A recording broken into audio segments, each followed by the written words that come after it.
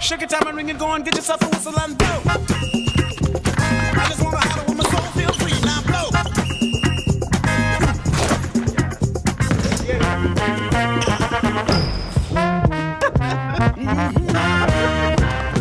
Talking to the people in the breeze overseas, now blow.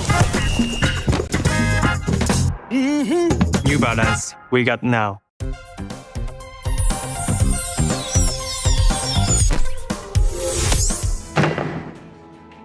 How do you have a thing here with nothing in there?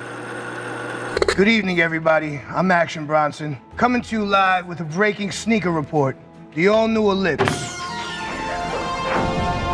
New Balance has What do you get when you mix modern comfort with ancient wisdom? The all-new Ellipse.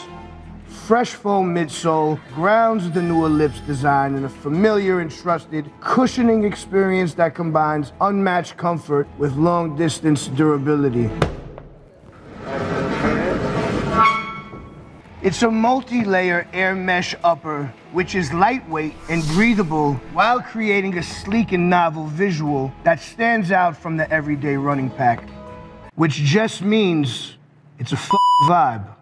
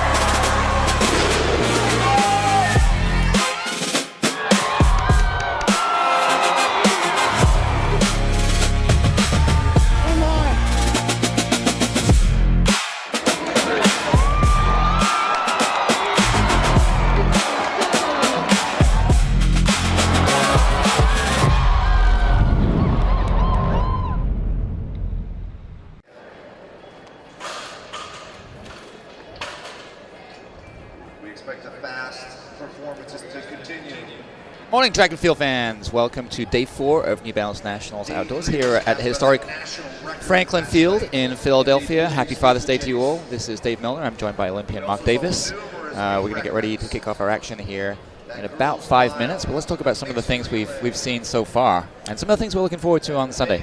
I love that, Dave. You introduced me like my mother introduces me. She's always got to say Olympian Mark Davis, but it's just Mark Davis today because I'm just an announcer at this absolutely amazing meet that we've had over the last 3 days. Some just amazing sprint performances. We've witnessed some new distance stars. We've had some great field excellence.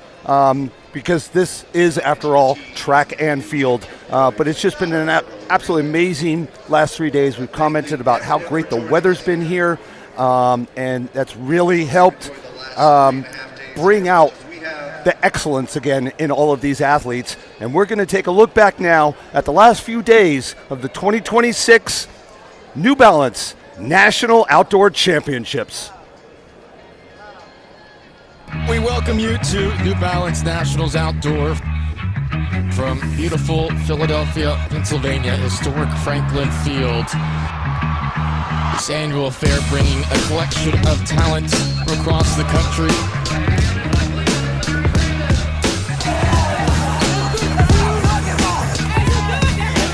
Some of the best in high school track and field together each and every season.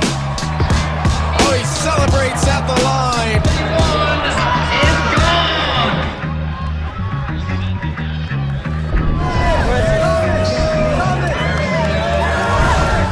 What a smart, economical race. When he hit the lead, it was decisive.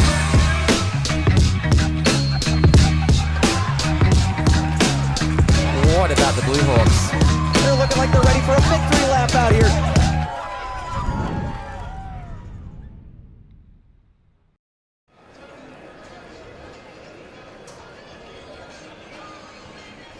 All right, so they see just a little snippet of the emotion that this meet brings about. It really is the fastest party on the planet, and this is the best of the best here at this meet. It's it's a badge of honor just to make this meet, to cross the finish line first at this meet is something special. And we had some pretty spectacular performances last night that are still fresh in your memory. You want to talk about some of those?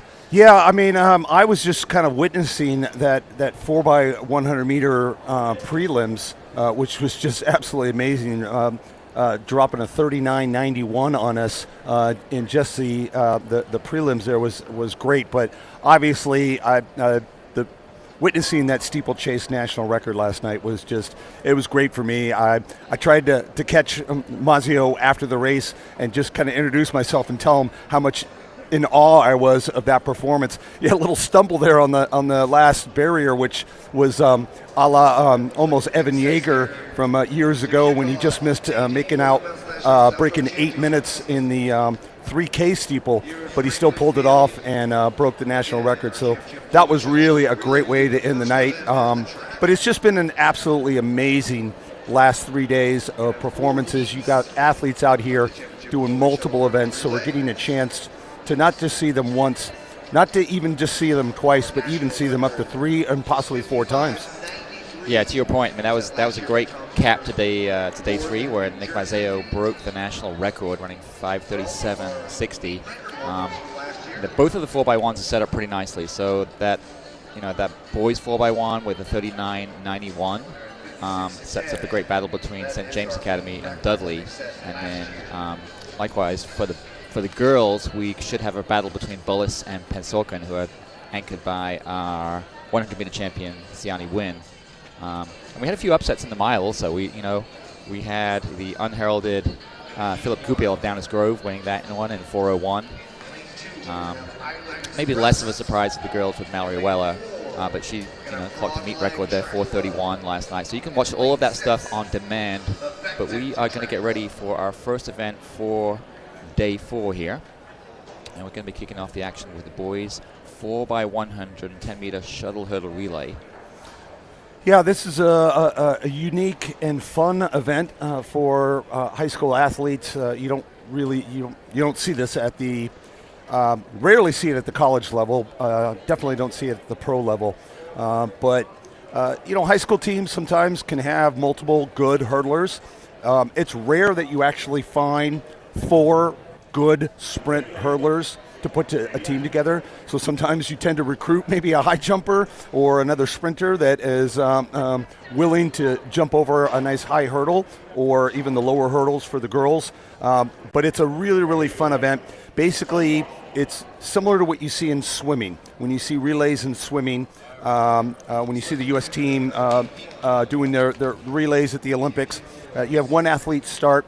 They run down the runway there, or run down the track, and as soon as they hit a certain zone right before their teammate, that's when their teammate can go. So the teammate does have to be careful and make sure that they bide their time.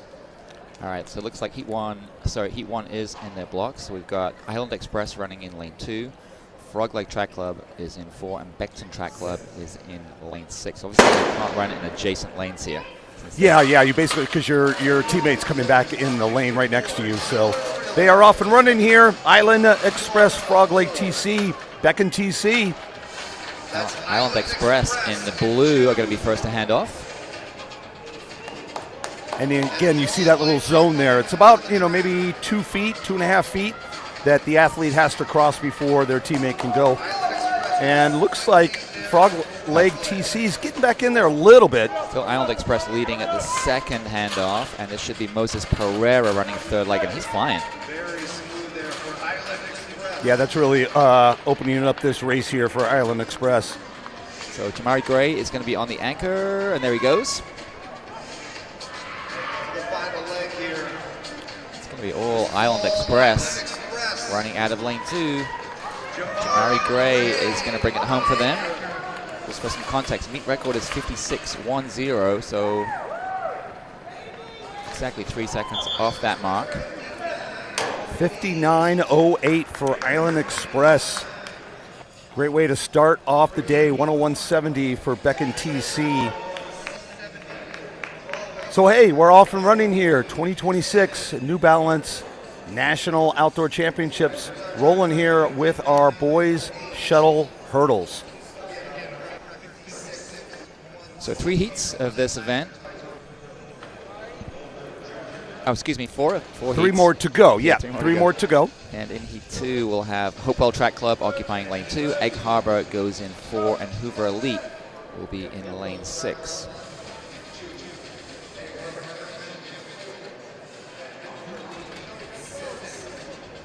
So as we've been doing throughout the program here for the past 3 days, as well today, most of our heats, we start off with the slower heats, and then we will work our way to the faster heats. Those are based on qualifying seeded times, basically, that the teams submit when they enter the meet. So you will typically find the faster teams, faster individuals, what have you, in the latter heats.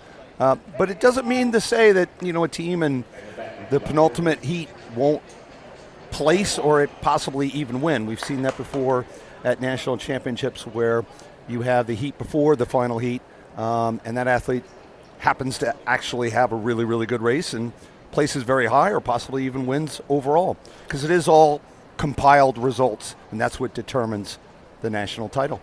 So last year it was North Track that were the winners. They set the current meet record at 56:10. Interestingly, over 40% of the teams from last year's event actually got disqualified. So perhaps that's a case of just not knowing exactly where that exchange zone is. But anyway, on the track right now, Hopewell Track Club in 2, Egg Harbor in 4, and Hoover Elite in 6. Even here in this first leg, Dominique McLean, Xavier Akul, and Cadell Wright, all three getting their team out very solid here. Pretty even there. And now in lane 2, it's Hopewell edging ahead, but now Egg Harbor coming back. Yeah, strong run there from Taj Jackson. Nice handoffs there, and it's Sebastian Antonius for Egg Harbor now in the middle of the track, leading the way. I'll tell you what, Hopewell TC's not out of it there. Ison Keith got him really back into this race. And it's going to be Ari Bell, but now it's pretty even. In lane 2, Michael Bailey offering the challenge. So it's going to be Ari Bell. It's going to pull away for Egg Harbor Township. Yeah, Ari Bell real clean there in his fourth leg there to run 58.91. So solid performance there from both Egg Harbor and Hopewell. Hoover Elite comes in third. But solid time there. Ari Bell just kept things really smooth there at the end to secure the win of that heat. 2 of 4. 2 more heats to go. So Egg Harbor goes top of the pile so far, halfway through these heats. You see confirmation of the results for section 2. Light breeze, not a cloud in the sky here in the city of brotherly love this morning on Father's Day. So we'll have 4 teams in this next heat. The previous 2 heats, only 3 teams, so they'll be using all 8 lanes here. We'll have Notre Dame in 3, Notre Dame in 2, Deptford Township in 4, Bloomfield TC in 6, and Fordham Prep in 8. So this is where we're going to start seeing some a little bit faster times here in the 3rd and 4th heat.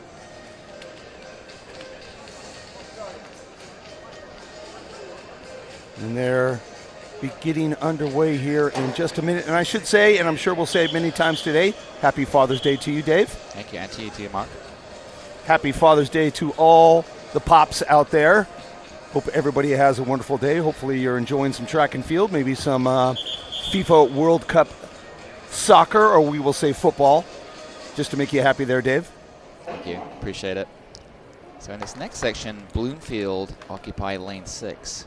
It wasn't the same quartet, but Bloomfield were 3rd overall last year, clocking 58.36.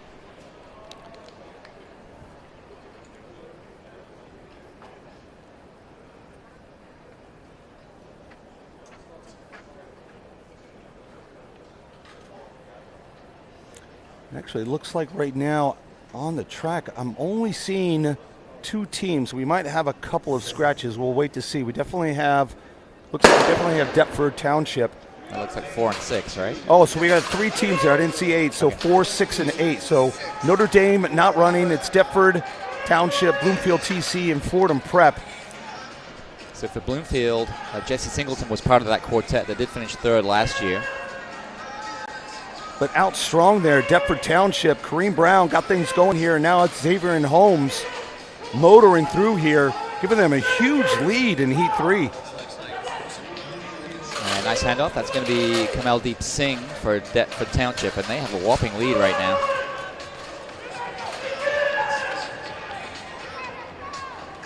So we'll see if Larry Norman there for Deptford Township can have a nice clean run here and take them to victory here in Heat 3. Norman looking smooth, having a nice clean run. He hasn't even touched a hurdle. Getting that trail leg snapped down quickly, and he is surely going to take his team to victory. There you go. Wow, that was very impressive there from Larry Norman. So 58.42 it gets corrected to, and they go top of the heap so far. That's the way you finish there. Look at that there from Larry Norman. Like you said, very clean run there. I mean, that looked like a 110 high hurdle final for him.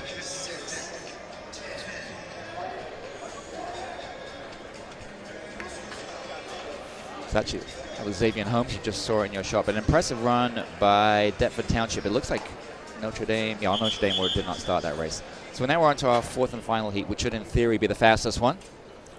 Yeah, this will be our seeded heat. These are the top 4 entries.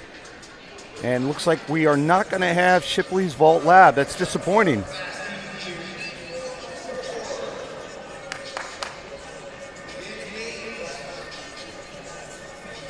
And we've got our seeded heat here.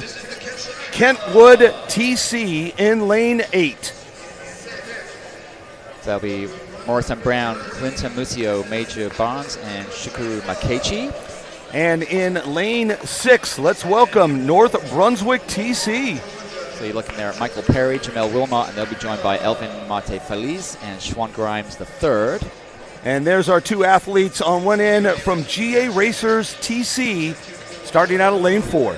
And that quartet is Daniel Thomas, Joel Ford Hadley, Joshua Buck, and Gabriel Johnson. So GA Racers TC out of Grayson High School. Daniel Thomas on there was 4th in the Georgia 6A state championships in the 110 hurdles and 300 hurdles. He's got a 14:20 PR in that. And tell you what, when you've got an impressive athlete, at least even one on there, you've got high hopes. Yeah, to your point earlier, there was a big range in ability we saw in that first heat, and as we've gotten further into the meat and potatoes of this event, you can see they're more true hurdlers, and rather than guys getting roped into this. Yeah. I mean, North Brunswick, they were the indoor New Balance national runners-up in the shuttle hurdles. We did have this event in the indoor edition of the New Balance Nationals, so expect them to do really well there. So the indoors version was, of course, 4x60. They were running 4x110. But GA Racers probably come in as the favorites here. Would you agree, Mark? Absolutely. I mean, all 3 of these teams are pretty good, but you got to keep an eye there on North Brunswick, especially with that performance from the indoor nationals. So again, they're in lane 6 on their outside. GA Racers TC and Kentwood TC. Our seated section, boys, 4x110 shuttle hurdles. So the time to beat is 58.42 out of Heat 3. That was Deptford Township. And the meet record, 56.10. So let's keep an eye on the clock here. Yeah, that was just set just last year. Underway here in our seated section. Oh, and a fall down looks like there from Kentwood TC right off the start. So we're down to just GA Racers in North Brunswick. And it's close.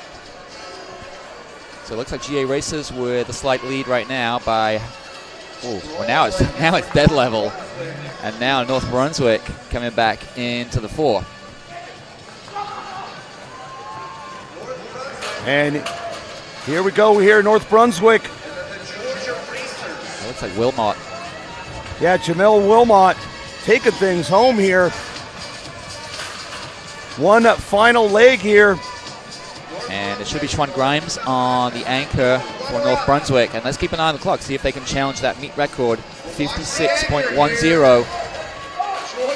Surely they are going to be your national champions. It's not going to be a meet record. And interestingly, they're not going to be the national champions because they did not outdo Deptford Township. Yeah, I almost kind of set that up earlier. Like I said, you never know in the earlier heats if somebody is going to actually come out on top, and it is actually going to be Deptford Township out of Heat 3 who are going to be crowned the national champions here. Strong run from North Brunswick and GA Racers, especially Gabriel Johnson there, tried to get things back in the picture there. Kentwood TC having a rough start there, still ends up finishing the race with their 4 runners, but it's going to be Deptford Township followed by Egg Harbor. And here we see the replay here. Oh, just a tough first hurdle there for Kentwood.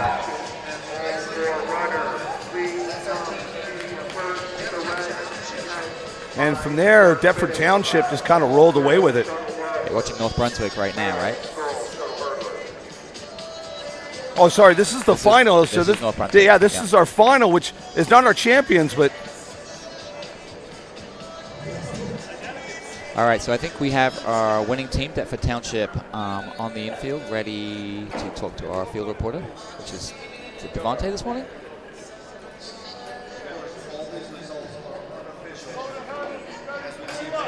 So Kareem Brown, Xavier Holmes, Kamel Deep Singh, and Larry Norman were the winning quartet from Deptford Township.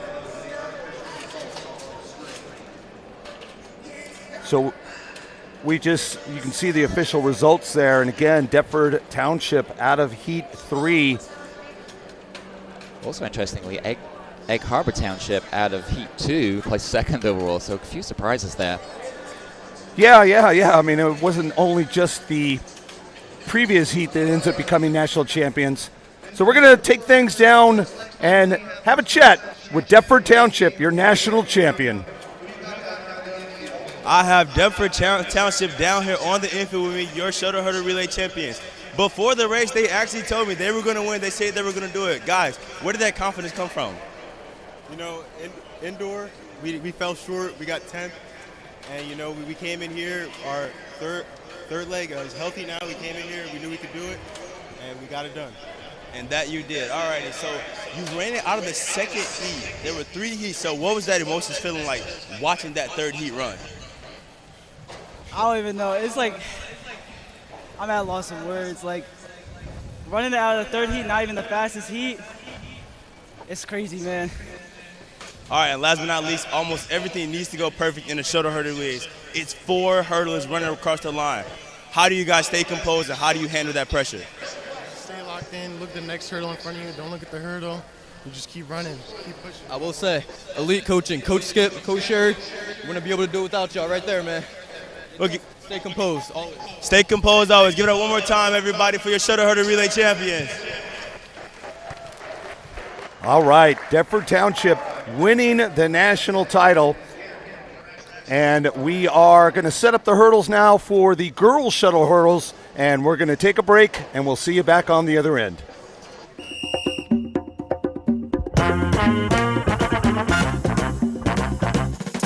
Shake it, time and ring it, go and get yourself a whistle and blow. I just wanna holler when my soul feels free, now blow.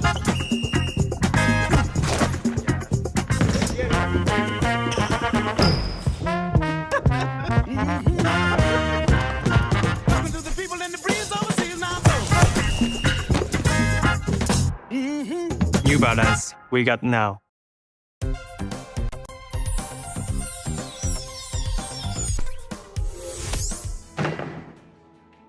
How do you have a thing here with nothing in there? Good evening, everybody. I'm Action Bronson, coming to you live with a breaking sneaker report. The all-new Ellipse. New Balance has What do you get when you mix modern comfort with ancient wisdom? The all-new Ellipse. Fresh foam midsole grounds the new Ellipse design in a familiar and trusted cushioning experience that combines unmatched comfort with long-distance durability. It's a multi-layer air mesh upper, which is lightweight and breathable while creating a sleek and novel visual that stands out from the everyday running pack, which just means it's a vibe.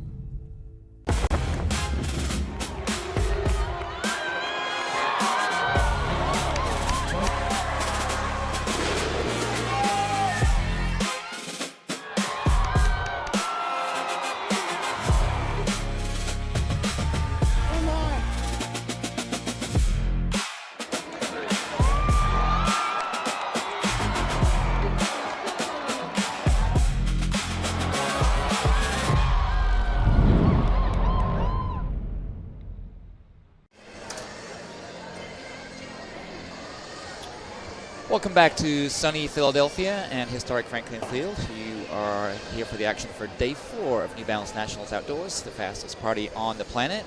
We've just seen the boys 4x100 meter shuttle hurdle relay. Girls are going to be up next. We've still got about 7 or 8 minutes until that next event.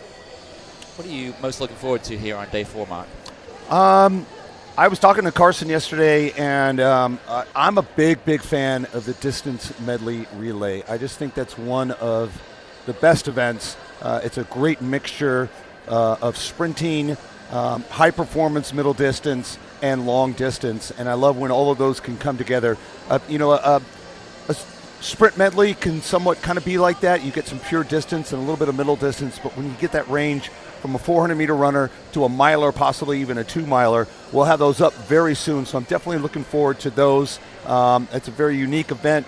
It's a 400, an 800, a 1200, and a mile. So they start off with the 12. They go to a 400. No, so they go to an 800, 400, and then mile. It's one of those things. I know I always ran the mile, so I knew I was always running last. But I'm looking forward to that, and obviously we're going to have some explosive relays later on in the day with our 4x1 final and our 4x4 final.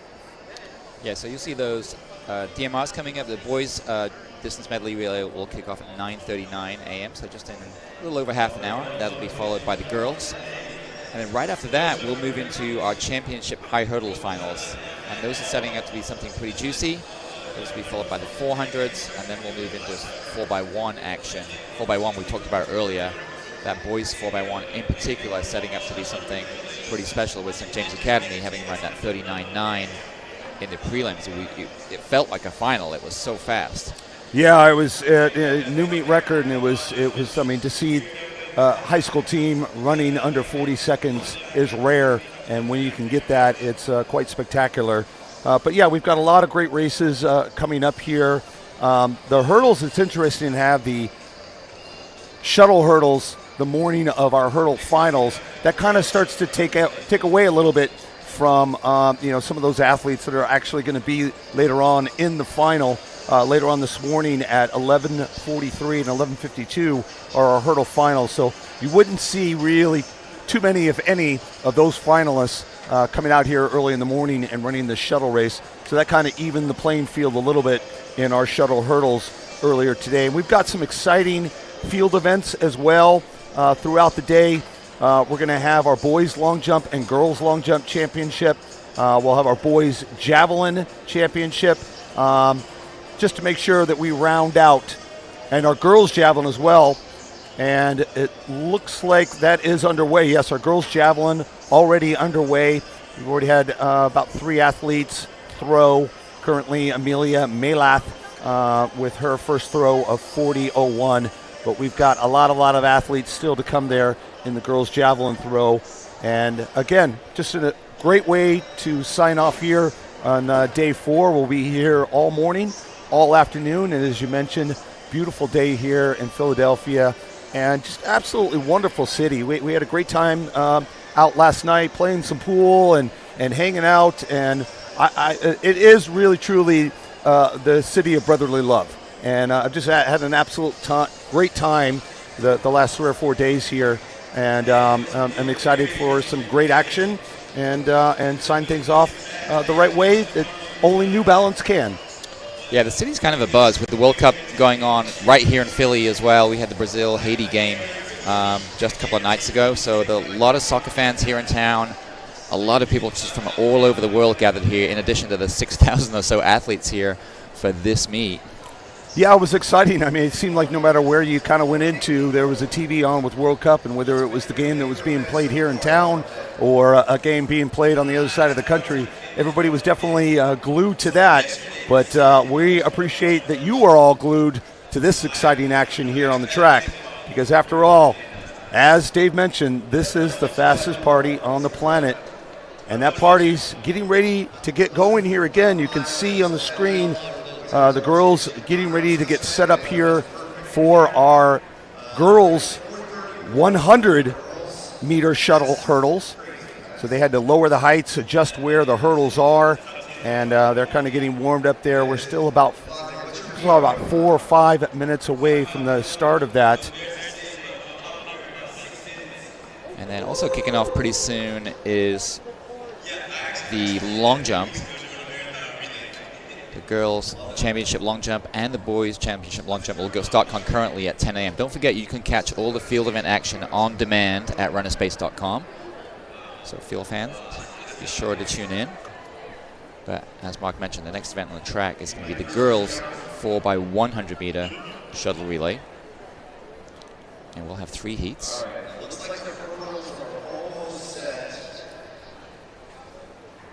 It looks like they're just, we've got the hurdle crew out there just making sure that everything is set exactly where it needs to be. A little bit different than just switching from the 110 hurdles to the 100 hurdles. You do really have to make sure they're set very differently here between the girls and the boys races.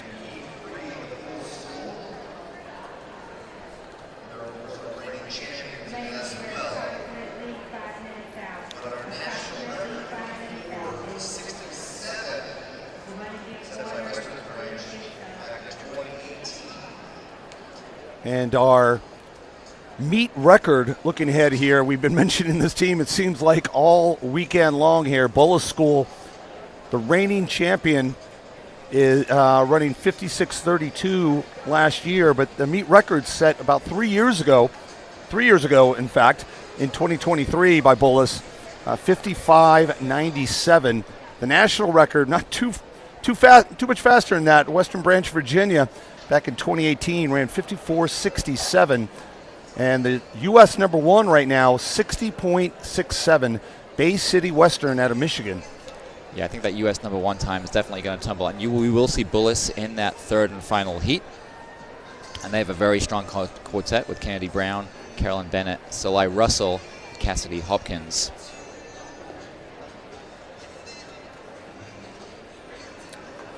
Don't count out Winslow Township as well. Jasmine Jackson, New Balance National Indoor 60 high hurdle champion, expected to anchor Winslow Township. So Winslow Township's anywhere close to Bullis.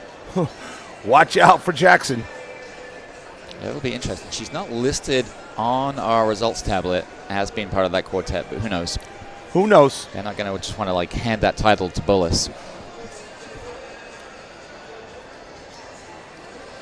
But Bullis will have Cassidy Hopkins as part of their team, and she is in incredible form, having just run 13:18 just yesterday in the prelims for that high hurdles, and we'll see her in that final later on. Jackson and Hopkins both listed in that hurdle final later on in the morning, so it'll be interesting to see if those respective coaches will take the chance with having them run, maybe giving them almost a little shakeout, just run it comfortably, almost kind of a little bit of a warm-up for the final later on, or if they just say, you know what, we're going to find somebody else, we're going to recruit somebody else to come in and run one of those legs, shift things around, try to still put maybe your fastest athlete on that anchor leg, and just do the best that you can with that and make sure you save your superstar for those individual finals later on. All right, so it looks like we have white flags and are about ready to go for this first of 3 heats. And we do have a scratch, so lane 6 is going to be empty. Valentine Knights will be in lane 2. Windsor is in 4, and Tigers Track Club will be in lane 8. You're looking at the second leg runners right now. Yeah, it's interesting in the shuttle relay when you have a team scratch right in the middle there. That does leave one team way out on the outside, kind of all by themselves. Or actually, I guess, no, these are the first leg runners. That's right. Yep, Because, yeah, this will be the 1st They'll leg come there. back in lane 2, 4, and 6. So getting ready to get things going here, and we are off and running in Heat 1 of our girls shuttle hurdles. Valentine Knights in 2, Windsor in 4, Tigers TC out in lane 8. And it's Windsor leading the way. It looks like they're going to hand off first, and that's Layla Harris. Now Kayla Elder for Windsor, and they have a pretty sizable lead right now.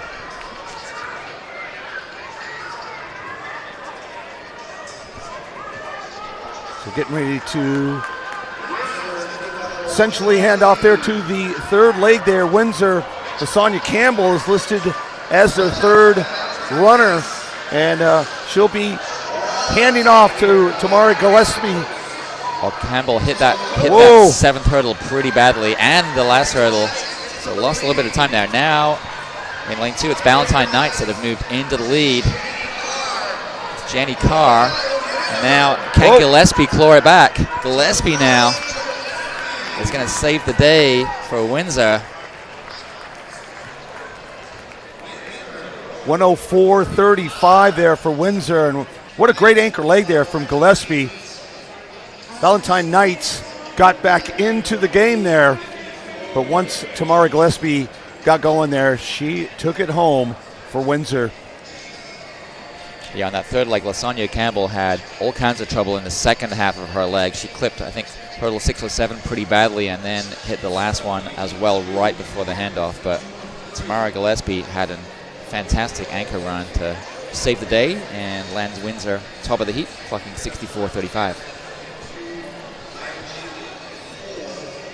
Yeah, again, when you're somewhat recruiting athletes to get into the hurdles, some of these athletes just don't always have a whole lot of experience hurdling. Maybe they practice for a few weeks leading up to the national championships.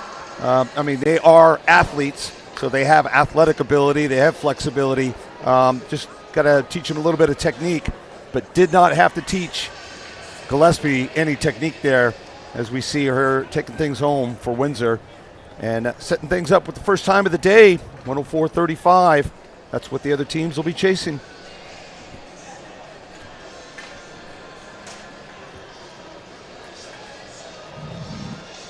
All smiles there for Gillespie. So you can see the official results now up on the screen. Windsor 104.35, Valentine Knights 105.38, Tigers TC 108.54.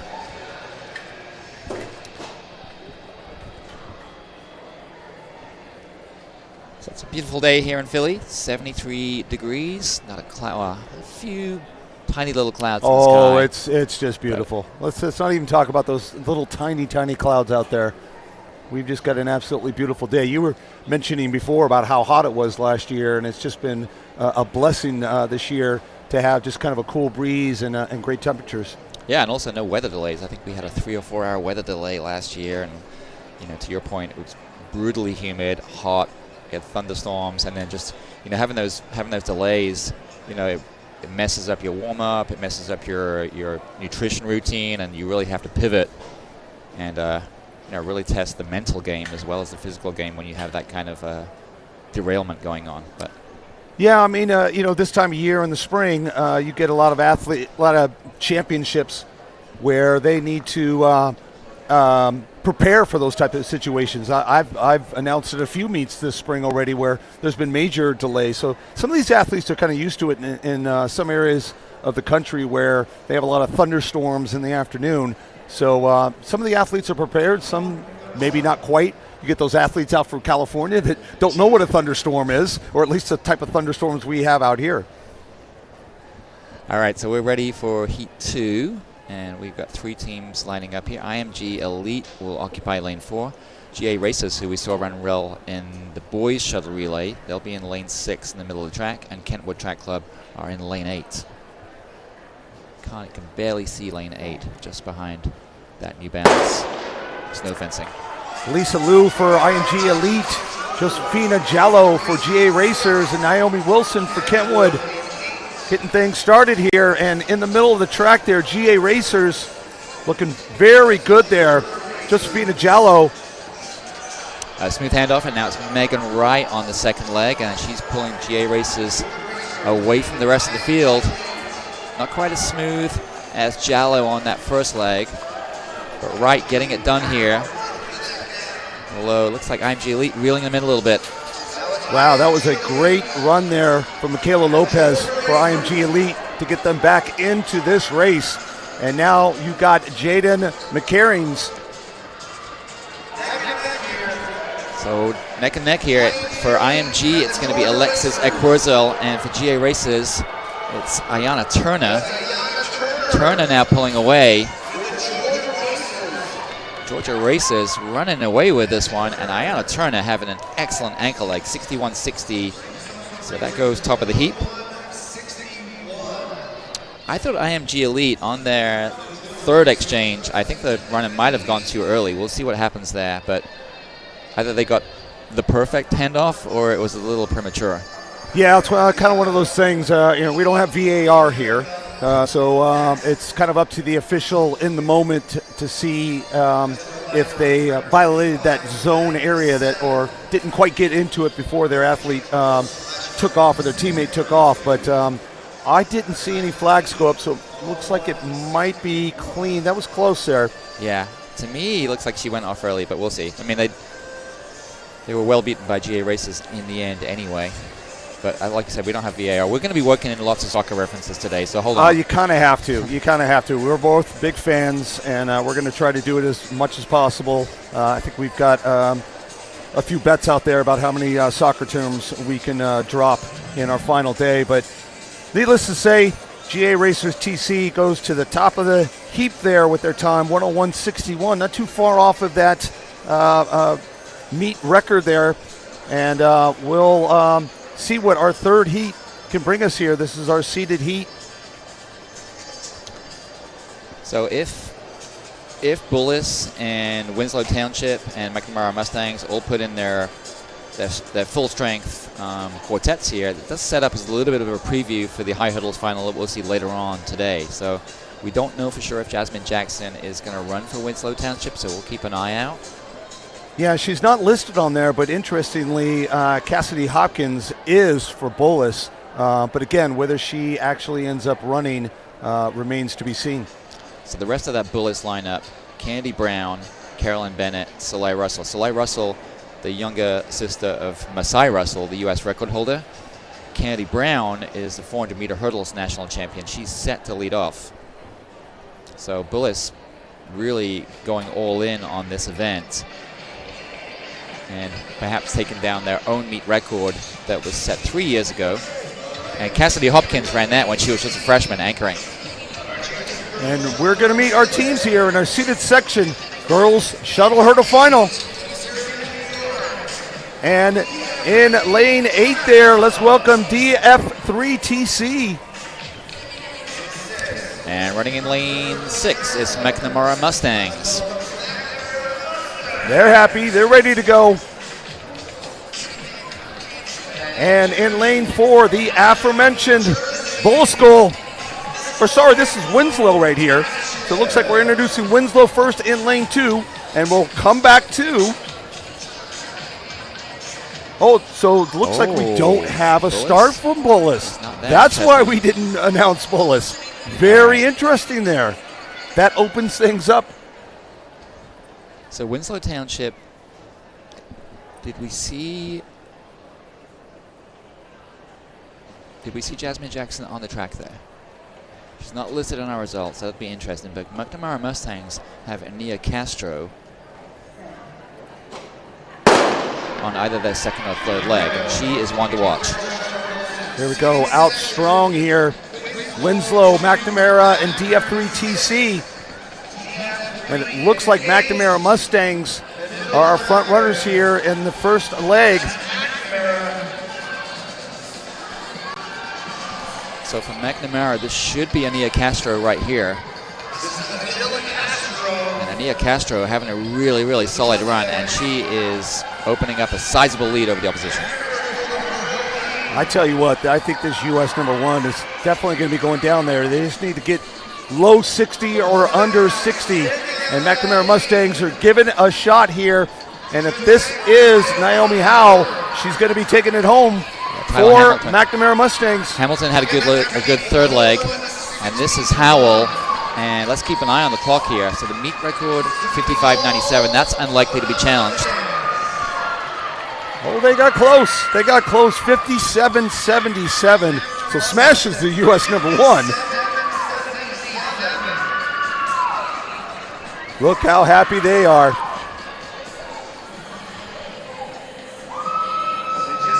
So McNamara Mustangs, Sydney Taylor, Ania Castro, Tyler Hamilton, and Naomi Howell are your national champions. 57.77 is a really, really solid time.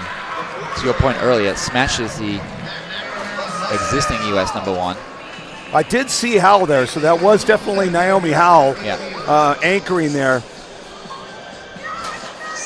Again, sometimes names get listed well in advance, and then they might change them later on, but I definitely saw Naomi Howell there anchoring McNamara Mustangs to the national title. So the outfit from Forestville, Maryland are going to be crowned national champions. And they are the fastest team in the country so far this year. And I don't know if there's going to be too many other high school shuttle hurdle relays this season. So there's a high probability they're going to end the season, end the year as U.S. number 1 leading. You can see the official results there on the screen. DF3 TC coming up in second, 59.66. And GA Racers from Heat 2 slips into that third position, 101.61.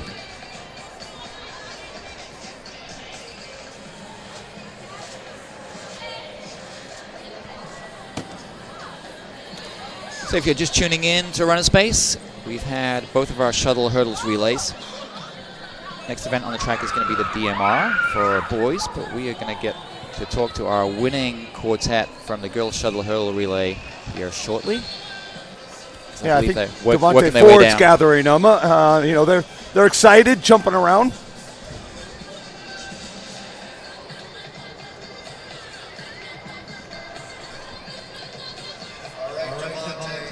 And we're going to take it down to the field there. Devontae Ford with our winning team, McNamara Mustangs, your national champions. Down here with me, your shuttle hurdle relay champions. All right, girls, what was the biggest challenge of today, and how did you guys overcome it? Really, it's just like our first time ever doing shuttle hurdle. You know, it's our senior last year, so we just have to execute and just get all the nerves up with replace with confidence. Great confidence. You're the team in question. It's your last year. How does it feel to leave your last year as the national champion? Honestly, it's girls almost every day practicing hurdles. So to come up here and practice. And what best you and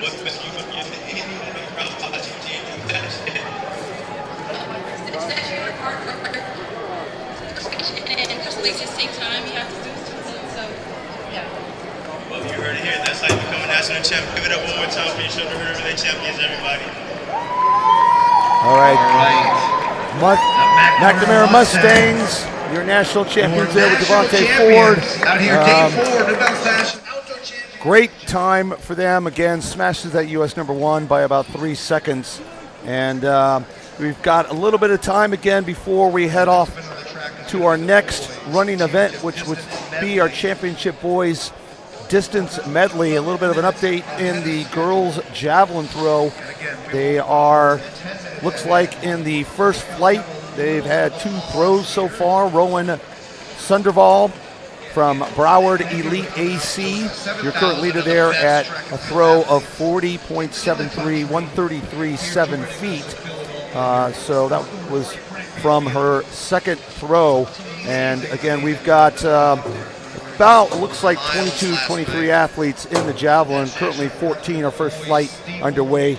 We expect our higher seeded athletes to be throwing in that second flight later on in the girls' javelin throw. And as I mentioned as well, of course, we also have our boys' javelin championship later on this afternoon. That's starting at noon. And we got our long jump championship, boys and girls. Those are starting off at around 10 a.m. And at this time, we're going to take another short break, clean up these hurdles, and get ready for some boys and girls distance medley relay here at the 2026 New Balance National Outdoor Championships. We'll be back in a moment.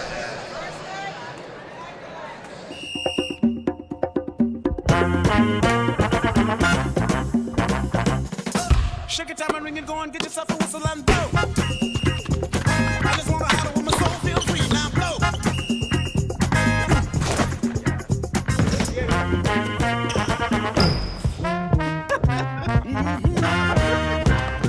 Coming to the people in the breeze overseas, now blow. New Balance, we got now.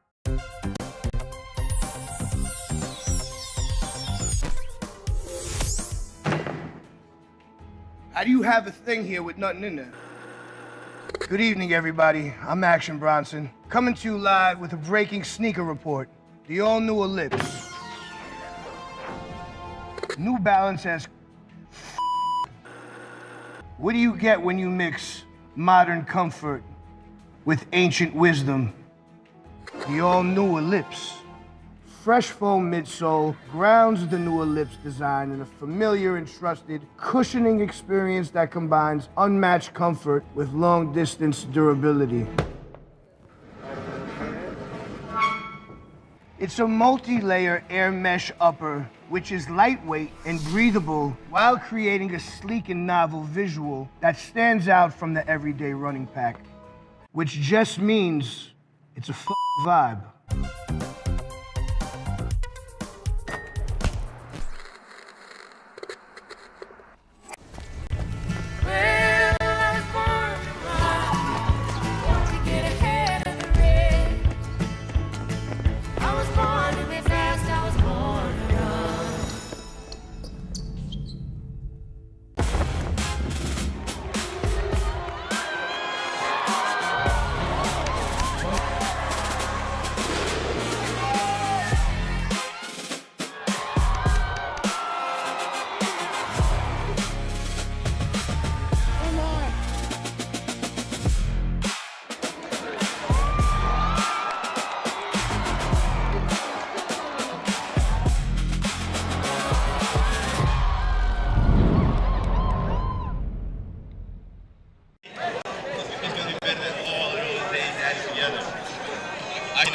And welcome back, everybody, here. Day 4 of the 2026 New Balance National Outdoor Championships.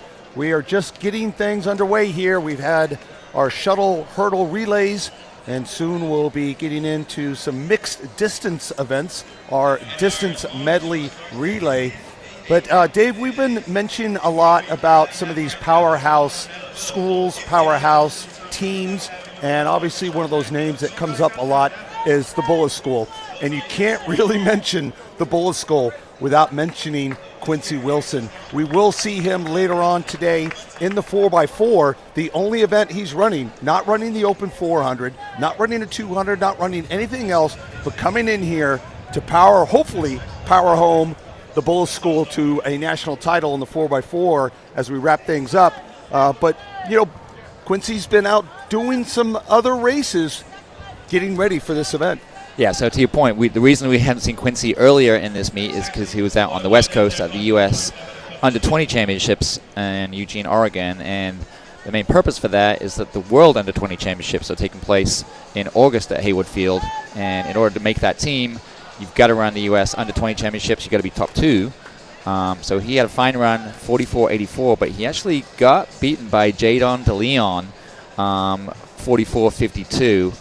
I don't think Jaden's going to be here, but we will see Quincy in action in the 4x4 to close out day 4 of the action here at New Balance Nationals. So a lot of people here looking to see what Bullets can do, and obviously a lot of people here just to see Quincy. He's such a star at this level. I tell you what, when we were at the New Balance National Indoor Championships, I mean, that was a superstar on his stage. And what he did for Bullis there at the New Balance National Indoors was just absolutely spectacular. And I had the pleasure of calling that race, and it was just, he's just a phenomenal athlete. He is truly a superstar, even as a high school athlete. He's internationally well known at this point, and hopefully only better and better things coming up for Quincy Wilson. Yeah, I had the pleasure of calling his 44.10 out of the Ed Murphy Track Classic in Memphis last summer, which is the U.S. Under-20 record. We'll both be there at that same meet here, in Memphis next month, calling it together. I believe Quincy is heading back there again.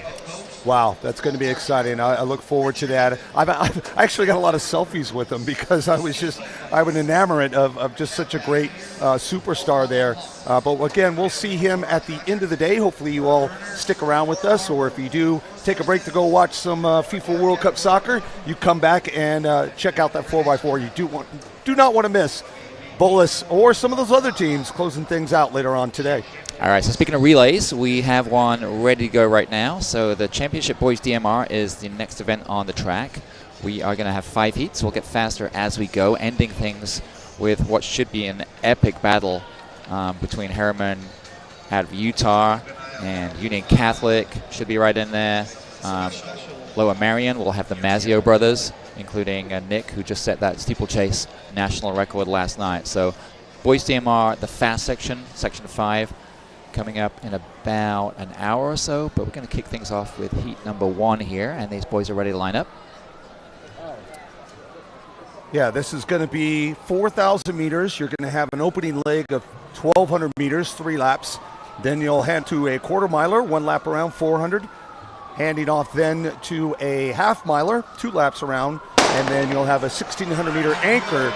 As we get things underway here, boys distance medley relay, affectionately known as the DMR, underway here, Fox Chapel area, Freehold Township, Corning Painted Post, Hall TC, Richmond Track and Field, Crozet Crew, Sea Vikings, Cavalier TC, Holland Hawks Track and Field, Panorama Farms Project, Bernard's TC, Marlboro TC, Horseheads, Marquette Run Club, and Greenwich TC. So big field here in Heat 1.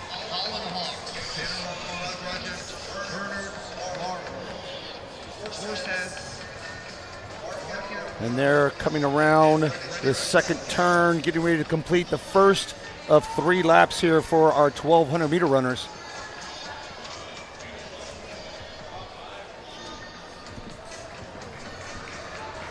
So pretty fast opening circuit here at Franklin Field. They're going to be right around 62, 63 seconds. Yeah, that was Marlboro with the early lead. Yeah, Richard Riopel leading for them.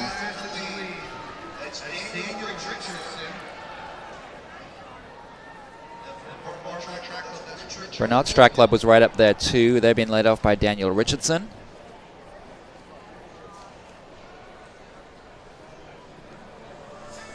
There's a lot of pressure there for that first lap. Sometimes the race can be very cautious. Don't want to kind of overextend yourself here in the first lap, but at the same time, you want to make sure that you set yourself up, especially when you have these bigger fields. Make sure that you're clear when you're handing off to that next leg there. You don't want to have any fumbles, anybody dropping batons, and having to do too much to get back into this race as they get ready to come around here and complete lap 2 of 3 in our Heat 1 of the boys DMR.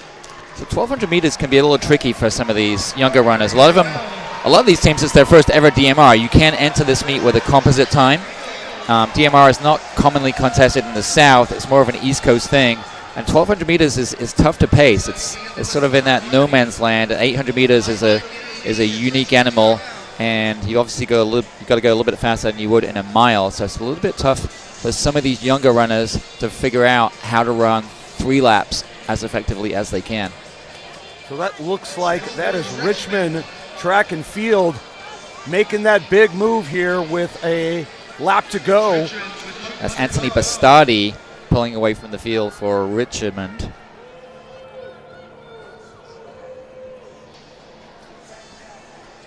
And looks like there might be Greenwich there in second, the only challenger. But what a great leg here and final last lap from Bastardi. It's going to be right around 309. Yeah, right at that handoff, about 309. And Bastardi down on the ground. He's got to be careful. Oh, he's going to get trampled if he's not Just careful. stay still. Stay still. Don't move Whoa. around. Yeah, and then wait for your clear. So that was a little tough there for some of those athletes receiving the baton. That was like watching Frogger. Yeah. So that was Greenwich TC in that second position. Benjamin Hayes getting things out there in about 3:12. Rorik Holmquist from Marquette Run Club took things out in the opening leg. And it's Nolan Pruitt that's running the quarter-mile leg for Richmond, and they are well out in the lead. Greenwich reeling them in just a little bit, but Richmond are going to hand off with about 12, 13-meter lead. And it's going to be Jacob Nelson waiting in the wings, Mark. Yeah, it's interesting. You probably are not putting your best 400-meter runners. You're probably getting a half-miler dropping down to a 400 in that leg because they're either running the 400 later on or they're running the 4x4 later on in the day. So interesting. You probably had more middle-distance runners doing this event today than anything. Kind of a combination of that with a strong distance runner on the anchor leg. But it's all Richmond Track and Field. So 50.72 split by Nolan Pruitt, following that 309 lead off by Bastardi. This is Jacob Nelson you're looking at in the lead for Richmond right now. Interesting. Richmond Track and Field between the 1,200 runner and 400-meter runner ran a 3:59 mile.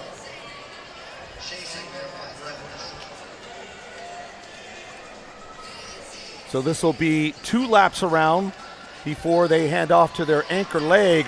And Matteo Cesare getting things back in action here for Greenwich TC. Starting to catch up there to Jacob Nelson. And that's going to put a lot of pressure on Richmond's anchor leg, Ashton Koschel. And set things up for Greenwich's anchor leg, James Hayes. And there's Greenwich going past Richmond. So that's got to make James Hayes for Greenwich very happy that now he's going to be in the lead rather than having to run down at Richmond.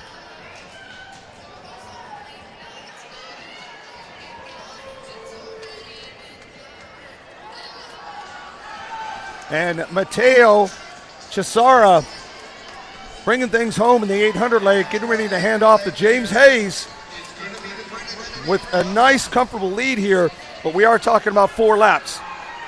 A lot can happen if Richmond, Koschel for Richmond can get back into these things, and as well, Sea Vikings, Adam Vitale, also now putting the Sea Vikings in the mix, and he is getting right up on the shoulder there of Koschel. But James Hayes out in lead for Greenwich out of Connecticut. And he's the right man with a target on his back going down the back stretch. And Vitale goes around Koschel with sights set on James Hayes.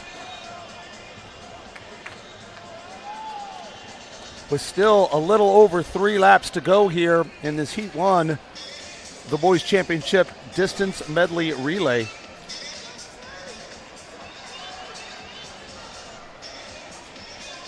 And coming down the home stretch here, Hayes, Vitale, and Koschel. Vitale's looking confident, Mark. Yeah, you know, he did a lot, though, to not only get around Koschel, but also to catch up to Hayes. So it'll be interesting to see what he has left. Vitale's a 4:21 miler. So that team, St. Joseph's by the Sea, out in Staten Island. And we can see right there Vitale now right up on the shoulder, and now just goes right past Hayes.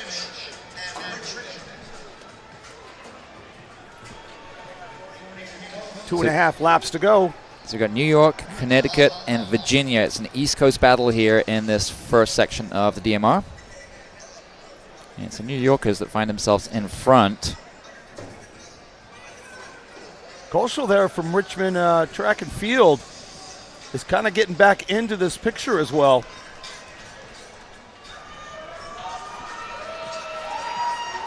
And I also wouldn't count out Corning Painted Post. Bryce Hammond sitting in that fourth position. If he can make a move soon here with less than 2 laps to go, he could put Corning Painted Post in this picture. So we could have 2 New York teams battling for the win here. To your point, Hammond has moved up from 5th to 4th, and now it looks like he's going to move into 3rd place going into the backstretch. There you see he's the taller figure in the dark uniform, now just moving into 3rd. Schulman as well. Looks like he's going with them from Hall TC. Jonas Schulman. He wants to be a part of this race as well. So he's going with Hammond and going after Koschel and Vitale. All right, so we get a little over 500 meters left in this anchor leg. So just about 75 seconds of running left in this DMR to see who lands at the top of the heap in section 1.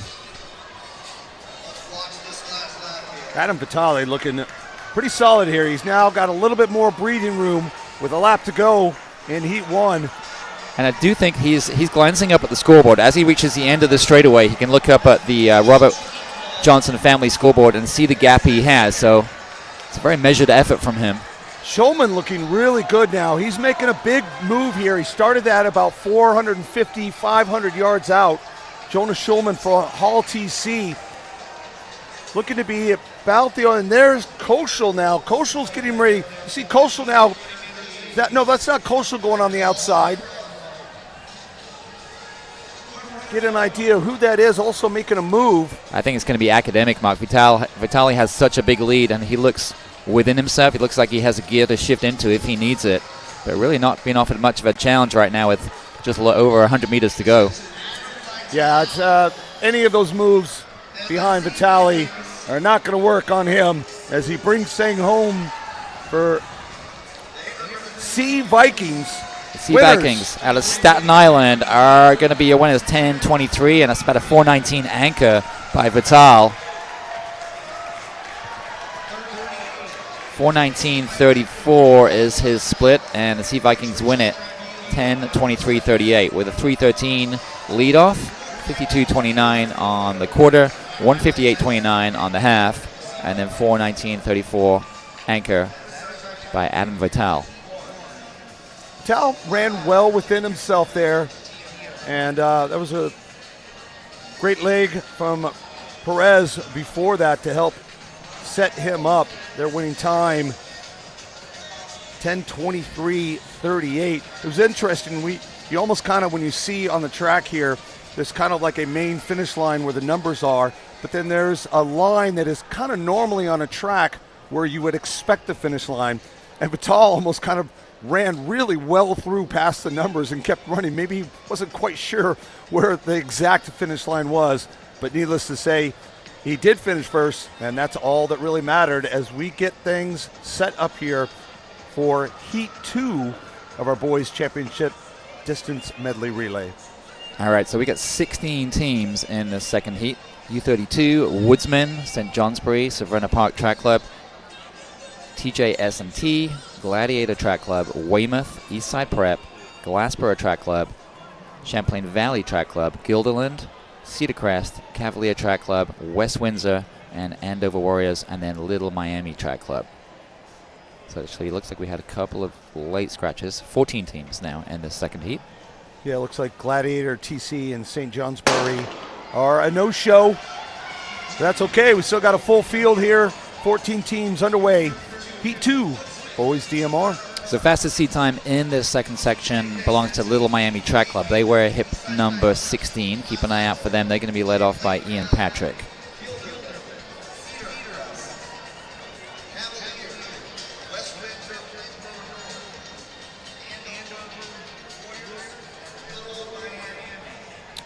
Fast opening split. Looks like they're going to come through 200 meters in right around 30 seconds.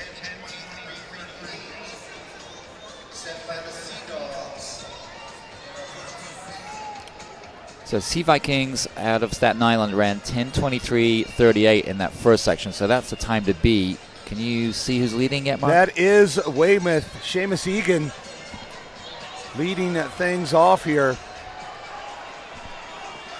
And was just on his shoulder, Little Miami TC, Ian Patrick, but Patrick now takes over the lead. This was a little bit faster than the first heat. They came through 400 meters right at 60 seconds. So a little bit more aggressive than what we saw in Heat 1.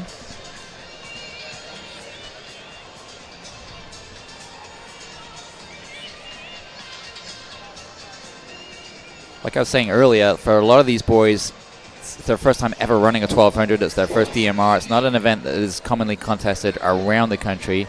It is certainly more commonly contested on the East Coast, and obviously Penn Relays is a big draw for those teams. Running a DMR here is a big badge of honor, and one of the cooler experiences a lot of these kids get to have in their high school career. But it's tough to pace at 1200. That's Jaden Wesley for Glassbury TC making a solid move here with a lap to go. Yeah, to your point, it's the 1200 is very interesting because it's whether you take an 800-meter runner and move them up, or you take a miler and move them down. You just don't know what you're going to get. I kind of always enjoyed it. I wasn't fast enough to be an 800-meter runner. I wasn't mentally tough enough to be a great miler. 1,200 meters was kind of like the perfect fit for me. So the runners are on the back stretch here. Oh! Run to go down. I think that's West Windsor. Yeah, that was Rohan Varma, who... Oh, and then another fall there. There's some tired legs out there tumbling around, and you hate to see that there. West Windsor, Plainsboro North, Rohan Varma had gone down there, got back up, luckily. And we have our exchange here.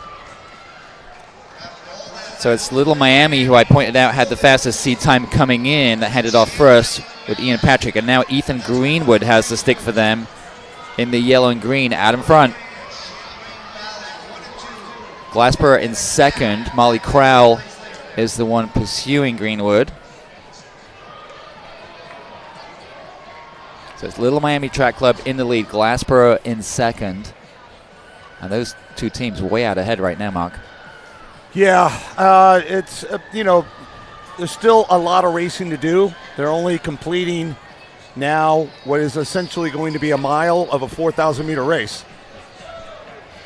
And that's McGeaney, Champlain Valley TC, with a very strong last 50, 75 meters to put them in the lead over Little Miami. That was a 48.69 split. Wow. By Quinton Fortier. And now Jack Snyder on the carry for Champlain Valley out of Vermont. Almost equally impressive there for Eastside Prep. Alan Carranza running a 48.9. So a couple of sub 49s there in that 400-meter leg. But it's all Champlain Valley TC now. Jack Snyder with a very comfortable lead here over Braden Tudor from Little Miami. One more lap to go here for Snyder to hold that lead and hopefully give Benjamin Hollock some breathing room, and it'll be up to Ryan Reynolds from Little Miami to make up that room. So Champlain Valley out in front, wearing the speed suits. If you're going to rock a speed suit, you better be ready to do something special, and they are doing that right now. I rocked a speed suit at the World Championships in the steeple. I bet you did. I regret that to this day. To be fair, the distance team kind of begged me and dared me into it, and so I got pressured into it. I will say I did not do it of my own volition. But I wish I did not do that. That was a big mistake. But not for these guys. So Champlain Valley Track Club now have built up a lead of about 30, 35 meters. This is Jack Snyder you're looking at, and he has a little over 100 meters left. Waiting in the wings is his teammate Benjamin Holock. This is going to be a really solid leg by Snyder. We'll wait to see what his split is, but they're going to hand off with about a 5-6 second advantage, and 157.18 was the split for Snyder. And that was Zacchaeus Harrigan for Glassboro TC with a very strong 154.05 to put them into that second position, still well behind Champlain Valley and Benjamin Holock, but at least Harrigan gave Glassboro TC some hope there. Little Miami also not out of it yet. Now that group, that chase back, has bunched up into a group of 3. So Benjamin Holock is on the anchor for Champlain Valley, the Vermont team out in front. It looks like he's gone off pretty conservatively. Hopefully he looks up at the scoreboard as he comes down this backstretch. Because if he does, he'll see that those 3 teams are gathering strength behind him and are reeling him in. So he's gone off a little casually, in my opinion.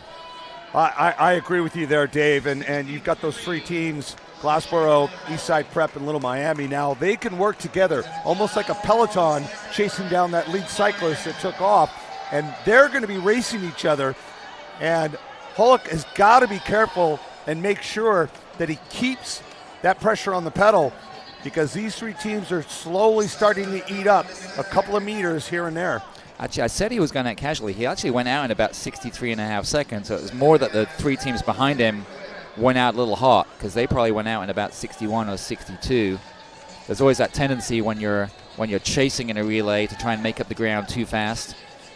And that's William Carranza, brother to their opening leg, Alan Carranza, who is pushing the pace in that chase back and really reeling back Holock. And if like you said, he didn't go out conservatively, so he's going to have to try to find another gear here as these 3 teams catches up to him. I think he's glancing up at the scoreboard right now, and he knows how fast he went out, so surely he knows that the 3 runners behind him went out in like 61 or 62, and maybe he's just playing with him a little bit. Well, we'll see if Carranza just breezes past him, and if Holock has got any reaction, as not only Holock, but Sejcic from Glassboro, as well as Reynolds from Little Miami, are all kind of swallowing up Holock. I think this is what he wanted. I think he was maybe, I don't want to lead this. I'd rather just tuck in behind. It is a little bit breezy. You can see the flags around the stadium fluttering. But this is going to be interesting. I think Holock knows what he's doing.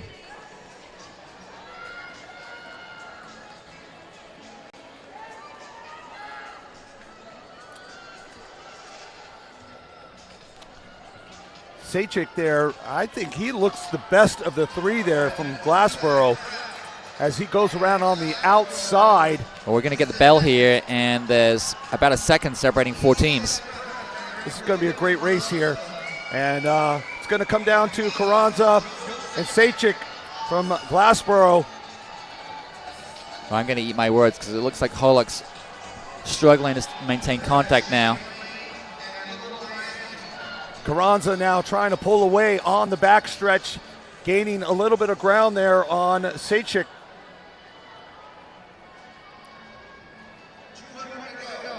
Carranza really digging in here as he goes into the final turn, and he's got looks like a bit of a stronger kick there than Sejcic from Glassboro, and it looks like Eastside Prep, anchor and opening legs from the Carranza brothers are going to take things home here.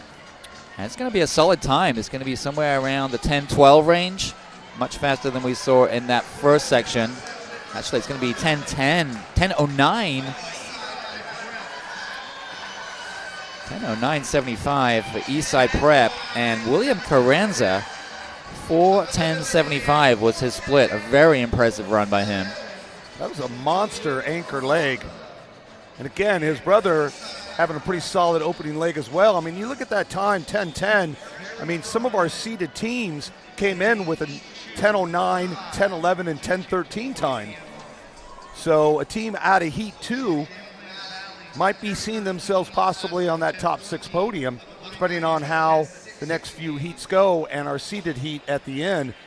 But that is definitely something to hang your heads up high for Eastside Prep, 10:09.76. And kudos to Caramabella, their quarter miler, who took them from 6th all the way up to 3rd, from being, essentially mid-pack to contending for the win. He split 48.9 on that 400 meters, but an impressive close by Carranza. So they went 3:13, 48.9, 156.8, and then Carranza closed things out with a 4:10.75, by far the fastest mile split in that heat.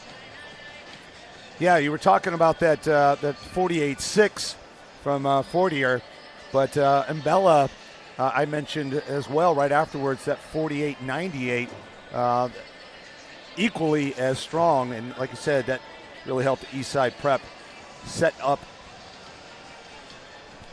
All right, so the boys are lining up for Heat 3. If you're just joining us, there are 5 of these DMR heats, getting faster as we go.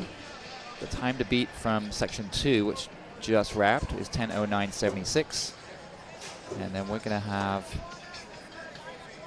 looks like 16 teams in this third heat.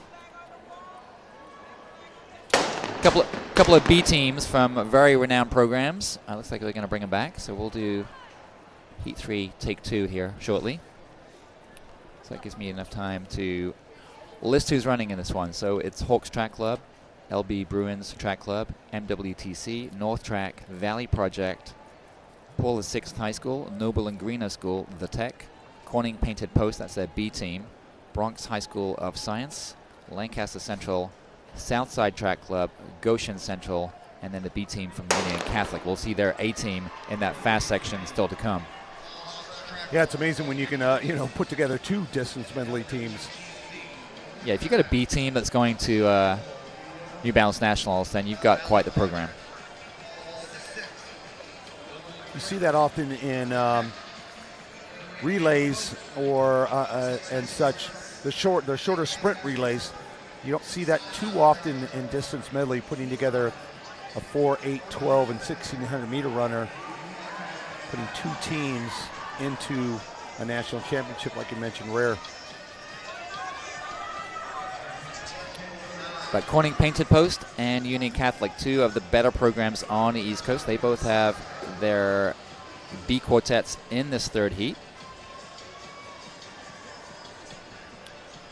So that second heat got out pretty hot. They were through 400 meters in 60. This one not quite as fast so far. Looks like they're going to be around 62, maybe 63 seconds through the 400. So initially taking things out there was Elliott Faith. Sorry, no, that was Liam Dunning originally taking things out. But now that is Nolan Voigt, Southside Track Club, pushing the pace a little bit here in the second lap.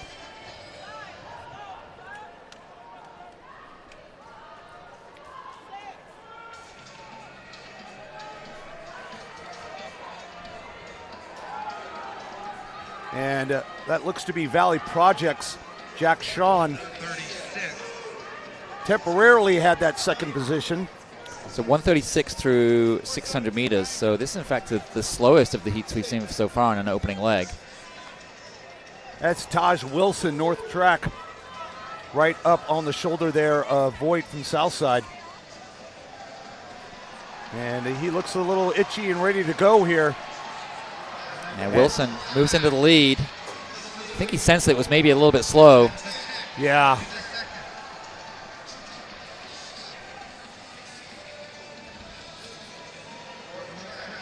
Going with him there, the Tech, Quinn Anderson, making that move with Wilson here with about 300 meters to go.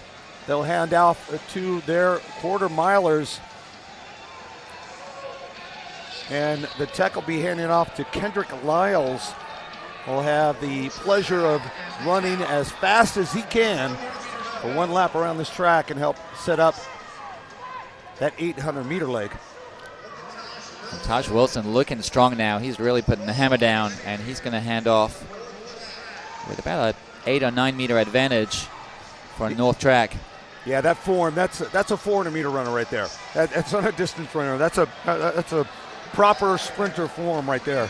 Well, now that 400-meter runner is away, and that's Grant Merlot. And he is taking off fast. It's a big negative split on that first leg. Taj Wilson ended up running 3:05 after coming through 800 meters in about 2:10 almost. Yeah, I mean, it was a ridiculous last lap. 55 last lap. It's pretty impressive there. But Grant Merlot's getting it done now. He's pulled away, and North Track now have a lead of about 17, 18 meters with a little over 100 meters left in this second leg. And waiting in the wings is going to be Joe McLean. The Tech there in second place. Giorgio Palapas for the Tech. He's going to have to try to run as strong of an 800 leg as he can to reel back in North Track and Joe McLean. So it's North Track out in the lead. That's Toms River North High School out of New Jersey, rocking the speed suits.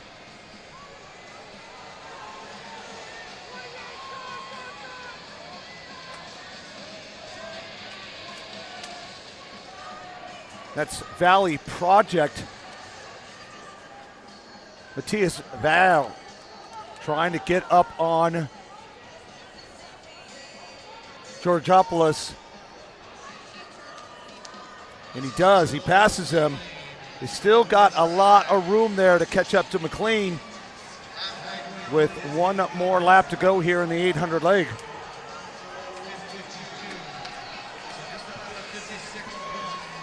It looked like it'd be right around 55, 56 for that opening lap there for McLean. So might be a decent 800. But he's going to have to start pushing things a little bit because just out of his screen, Georgopoulos and Val are coming. McLean looks like he's starting to struggle a little bit, coming up to 600 meters now. And now that gap is down to about 1 second.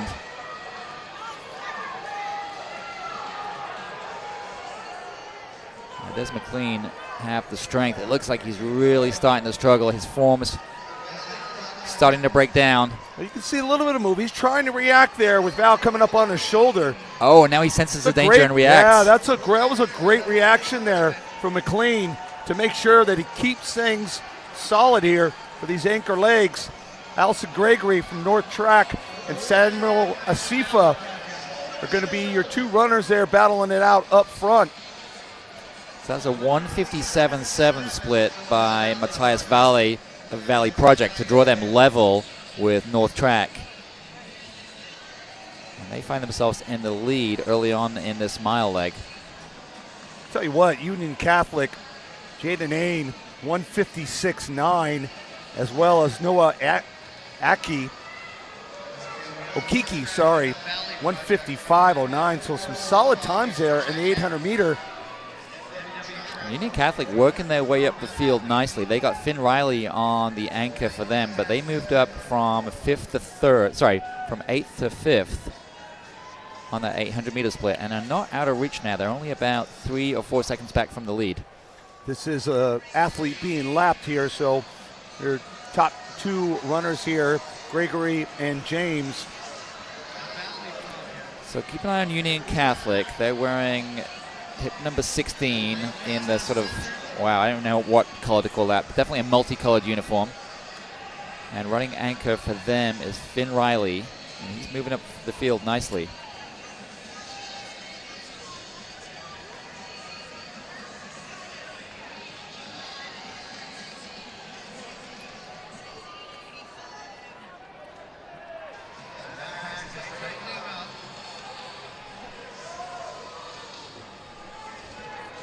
So we're getting into the latter stages here. You see that athlete out in front of our leaders. Gavin Zayas from Hawks TC. He's not our leader. He's actually just on his first lap of his mile, while our milers are getting ready to complete their second lap. And as you mentioned there, from Union Catholic, Finn Riley making a strong move here to take over the lead.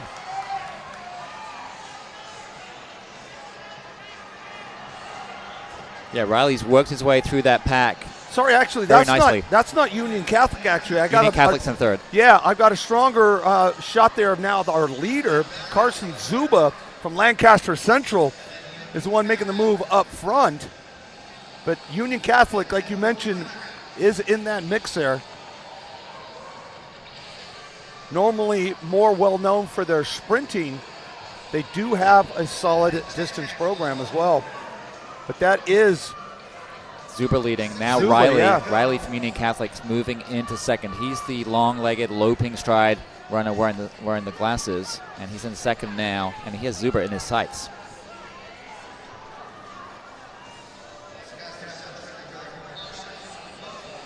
Zuber went out hard for that first 400. We'll see if he pays the price for that a little bit later on, but looking good right now. Asifa now for the Tech, making a little bit of move. Bell lap to go here. That's also Owen James from Valley Project going with Asifa to try to run down Zuba. Zuba starting his kick there. See him really dig in going into that turn. Carson Zuba, Lancaster Central, trying to run away with things here, at least on this backstretch. Looks like the only athlete that has got a shot trying to go after him there is Asifa, Samuel Asifa, the Tech. So the Tech out of Chicago Lane High School. Asifa's got some work to do. He's got to make his move soon, because Zuba has quite the margin. Yeah, I don't think it's going to be soon enough here, because Zuba looks really strong coming off this turn now down the home stretch. And valiant effort there from Asifa, but just running out of room and time. As Carson Zuba anchors Lancaster Central to a win. Another solid time there, 10:13.99. And the Tech 10:15.95. So impressive. So the Legends out of Lancaster Central High School in New York get the win. New York doing very well in these DMRs thus far. Carson Zuba committed to Binghamton. His previous mile PR was 4:15, and he just ran 4:13 on a relay leg. That's pretty similar, you would have to think, and for an open 4:15. But a fine performance there for Carson Zuba to take things home from Lancaster Central. You can see the official results there up on your screen there. Lancaster Central running a personal best for the team, as well as the Tech, 10:15.95 for personal best for that team. So Binghamton picking up a solid miler, and Zuba there, who got the job done for the Legends. And they clocked 10:13.99. That's good for third overall. Still Eastside Prep are top of the heap at 10:09.76 out of that second section. That's right, gradually heating things up with these DMRs. So we got section 4 coming up shortly. Yeah, 2 more heats to go here. And I think what's going to be interesting here is seeing Harriman's B team. They do start here in Heat 4. They're coming in with a very solid personal best of 9:50.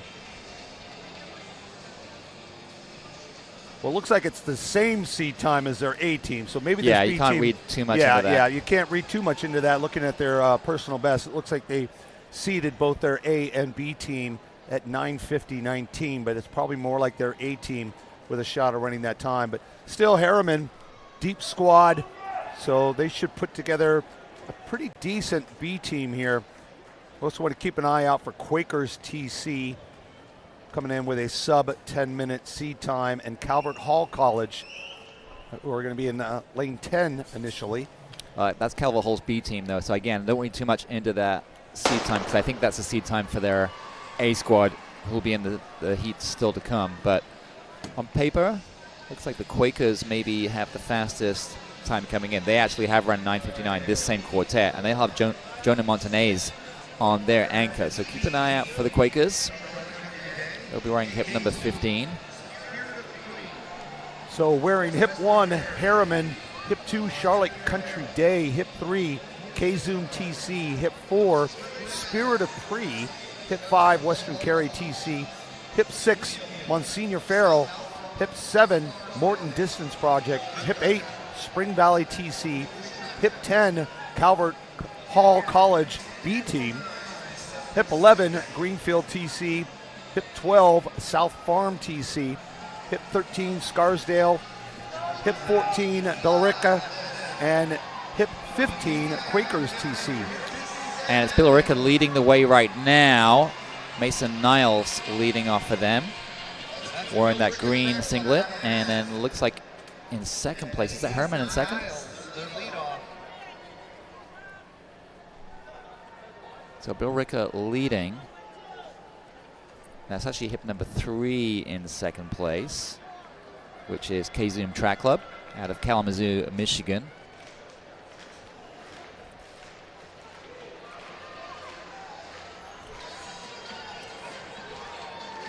Very solid there from Mason Niles. Billerica keeping this race pretty honest here in our penultimate heat. These guys getting after it. Looks like they're going to be close to 2 flat, 2/3 of the way through this opening leg. Faster than we've seen so far. Yeah, this is strong for both of these athletes. So 157, 158, 159 and change through 800 meters. This is aggressive running by these chaps. And now K-Zoom moving into the lead for the first time. Samuel Baker.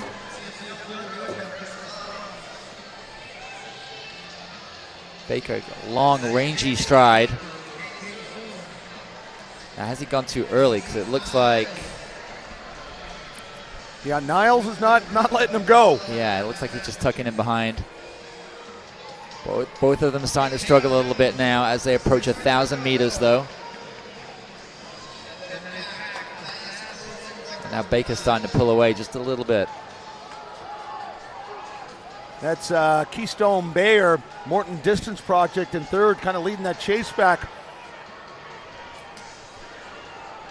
This is an impressive run. It's going to be right around 3:03, 3:04 for Samuel Baker. Yeah, that handoff about 3:02 it looked like.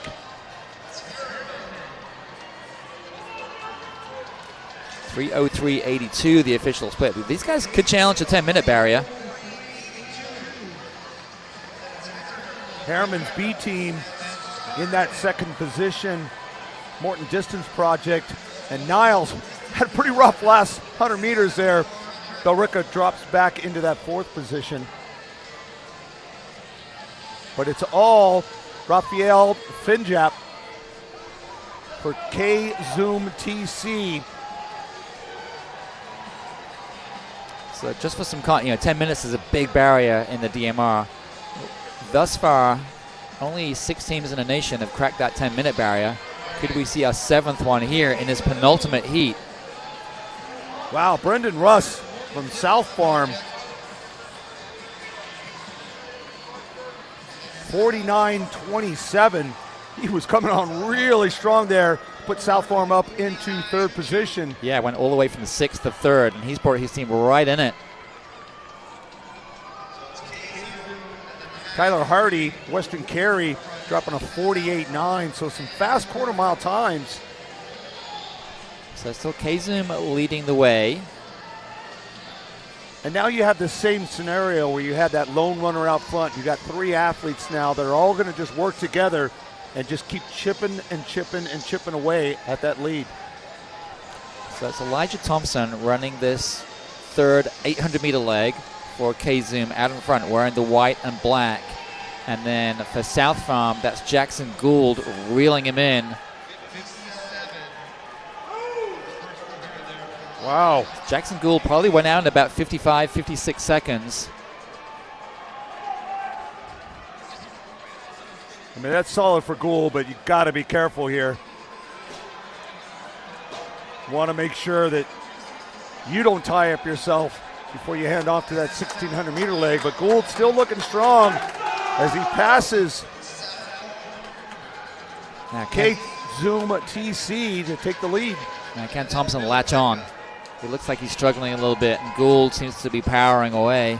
Yeah, that head's going back for Thompson. Once that head starts going back, that's a sign of fatigue as Gould comes storming down the runway here to hand off to Holden Hines for South Farm. 4 laps from victory there. Let's see what that split is. Gould 154.03. So very strong 800-meter leg there from Jackson Gould, South Farm TC, to set up Holden Hines. And now he just has to hold on to that lead as best as he can.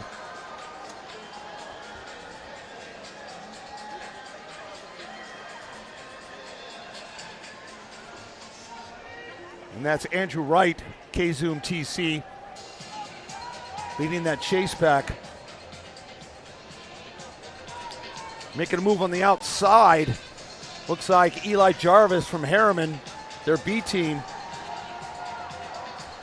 Holden Hines looking good right now. South Farm, better known as Xavier High School out of Middletown, Connecticut. And they have themselves about a 5 or 6 second lead right now with 1,200 meters left.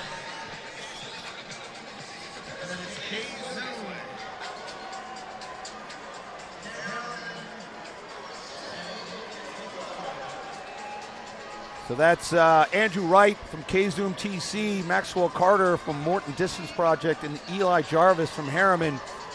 Those 3 athletes that are going to be tasked with trying to cut down what looks to be about, you see on your screen there, a good solid 30 meters, 25 to 30 meters there for Hines and South Farm TC. Holden Hines looks confident, looks comfortable, looks in control right now.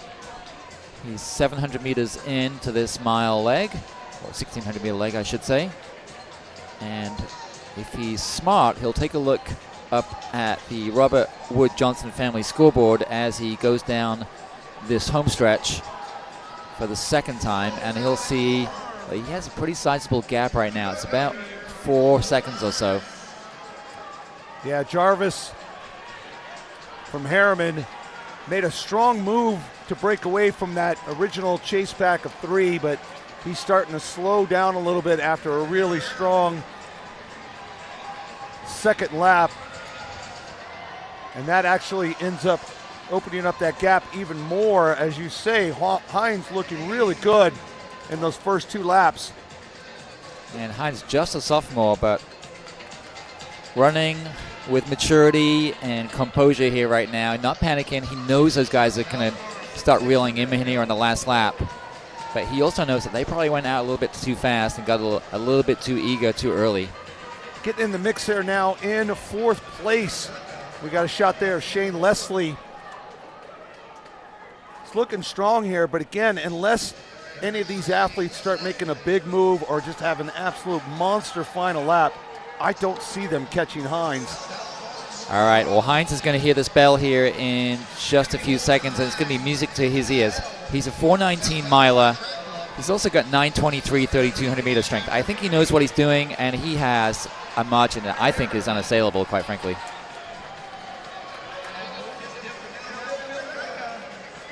Yeah, Leslie, I think, looked the strongest of the chasers, and he's starting to make his move now as he moves into 2nd place, just out of picture. You'll see Leslie now coming off that turn. You can see him there in 2nd place.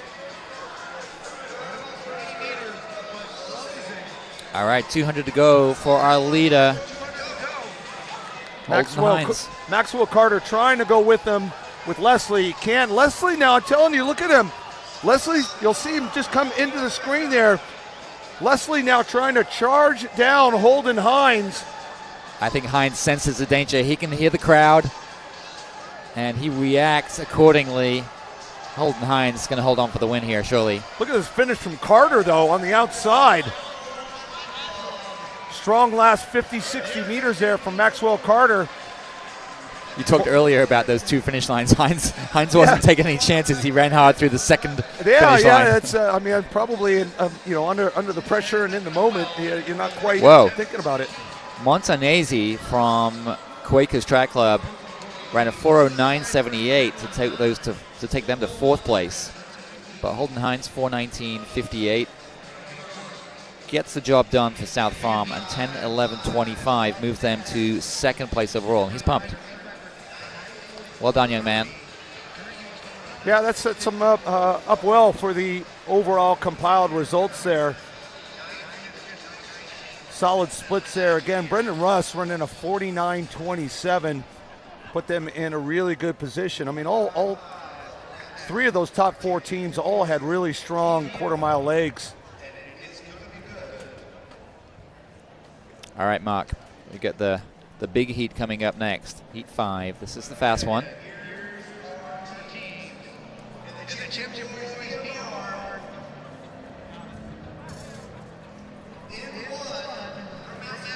And in lane 1, let's welcome Brookline Heartbreakers. Wearing kip number 2 from just down the road. If you know your Boston Marathon course, you know that's not terribly far away. That's Natick. Next up in lane 3, St. Xavier out of Cincinnati. Wearing hip number 4 out of Rhode Island, it's going to be Bishop Hendricken.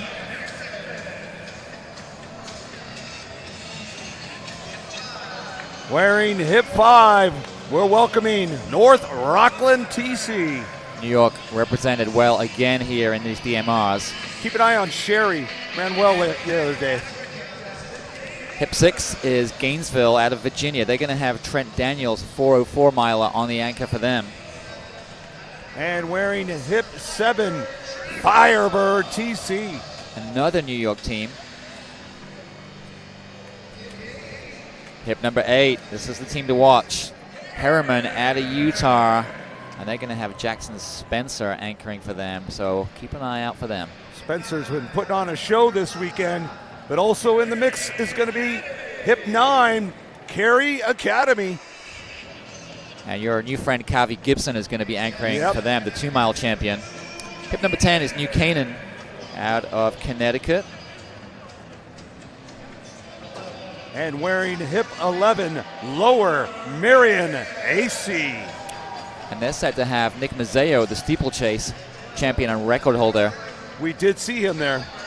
He's going to be leading off for them. Calvert Hall College out of Maryland wears hip number 12. Wearing hip number 13, Juniata Valley Striders.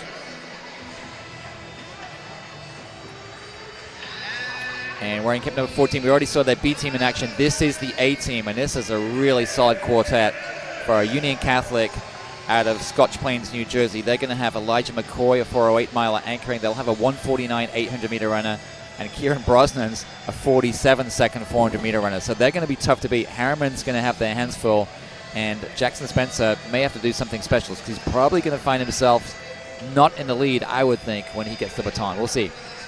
Yeah, and some of these teams really brought out the big guns. A lot of these guys that have been running previous races throughout these championships have been all gearing up for this distance medley relay. And again, keep an eye on that anchor leg, Jackson Spencer for Harriman. Keep an eye out for the opening leg, your new national record holder in the 2K steeplechase, Nicholas Mazzio. But we got a lot of great superstars. Again, Cary Academy, if they're anywhere in it, Kavi Gibson has got to be pumped after his win the other day. All right, I'm excited for this one. So this one has all the elements. We've got the steeplechase champion. We've got a 357 miler. We got some of the best 800 meter runners in the country. We've got just some really established programs in Union Catholic and the Harriman just ready to slug it out. And then good chance we're going to see a U.S. number 1. That mark is 953.16, set by Niwot High School out of Colorado at the Oregon Relays back in April. Our meet record, 9:44.30, set 2 years ago by Crater High School, or AKA Oregon Distance Project. But I think that meet record's going to get challenged here today. I think Cruz Culpepper, son of Alan Culpepper, You're absolutely was right. there when they set that record. Yeah, so you're absolutely right. And he was joined by Hunter Robbie, Joshua Archuleta, and Quinn Sullivan. So Niwot High School, just a powerhouse program from the rare air of Colorado. But we got 14 teams here ready to slug it out in this 5th and final heat of the championship boys DMR. Here we go, Mark. I want to say this 1200 leg is going to be a monster leg, but I think all 4 of these legs are going to be monster legs. All right, I'm going to guess they go 2:56 on this first leg. I'll take that. I'll give you over under 1.5 seconds. All right. So leading off for Union Catholic, we think it's Elijah McCoy.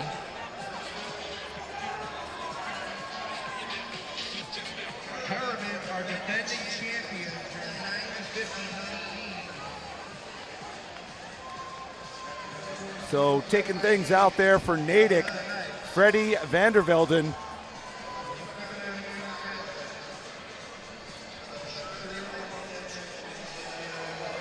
Oh, pretty KGFS so far. Yeah, this is very cautious here when you've got athletes 3 lanes wide. Yeah, right around 59.5, 60 seconds, and not terribly fast. And if we're going to see that meet record go down, these guys are going to have to get moving here.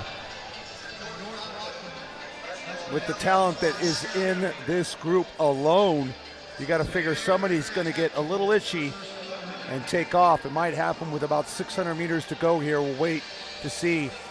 And there's a little bit of a move on the outside there.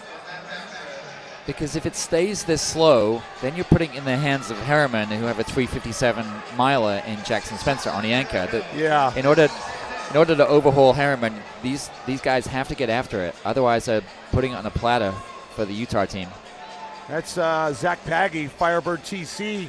It kind of made that first initial move on that backstretch here. And so we're a little bit more strung out. Pace has definitely picked up a little bit here. Now Mazzeo moving up on the outside. I can't tell if that's Nicholas. They're identical twins, so it's almost impossible. But now it's heating up a little bit after a very sluggish opening 800 meters, around 2:03, 2:04. Got a lot of brothers out here. Gavin Daniels for Gainesville up in the lead there, and he's got his brother Trent Daniels anchoring. And here we go. This should be a pretty fast last lap here of this 1,200 meters. Baggy was still in it. Oh, is that Mazzeo went down, I think. I think that was Nicholas Mazzeo that just went down. He went down hard. He's up again now, but now he's second to last after being in third. Oh, that's tough to see there. All right, so my 2:56 prediction is out of the window after that sluggish opening 600 meters. Yeah, I should have taken that. Bet. They're going to be north of 3 minutes here. Caleb Brown, Harriman.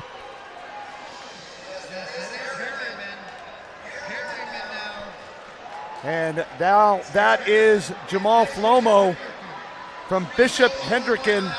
And you've got Crew Olson from Harriman.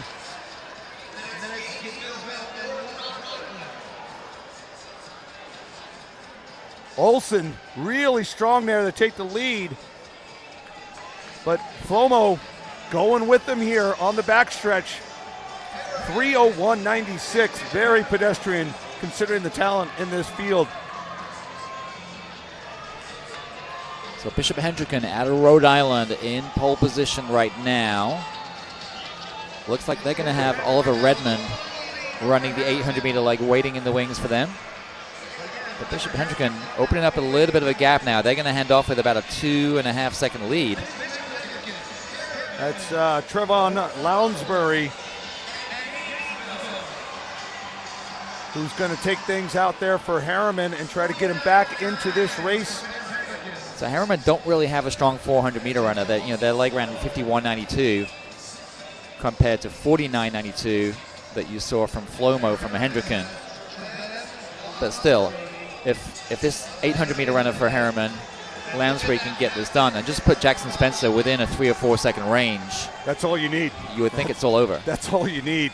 I mean, you just need to give your boy Spencer. Just a solid piece of hope. And right now, Lounsbury is doing a good job at making that happen.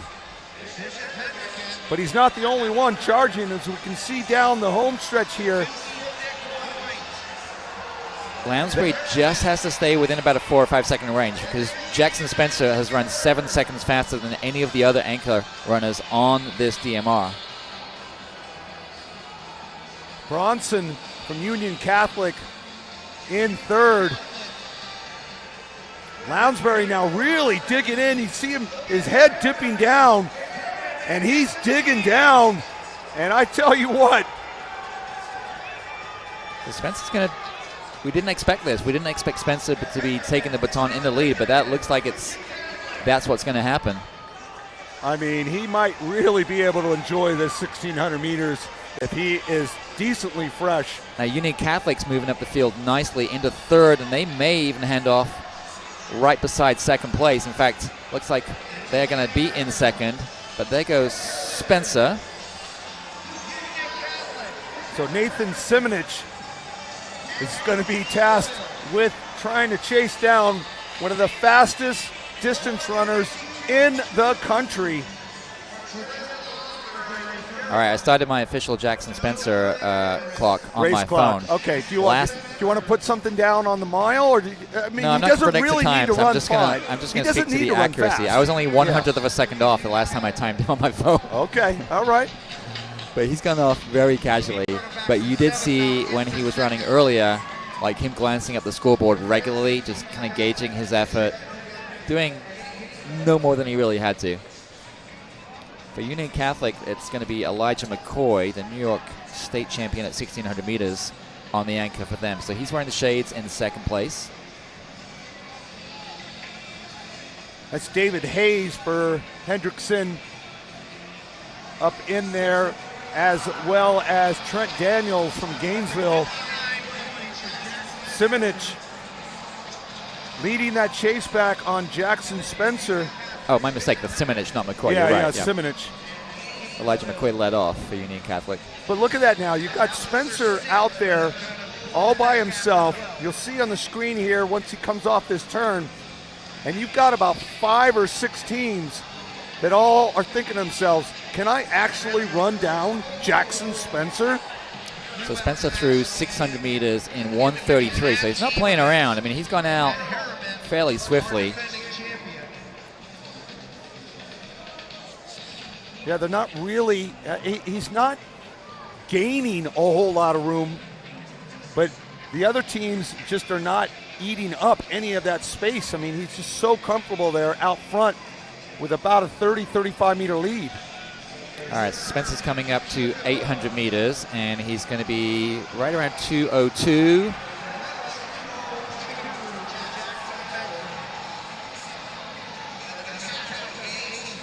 You got to figure that's still well within his comfort range. So the question now is, Jackson Spencer going to put on a show for us? Or is he just going to coast to the win? I tell you what, after the weekend that he had, he deserves to celebrate a little bit.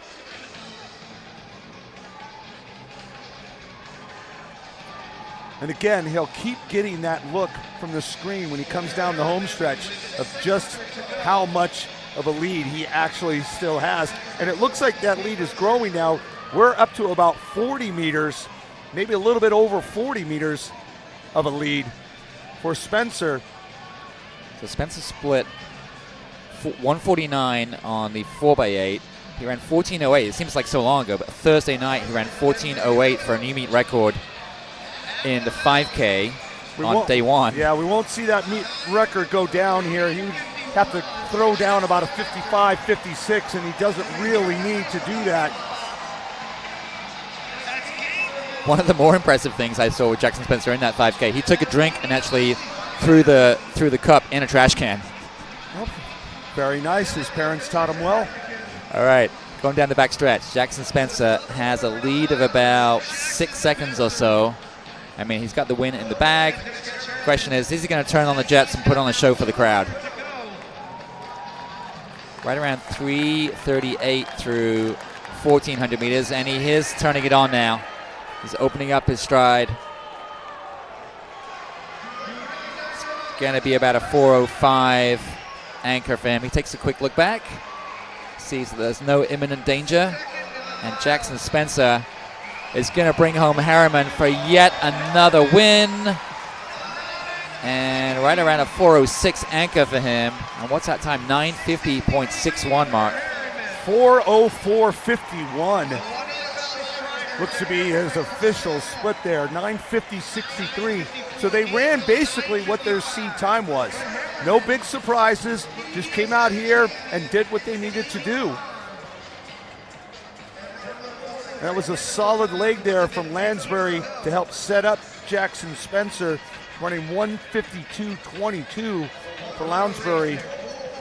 One of the faster legs that we saw in that 800 meters, and that just teed up Jackson to knock it out the park. So there you see our winning quartet: Caleb Brown, Crew Olson, Trevin Lounsbury, and Jackson Spencer for Harriman High School out of Utah. Yet another relay win for this outstanding outfit.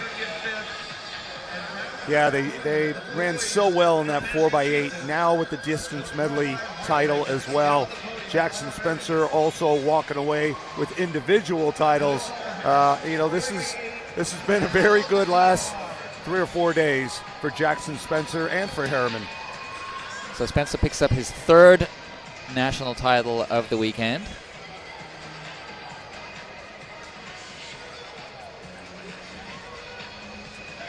So that splits. Just to recap, Caleb Brown ran 3:01.99. Crew Olson was 51.92 on the quarter. Trevin Lounsbury, a really solid 1:52.22. And then Jackson Spencer's 4:04.51, bringing it home for a 9:50.63. New U.S. number one, I might add. Yeah, with Brown keeping things up there as we see a replay there of Mazzeo going down. And that was unfortunate there. And it looked like that was Nicholas.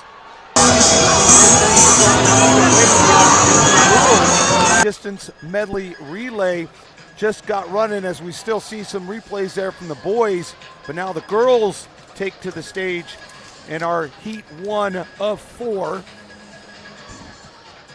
So in this first section, Mark, we got Burr and Burton Academy, Lancaster Central, Guilderland, A and B team from Guilderland in the same heat. Shipley, Patriot Track Club, Carlisle Track Club, Pinkerton Track Club, Huntington Valley, Winchester, New Canaan, Williamstown, Western Carey, Penfield, and Lakota East. So 15 teams, 10 laps of the track for a 4,000 meter distance medley relay. And already have a breakaway of 4 teams there. So unlike our championship section of our boys DMR that just went out as a very tight unit, we've got a few teams here that want to make sure that this race stays honest early.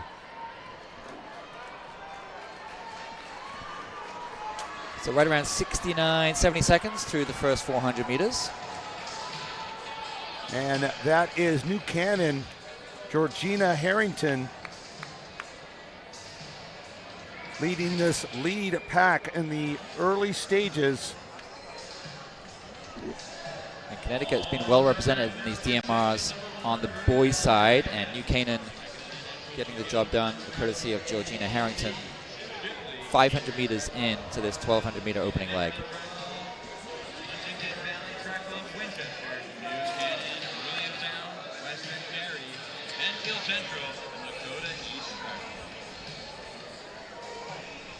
So 600 meters completed in around 150, 151. So they're going out a little bit under 457 mile pace right now.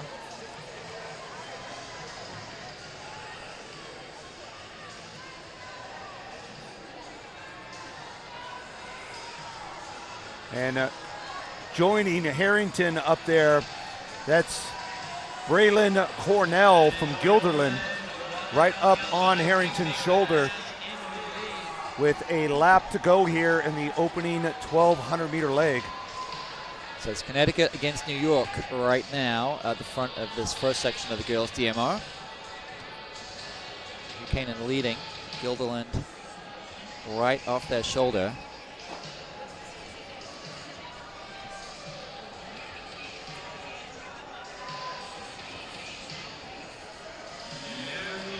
So waiting in the wings for New Canaan will be Bridget DeCanter on the quarter. And then Braylon Cornell will hand off to Lauren Hickey in about 200 meters. Yeah, it's all these two teams here out in front, Guilderland TC and New Canaan TC.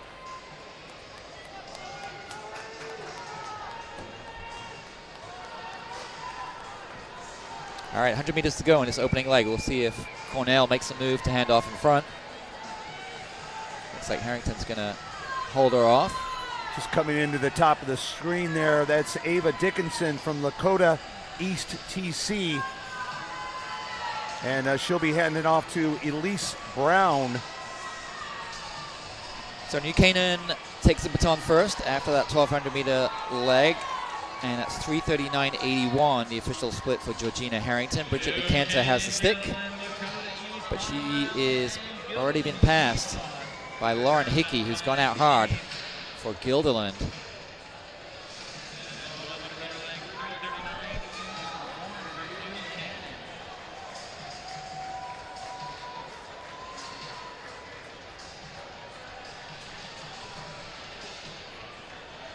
So in the final meters here of our opening leg, getting ready to hand off to our third leg.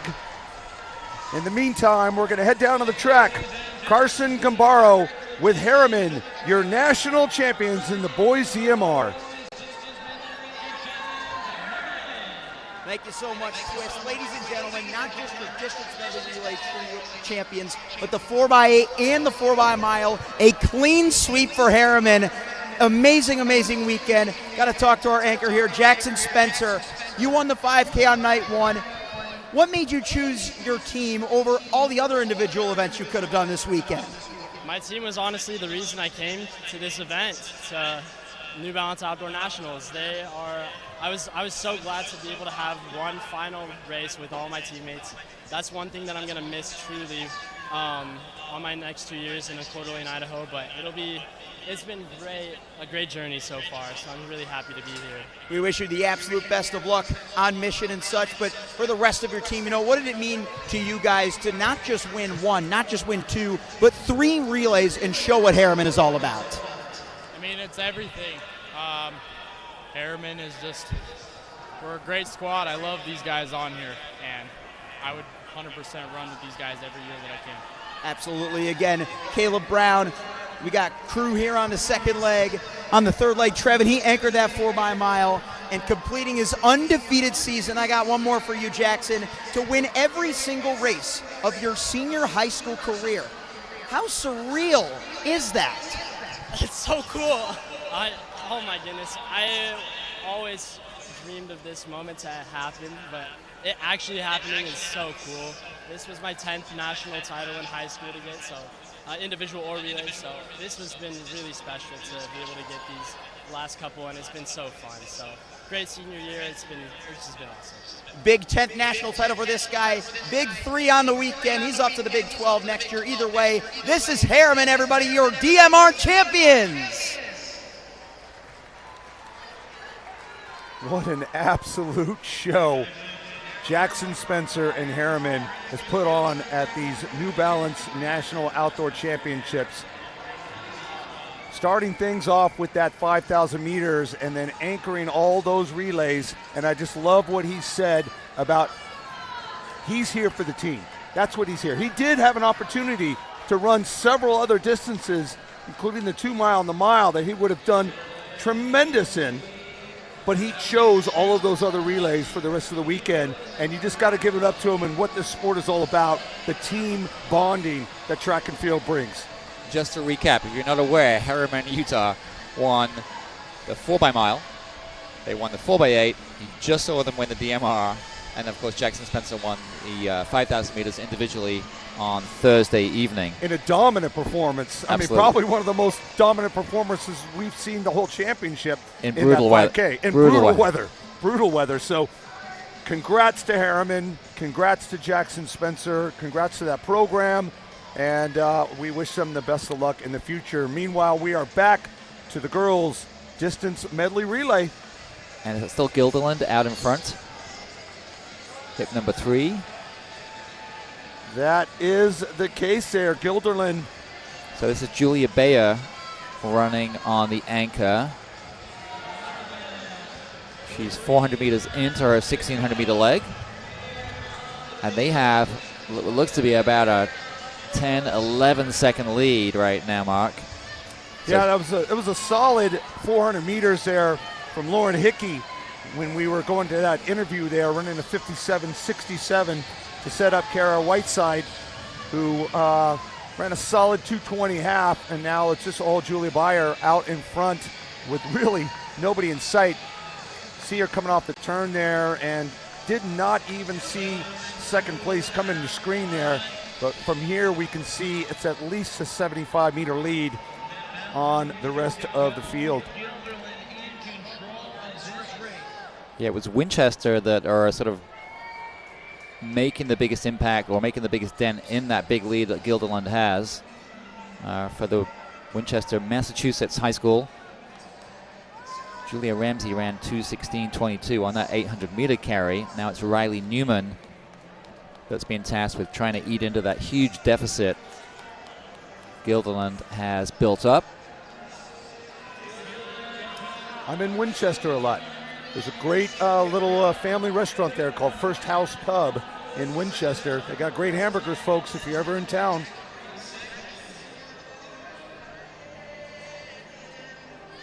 But New York has been well represented in these DMRs on the boys' side, and now it's the girls getting it done from Gilderland. This is their A team. They have 2 teams in this section, which speaks to the prowess of that program. But Julia Bayer is the one out in front, and now she has what looks to be about an 80, perhaps 85-meter lead.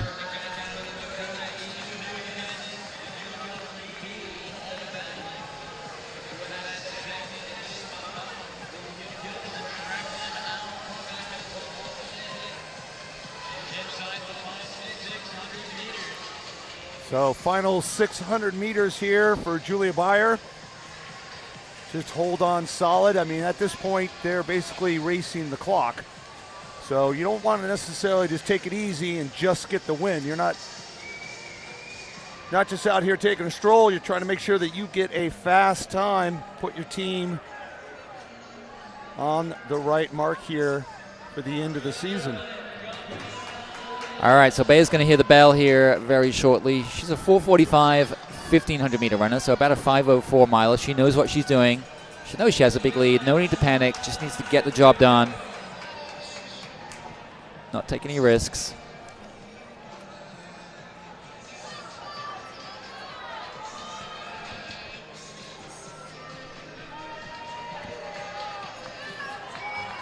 So Pinkerton Track Club have moved into second place. That's Gabrielle Bedard.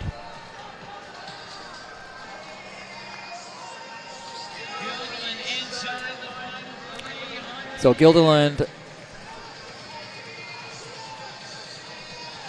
well out in front. Coming up to 2:50 to go now. And it's Julia Bayer you're looking at, and she's ran really, really well so far.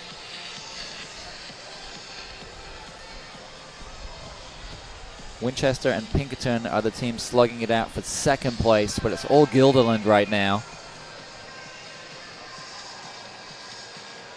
A little under 150 meters remaining. And you can definitely see Bayer tiring now. Her form is starting to break down a little bit, but she has an unassailable lead, and she is going to bring her quartet home to the win here in this first section of the girls' DMR.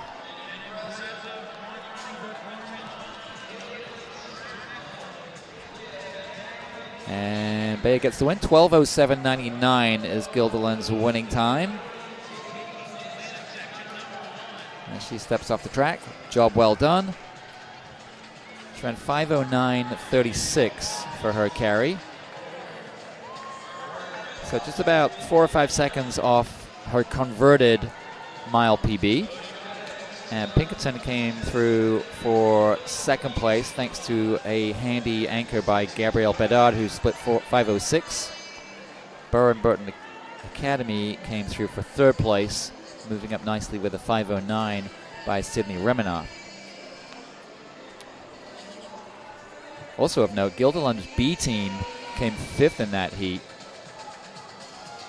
clocking 12:30.65. But it's the A team of Braylon Cornell, Lauren Hickey, Cara Whiteside, and Julia Bayer that got the dub.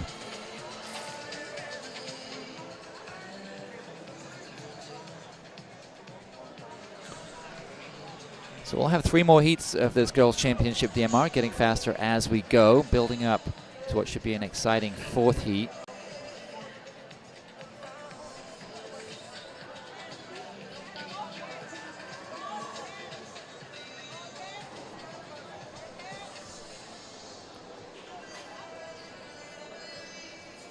We're expecting to see Paige Shepard running in the DMR, the 2 flat 800-meter exponent. And probably the sternest challenge may be offered by Westford Track Club, who will have Abigail Hennessy on their anchor, and perhaps Blue Hawks, who ran really well last night, who will have Lexi Paterno on their anchor, as we see the rest of our runners come in here in Section 1.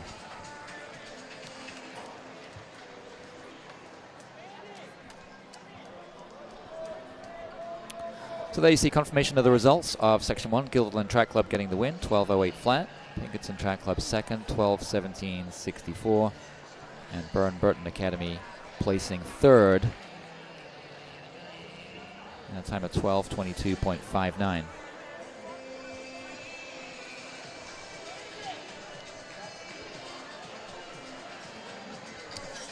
All right, so Section 2 is on the track, and we will have 15 teams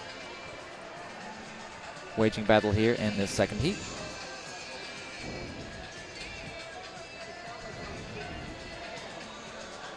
.12:08 flat is the time to beat.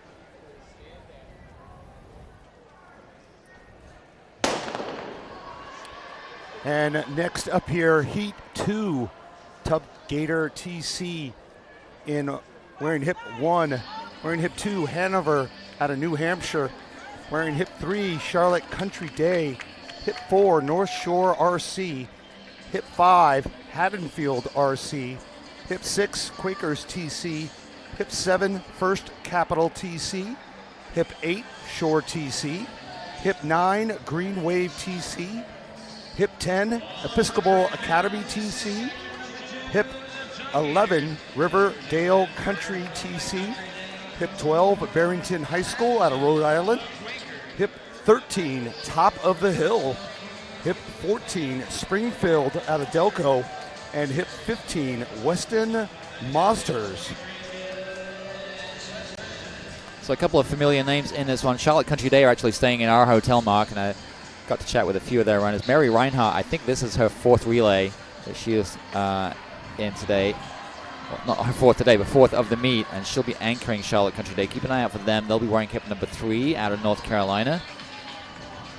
Also, keep an eye out for Quakers Track Club. Lucy Montanesi will be running the anchor for them. You just saw her brother run a really strong anchor in the boys DMR.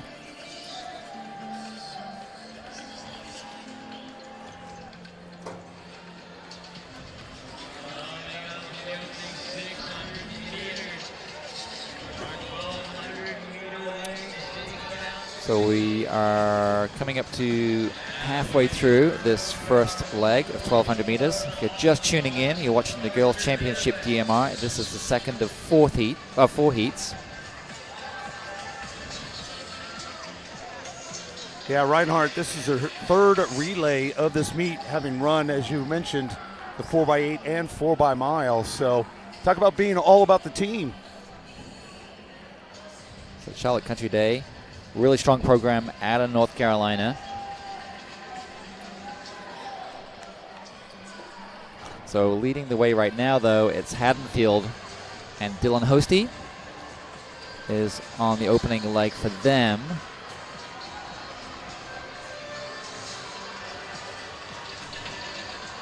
And that's Weston Monsters as well as Quakers TC. So Izzy Wheeler leading it off for Western Monsters.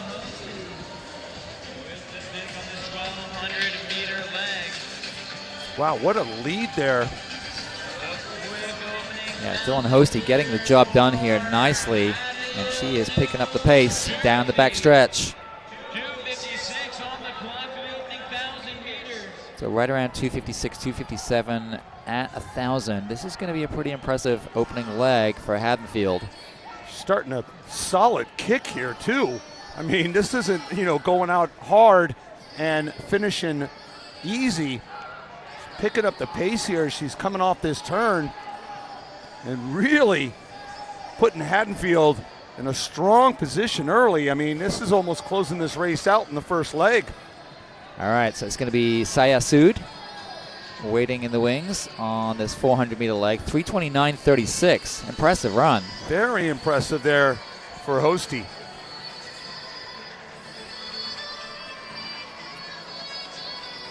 And that is Weston Monsters. Is the Wheeler handing off to Chloe Sullivan. Haddonfield almost 100 meters ahead already. We've not seen a lead this big, this early in any of the races. Yeah, you can't see it on the screen there, but Sood was going into the turn when the other runners were coming out of the other turn. So that was a solid 90 to 100 meter lead here. Well, Hosty was 11 seconds faster than anybody else on that 1,200 meter leg, and it looks like Sood has extended that lead even further with a really solid 400. That split for Sood, waiting to get that 58.40. Yeah, I don't think anybody else has ran under 60 on this split, just eyeballing it. And Haddonfield find themselves 15 seconds up at that exchange.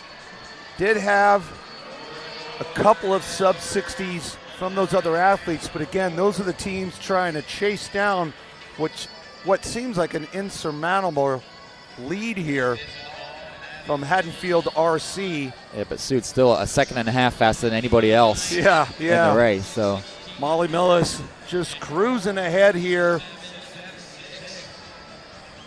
And you can see we have to go into a split screen just to show you the rest of the race here, because Mills is running solid here also in the 800 meters. And eventually when she comes back around after one more lap, she'll be handed off to Madison Kelsey. So Mills threw in about 67.5 through her opening lap of her 800. Now moving up the field nicely. Into second is North Shore. That's Sloan Bonvicino.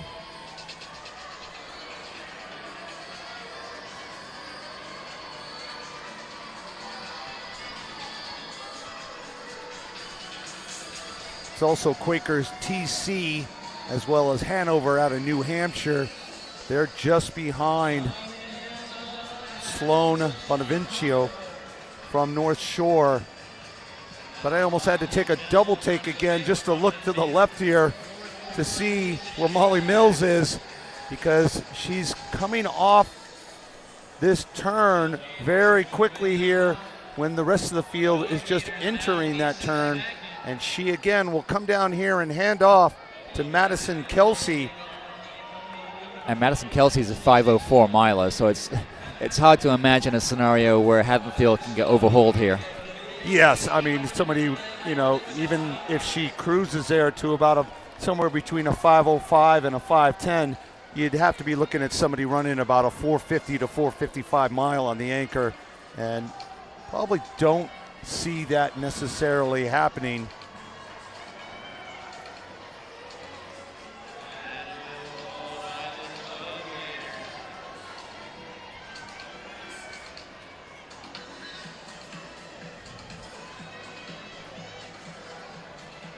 Kelsey now cruising down the back stretch. So still waiting for Haddonfield's split by Molly Mills to come up on our results tablet. So Haddonfield way out in the lead right now.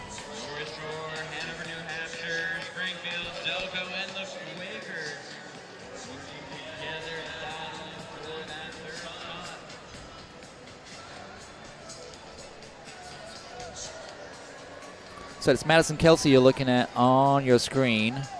And her lead is being eroded ever so slightly, but she's still got about a 75-second buffer right now. Yeah, we're now at least starting to see athletes in the same screenshot. So it's Tubgater's Alicia Soriano, along with North Shore's Joanna Kenny, and there's strength in numbers in that hunt, but Kelsey has a huge lead still.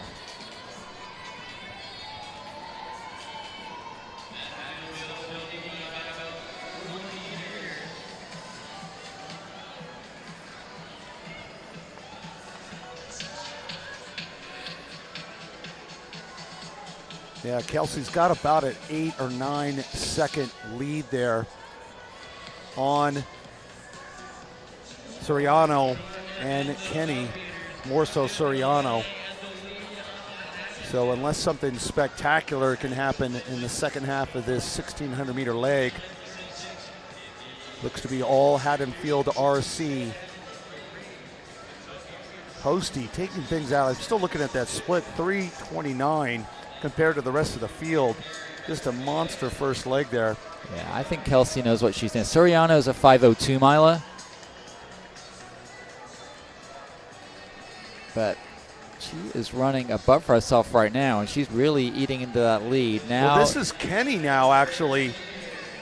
So Kenny's one who has been eating into that lead ever so slightly there over the last 200-300 meters here in the midway point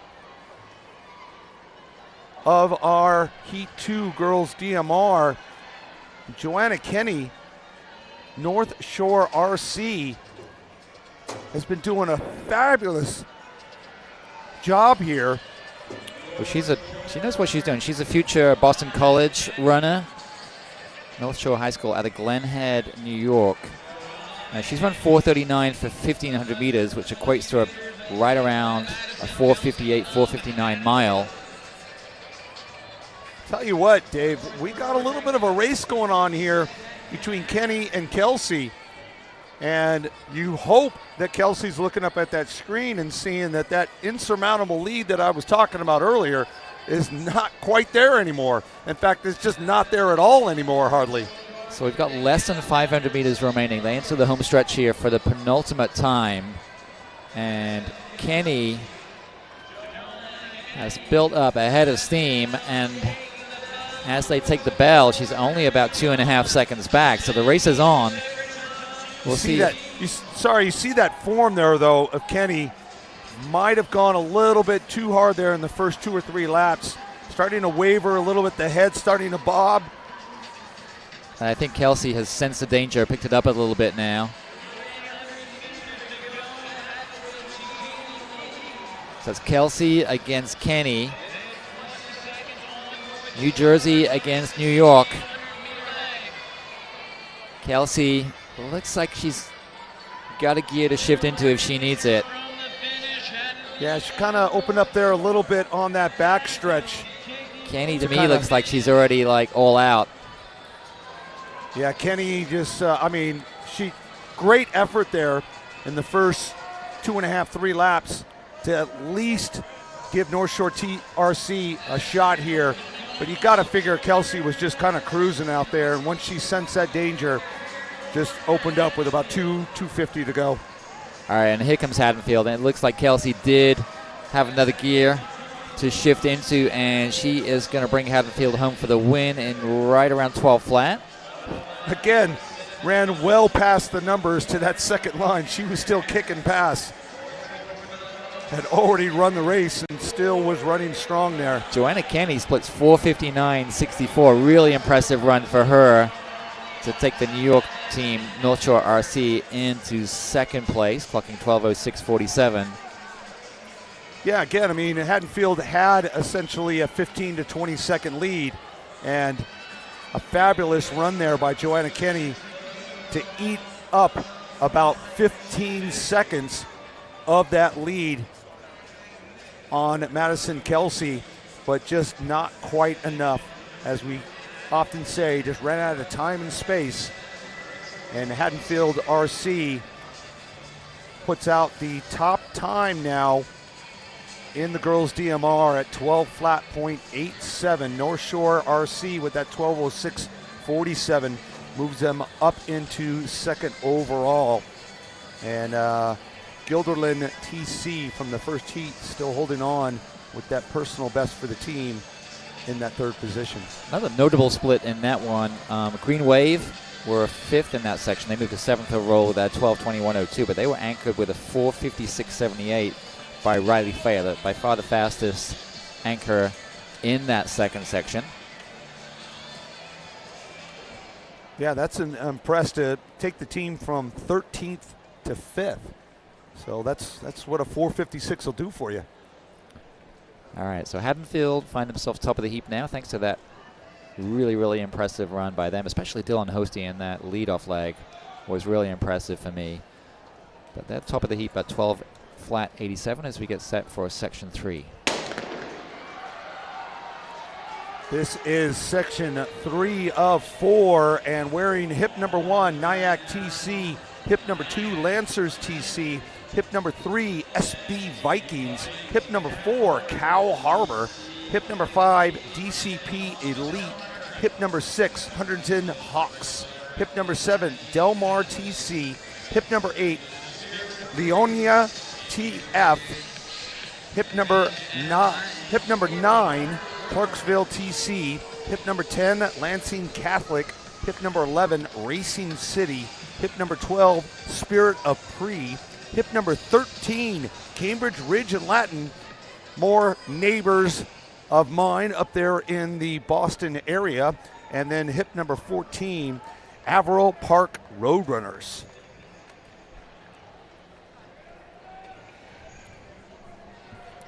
So if you're just tuning in here on Runner Space, you're watching the Championship Girls DMR. This is the third of 4 heats. Coming up right after this, we'll have our finals for the championship high hurdles. Girls will go first, 100-meter hurdles, followed by the boys' 110-meter hurdles right after that.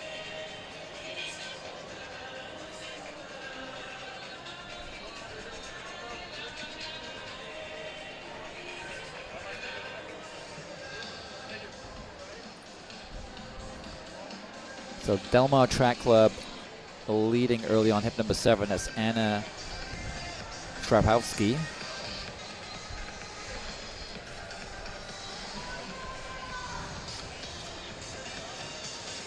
Looks like Lansing Catholic are in second place in that pale blue uniform. That's Josie Bishop.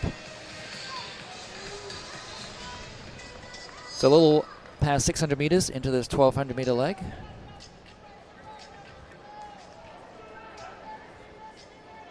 So in the previous heat, we saw Dylan Hosty take it out in 3:29. I don't think anybody's going quite that fast here in this third heat, though, Mark. No, they're a little bit more conservative than we saw in the previous heat there. Wearing hip number 8 there, Leonia TF, Eleanor Jang, trying to get things going here with one more lap to go in this 1,200-meter leg. And that did kind of help pick things up a little bit here to make this a respectable split.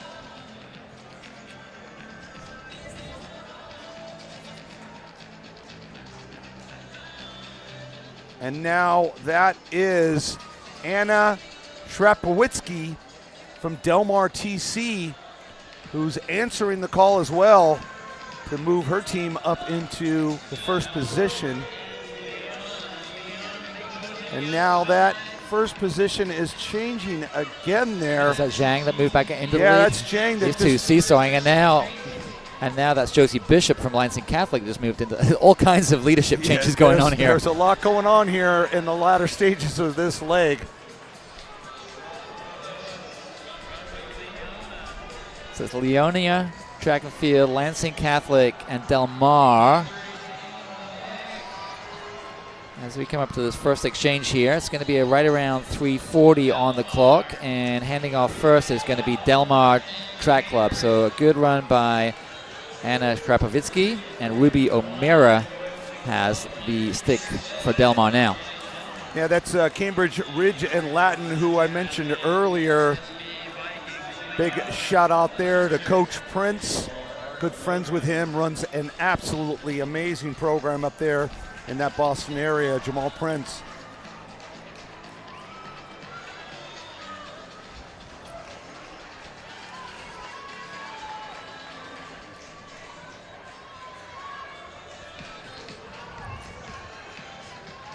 So we're into the 1 lap leg, 400 meters, and we'll be handing things off to our 800 meter runners.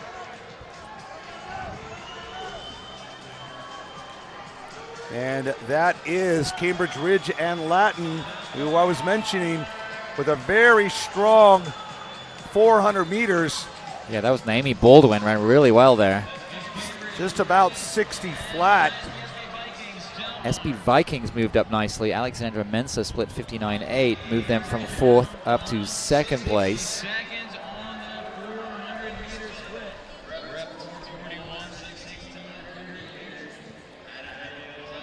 So we've got 2 laps here, or a little under 2 laps to get ourselves set up for that anchor 1,600 meter leg. And Cambridge Ridge and Latin, SB Vikings, Del Mar TC, those 3 front runner teams. So SB Vikings is South Brunswick High School out of Monmouth Junction, New Jersey. Sumia Mehta on the carry for them right now. Got Fiona Littman from Cambridge Ridge and Latin, as well as Caroline Murphy for Del Mar TC. But now this is starting to turn into about a 6, looks like 7 teams now coming down the home stretch here, with 1 more lap before our 1,600 meter runners get underway. So that was only about 70 seconds through the opening 400 meters of this 800 meter leg, and that's why I think you saw a bit of a gathering or a concertinaing of the field.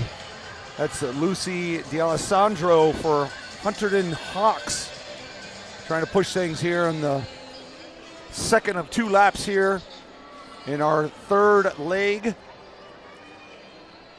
And now that is Frances Malin from Lansing Catholic.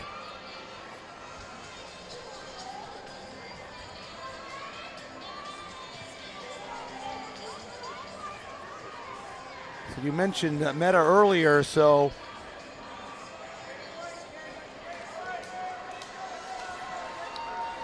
Meta and D'Alessandro battling down the home stretch here to hand off to their anchor legs. So Lansing Catholic gonna have Grace Wanch on the anchor for them. And SB Vikings will have Natasha Kenny on 1,600 meter. So it's Michigan in the lead, New Jersey chasing him down. And it's Grace Wanch, the one with the target on her back right now, leading into this backstretch. That's Lexi Mazzone for Hunterdon Hawks, also up in the mix. And right now it's a 3-person race. It was 6 there just about 10 seconds ago. But those 3 teams now, Lansing Catholic, SB Vikings, and Hunterdon Hawks, open up a bit of a gap here on the rest of the field. So Hunterdon Hawks is a Voorhees High School out of Glen Gardner, New Jersey.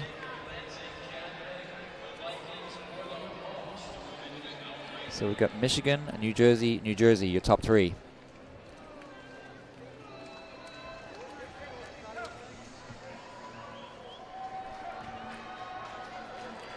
Coming down, completing lap 1 here. 3 laps to go. That's Mazzone of Hunterdon Hawks leading that trio right now. Grace Wanch from Lansing Catholic tucked in behind her. And it's Natasha Kenny for SB Vikings.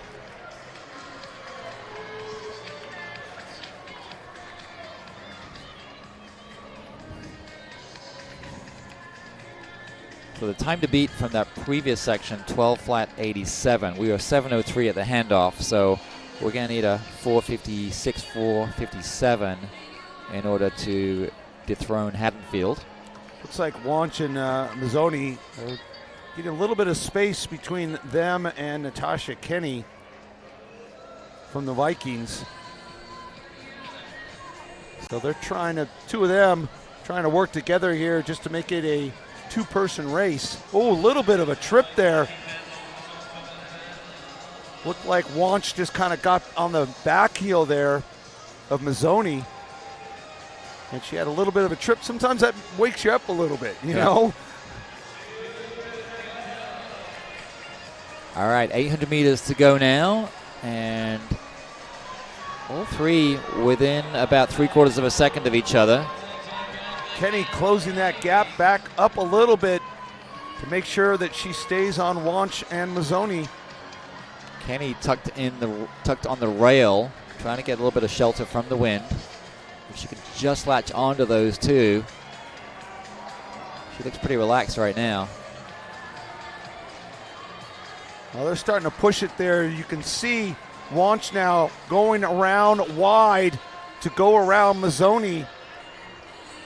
Now, has Wanch gone too early? That's the question. 600 meters still to go. I mean, you got to be careful.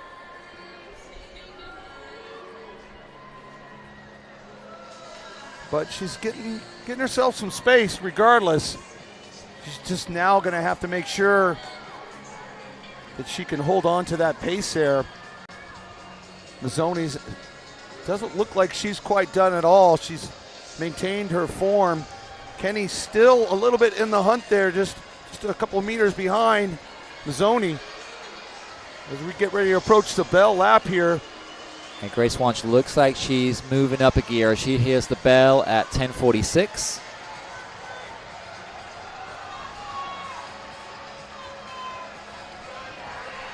Mazzoni might have been a little bit rattled there when Wanch inadvertently kind of clipped her heels a little bit.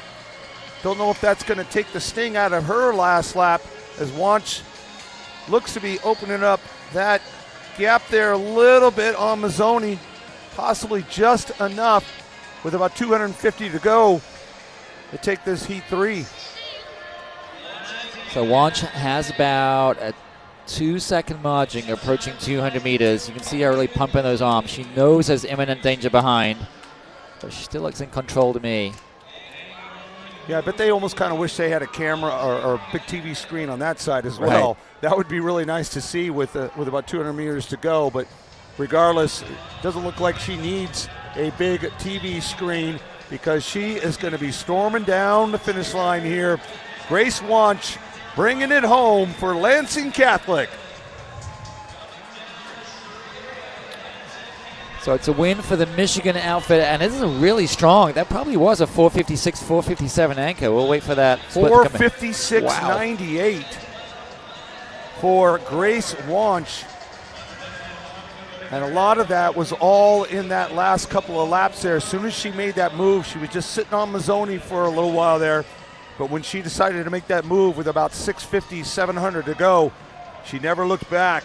Solid time there, 12 flat 04. That's a personal best for the Lansing Catholic team and does put them into first place overall. We still have that seeded section to go, but you got to figure maybe that can place them in the top 6 depending on how this next heat unfolds. That takes them 21st overall nationally. So really, really solid run by Lansing Catholic. So Josie Bishop got things started with a 3:41. Isabel Curry ran 1:02.1. Frances Mellon 2:19, and then an outstanding anchor 4:56.98 by Grace Wanch to bring them home for the win. And there are our victorious team. And coming up next here will be our seeded section. These are our fast teams here in our girls distance medley relay. Some of the top teams in the country getting ready to join us here for the national title. And welcoming our first team here, wearing bib number 1, Union Catholic. Now bear in mind, this is only their B team. They have 2 teams in this fast section. West Windsor, Plainsboro North, wear hip number 2. They'll have Allison Leah, future Penn Quaker, on the anchor for them. Wearing hip number 3, Montany TC. Hip number 4 is the Tech from Chicago, Illinois. Wearing hip number 5, Bucks County Running Company. Out of Pennsylvania. Hip number 6 is Valley Project out of Basking Ridge, New Jersey. And speaking of New Jersey, wearing hip number 7, Colts Neck TC. All right, wearing hip number 8 is Legacy, Shenandoah High School out of New York. They were 4th in this event at New Balance Nationals indoors back in March, so keep an eye out for them. I'm going to let you introduce the next team so I can get the one after that. All right, so Purple Track Club is wearing hip number 9. They'll be anchored by Natasha Dudek, a 444 miler and a national cross country champion. That's because it is at my absolute pleasure to introduce my hometown team, Needham High School, Needham TC. So they should have Greta Hammer, Harvard commit, on their anchor leg, so keep an eye out for them too. Westford Track Club wears 11, and they'll have Abby Hennessy, who ran 4:33 yesterday, on their anchor, so they're going to be dangerous. Up next here, the Blue Hawks TC. And they won the 4x8 on Friday night. And hip number 13, Union Catholic, the national record holders indoors and out. That quartet is going to be Kayla Devine, Kara Jones, Eden Solizano, and Kaylee Kaiser, who's a 449 miler on the anchor. So this one's going to be interesting. I wouldn't say Union Catholic are the overriding favorite. Blue Hawks are going to make it interesting, as will Purple Track Club. And don't count out your favorites. Hey, I tell you what, I will try as best as possible not to be biased during this race. Well, I can't guarantee anything. You're going to have 2 teams to root for, because Westford, Massachusetts should be right in the hunt as well, with Abby Hennessy on the anchor. My kids go to Needham High. I live down the street from Needham High. I know the coaches there. I'm all Rockets, baby. I'm all Rockets. So 13 teams ready to wage battle, 10 laps of the track for a 4,000 meters distance medley relay. So our 1,200 meter runners ready to kick things off. The time to beat, 12 flat 04. That could land Lansing Catholic on the All-America podium. We'll see.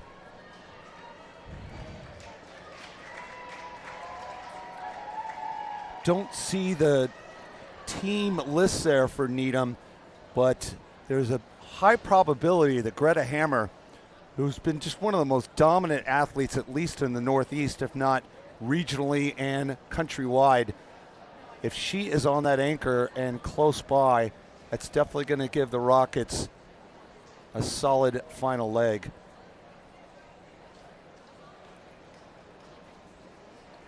Yeah, I would expect her to be anchoring. Also look out for Madison Roach. She's a 2:11, 800-meter runner, to be running that leg or the lead off. And then maybe Claire Chianciolo, is that how you say it?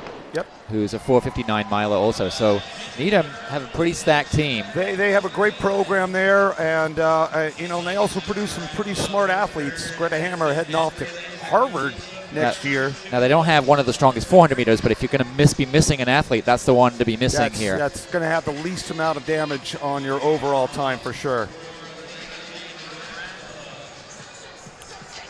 So we're off and underway here in our championship seeded section of the girls distance medley relay.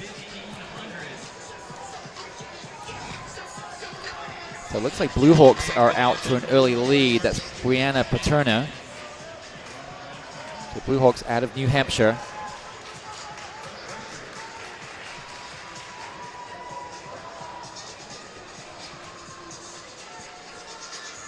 coming wide around there. That is Riley Lynch from Legacy. This is an honest pace here. You can see how strung out this field is. They're getting after it. Yeah, this is fast. 60, I think it's going to be 66 through 400 meters, Mark. Yep. They're getting after it here. A lot of that has to do with Lynch's move there about 3/4 of the way through that race, through that first lap, where she decided to push that pace.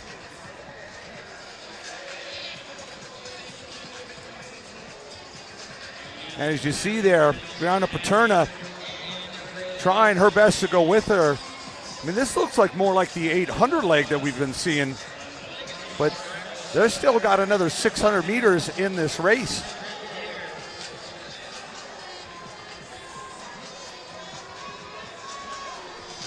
And Riley Lynch now gaining on her lead up front there for Legacy. So this is a fast opening pace. Just for some context, when Union Catholic set their national record last year, Paige Shepard did the leadoff leg, and she split 3:19, so she probably would have come through in about 2:12 or so. Not quite that fast here. Looks like we're going to be 2:16, but this is pretty solid opening pace here. And there's the Needham Rockets in that third position. I like where the Rockets are at right now.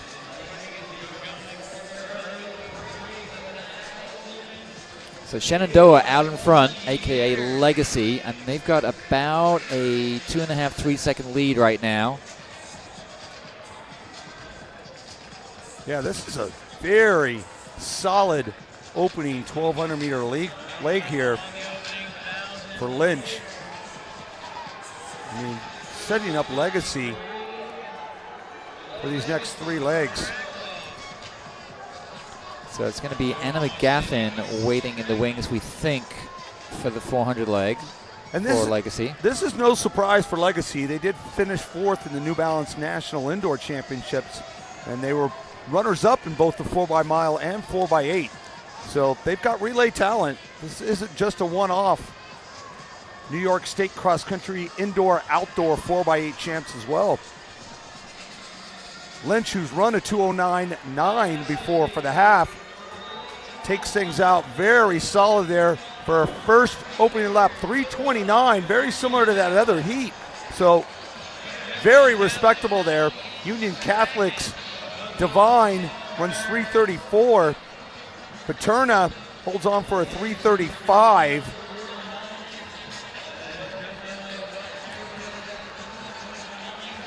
And it looks like Union Catholic has moved into second place now. Yeah, that's Kiara Jones with a strong 400 meter leg here. The Legacy way out in front, Mark. McGaffin keeping that lead strong. Anna McGaffin. Solid form here. Coming down to hand off to Courtney Krawicki. Wow, it's been an outstanding run by Union Catholic. Look how much ground they've made up. They went from 5th to 2nd there. I'll be interested to see what that split is for Kyra Jones. Eden Solazano has the stick for Union Catholic now.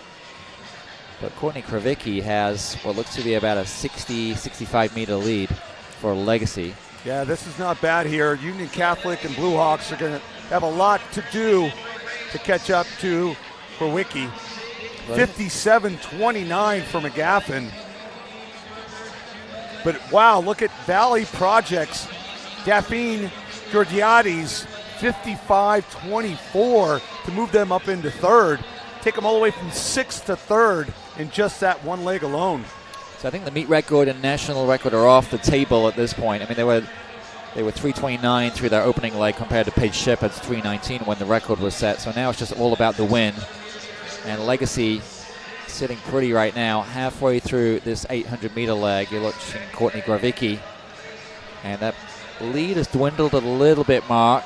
Solazano having a nice run for Union Catholic in the 2nd, gradually eroding that deficit. That's Izzy Bremer right on the tail end of that chase pack of 3. And like you said, that old saying, strength in numbers. if they can start to work together, they might be able to cut that time down. But as we see Kowicki on the backstretch there, that lead still remains about 60 and might have actually increased to about 65 or 70. As she gets ready to storm home, 200 meters to go here in her leg to hand off to Lila Bursey. Yeah, Layla Boustry is on the anchor, but Kaylee Kaiser is on the anchor for Union Catholic. She's a 4:49 exponent, and she's going to need something in that range to get close to Boustry, because Boustry is going to take over with about a 7, 8, or even 9-second lead. The important thing here for Boustry now is to get out strong. Don't allow them in this exchange to knock off about 2 or 3 seconds, because having that lead and maintaining it is one thing, but you need to make sure that you have that at the handoff. Handoffs are still important even in a DMR, because you get the baton with 60, 70 meter lead, but because of the handoff, it knocks down to 50, and that's unfortunately what that has happened to Boustry. And now you got 3 really strong milers forming that chase trio with Lexi Paterna of Blue Hawks, Kaylee Kaiser of Union Catholic, and it looks like Jenny Friedman of Valley Project.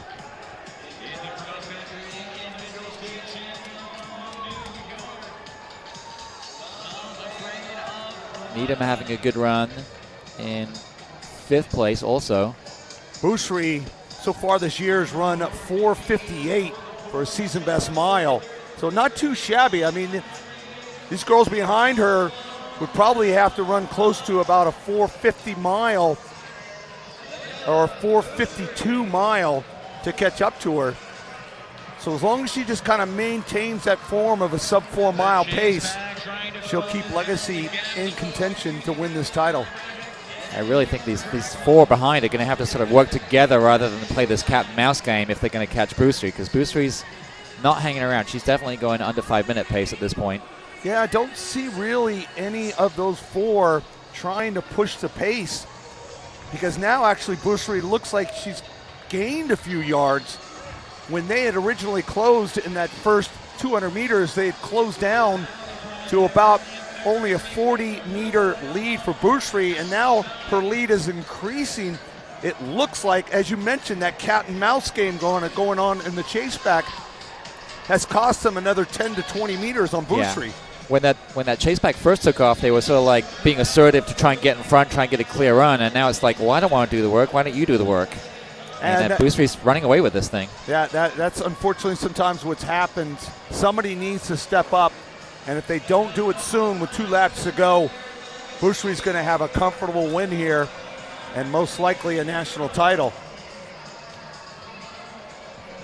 Well, they're definitely going to be faster than the previous heat, because they came through 800 meters to go in 9 minutes. So we're going to see something in the neighborhood of 11:30, which is going to be a pretty special time in the grand scheme of things.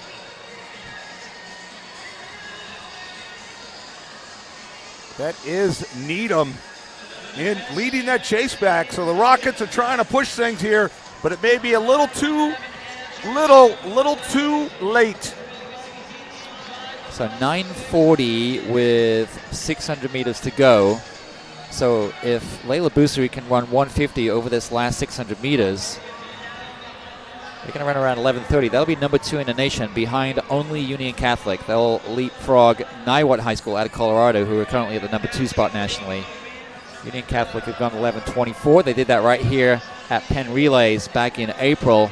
But Union Catholic way back right now. It's all Layla Boustry and Legacy from New York. A lap to go. That is Greta Hammer. She's going to have to hammer. She's going to have to throw down the hammer here if she's got any shot, or if any of these ladies got any shot of chasing down Boustry. I mean, with a lap to go, I don't see it happening. I don't care if you're the Massachusetts state champion or not. That just might be too much of a lead to make up. And Boustry, I mean, wasn't really imminent danger, but she's just picked it up a gear anyway, and she's like hauling down the back stretch. I think this is going to be actually a fairly decent, solid time there for Boostry. She looked maybe almost a little too comfortable in the first 200-300 meters. But maybe it just took a point of coming around saying, look, I've got a great lead. Don't give it up. Let's keep pushing it. She's going to run around 4:51, I think. It's going to be right around 11:30, 11:31, which would put Boostry around just in the 4:50 range. And now that chase pack is really getting after it. You should see them just come into your shot here momentarily. There they are. But Boostry is home free. Yeah. Now at this point, it's over. It's over. And her teammates waiting for her at the finish line. We'll see there greeting Boostry. Natasha Dudek had an incredible last 200 meters, but it was way too little, way too late. You called it 4:51 for Boostry.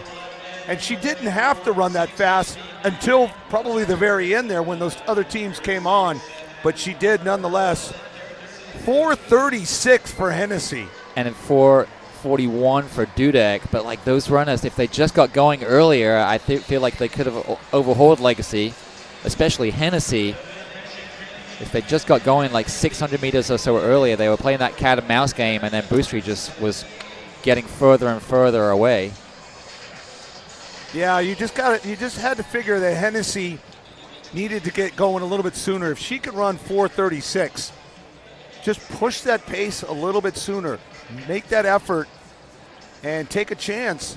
But there you see your winning quartet: Riley Lynch, Anna McGaffin, Courtney Kravicki, and Layla Boostry. Congratulations to Shenandoah High School out of New York, a.k.a. Legacy Track Club. They are your New Balance National champions in the girls' DMR. 11:31.69. One of the fastest times we've ever seen here at the meet. And number 2 in the nation this year.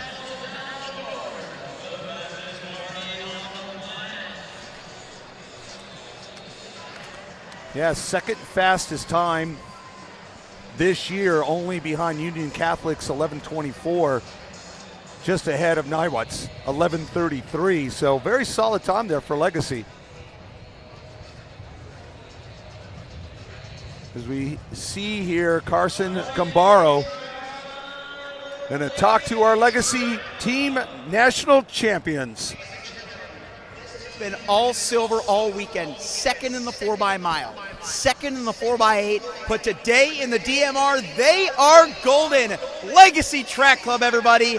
Got to give it up for Riley Lynch, Anna McGaffin, Courtney Krawicki, and Layla Boustry. Layla, you got on that anchor. I was talking to Riley because she's been the anchor all weekend, but what was it like to anchor this team home for a national title? Well, they did a lot of the work for me, gave me a nice big lead. I knew I was just running for them and trying to fend off anyone else coming behind me. You've been doing that all season, helping your team win state titles in cross country in the 4x8. Riley, I was about to ask, what was that adjustment like for you, having been in anchor mode all weekend to now in leadoff mode? I think just focusing on in the leadoff, like trying to get as much space as I can, go out hard, get a good position, and try to hand it off good to my teammates. You certainly did. Again, Anna, you're still a sophomore. Courtney, you're a junior, right? Oh, you're a senior too. Anything that you guys want to say as the seniors, Courtney and Layla, about this team and what it has meant to you? I think it's just been really special over the years growing up together and all the workouts and all this time we spend together. So getting to come out here and do it one last time was really special. One more national title for Legacy. They won the 4x-mile last year, and they are your distance medley relay champions in 2026. Congratulations!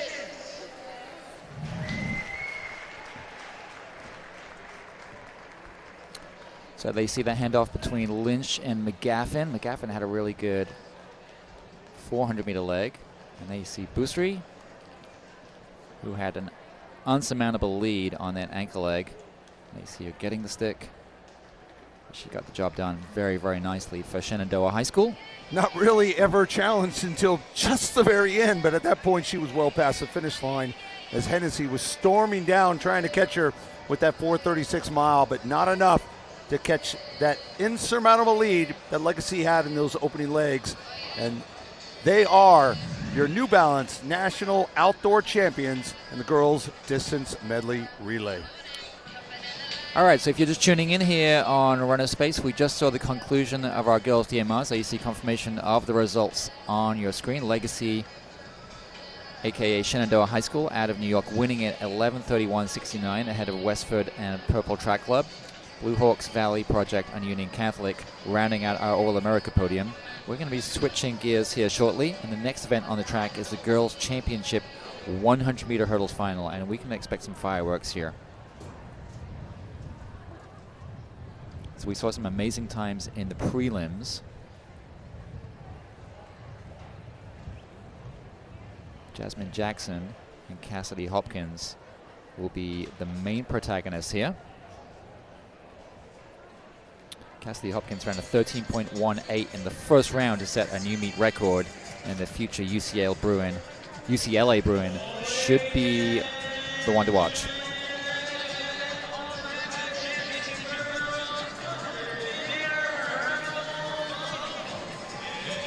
All right, let's meet our athletes. Peyton Gee will be in lane 9 for Motor City Track Club. She ran a PR in the first round with 13.77. Next to her, in lane 8 from Atlantic County Tech in New Jersey, the New York Jersey State runner-up behind Jasmine Jackson, Brianna Groelt. There you see Peyton Gee. Groelt, the 11th grader from New Jersey, will be in lane 8. In lane 7 is Amber Callender of Angel Flight, Colorado. She's the state champion in Colorado. Comes in with a PB of 13:48. In lane 6, ran a meet record in the first round of 13.18 from Bullis High School in Maryland. It's Cassidy Hopkins. Right next to her in lane 5 from Winslow Township High School in New Jersey, indoor runner-up in March, 13:24 this year, Jasmine Jackson. In lane 4 from New York City, she is the New York State champion, Taylor Foster. She'll be chasing the New York State record, 13:45, so keep an eye out for her too. From Auburn, Georgia, it's Dallas Guy occupying lane 3. She's going to be heading to Cal in the fall. And in lane 2, the Ohio State champion, she's ran 13.24, representing Ohio Speed Academy, Anna Wiley. So this may be the best high hurdles field we've ever seen assembled at New Balance Nationals. An absolutely stellar lineup. Yeah, all eyes are going to be on the center of the track there in lanes 5 and 6, as you mentioned, Jackson and Hopkins.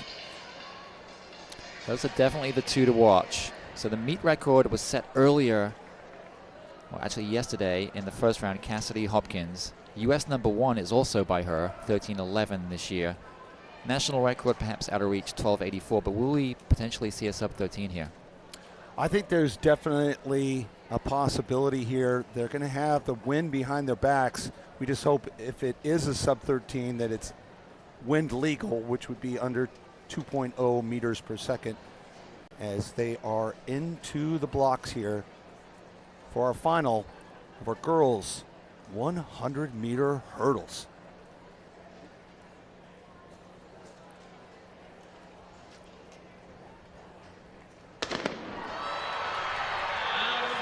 All right, here we go. Nice clean start. Keep an eye on the middle of the track. Hopkins and Jackson. It's Hopkins and Jackson neck and neck. Oh my word, they are running in tandem. That looked like on the inside there, that looks like Jackson. I think you're right, Mark. 13:04, it's a new meet record, it's a new personal best. 13:06, it's the personal best for Jackson too. So number 1 and number 2 in the nation. And that race lived up to the hype for sure. Jasmine Jackson there, victorious though. Very, very impressive there. And just like it says on the finish line banner, records are meant to be broken, and that's exactly what she just did. And Hopkins running that 13:18 meet record just yesterday. And now that gets smashed there by Jasmine Jackson, 13:04. Hopkins comes in at 13:06, a personal best for Dallas Guy at 13:27. and a wild 13:37, but it was all Jasmine Jackson. I mean, what a great battle between Jackson and Hopkins coming down there. Like you were saying, they were just neck and neck, it seemed like the entire way, but that last hurdle or two, Jackson just had a little bit more to get through there. As we see the replay here, you can see them going side by side, and their legs are opposite of each other, so they're reaching out almost right next together. You can see they're almost hitting hands. And it was just that little bit more there from Jackson. So 13:04 is the 7th fastest in history, the tying with Tania Marshall back from 2016. I love that look back there from Jackson to see, did I win? Did I win? Did I win? Wow, so that race did not disappoint. 0.7 meters per second tailwind, so legal time, importantly.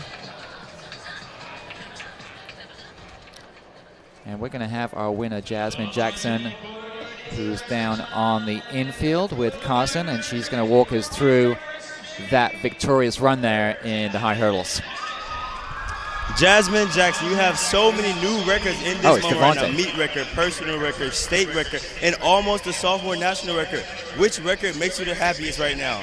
I mean, all of them. I mean, the goal was to go 13-0. I had like that in my head, but to do it actually as a sophomore is crazy. And so what went right today technically? My start, definitely. I got out, I ran through each hurdle, and I knew I had to finish hard off that last one. And it was a really close race. So you're coming off your neck and neck in the last hurdle. What's going through your brain? Just to get to the last hurdle, I mean, it was the same finish at Brooks, so I already knew what to do, and I executed. And so how does it feel to be a new state record holder and national champion? It feels amazing. All right, congratulations. Give it up one more time for Jasmine Jackson and everyone. So Jasmine Jackson, state record holder, national champion. That's the 2nd fastest ever by a sophomore. She pointed out she still has 2 more years at this.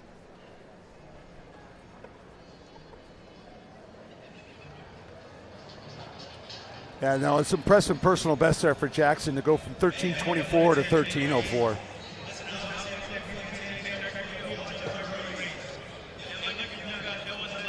Next up on the docket will be our boys 100-meter hurdle, 110-meter hurdle final. Boys run an extra 10 meters. And the hurdles get put up to 39 inches. Yeah, I'll tell you what, that's no joke. It doesn't sound very high, but go out to your local high school track and put a hurdle up at 39 inches and try to jump over it. There's a good chance you're going to trip. Please warm up before you do that.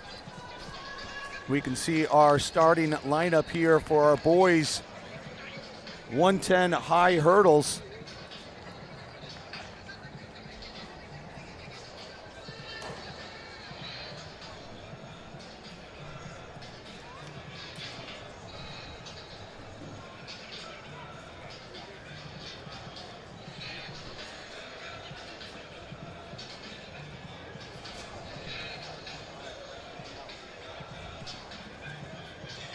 You can see the athletes there getting ready to get into the blocks.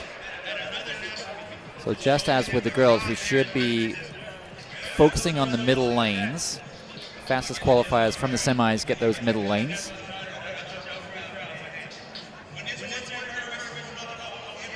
Athletes getting down in the blocks there. We got Rasiah Saunders in 9, Blake Cook in 8, Kingston Banks in 7, Nigel Harris in 6, Shamar Gamble in 5, Barack James in 4, Davian Johnson in 3, Stephen Schwartz in 2.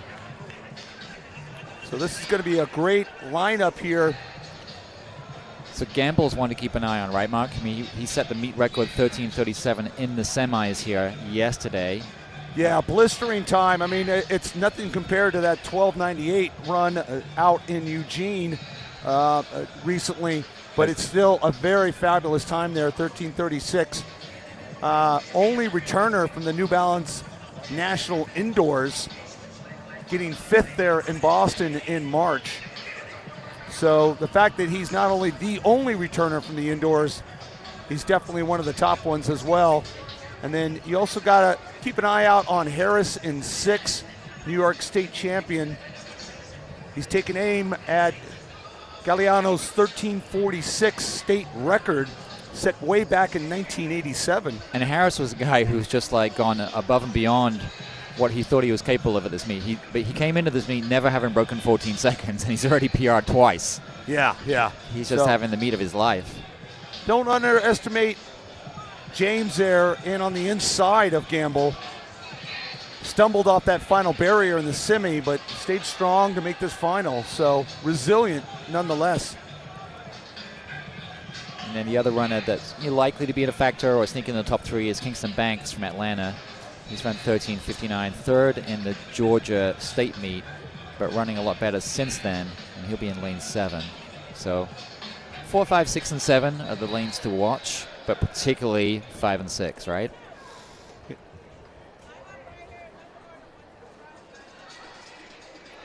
It looks like we got one of the officials replacing one of the hurdles there. Got to make sure those hurdles are all set straight. Yeah, my money's definitely on Carroll. It looks like he only has 9 hurdles to clear right now. Yeah, that might be a little bit easier. Might be a little bit easier. Oh, there's his other hurdle. And here we go. Let's meet our finalists. In lane number 9 from Danbury, Connecticut, Rasiah Saunders. And in lane number 8 from Spartanburg, PA, let's welcome Blake Cook. In lane number 7, Atlanta Zoom Athletics, Kingston Banks. And in lane number 6 from Copiague, New York, Nigel V. Harris. In lane number 5 from Archbishop Carroll, great program there, Shmar Gamble.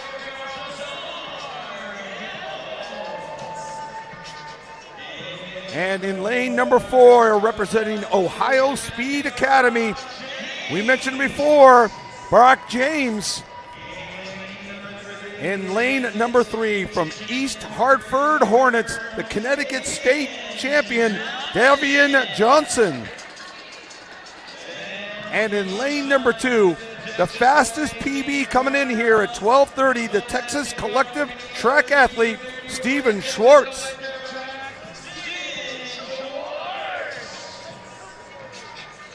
I tell you, well, don't underestimate Schwartz as well, coming in with that fast of a PB. 13:30, not 12:30. Sorry, 13:30. He's going to have some confidence there, even on that inside lane in lane 2.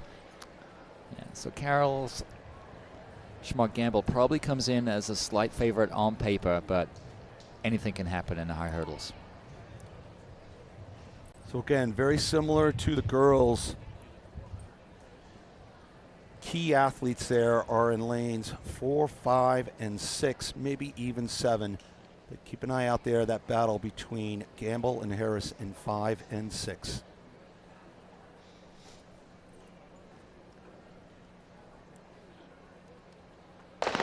Gamble in the yellow jersey there. Got out very strong. It's close there. Gamble. Again, look at lane 2 there. Schwartz battling Gamble. Oh, it's all Gamble though at the end. Powered away in the last 3 or 4 hurdles to run 13:66. Not a fast race. But as I mentioned also, Schwartz, very solid run there for second. Rasiah Saunders in third. So 13:66 for Gamble. Schwartz, 13:79. And Saunders, 13:81 to go 1, 2, 3 in the national championships. So what was impressive to me about that was not the time. That was kind of academic. It's how Gamble managed to stay on his feet, because he hit that 5th or 6th hurdle pretty hard, almost went down, managed to maintain his composure, didn't freak out, and held off the challenger Schwartz. Let's recap. We'll see the replay there. Gamble got out pretty well. Yeah, see that stumble right there, right after the 3rd or 4th hurdle. And he just quickly made that adjustment when he could have easily have lost his steps and hit the next hurdle. Here we go again. Here's another angle of this. So after 1, 2, I think 3. It's that third one, just out of the shot. It was right after that third one. We'll see here. I mean, he got out really solid. 2, 3. Oh, it was that trail leg that kind of hooked onto the 3rd hurdle. And Davian Johnson was having all kinds of trouble. Yeah, just he couldn't ran get out his of rhythm. his lane. Yeah, just couldn't get his rhythm right.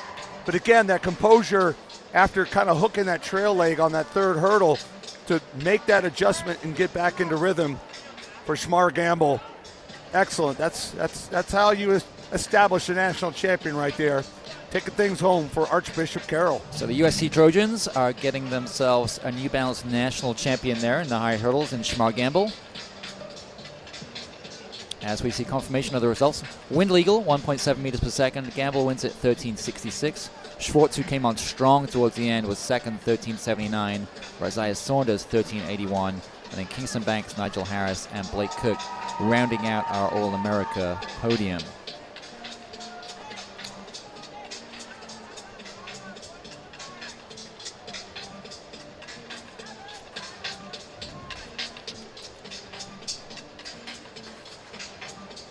So we're going to hopefully get a chance, and it looks like we will. Shmar Gamble, along with Devontae Ford, are going to have a little conversation about how well Gamble ran in his national title. I'm down here with Jamar Gamble, your 110 hurdle champion. Jamar, you've been on fire since the semifinal, the prelims. You've been doing it all, so tell me, what was the mindset approach today in the finals? Hey, man, I was trying to get the job done. At the end of the day, I'm going to give it all to God. Hey, if a guy had an inbox, I flooded it. I was praying every second I could. Hey, just get in with my village. I give it all to them. They're the reason I'm here. Hey, man, you're celebrating. You're a very, open young man. What were you saying crossing the line today? I'm going to be around, I don't even remember. All right, so tell me about the emotions. I seen you and your coach, Coach Vic, over there. What does this win mean to you today? It means everything. I've been going to New Balance since freshman year, trying to win this. And to be able to come here my senior year right before college, I'm ready. Go Trojans. Go Trojans. You heard it here first. Give it up one more time for Jamar Gamble. You're a 110 hurdle champion, everybody.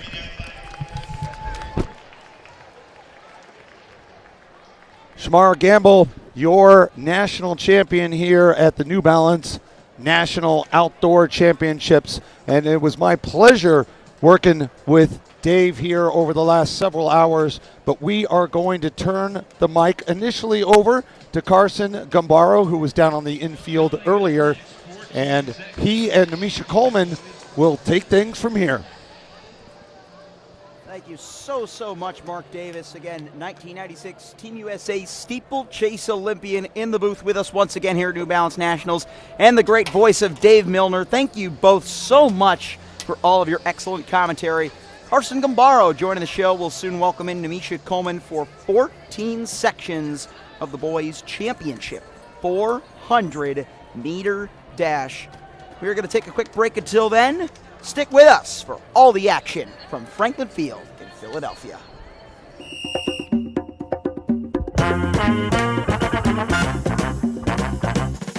Shake it time and ring it, go on, get yourself a whistle and blow. I just wanna have it when my soul feels free, now blow.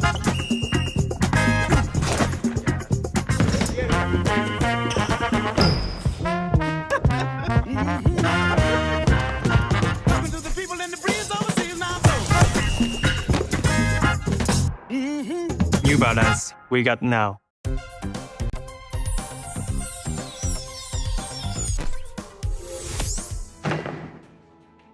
How do you have a thing here with nothing in there? Good evening, everybody. I'm Action Bronson, coming to you live with a breaking sneaker report. The all-new Ellipse. New Balance has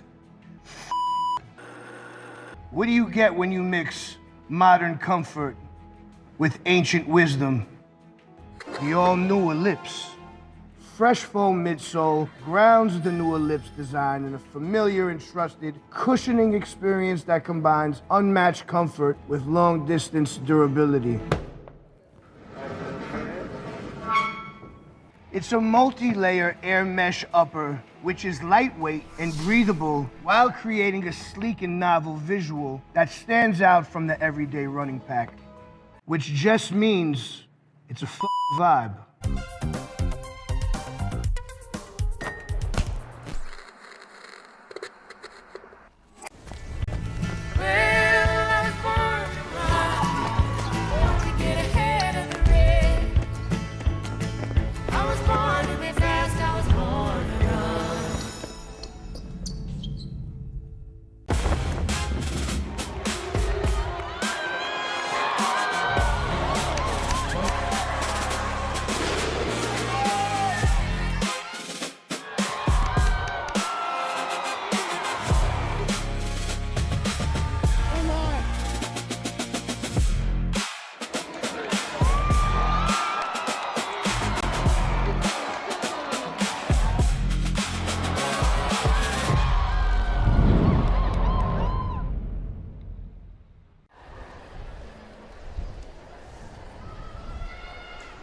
We are back at historic Franklin Field. On the starting line, the stagger starting line for the boys championship 400, and we've got quite a bit of absences from this event, but happy to welcome Namisha Coleman. She is present and accounted for this always anticipated event. Absolutely, Carson. I'm excited for this 400 meters. We've got Jordan Evans of Flanagan, Matthew Mallory of Essex, and on the outside running solo in 9 is Jonas Frone of Archbishop Carroll. He was the leadoff leg for Carroll's 4x400 meter relay at New Balance Nationals indoor that placed second in the nation. He's gone out hard, as has Jordan Evans through 200. He's coming off of the curve right now, and the whole point of the 400, whenever you attack that curve on the backstretch, is that you want to accelerate into the backstretch so you have enough momentum to carry you to the finish line. And he's doing that just very, very well. Very proud of how he's executing this race. And Jonas Frone is going to take it home and barely survive by around a split second. A nice finish by Essex's Matthew Mallory to take home second in that section. But we're already sub 50, 49.93 for Jonas Frone in a near time trial. Right behind him, Matthew Mallory, 50.57, and Jordan Evans for third, 50.98 in section 1. How tough is that to run from lane 9, not just with nobody in front of you, but almost nobody behind you? You know, that's the weird thing about this track, right? Is that lane 4 is 400 meters, right? And they base everything off with the railing in lane 3 from lane 4. So lane 9 feels like lane 8 out here. But to run by yourself is very, very tough. He definitely won the mental battle here. Of course, one of the most notable 400s ever run, the world record out of lane 8, Wade Van Niekerk, 43.03. We are going to be on record watch all afternoon here at New Balance Nationals Outdoor. We already saw New Jersey's state record moments ago by Jasmine Jackson of Winslow Township. The indoor runner-up claims her golden prize.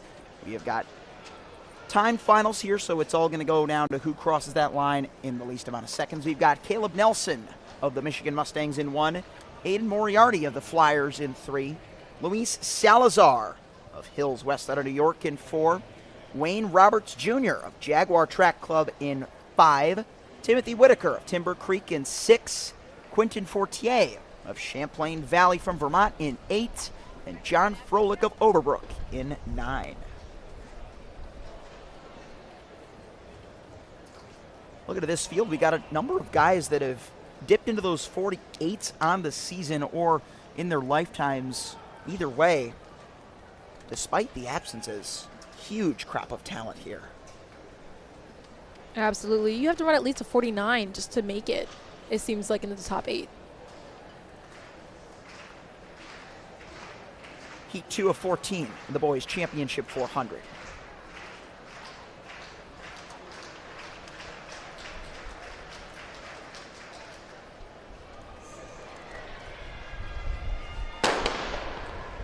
Keep in mind, athletes had to break 48.50 to get into New Balance Nationals, and they have done so to arrive at this stage, and it's a good start. Second from the outside by Quentin Fortier of Champlain Valley in 8. But here in 6 comes Timothy Whitaker of Timber Creek. Also it's a nice even stagger right now. Even stagger right now, Carson.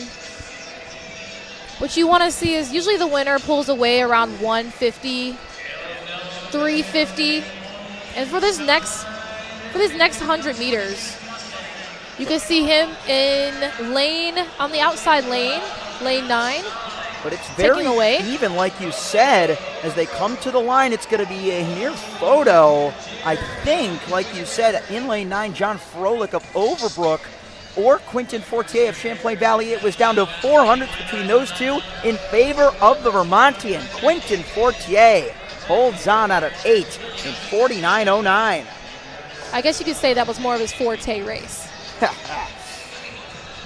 Take that eye off and you've got just about a doppelganger word right there. Quentin Fortier, a fortuitous run if we want to get extra wordplay-ish with it, Amisha. Again, the 400 meters, this event has been ruled by one man and one man only for the past couple of years now, and that's Quincy Wilson. A huge development is the fact that Quincy Wilson has decided to go for the 4x4 today instead of the double, fresh off a USATF under 20s where he finished second. So we are going to have a new champion for the first time since 2023 when Quincy was second.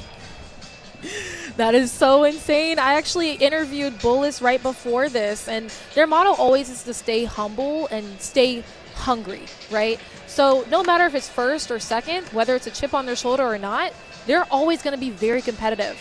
And for the 400, that is how Quincy was able to eat up these past few years and just become the phenomenon that he is. And these boys out here have that same mission to attack this mental battle that is the 400 meters. I love the way you phrased it there, mental battle. I've done some recreational training for the event post my competitive career, and really, though it's just as much of a journey to get physically in shape to run a good quarter, the mental battle is just as tough. And so Chase Woolley, Chase Sykes, Tymir Gale, Amari Watkins, Nicholas Robertson, Ethan Greenwood, Munda Johnson, and Miles Lyons between lanes 1 and 9, with the absence of 8 will try that for themselves.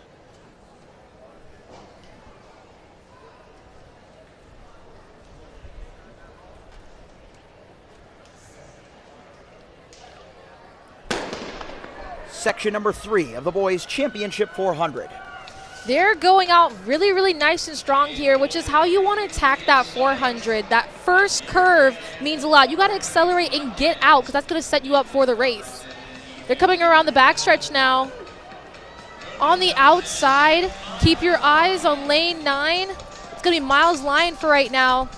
But look out for Chase Woolley, as we were both about to observe, from Atascocita, Texas, one of the great sprinting towns in the nation. He's gone out very hard from 1. Let's see if he can be rallied back. It's almost like a sandwich out here with he and Miles Lyons as they come down the final stretch. Lyons in second out of 9 for Winnetka, Illinois. But it's going to be Chase Woolley of Atascocita, Texas. He slows up a little bit at the end, though. Just barely holds on. It's going to be a 49-41, rounded up a little bit to 49.60. Either way, a gutsy run towards the interior of this Franklin Field track. Miles Lyons, 49.60 from lane 9. I have to tell you, usually lane 6 is like your bread and butter. But Miles Lyons overcame it. Chase Woolley wasn't given an official time.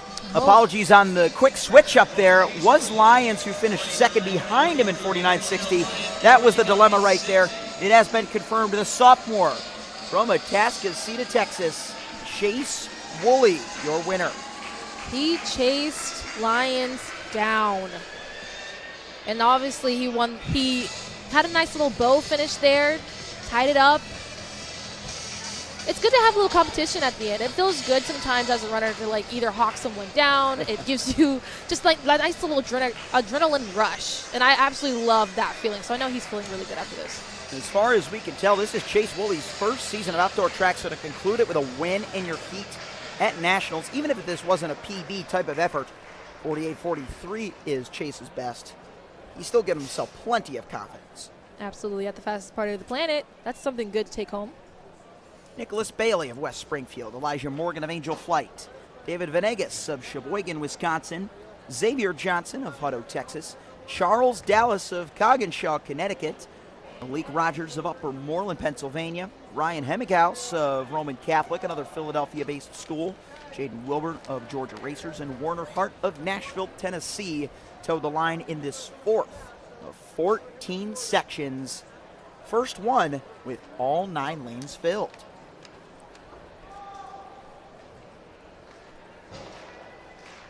Watch out for Charles Dallas. He was a finalist in the 400-meter hurdles, the New England 300 hurdles champion, committed to the University of Rhode Island. He is in lane at number 5 here.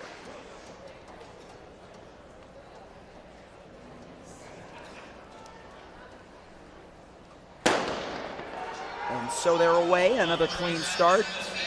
And Ryan Hemighouse from Roman Catholic in 7 in the white top is out well. Absolutely. He's coming around into the backstretch, making up that stagger just so eloquently on all white. But there's Charles Dallas in the golden socks. Coming up, breaking that stagger. Powering through 200 meters. He's got some challenges coming on his outside. Warner Hart of Nashville, Tennessee, wide in 9. Jaden Wilburn of Georgia Racers in 8. But it'll be Dallas with that hurdling strength. Leading off the turn, he's starting to hit a little lactic wall as Wilburn charges up on his outside.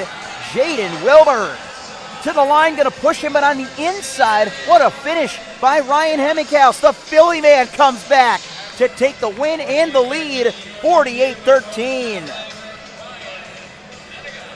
Ryan Hemminghaus, that surge at the end, it is unheard of usually for kids to be able to do that and pull that off. He accelerated on the back end into the curve and then had another gear. Usually we have 2 gears. He had 3 gears in this one with a nice surge at the finish to take away the win for this section 4 of 14 with a time of 48-13. Behind him, Jaden Wilburn, 48-27 at the line. Warner Hart right behind him with 48-49. Hemminghaus. You see his last name there? That third letter of it is an M, a slight typo, but we will not be remiss to mention the lifetime best of the senior from Roman Catholic, who was 5th at the Pennsylvania Indoor Independent State Championships over the 400 meters. He's first in this heat and first in the Nationals standings thus far with 10 sections to go. Section number 5 is getting ready now. We've got Julian Trelevin of Crofton in 1, Justin Jardine of Riverside, Rhode Island in 2, Isaiah Bland, the 15-16 Junior Olympic Decathlon champion. He's used to running a 400 with 4 events in his legs. He'll be in 3 for the Haverford School of Boys. Mikkel Smoot of the Gary Steelers in 4. Paul Moore of Eastern Vikings in 5. Evan Specht of Novi, that is Michigan, Novi, Michigan. Evan Specht in 6. Avery Craig of Tiger Elite in 7 from D.C. And Kevon Clement of Harry S. Truman in Pennsylvania in 9.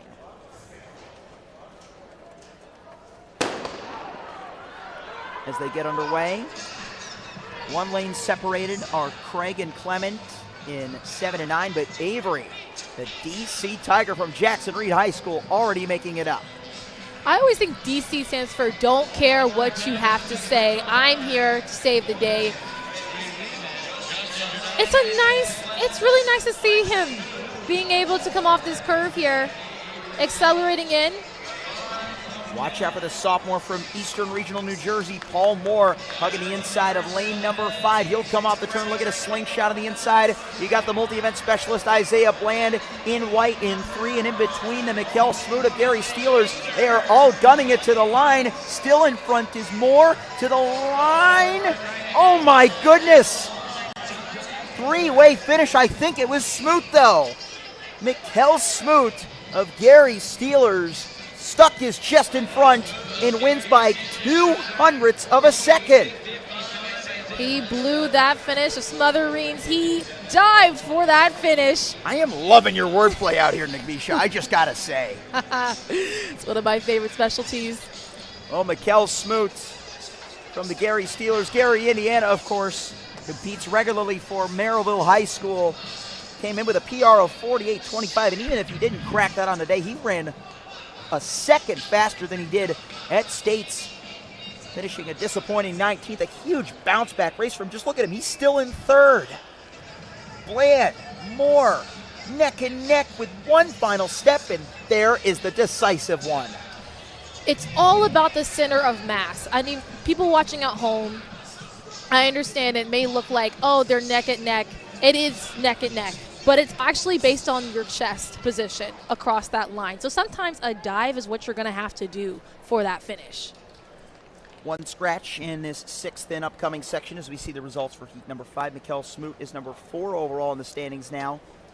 Lone scratch in heat 6 is Jack Larson of Gilderland, who's competing in the championship long jump. So 400-meter runners have plenty of versatility to go by. You got Tevin Williams, Gareth Larson, Evan Fraser, Liam Jensen, Ben Huckner, Nathan Calcano da Silva, Landon Buchanan, and Nick Coleman. Oh, a little bit of early jitters there.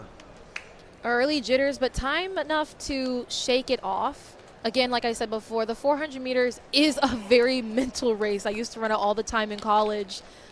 You want to make sure you have a lot of belief and trust in your training for this. And that's what these boys are built off of, is trust in their training from their coaches, their parents, the discipline of even going to school. It matters in this race. There's a lot of life lessons you can learn from track and field, y'all. Couple of state champions in this. You watch for Evan Fraser, Patchogue Medford. They call him King Fraser, bound for East Stroudsburg University in Pennsylvania. He'll be making this state his home soon. And also in lane 7, Nathan Calcano da Silva of the Metro Cobras Boston won the meet of champions in the 400 hurdles. 3 from the outside. He's gotten a decent start. And so too is Landon Buchanan of Alexander in 8. Oh, they have a really good neck-and-neck action here. And how about the Wisconsinite, Ben Huppner of New Richmond, and also the New York State Class A champion, Evan Fraser of Patchogue Medford, the Long Islander. Going to take one of the commandingest leads that we've seen to this point. A yellow flag is raised, so hopefully nobody violated their lane assignments. But either way, King Fraser is away.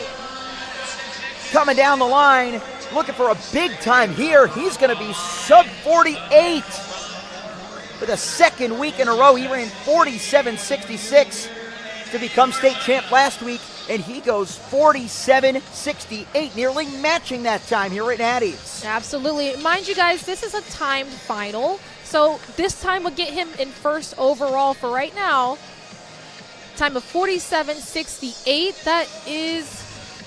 I'm just so proud of him. He's doing so well. And he's like, let me rephrase that for you. I'm going to show you guys why my name should be number 1. And he did just that.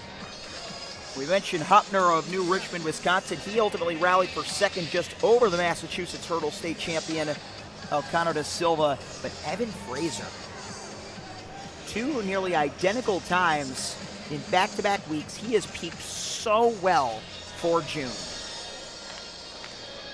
It's a process, not even just in the 400, but with track and field in general. A lot of these coaches and athletes are preparing to PR, to break records, especially, which is why I'm glad the fastest party on the planet is happening now, because this is prime time when these kids see the results of all their hard work and perseverance throughout the years. That comes down to eating bicarb. That comes down to practice, late nights from school. But now that it's summertime, they can finally relax and ease into this 400. Section number 7, Carter Sola of Aurora, Colorado, Corey Morgan of Westlake out of Maryland, Marquise Mebane of Banneker, Nasir Andrade of Rosetown, David Rivas of Speed Incentives, Khalil Gorenstein of MATC, Terrence Dorsey of the McNamara Mustangs, Anthony McClatchy of the Crusaders Track Club, and Jake Brown of Lingador.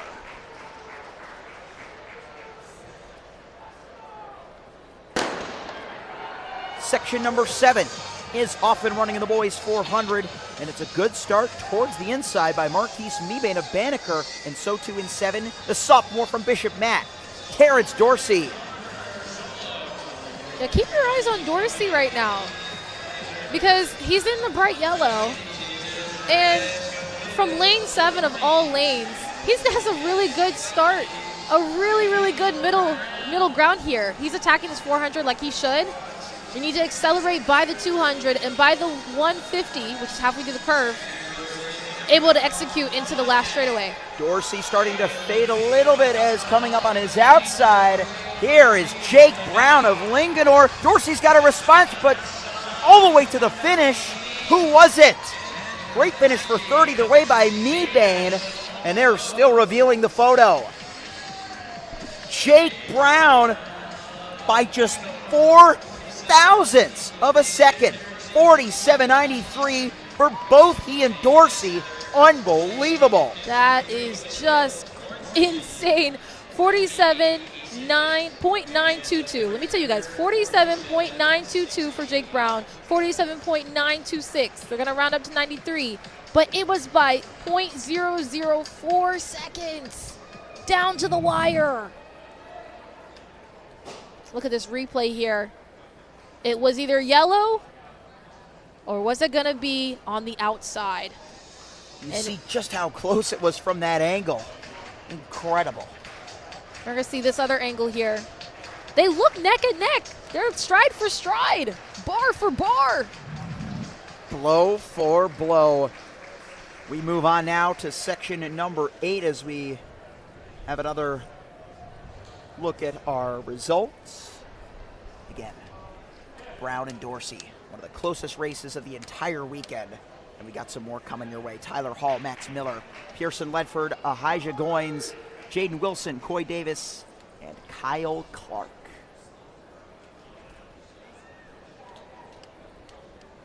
Man to watch if you're a Pennsylvania fan. Haj Goins of the Haverford School of Boys, running in his senior year. Let's see what he can produce here. Down for George Washington University. George Washington University might be getting a really good one. I'm going to let them finish off this little back straightaway. He's gone out conservatively. He's had 800 strength of 153 since his junior year. How about Max Miller? He was in the championship DMR for Calvert Hall, a 47.97 performer, but he's got some company on his outside. Pearson Ledford of Team Elam Elite pulls up even, and third from the left. Watch for Jaden Wilson of Canton, Ohio, from the home of the Pro Football Hall of Fame. He's going to be in the mix, but it's going to be Pearson Ledford of Team Elam Elite out of lane number 3, setting the second fastest time thus far of 47.85. What a nice finish from Pearson Ledford. He's happy about that, clapping his way to victory. 47.85 from Ledford. Max Miller, 48.06 behind him, and Jaden Wilson, 48.19. A huge victory for Pearson Ledford. He PR'd at the first ever Southeast Meet of Champs in 47.97, the same time that the second place finisher Max Miller held coming in. Max just misses his PB, but Pearson gets his down to 47.85. That's the thing about the fastest party on the planet, people. We're expecting fast results, and the boys are too. They can at least go home with a nice either meet record, a PR, a personal best. You're going to leave feeling good. And also having fun. That's the whole point of this. Have fun. The boys that actually get, the girls and the boys here that actually get the win, I'm telling you, when I interviewed them, that they just want to have fun. That's it. You see just the landscape shots of Franklin Field. I enjoy just going up to the top level and looking at the place. There could be nobody, not even a single track and field athlete in this building, and you still feel like you're a part of history. I love the way you said that. A part of history. That's what these kids are here to do. Jacques Baker, Kane Wright, Sam Ktabaka, Carl Dufresneau, Patrick Logan, Caden Rusk, Robert LaBarbera, Aiden Peterkin, and Jace Kemp in this 9th section of the boys 400. We have got a New York State rematch between lanes 7 and 8. Lane 7 is Robert LaBarbera, the New York State 400-meter Class B and Federation runner-up, chasing down the Federation and Class champion Aiden Peterkin on his outside, and LaBarbera has done the early work in green. I love when someone on the inside is able to make up that stagger so nicely. They don't let everyone in front of them get ahead of them. But he has some competition to his outside because he's picking up on the fact that he's got to get it. Aiden Peterkin ran a 46.99 to beat LaBarbera at States last week. Speedy AP, the Villanova Wildcat commit, coming on the inside, but now on the deep inside, Kane Wright of Bluffton pushing him to the line, and Kane might have photoed. I think Peterkin, it's going to go to Aiden. 47.93, 300ths of a second over Kane Wright of Bluffton. LaBarbera did it the hard way and tether that field around. He'll settle for 4th, just behind another fellow New Yorker in Carnegie Mellon commit of Fordham Prep, Caden Rusk. But man, oh man, what a topsy-turvy heat number 9 there. Absolutely. When you have the Empire state of mind coming into this race, are we shocked? Are we shocked? We're not. We're not. But to the line, nice little photo finish there from Peterkin. No one could catch his bluff. Very, very proud with this performance. I'd expect him to be a significant component of Villanova's Championship of America distance medley relay that'll be competing for wheels each and every year. They've won 26 of them in Penn Relay's history, by far the winningest ever. 400 legs matter. We are getting ready to send things forward into the double digits of the boys' 400-meter championship. We're going to check in with heat number 10. You talk about that Empire State of Mind. Another New York State champion is in this heat. Watch second from the outside in lane 8, Cameron Snyder of Wizard Track Club. He won the 300 meters indoors, went out hard in the Class A finals of the 400 last week. Might have paid for it coming home, so he'll be looking for a bounce-back race. You've also got G.I. Gonzalez of Blue Hills in 1. Stylinos Kutub of Drive Phase in 2. Malcolm Brown of St. James, who led off the mixed 4x4 yesterday for the title. Simon Young-Link won to his outside in 4. Nishant Tama of Monroe Township, New Jersey in 5. Mark Macario of St. Augustine in 6. Ewan Frederick of ATL Zoom in 7. Cam Snyder in 8. And then Ilwolua Edakpolo of Manchester, New Hampshire in 9. Speedy Gonzalez coming out. G.I. Gonzalez is deep on the inside in lane number 1. We'll see if he can make up all 8 staggers on his outside. Not a ton of movement, but Cam Snyder with his 33.74 300-meter capability is going to try and hold it up for an extra full straightaway. Let's see if he can negative split. It's going to be close, though. Coming on his inside, you got Ewan Frederick of ATL Zoom. Snyder not giving up, neither Mark Macario of St. Augustine, but it is going to be Ewan Frederick from the ATL. 47.62, your new leader. 47.62 from Frederick. Atlanta Zoom Athletics. He is really happy about this one. Look at that celly. I mean, do you see the name on the chest? We're zooming. That's what he's saying. He nearly zoomed to a new personal record that won him the Georgia Meet of Champions, 47.53, but winning his heat at Nationals is nearly as big of an accomplishment. No matter how high he ultimately finishes in the standings, he moves to number 1. Mark Macario with his 48.03 moves to number 8. And Malcolm Brown also winning a little race within the race, 100th over Cam Snyder, 48.14. Watch out for he and his 3:16 4x4 Wizards from Washingtonville later today. You've got 4 sections to go in this 4x individual 400. I'm so excited for those 4x4s, but we are free of batons for the time being, but we've got plenty of talent to compensate in the form of Ross Stevens of Temple, New Hampshire in 1, Carlos Venegas of St. Joseph, New Jersey in 2, Cameron Hyman of Southern Sprinters Elite in 3, Hudson Ryan of Innisfil, Ontario, the Canadian, coming down in 4. Wyatt Zeigenfuse of Manval in 5. Lane 6, Ryan Segala of Salisbury, Connecticut. Christopher Velez of Garden State Track Club in 7. And Miles Petway of Brookwood on the outside in 8. Kinley Poole did not show for this one, so that lane 9 is going to be open. So keep your eyes from 1 through 8.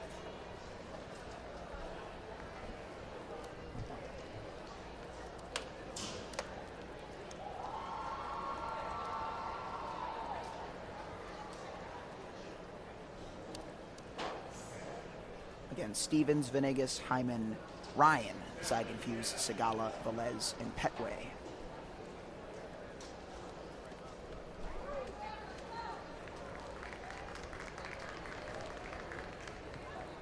An interesting storyline here is they are still upright. I believe Ryan Segala is the younger brother of Boston College 400-meter standout Sydney Segala. Yes, Sydney Segala, part of Houstonic High School's class of 2022, recently finished as an All-American at NCAA's for the Eagles in the 400 meters. She's run 50.31, finished second in the prelims, and even went on to finish 5th in the finals.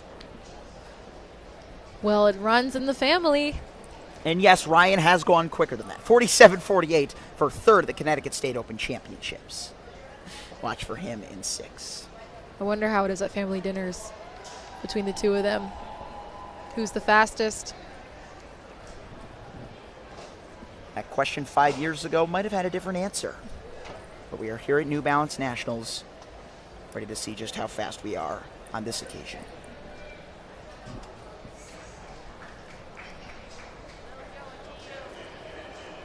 Oh, and it looked like a little unsettled from the blocks was Christopher Velez of Garden State. You see him in lane number 8. Looked like he departed his blocks before the gun came. And now Hudson Ryan was given a false start. He was moving early by accordance of the officials, so we are down to just 7 competitors now. Yep, lanes 4 and 9 are out.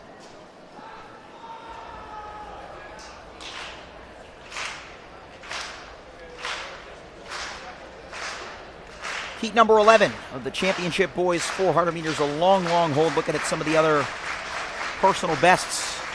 Everybody in this has gone 47 point at maximum. A chance to replicate and or improve. We are underway at last. And the outside lanes to me, Namisha, look like they're pulling away a little bit in the early Absolutely. I'm looking at Miles Petlade right now, and he had a wonderful, phenomenal finish. But on his inside, he has a little running buddy to him who made up the stagger. That's Christopher Velez of Garden State in lane number 7, but also in 3 from the Southern Sprinters, Cameron Hyman. Cameron Hyman might pull away from the outside. He made up the stagger very well on this curve, and he's attacking.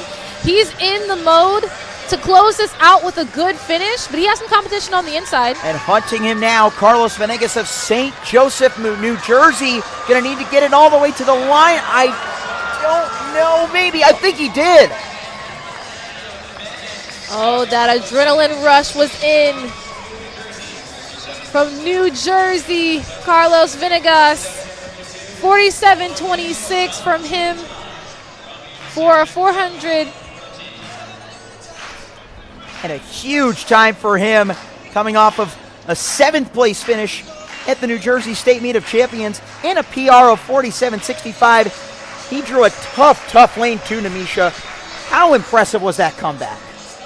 I mean, if we look at the replay, he's excited. Look at that celly he had.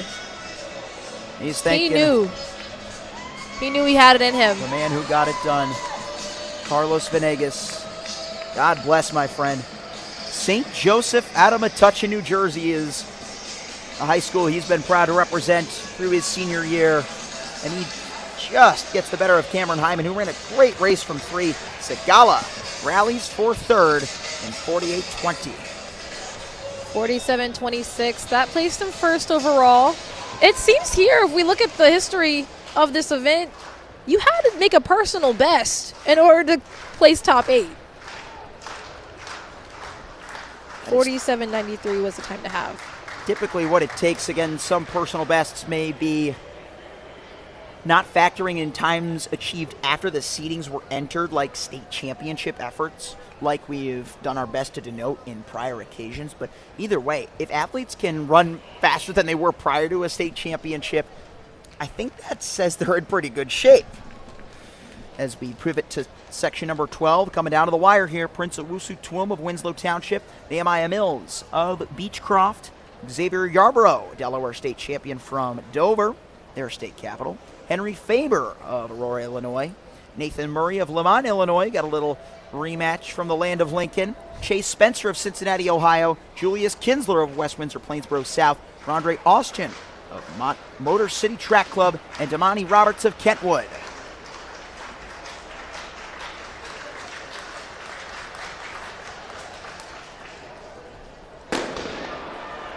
Julius Kinsler, we mentioned Carlos Venegas, our previous heat winner.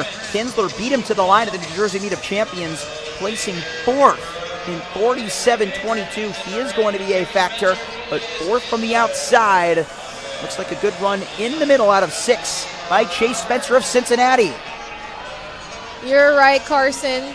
In lane 6, he's chasing his way into the curve, accelerating nicely next to Motor City.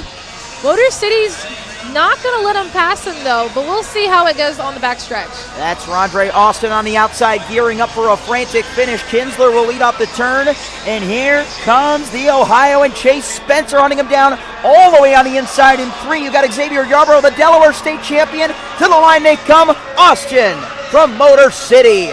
Just inside 48 seconds, he goes 47.82. The hold of a fast finishing field, Namisha Coleman. Absolutely, but I'm not expecting anything less from Motor City Track Club. Rondre Austin placed 5th overall, 47.82. I mean, this is a family of champions. If you look at that kit, it's a beautiful kit they have on. It says Family of Champions on the back of it. And if you get in this replay, you're going to see why that is true. Because he just ran himself to victory as a champion in this heat. No matter if it came down to the wire, lane 7 couldn't hold him, lane 3 couldn't hold him, and a nice bow on today. He was thinking about his brothers in that home straightaway. He does it for him. Rondre Austin for the Family of Champions, Motor City Track, 47.82 for the victory. Xavier Yarborough joins him beneath 48 seconds on the day. Spencer and Kinsler photo for 3rd. And so we get ready for our penultimate section now. We are getting down to the wire, as we've emphasized in this 400. We've got some players to watch in this upcoming heat. Absolutely. As we listen to your blocks, I do want to point out we do have Bullis in this heat. We do. That's Swanson. Mikey Swanson, the reigning freshman national champion, was competing with IMG then, but ended up transferring to Bullis and becoming part of their Championship of America 4x4 on the 3rd leg. Was also part of their runner-up mixed 4x4 last night, and he's joined in 2 by Khalil Bryant, in 5 by Jordan Waller of Archbishop Carroll, in 6 by Jordan McNeil of All-American Project. Lane 8, James Myers of Paramus, New Jersey, and on the outside in 9, watch for Maryland State champion Noah Hospitalis of Westlake. Lane 9 getting out very nicely, but on his inside, lane 6, McNeil making up that stagger. Jordan McNeil of the All-American Project has dominated this first 200. Swanson and Waller, the DC Cross District rivals, trying to battle it out for 3rd at this point.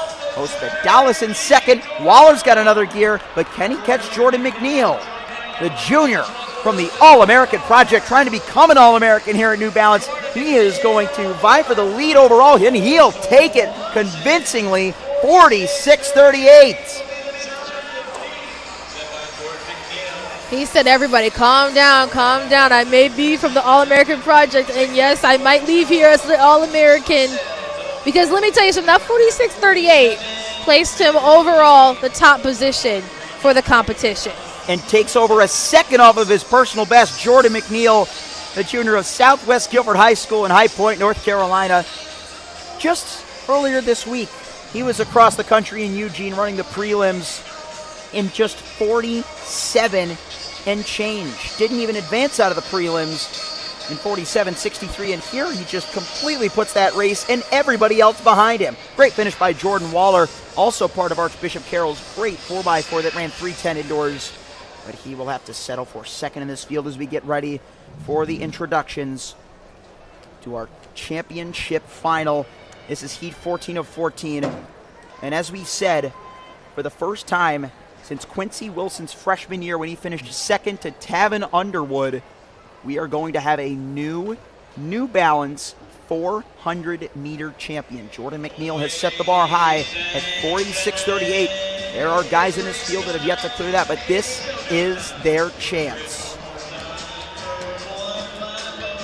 The 14th and final section coming on out first on the deep inside for the Stags of DeMatha Catholic, a 46.73 lifetime performer to place 2nd in the West Washington Catholic Athletic Conference, behind Austin Smith, who we'll see later in this field. Watch out for Miles Dixon.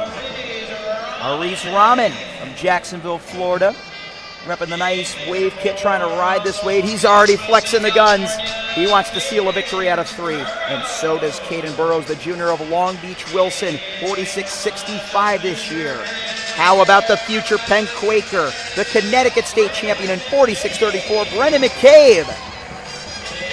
Just yesterday, if not a day before, 45.15 was achieved by this man, the senior from Robinson High School in North Carolina, the state champion and future South Carolina game clock. Cameron Tucker, he's a dog. And so too is Cameron Homer, waiting for his formal introduction. He has known nothing but bronze for the past 3 years. 3 championships, I should specify, here at New Balance. Is today his golden moment. Austin Smith, a 46.37 man, the Washington Catholic Athletic Conference champion. 46.37 once again for Austin Smith of Archbishop Carroll. And 7 Garcia, the future USC Trojan, the New Jersey State champion, will draw lane number 9.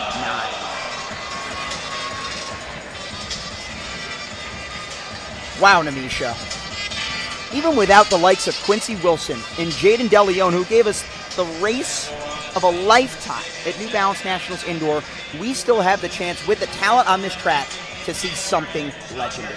Absolutely, and that is expected from the fastest party on the planet. Expect to be I want to hear everyone cheering from home. I should be able to hear you cheering through your TV screens because you need to be amped up for this boys 400 meters. Well, if there is a name that we can expand upon to start, look no further than lane number 6. Cameron Tucker out of Robinson High School in North Carolina, as we said, 45.15.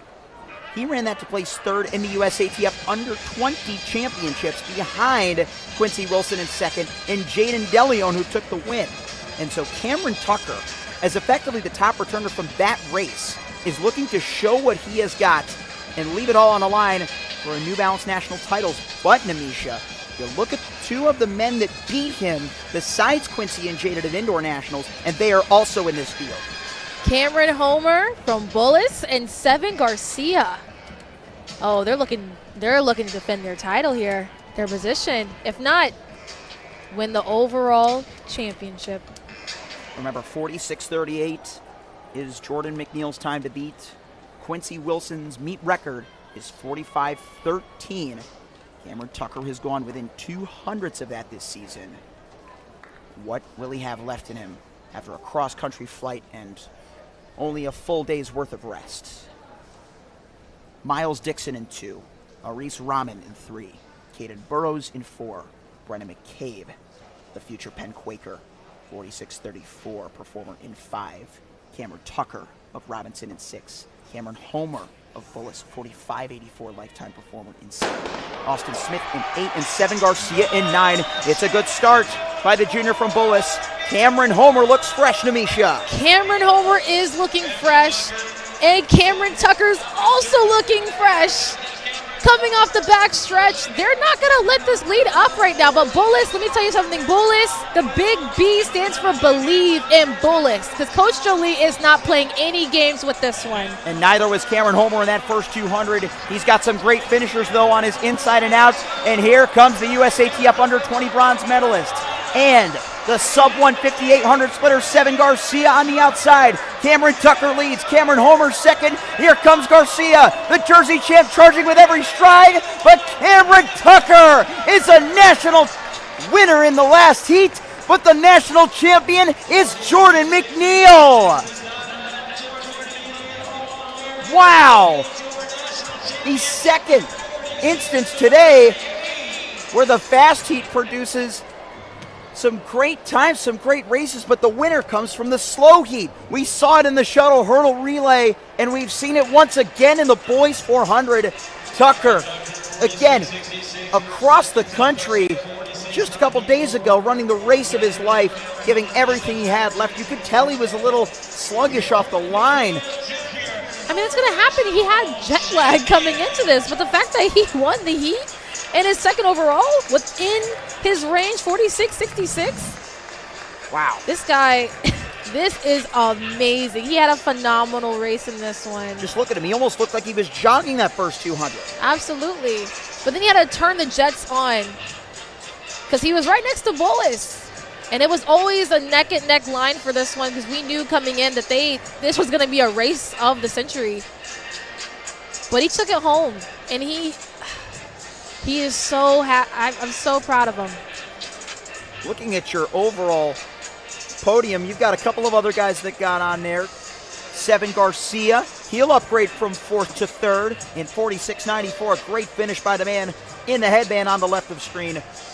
But Tucker, it almost looked to me like he was just ready to get to that line. It has been such a long, taxing, tiring, and hard-earned season of flourishment for this young man. And even if it doesn't result in a New Balance Nationals title, I don't think he has anything to be disappointed about. Absolutely. Absolutely. I mean, guys, this was literally 2 days, if not, 2 days ago when you won the USATF U20 bronze. Time of 45:15. Jordan Waller, 46.97 for a personal best to take 4th. We are going to have to watch for that Carroll 4x4, who will feature Keenan Davis, who broke the 400-meter hurdles national record at USATF under-20s in 49:20. He is going to be a threat for sure. And Noah Hospitalis and Cameron Homer round out your top 6. Wow. High drama in the men's 400 meters, and we have still got 14 more 400s to bring you on the women's side. Sophia De Vincentis of Ramapo in 1. London Dawkins of River City finish in 3. De Vincentis has been shuffled out to 2 to correct. Look out for Juliana Pierce of Seaville Spikes. We saw her sister Elena Pierce in the championship girls mile a couple nights ago. De Vincentis a scratch. You got Stella Goldberg of Boca Raton, Florida in 5. Autumn Camper of Laurel in 6. Jemiah Frazier of Norfolk, Virginia in 7. And Kaylee Cabellis of Newcastle, Pennsylvania in 8 in this first of 14 championship sections. This is going to be a good one. Let me tell you something. The girls just want to have fun, and I'm going to keep repeating that. Don't stop, my friend. We have got a tight battle on that outside stagger.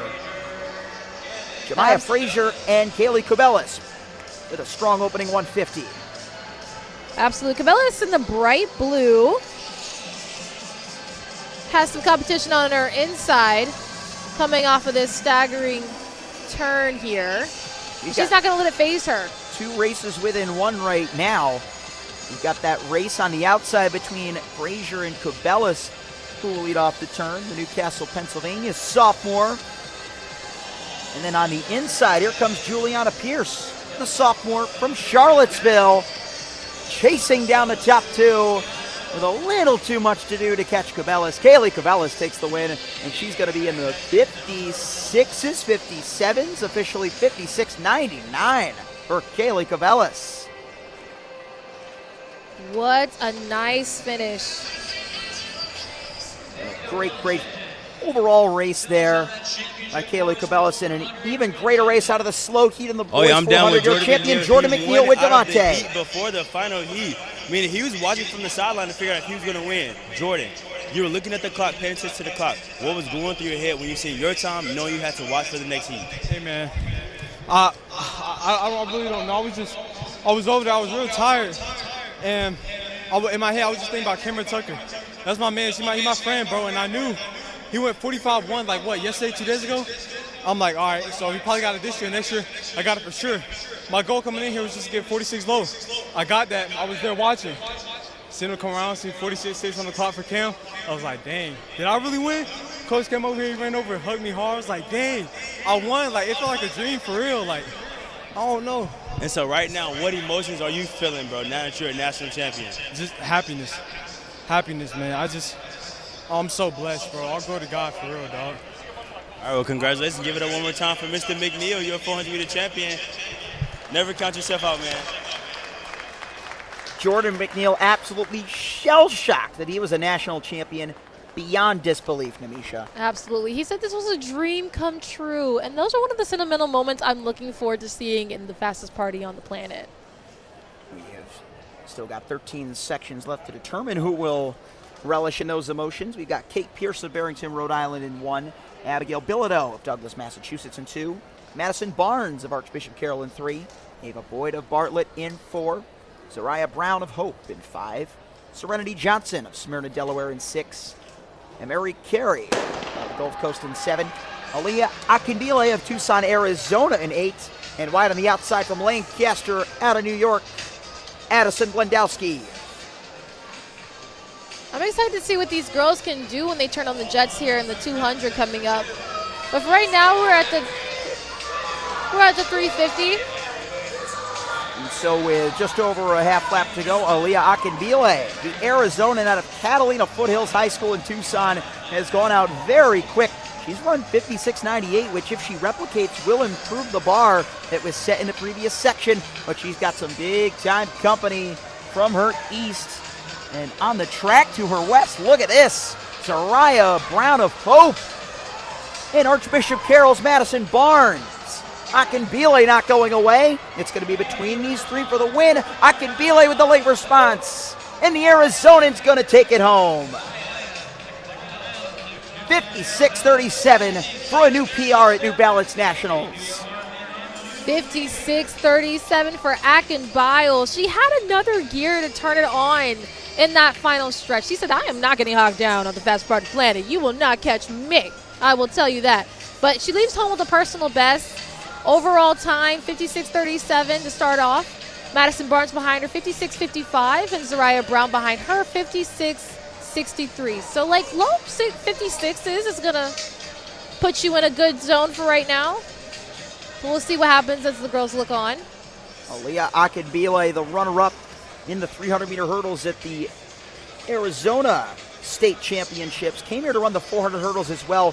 62.38, just off of her PR of 60.55. So after missing a personal record a couple of days ago, she resets brilliantly to set a personal record here on day 4.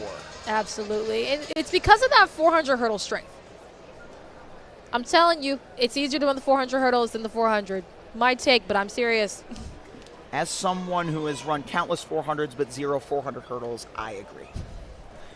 Kylie Temple of Hughesville Distance Project in 1. Ariana Henry of V-Test Track Club of Long Island in 2. Nyan Clementson of Brooklyn Speed and Power in 5. Aisha Wajid of GovTC in 6 from the Bronx.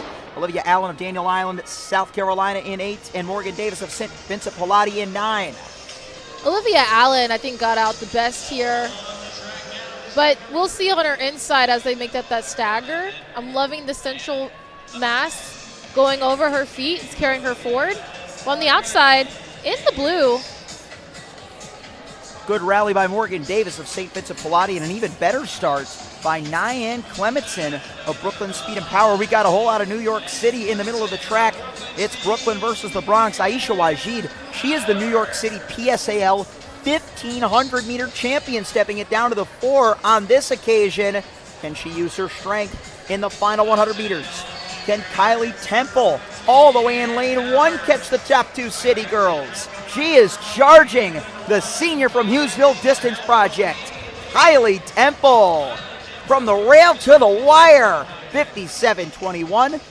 Rounded up to 23, taking the new number 5 overall spot with her Heat 3 win. What a wonderful finish for Kylie. 57.23, the personal best. She's going home with a personal best. Placing 5th overall for right now in Heat 2. Heat 3 of the championship girls 400 meters. Behind her, Nyan Clementson, 57.65. And Aisha Wajid, 57.70 behind her. You talk about 400-meter hurdles strength there, Namisha. Kylie Temple from Hughesville, Pennsylvania, out of District 4. She won the 2A state title. Well, she finished second, rather. She was the fastest qualifier in the prelims and had to settle for second at the state championships this year. She was not settling for second in this race at all. Absolutely not. And Kylie Temple should be like Kylie Tempo, because that's what 400 hurdles is. It's a tempo race. And so if you come in the 400, you're not as, I'm going to say you're going to be tired, yes. But you're refreshed with this race. And so we refresh on to section number 4 of the Women's Championship 400. We got Lillian Cota of Watertown, New York in lane number 3. That she was expecting to have at least a little inside competition, but the senior from South Jefferson High School bound for SUNY Cortland will do. Elizabeth Poling of Upper Arlington in 4. Brooke Hacker of Farmington. She was part of her team's championship mixed relay yesterday. She'll be in 5. Jochebed Kanadu of Freedom Woodbridge in 6. Nikisha McIntyre of Eagles in 7. Alexander Boulder of Hall in 8. And Caroline Norman of True Speed Athletics of Ohio in 9. Nice even start for these ladies. Keep your eyes on the outside lanes from the rail, because you have 6, 7, 8, 9 having a good race here on this back stretch, but 9 is not letting anybody through. And watch as well for Lily Coda, whom I mentioned before, from Watertown, New York. She's in lane number 3, and she's already caught the 2 athletes on her immediate outside. She'll be in a good position coming off the turn. She ran both the 3 and 600 at indoor states. We'll see if she has a charge, and we'll see if Jochebed Kanadu of Freedom Woodbridge can hold her off. It's Kanadu in 6. It is Caroline Norman of Ohio in 9, and here comes Lily Coda. What a run by the senior from South Jefferson, the Spartan, coming through with a lifetime best, 55.63 for Lily Coda. Lily Coda, the personal best she's taking home. She just cannot believe that she did that 55.63. Honey, you just did it. From Watertown, New York, the Empire State of Mind. Look at her grabbing her head as she fist bumps one of our staff from lane 3. She's a senior. Her first time ever sub 56. She came in at 56.38 to win another Central New York meet known as the Liverpool Invitational just outside of Syracuse. But how about Coda? I talked about her running the 300 and 600 in indoor states. When she ran the 300, her leg was taped up and she kind of had to jog it out so that she could save some effort for the 600 and nearly won her heat there after the fact. She is pure guts and will be so happy with the way her final high school race has gone. Lily Coda, lifetime best. Awesome.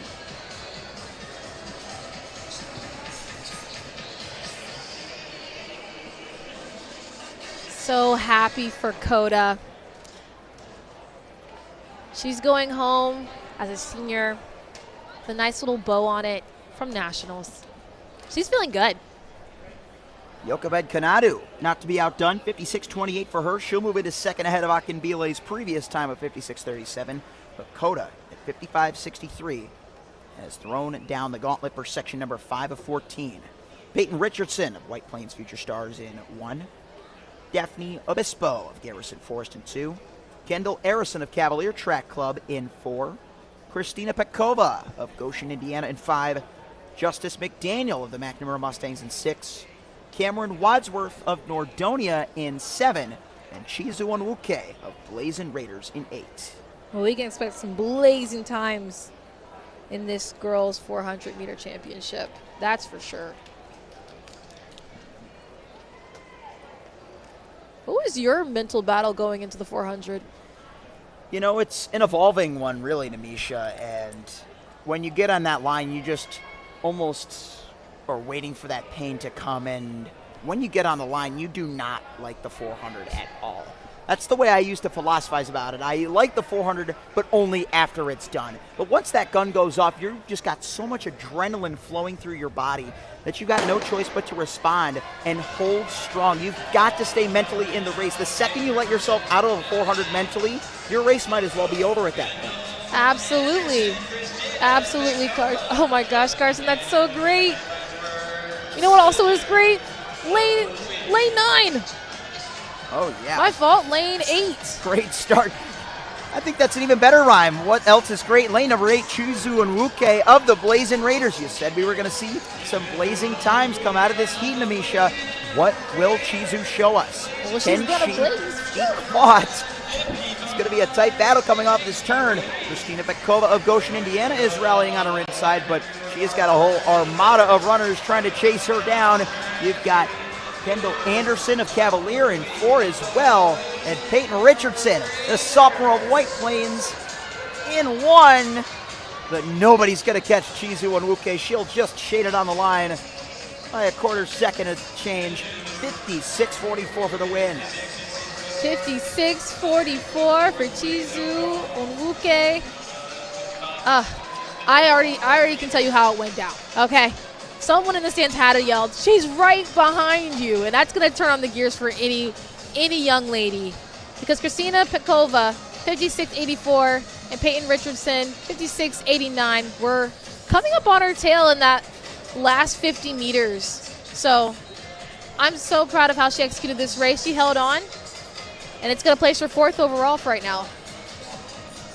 Flashing it back to our conversational point about the mental fortitude it takes to be a 400-meter runner, I can specifically remember this one race. In fact, it was one of the lowest stakes races of my entire career. It was literally a dual meet where it was me and my teammate as the only guys that had run sub 60 prior to the occasion. I was in lane 6, which was our outside lane. He was in lane 1. I went out probably harder than I had ever gone in a 400 at the time, and I hit a lactic wall in the home stretch. I vividly remember watching back just the grimace on my face. My track face was in full activation, and they were only doing hand time, but it was so close once he caught up to me that my coach literally marked us down as 100th apart. Wow. And hand time meets are by the 10th. Oh, my goodness. So it was a down to the wire thing, and the monkey was jumping on your back. And I never beat him again. Oh. But hey, he is not still running 400s recreationally, but I am. But you are. And I'm here at the fastest party on the planet. Carson Gabaro and Anisha Coleman into heat number 6 of the championship girls 400. Mariah Parks, Nayana Watson, Paige Wilson, Samantha Schomer, Hope Edwards, Jada Johnson, Mariah Arango, and Paris Lee. You watch out for Paige Wilson. She was the 2025 Connecticut State Open champion. Hasn't quite reached her 55.02 form from last year. She's gone for a nice conservative start as Nayana Watson of Rams Elite in 2 goes out hard. And in 5, Hope Edwards of Pennsauken, New Jersey. Pennsauken, New Jersey's got a good one. The 2 ladies in the blue, it's a blue-to-blue battle right now. And Mariah Arango of Winslow Township is there on his shoulder. She's got good 4.8 strength, but in the middle in between them, you've got Jada Johnson of Nyack Track Club. The Red Hawk from New York pulling up even with the Jersey girl. It's going to go to the line. Hope Edwards holds on for the win and the lead. 55-57, and Johnson with a PR behind her of 55-74. 55-57, going home right now with place top right now in the 400 Girls Championship. Hope had a lot of hope hanging on in that last stretch.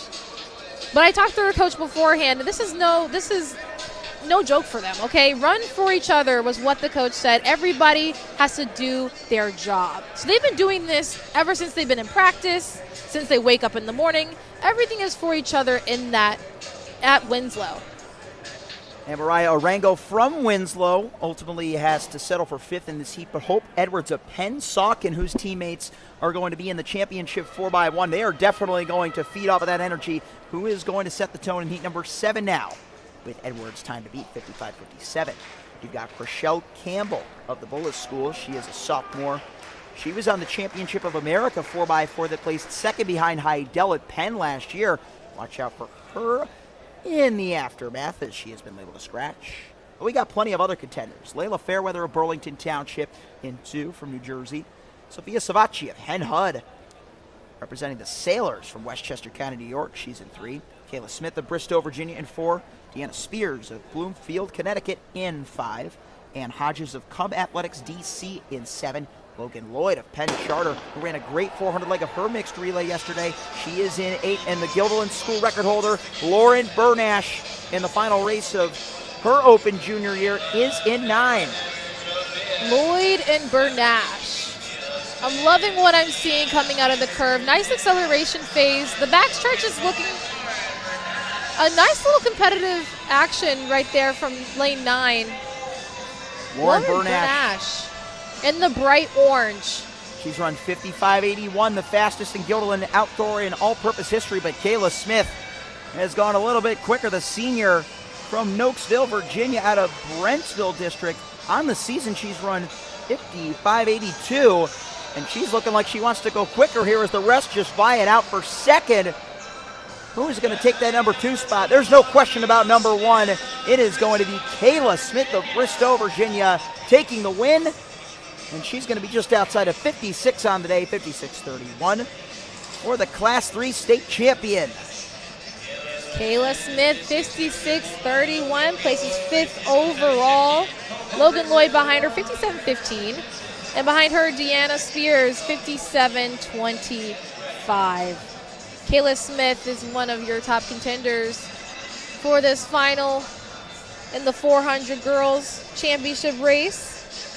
She's from Virginia, which is a state of love. And I love what I saw out there from her.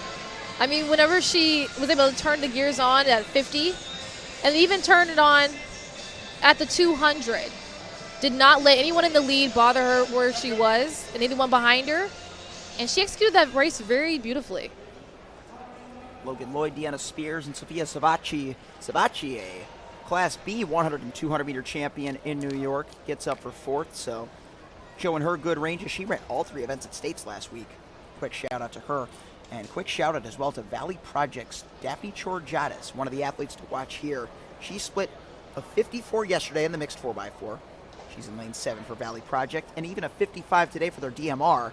And she's made it back to the line for the Open 400 to be joined by Catherine DiPietro of Southern in 2, Ryan French of Atlanta, Georgia in 4, Natalie De Resende of Great Valley in 5, Caddy Golombuski of Upper Darby in 6, Westcott, Charisma Westcott of Batavia in 8, and Natalie Ray of Bird Sports Performance in 9. Now keep your eyes on 7, 8, and 9 for this one, because these girls are coming here not to play, not to mess around, especially with this 200 here. On the inside, in the purple, she made it to stagger. She's chilling right now, but she's picking up the gears. Daphne Georgiadis, the 7th place finisher at the New Jersey Meet of Champions. In fact, she was 8th in 55.62, challenging the New York State Class B runner-up Charisma Westcott. She doesn't want to finish 2nd today.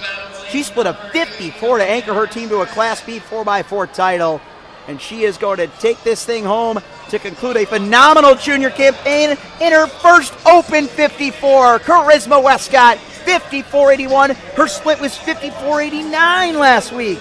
That's just insane from Charisma Westcott. 54.81. It's going to place her in the top right now. She's in the bright blue. I'm pretty sure she's pretty happy with this result right now. Let me tell you, the Charisma definitely carried her far. Not that that's just her name, but her history and etching that today at the fastest party on the planet.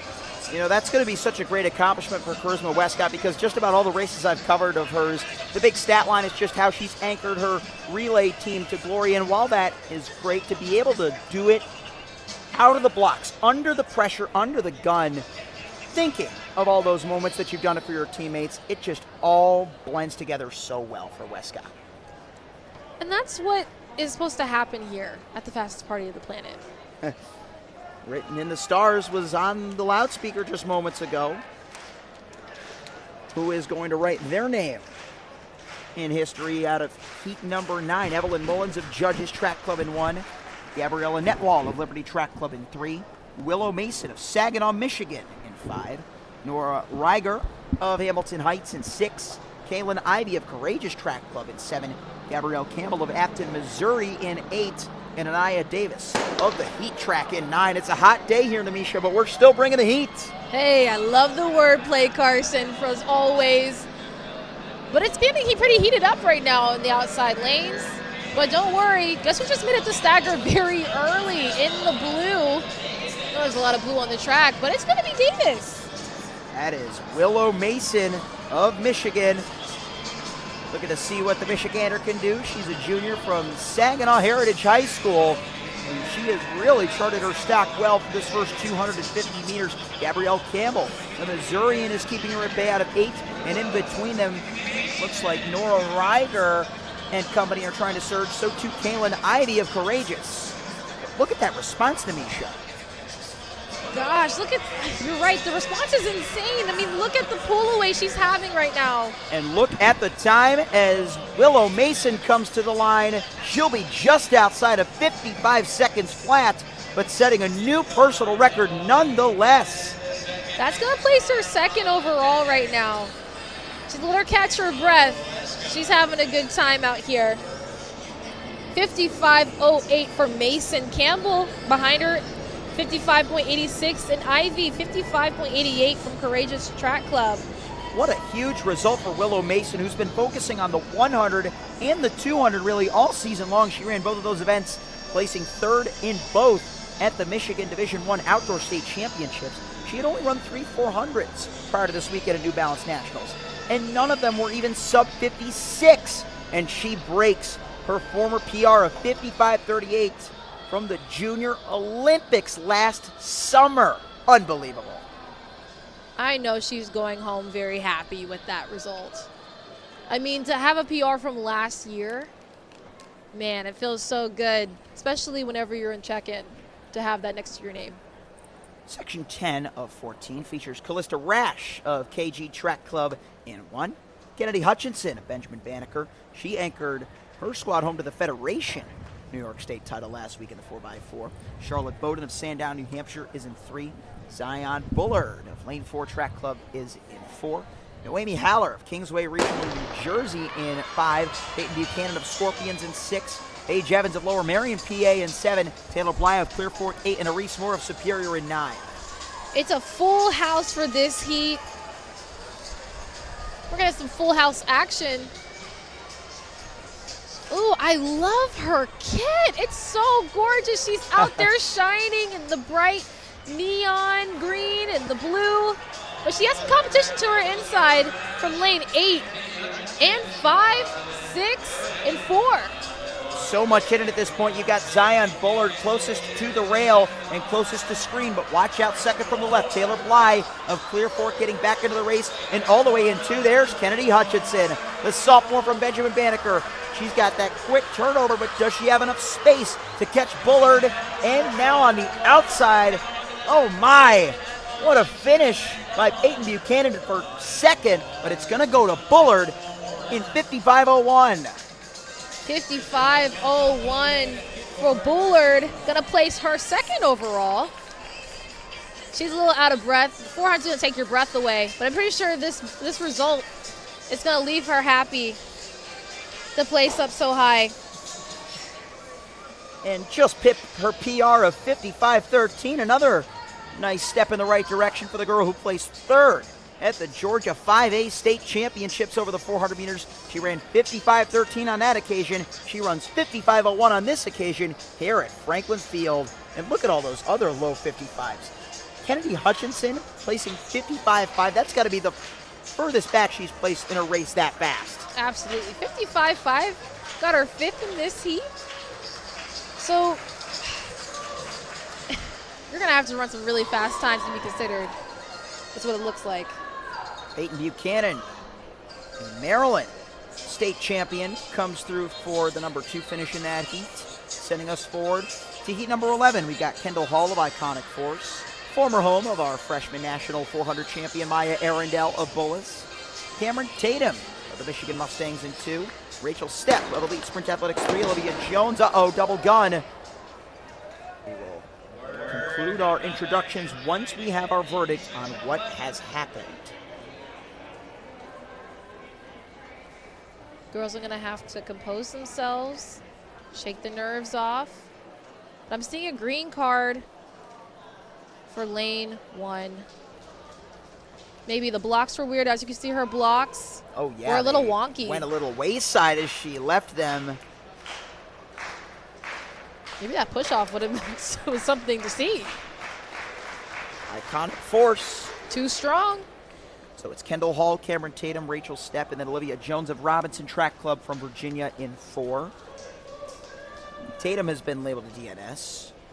You've got Lola Hayes of the St. John Striders in lane number 5. Skylar Maxwell of the Moses Brown Quakers out of Rhode Island. She's in 6. Corinne Tucker of Robinson in 7. Janae Coleman of the House of Champions in 8. And Kaya Valeris of Gulf Coast in 9. And you recognize that name, Corinne Tucker of Robinson. Cameron Tucker won the last heat of the boys 400 meters. This is his twin sister. I'm excited to see this one. Corinne Tucker in 7. Third from your right. She won the 100, 200, and the 400 at the North Carolina 5A State Championships. Underway we go in the championship girls 400 heat 11. Heat 11, we made it to the double digits, y'all. Corin Tucker. It's like she's taking things easy in this first 100. I'll tell you who hasn't. Lola Hayes of St. John Striders in 5. Absolutely, but who also hasn't in the bright blue is lane 8. It's Janae Coleman. We could be cousins, I don't know. Talking with Misha Coleman up here in the booth. Let's see if Lola Hayes, the junior from St. John's, Florida, can hold on. Like you mentioned, Janae Coleman of the House of Champions has a great finish coming on her outside, and they're going to meet in the straightaway, and they are going to be accompanied very soon by Rachel Stepp of Elite Sprint in 3 and Olivia Jones of Robinson in 4. This is your race in Heat 11, and it's going to go all the way to the end, and it's going to go to lane 8. Janae Coleman in a new number 2 time of 54.84. You know what? That's what I'm talking about, cousin. We could be, look at her, humble. Peace out, y'all. Janae Coleman, the House of Champions phenom, 54.84. It's going to place her second overall. Look at her doing the Brazilian dance. Oh, look at her. 6'7"? 6'7". Oh, yes. 54.84 gave her a season best. Placed her second overall. Lola Hayes behind her, 54.97. And behind her, Rachel Stepp, 55.19. All 3 ladies are at the top right now, with Stepp being the boundary, the bubble for top 8. Again, it is all-time final, so no actual bubble here at New Balance Nationals, but more so to consider for those top All-American honors. But Demisha, I'm getting word from the House of Champions camp and your cousin, Janae Coleman, that you are needed for the 4x4 later. Are you ready? Listen, I'm excited for this 4x4, girls and boys. All jokes aside, we have still got 3 heats left to decide this thing, but Janae Coleman really infiltrating those top rankings with her 54.84. I personally don't even know if I could do that on a day like today. You want to test it out? Try as we might. We're on to Heat 12. We got Sydney Sherrod, Justice Sanders, Annette McGrath, Julia Grant, Isla Phillips, Carrington Harris, Skylar Carpenter, Rhea Randolph, and Brienne Barnett. A couple of New York State champions woven within this field. Nyla Phillips, the Class B 400 champion, in lane number 5, and all the way on the outside, Brienne Barnett, expected to take lane number 9. I'm not seeing her at the moment. But either way, you've still got a great junior from West Orange, New Jersey, leading Rhea Randolph as the rest vie for position behind. Look also out for Justice Sanders in 2 from Rogue Elite. 5 and 9 are what I'm gonna. 5 and 8, my bad, are gonna have my eyes right now. Because 5, she was able to make that stagger, but my girl, Brienne Barnett. Rhea Randolph. Oh, my fault. Thank you so much, Rhea Randolph in 8.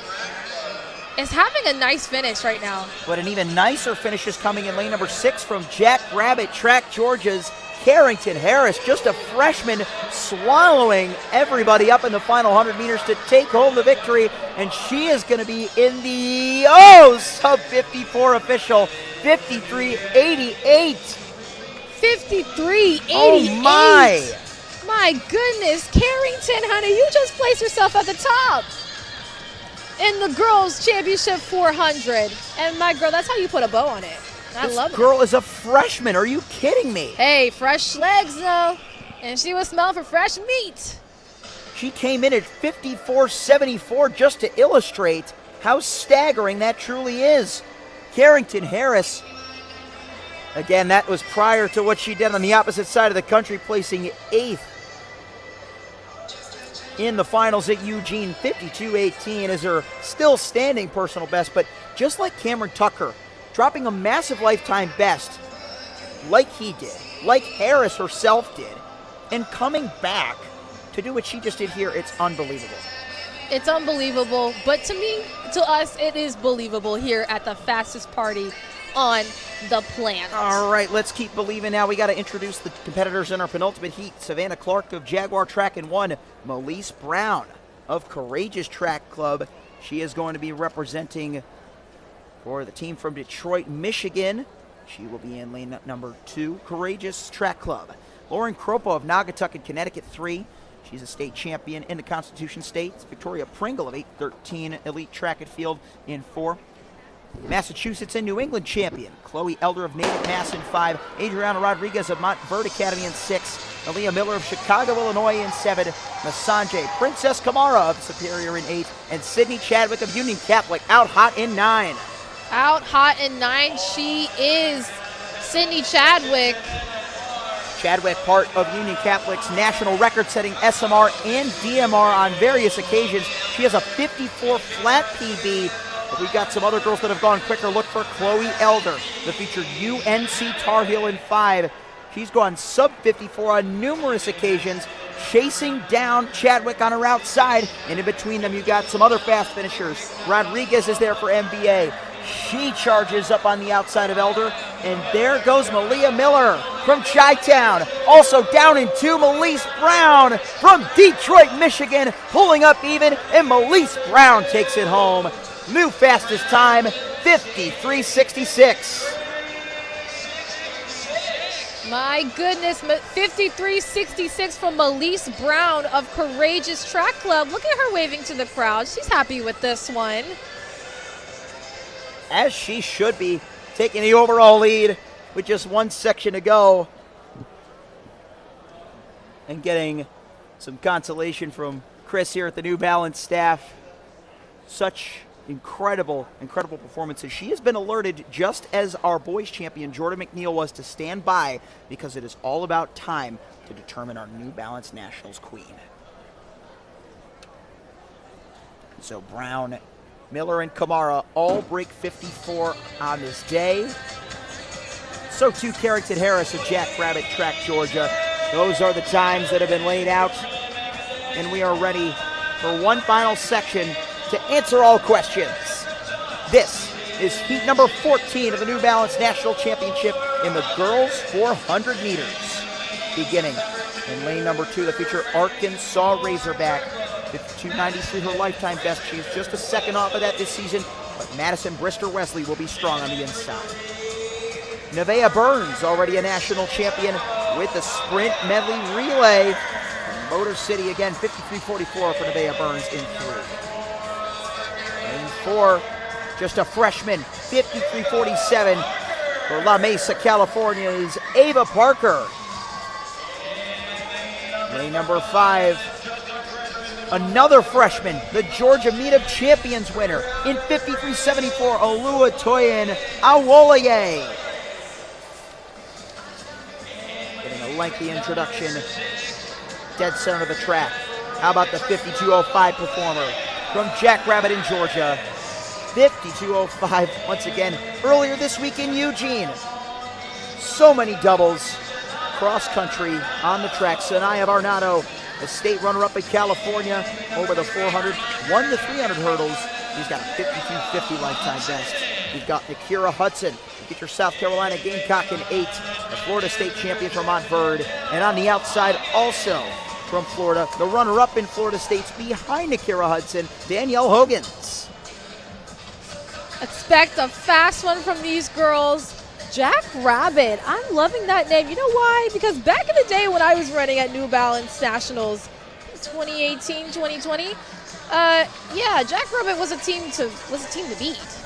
What events were you running back in your New Balance heyday? Sprint medley relay. My girls from Providence High School in North Carolina in the Queen City of Charlotte. SMR, 400 hurdles, 4x4. We had champions. We had emerging elite.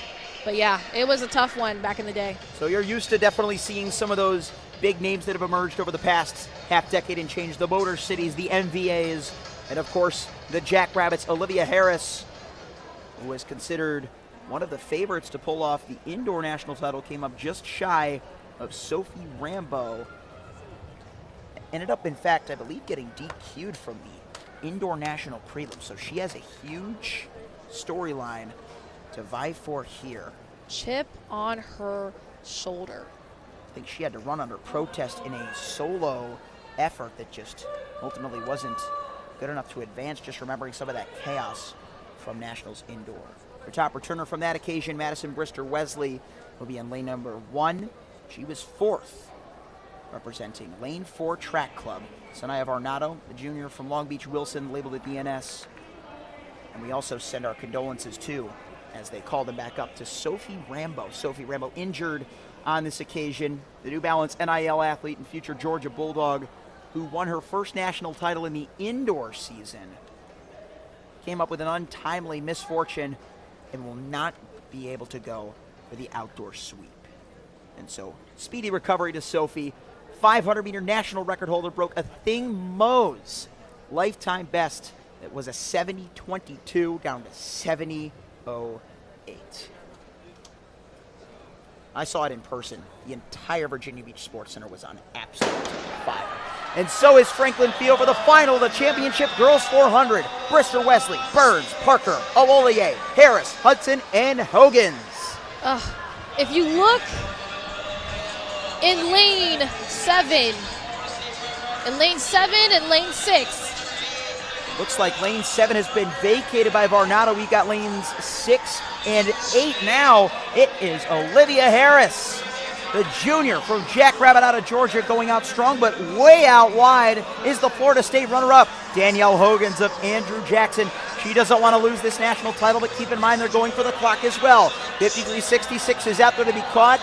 And just earlier this week, Harris ran 52.05. It is all Olivia Harris in your fast heat of the 400. And how fast will she go? To the line, to the tape. Harris is a national champion. Sub 53 twice in one weekend. 52.80 for Olivia Harris. 52.80 for Olivia Harris, blowing out the competition in this heat and in the field. It's going to place her first overall. Second, Daniel Hagans, 54.02, and Akira Hudson, 54.38. Olivia Harris is feeling really, really good about that one. Didn't I tell you Jackrabbit was the team to look out for? Depth runs in that family. The Peach State of Georgia will be so proud of this win. Again, after all the turmoil that occurred at Indoor Nationals for Harris, it's got to feel so good for her to get a Nationals victory. She had been DQ'd for a false start in the 400 championship prelims. It didn't advance out of the 200 prelims either in Boston. But here she is, ran a very patient first 200 and pounced in the final 100. Absolutely.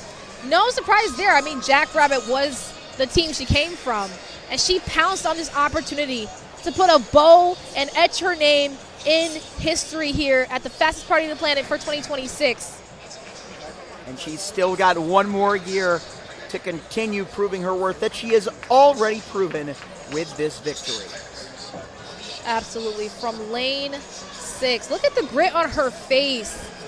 The relief that I am done with this 400. Thank goodness. We got another one coming around, but she's pretty excited with this one. What did I say, Namisha? When you're a 400-meter runner, you just want to get to that finish line as fast as possible, both literally and figuratively. Olivia Harris bringing the championship mentality, and looking at who finished behind her on the podium, only one of our athletes from the fast heat, Danielle Hogans of Andrew Jackson, will be in the top 6. But Olivia Harris was on top of all, 52.80 of Jackrabbit Track in Georgia. She is downstairs with Devontae So you Ford. just told me you came all the way from U20s just to come here and run. So what does New Balance Nationals mean to you? It means the most. Indoor, I got disqualified. I false started. So to come back and win it, it means a lot to me. And do you feel like now you've fully accomplished yourself getting that get back from indoor? Yes, definitely. This means the most world to me. All right, so tell me a little about the race. 52 seconds, really fast race. Was there a special race plan we had today? I really just came out here and ran. I just PR'd in 52.05 at U20 trials, so I'll just go out there and run and win it. All right, congratulations. Give it up for Miss Harris one last time. We're glad you're here. What a journey it's been. You heard her talk about the emotional weight on her shoulders after receiving the false start disqualification indoors. She put that immediately behind her in this outdoor season, and she is a champion. We've got some more champions, though, to decide here, Namisha, and the next one will be in the boys' championship 4x1. Absolutely, and I cannot wait to see how this one will go down at the fastest party on the planet. It is Just about time to meet our top 8 qualifying teams from our rapid rounds of preliminaries yesterday. We saw a meet record set yesterday, one of the fastest times in the country. What's going to happen this time around? Coming out first, a team from Rhode Island. The Rams of LaSalle Academy will be the first to meet the video boards. They feature numerous individual state champions. Garrett Giroux-Kazzulo won both 200 and 400 at Rhode Island States, and Jalen Mosley, hurdle state champion as well. Here they are, LaSalle Academy.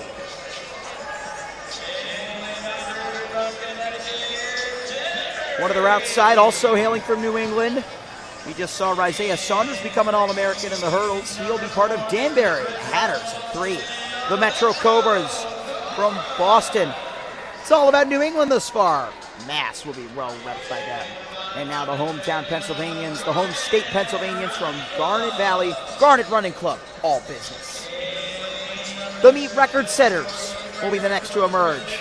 The St. James Academy Strivers. They've got the tape across their names. They hope to be flashing the St. J once they cross 39.91 yesterday. Not that far off of the previous meet record of 40.47 was Dudley from North Carolina. They ran 40.49 to get here. Westlake Track Club will be in lane number 8, doing the scuba celebration. That's been a common theme this weekend. They're from Maryland. They feature Mackay Prather, the indoor 60 champion. And how about the 4x2 champions going for the sweep? Kieran Ewers, Amir Woodward, Adrian Woodward, and Thomas McAnulty for Bergen Catholic. This is going to be a fast one, ladies and gentlemen. And I don't mean that just because it is the fastest part on the planet. No, you want to put all your eyes to the screen. Send this to your parents, to your cousins, to your fishes, dads, uncles, I don't know. Anybody that wants to watch this stream. This is going to be a good one to go down. As they all make their way to their respective exchange zones. Misha, we can't talk about it enough. Not just the speed that these teams bring when we look at the lineups, as we did with some of their individual state champions, but the chemistry between them. That's what this whole relay is about. It's not just about 4 fastest runners, no. The only way your relay is going to be prosperous is if you have really good chemistry with your boys.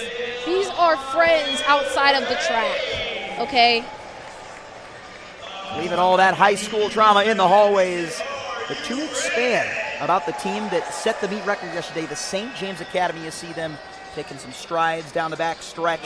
St. James became the 3rd fastest high school team in the nation, behind only Katie Tompkins of Texas and Servite out of California, who holds the national lead of 39.70, set all the way back in April at Arcadia.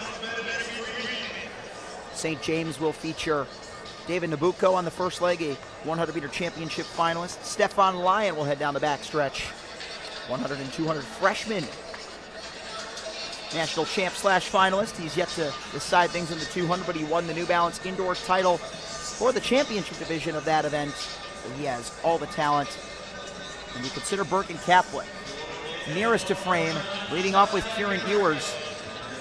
We mentioned it in the 4x2, Namisha, how they were DQ'd. We saw what happened with Olivia Harris in the 400. They are trying to show just what they've got in this 4x1. They have a title to defend, and that's what these boys are out here trying to do. St. James Academy, I interviewed a few of their athletes, and they were saying David Nabucco, what he's going to do is he's going to stay down out of these blocks, which means the first 3 steps, expect that he's going to be pushing out very, very strong to give it off to the freshman meet record holder, Stefan Lyon.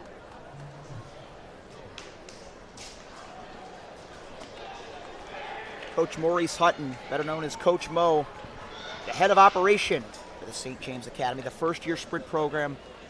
So proud of the national title they won yesterday in the mixed 4x4. Their anchor from that relay, Amir Duff, returns to bring them home here.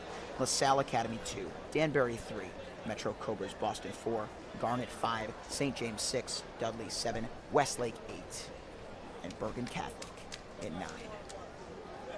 Boys Championship 4x1 at New Balance Nationals.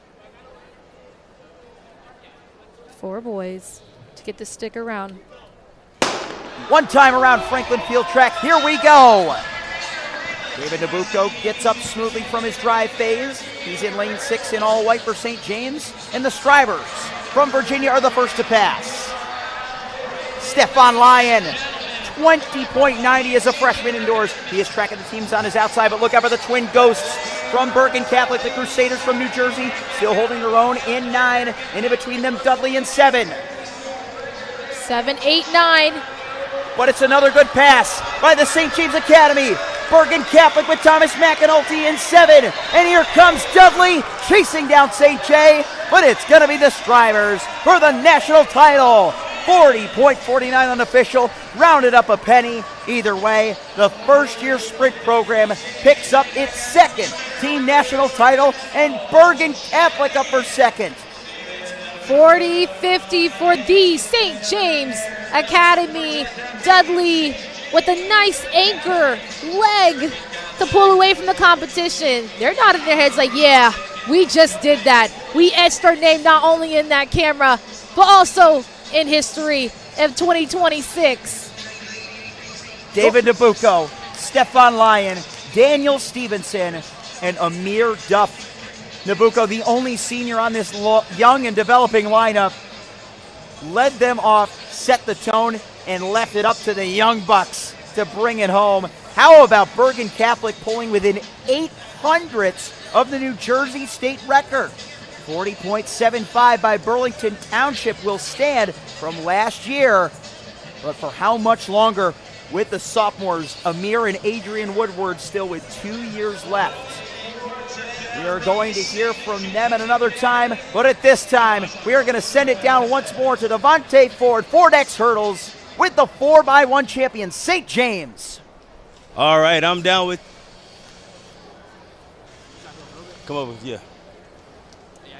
Getting set up there, get him all right. Trying to reconfigure after they just blazed it in 40.50. St. James Academy with Ford X Hurdles. Devontae.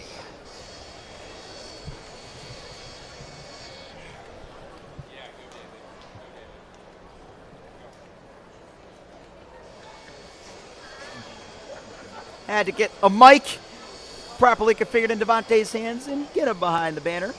Again, we're watching New Balance Nationals, and to replicate a performance in a 4x1 is no small feat. St. James is done. Here's Devontae.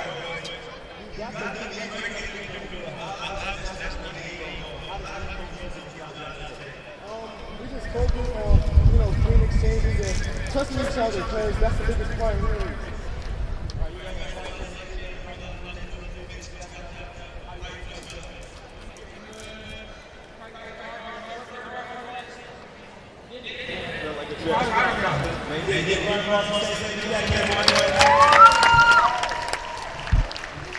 Big round of applause for St.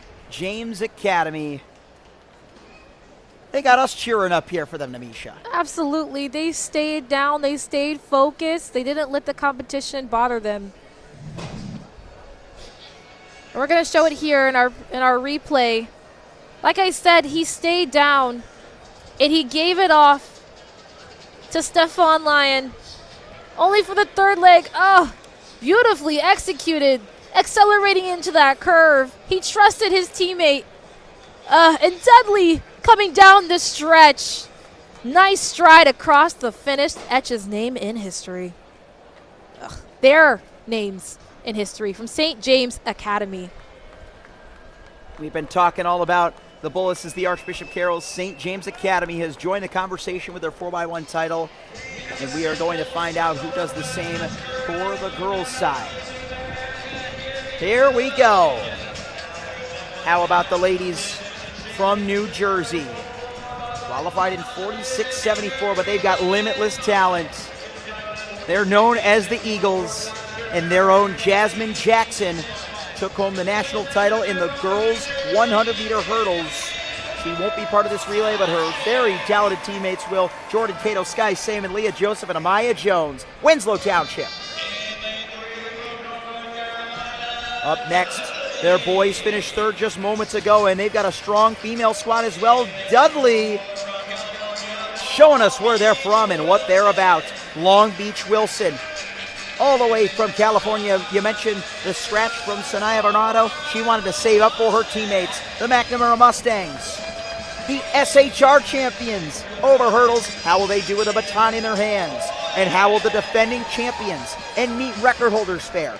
They ran 44.80 last year and 44.82 for a season best in 2026. The New Jersey State record holders now.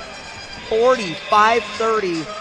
They went 45.89 to get here. Siani Wynn on the anchor. St. James looking for the sweep. Will be in lane number 8. And on the outside in 9 from Stafford, Virginia, North Stafford High School's Wolverine Track Club.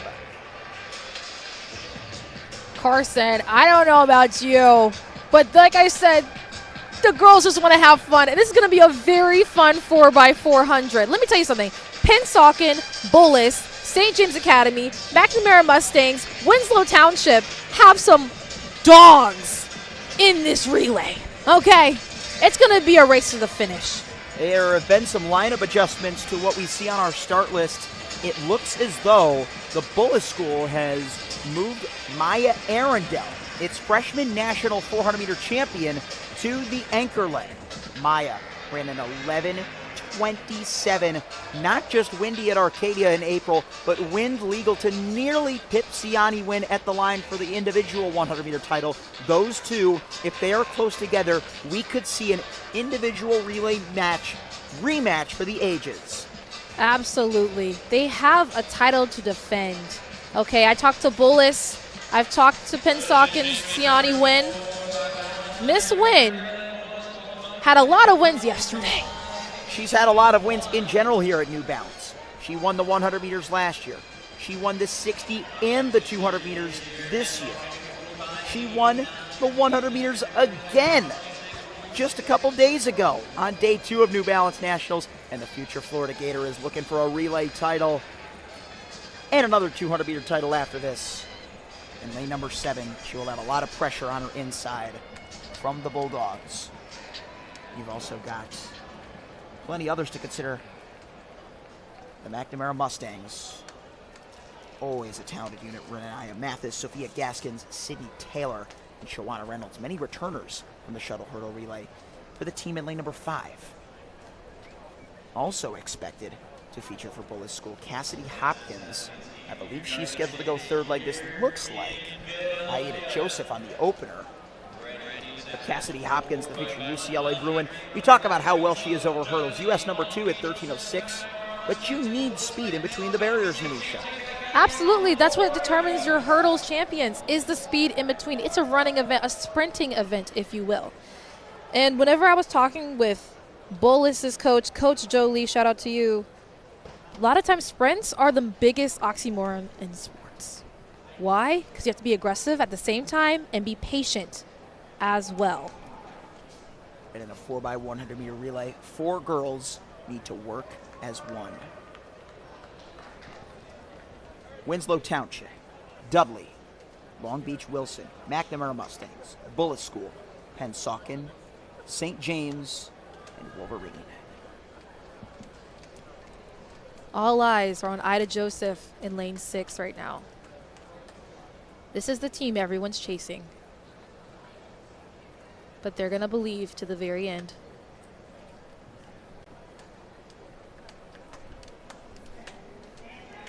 And Joseph put her hand in the air. Looked like there was a slight malfunction with the starting block. She's talking to the official there in the red top.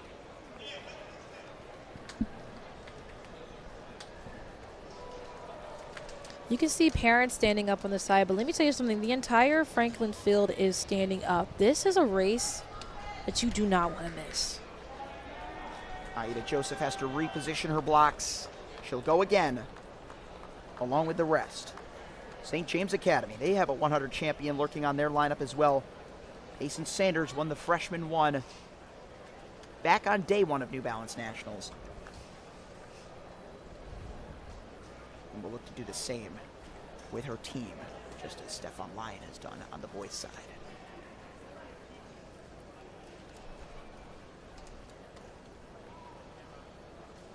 Once again, meet record 44.80 for the championship girls 4x1. Winslow, Dudley, Long Beach, Wilson, McNamara, Bullis, Pennsauken, St. James, and Wolverine. Ida with a nice start and a nice clean pass off. What a good 1-2 by Summer Schaefer of Pennsauken. She's given it to the first of two to three sister Sanaya, who will be handing to Olivia. It is even, and Bullis hasn't won this race yet. It's into the third leg, and now we've got some real competition, Amisha. Absolutely. But let me tell you something, Cassidy Hopkins has a chip on her shoulder. As she has pulled up, even setting the rematch up that we were waiting for. But it's Maya Arundel and Bullis with the better exchange, and the defending champions have proved uncatchable once again. Just outside of their meet record last year, 45 flat, but the Bullis school shows up once again. Pennsauken had to settle for second, 45-65 for the Jersey girls. Siani Wynn made up ground on the anchor leg, but it was nowhere near enough. Oh my goodness, I know the whole team is booming right now. Big B stands for Bullis, belief. She believed and trusted in her teammates. That nice little finish, nice little bow to put on it. And are going home with a nice souvenir for the team, another souvenir for the team. You can see Arundel almost in tears right now. She can't believe she's done it with her teammates. She's sweating out there in the sweltering heat. Now the smiles. She did it by herself. She did it in tandem with them. And you've even got another freshman on the lineup. You see left of your screen, Malia Dwyer on that second leg kept her team in it to allow Hopkins, as you pointed out, Namisha, to run a great third leg. Let's watch it again. As we saw that first leg, nobody was really convincingly in front. Not at all, but the pass off is what matters here. Look how clean that is. My goodness, from 6, Cassidy Hopkins had a chip on her shoulder from earlier. She came in second, and she didn't want to let her team down. Onto the third leg, onto the fourth leg. Arundel closes it out with a nice, beautiful finish for her. Look at the hair flip. Look at the cuteness, the Brazilian dance. Go ahead, girl. Show them why you guys are number one. Of course, Team Brazil was in town for the World Cup a couple of nights ago. So the city of Philadelphia has been Brazil fans. They defeated Team Haiti 3-0 on Friday.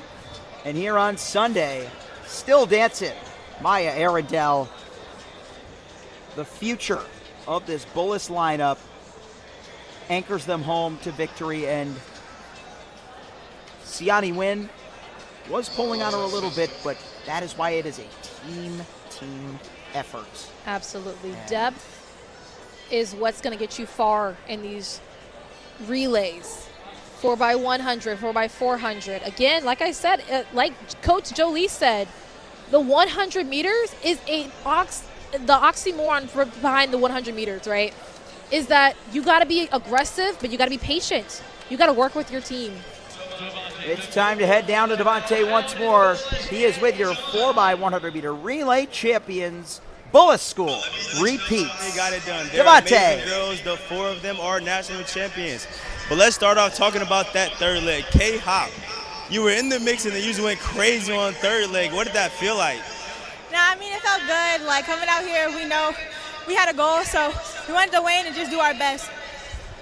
Your best is a national title, obviously. So let me talk to you really quickly. What's it like running with this whole group? What is this group like?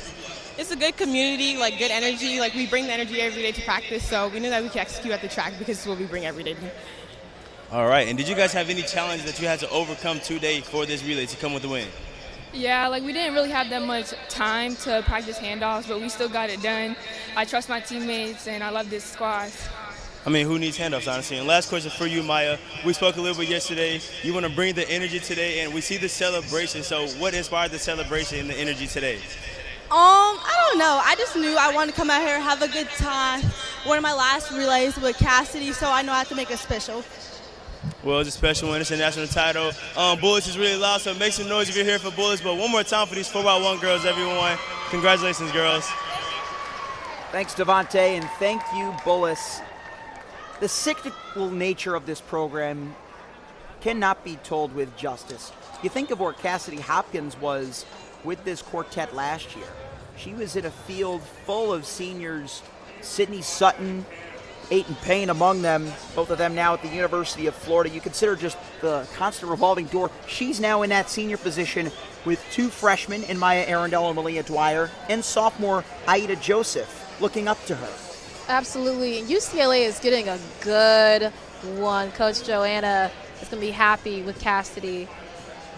Cassidy Hopkins is such an amazing story because she had a lot of chips on her shoulder. She was really hard on herself coming into this meet, and to leave right beside her girls the nice senior memory is all the rage, in my opinion. And so Bullis will go home 4x100 meter relay champions. We're running slightly behind schedule for those of you that were looking to tune into the championship boys 800 meters. We were expecting a 1:47 departure. So only 5 minutes off, but not by far as we prepare for our next event.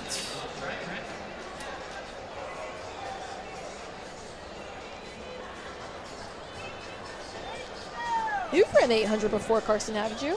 Maybe 3 or 4 times. Oh. It's funny, a lot of people will mistake me for a mid-distance guy. I'm not exactly conditioned for that second lap of the track. And so the best I can do is my best, and that is barely within 30 seconds of the championship standard of this New Balance championship. So I'm going to do my best to delegate that justice off to these guys. Absolutely, absolutely. Don't worry. Right there with you. I'm only like a minute away from what the girls are doing for the championship for the 800. What happens when a couple of sprinters walk into the booth at Franklin Field to call some championship 800s? Man, but you know what's crazy? The 800 is a sprint race. It's a sprint race. It used to be an 800 meter run. It's an 800 meter dash in most of these races. You're going to want to watch out for one of our other future stars of this sport, wearing hymn number 3. He is second from the right on the far waterfall. Gunnar Hammett of Williamsburg, Virginia, a multi-time age group world record holder over the distance. He ran a 1:54.94 in Seattle just a couple weeks ago to lower his own age 13 group world record. We will see just what kind of effort he negotiates here. He's already up to the front of the inside waterfall. You've also got De'Ara Fletcher of Archbishop Carroll, Colton Smith of Mooresville, Indiana, Shelton Kane of Bala Sinwid, Pennsylvania, Parker Warkentine of Conestoga, Nolan Gartner of Syracuse, Nebraska, Timothy Hyder of Archbishop Malloy, Maurice King Jr. of Lowell, Mass, Luke Vogt of DeSoto, Kyle Fritzky of Nittany, Ian Morlock of Tucson, Arizona, Alex Schumart of Oklahoma, and Zachary Herzberg of Ellicott City. Absolutely. Alex Schumart is off to a really good start here. He took the lead out of that break off from the 100. He's put himself in first for right now. But beside him, he has some competition in the blue uniform. That's gunning for Gunnar. Gunnar Hammett. Wow! 54 through the opening lap. 54.70 for Gunnar Hammett. He also has some company on his inside. Schumart still there, the Oklahoman holding the rail and coming up big time on the outside. This looks to be Charlton Kane. He is shouldering with Carroll's athlete De'Ara Fletcher, but Hammett relentless on the outside. Schumart and Hammett is what it's gonna come down to in this last 200 meters. Oh, but Schumart said, "Hey, shoot you guys later." Look out though for Kyle Fritzky of Nittany Track and Field. He's moved his way up into third on Hammett's shoulder. They're coming down the final stretch and starting to move with their max velocities with whatever they've got left. But the winner from Oklahoma, Alex Schumart, 153 right off the bat. What a run. What a beautiful run from Alex Schumart. 153.19. And Gunnar Hammett with a 154.45. Another lowering of his age group best. Incredible. What an amazing performance. Alex Schumart out in front. It's a battle for second. But Nolan Gartner gets a second wind. And Schumart from Oklahoma says, okay. Gunnar Hammett now 14 years of age. an amazing performance for his personal best. Goodness, 14. What were you doing at 14? I was just getting into track at the time. I didn't even know what event I wanted to do at the time. I thought that there was a 50-meter dash in the sport at age 14. Man, if only there was. There are on some short tracks indoors, but it is not a standardized event by any means. Man, Gunnar Hammett continues to impress and infiltrate the world record databases as we get ready for the next section.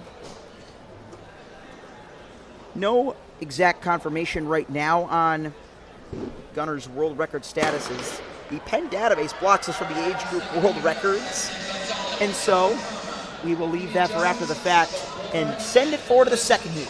Sebastian Gonzalez, Duncan Palmer, Hemian Jones, Levon Wilborn, Adam Lewis, Ronald Chacha, Dimitrios Remetelis, Chris Doherty, Gavin Russell, Gavin Smith, Cam Cochran, Lakin Padisere, and Ben Shendel.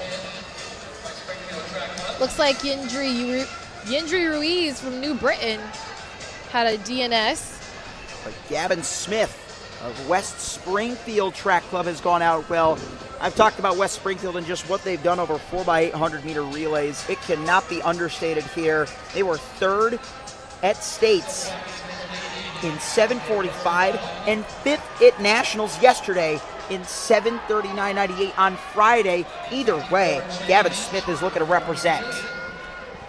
Gavin Smith was the second leg with a time of 1:52.45. And he is trying to hold the lead here with Ben Shendel of Southwest Track Club, charging him down. And a charge there is coming off the back stretch.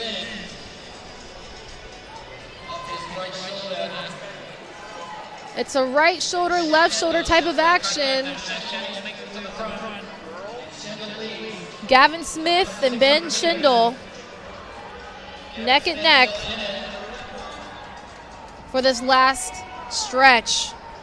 So Shendel made the early move, but he's being pressured on his outside. Dimitrios Remetelis of Olney. Not the first time we've called his name either. Smith still there in third. But it's going to be Dimitrios Remetelis unofficially taking it through. Officially now in a new leading time, 1:52.77. Dimitrios Remetelis, once again, to remind you, we are dealing with a man that is just a sophomore from Sherwood High School that won the 800, 1600, and 3200 meters for his state championships. What a nice resume for Dimitrios Remetelis. Now he can add 1:52.77 to his resume, to his little doc. The 3A champion was previously a 154 guy before this weekend. He split around a 152 in his 4x8 too. So man, it has been a successful weekend for Dimitrios. I know he's happy. I mean, who can't be at the fastest party at the planet?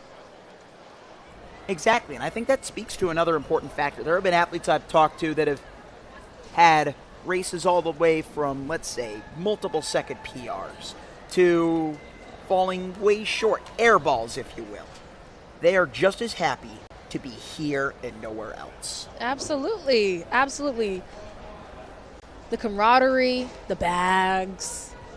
I mean, come on. A lot of good motivation here.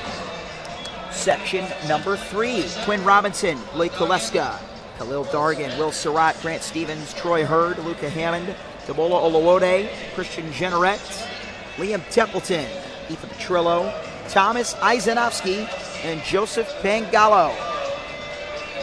Grant Stephens with hip number 5 in the gray is leading off the pack.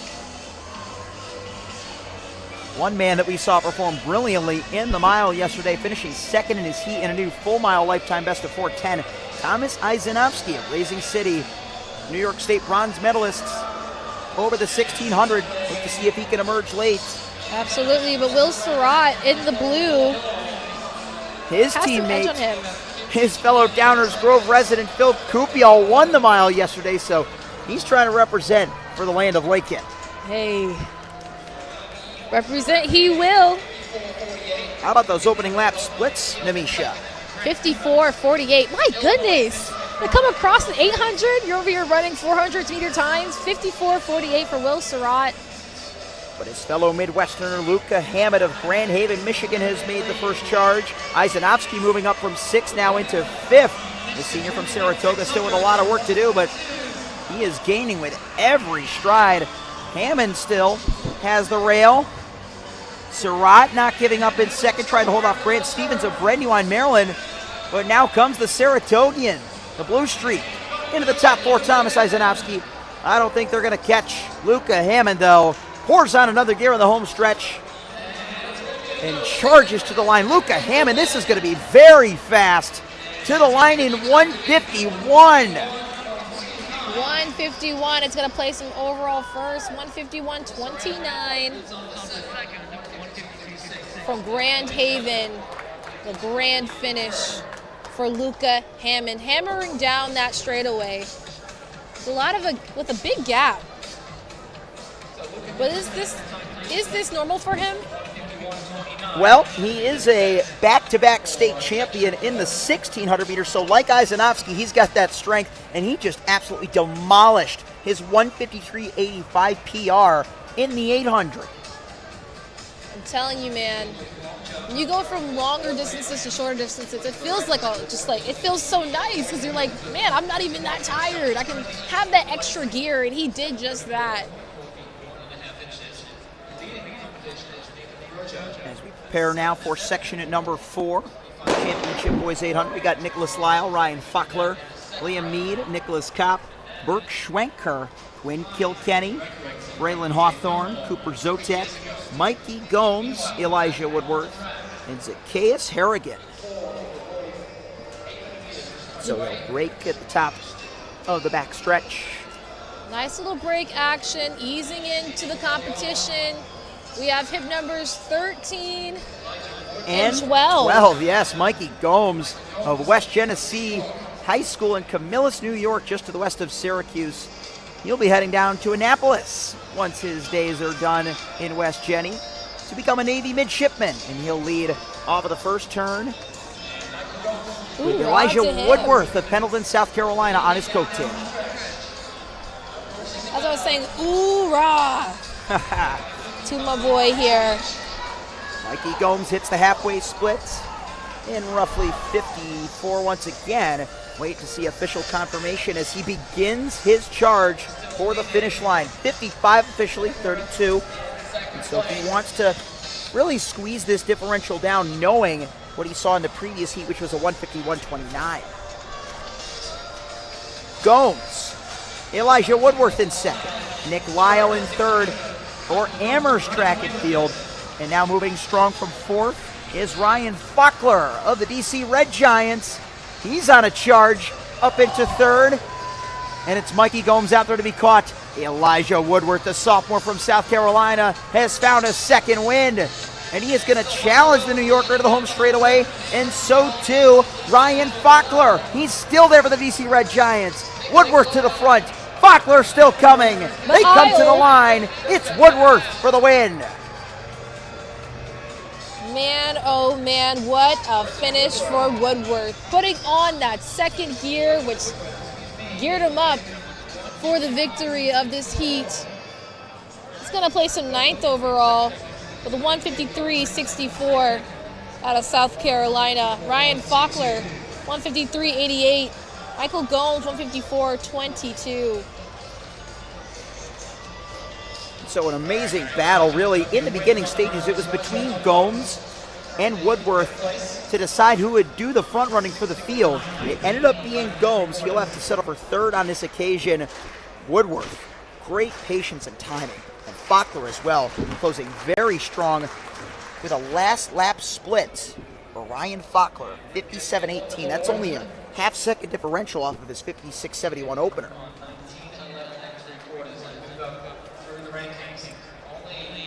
Section 5. One man whose name we've called quite a bit is out here for yet another individual effort. He ran the 2-mile and the mile from Crown Point, New Mexico. This is state champion Elijah England. You've also got Tanner Linkus, Segoya Pedro, Gavin Smith, Dominic DeMarco, Jack Weintraub, Wyatt Kaufman, Zach Brumfeld, Tate Dunsing, Owen Traeger, Alex Urgaitis, and Emmett Kristoff. Wow, Dominic DeMarco with the amazing stride out to get way ahead of the competition early You see into him the 200. out there with hit number 7. He's gone out well. So too has Owen Traeger of Cape Henry Collegiate out of Virginia Beach, Virginia.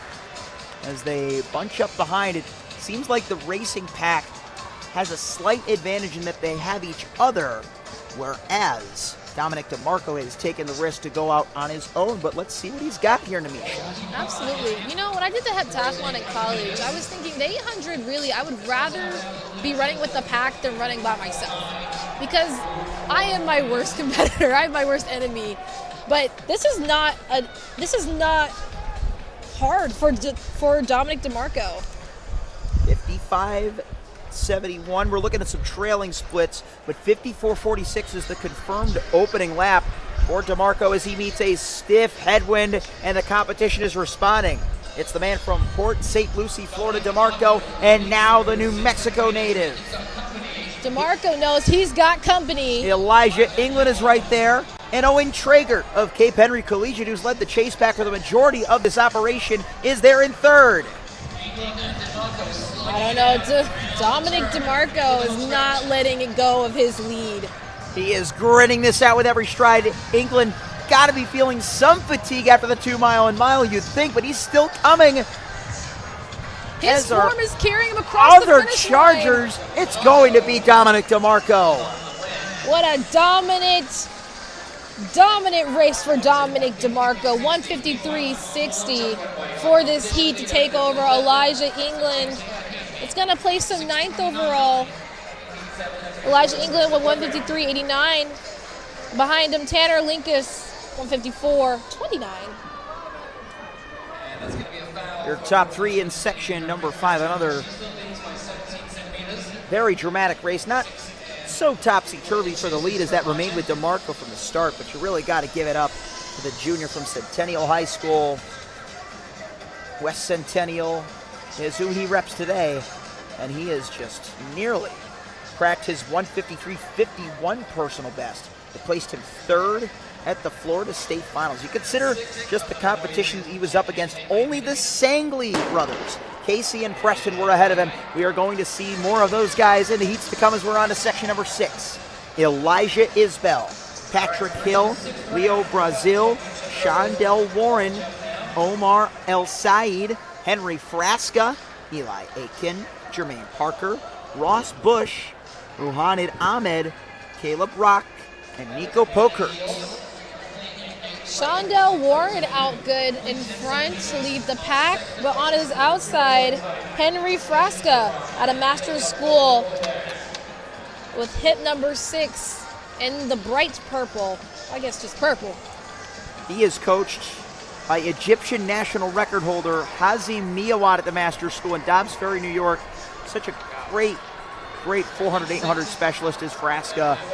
And we will see if he has got the chops to hold off this fierce field. They're coming through that opening 400 meters. They were around 55, 56, 55, 92 officially for Henry Frasca. Henry Frasca and Shondell Warren. It's going to come down to the wire, at least in my opinion. But there's a lot more in it to consider. Let's not forget about Caleb Rock for the DC Cadets. In the red, he is charging up on the outside. He comes from St. John's College, a team that won the 4x8 national title indoors in 2025.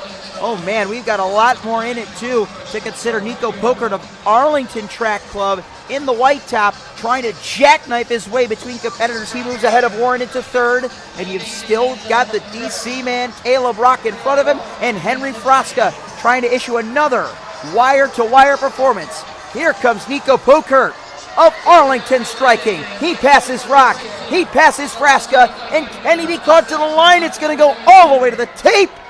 Oh my goodness. I think Pokert just held on. Yes, he did. 152.94. Ross Bush, who was in the very back at the first 200, ran 151 last week in the New York State Championships, and he has plenty of closing speed left to negative split that race for 2nd. 56-76 to 56-30 for Ross, but Nico from Arlington wins it. Not Nico Kurt, 152.94. It's going to place him 4th overall for now. But he dove at the end of that, dove into the victory. Bound for Lehigh University. Patriot League is going to be a stacked 800-meter unit next year, Nagnisha. My goodness, I cannot wait to see that happen. And Nico sets a new lifetime best, down from 153.03, which he didn't even run this year either. That was last year to win the Massachusetts Division II state championship. So yet another athlete setting a plus year PR drought. Amazing. Amazing. A good way to go home with, saying, Coach, Mom, Dad, I PR'd by pretty much a whole second since last year. I'm telling you, when they go check in, it's going to feel even better. As we pivot over to section number 7 of 14, this is the halfway heat. We've got Aiden Nelson, Blake Glass, Jordan Kincherlow, Junior Lopez, Rayon Link, Vance Lindley, Musa Hersey, Wesley Heimbach, Owen Conley, Ethan Zell, Wyatt Nelson, and Justin McKenzie. Heimbach out front right now into the 200. But now taking the shoulder on the pass is Owen Conley of Sky's the Limit out of Colony High School in New York. He's a 4x400 meter relay state champion. He's always had the speed. Split a 49 last week for his team at States. 4x4 they won was indoors, but still, Conley's speed is in a good spot. But he had a disappointing finish in the mile, only running 4:19 in comparison to what he felt like he could have done better. And he is responding to the early pressure by Waterford, Pennsylvania's Blake Glass. Well, Blake Glass and Owen Conley are the ones to look out for right now. But Conley is pulling away. I will say, a chip on your shoulder is always going to be a great motivation, especially on this last bit. The 200 he just passes. Not far outside of 123, but the 600-meter split. The future Wyoming Cowboy Owen Conley looks fluid, but even quicker coming is Blake Glass. What a switch flick in the final 150. Rayon Link of Brockville is trying to follow. Conley's not going to let him go. This race is not over. Let's see if Glass can hold him. It's the Pennsylvanian followed by the New Yorker, and that's how it shall remain. Blake Glass, unbreakable in the final stretch. Sub 152 for Blake Glass, 151.82, and Owen Conley concludes his 800-meter high school career with his first ever open sub 153 for second. Blake Glass, more like all gas, no brakes for Blake Glass. That time is going to give him a second place overall out of Waterford, PA, 151.82. Behind him, Owen Conley, his time of 152.74 places him 4th overall. So they're going to stay in. Blake Glass, the senior of Fort LaBeouf, out of District 10 in Waterford, Pennsylvania. Just missed his 150.99 here into the Midwest Elite Meet, but the Pennsylvania 2A state champion over the 800 meters runs another great effort to conclude his career as well. So many of these great mid-distance runners going to be sorely missed in their respective states. As we pivot forward to section number 8, some more guys that have stood out in their dominions. Ready to represent, we've got Axton Bruno Farmington, Ackland Svalstad of Solon, Iowa, Nathan Webb of Shocker, Brody Richardson of East Hampton, Mass, Alan Sultan of Fork of Tri-Phase, Georgia, Riley Gallagly of Urbana Soaring Hawks, Asher Fedek of the Jets, Jansen Smith of Bidwell River Valley, Michael McNew of Cape Henry Collegiate, Krish Desai of Miracosta, Maddie Duke of Frog Leg, and Josh Crawford of Woodstown. Let me tell you something. Macklin Southstad is leading the way right now, and on his outside. He's got plenty of company. Let's see just if this freshman from Iowa can hold it up. Macklin Southstad coming into the first of 2 home straightaways as they begin to bunch up. perhaps a slightly tactical race, but you got to execute those tactics at race pace, more importantly. We come to the quarter at around 54, Namisha, with less than a lap to go. Absolutely, Carson. With that 400, you're going to want to push out. That is your second gear, but in my opinion, the 800 has about 3 different gears. So who will utilize them the best in this 8th section? On the rail is Josh Crawford of Woodstown. We saw his 4x8 not too long ago. Brody Richardson, the Massachusetts state champion, on his shoulder. And in third is now Chris Desai of Miracosta, California. Now a big move coming from Riley Gallagly of Urbana Soaring Hawks. He's up from 6th at the bell. Now on the outside shoulder of Desai into third with 100 to go. Off the final turn, Crawford. Now into second comes Gallagly. Riley Gallagly up alongside, and Desai's not done either. Here comes the Californian, Chris Desai, with divine timing. Chris Desai of Miracosta takes the win in heat number 8, 152.46. 152.46 for Desai. What a crisp performance from Chris out of Miracosta.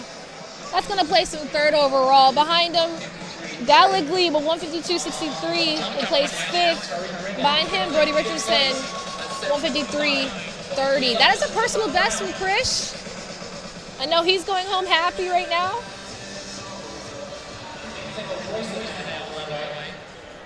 Good execution, especially in that last 50 meters. The surge, I told you, the surge of having that third gear is something crazy. It's not like you're just like, oh, I'm not tired anymore. It's like, oh no, I got more to give.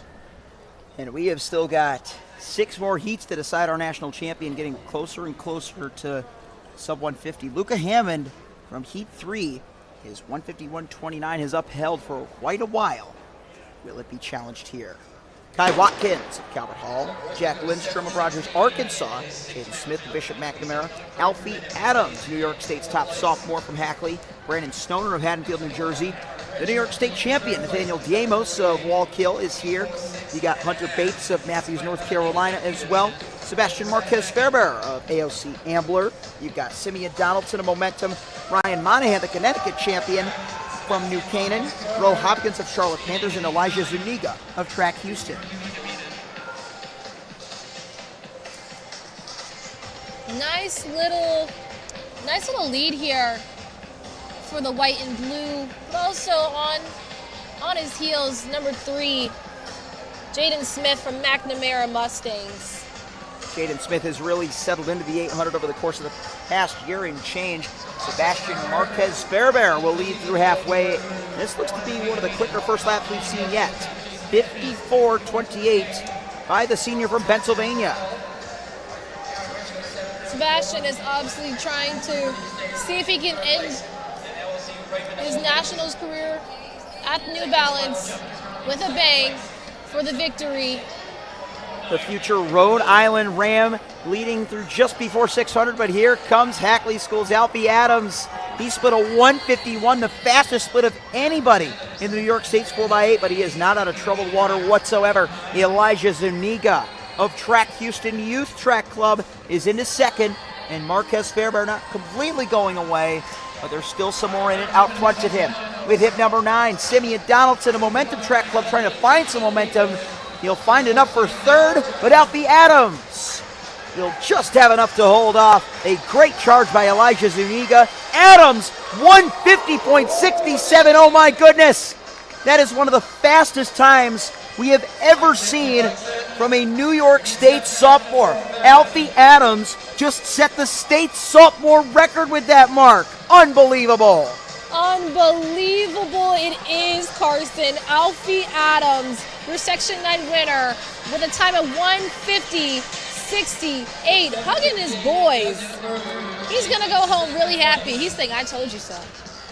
The previous record belonged to Zavon Watkins of Liverpool. It was set at the state meet back in 2010 at a 151.28.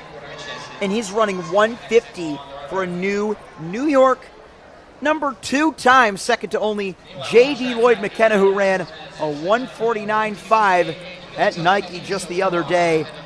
Despite that being given a DQ, he is the unofficial New York #1, and Alfie Adams, the official. Unbelievable. Tell your friends and family at home it's time to start spreading the news. Man, where's Frank Sinatra when you need him? In a much better place. Absolutely. Long live Blue Eyes. Underway, heat number 10. Muad Tayer Jr., Wyatt Pierce, Lucas Bennett of Brockville, Ontario. Watch for Caleb Young of Episcopal Academy. He is anchored his team home to a national title in the sprint medley already on the weekend.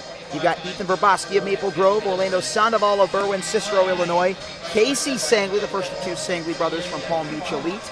He is sliding up on the outside of Young through 200. And you've also got Brandon Morrow of PBI and Hugo Hamden of Tiger Elite.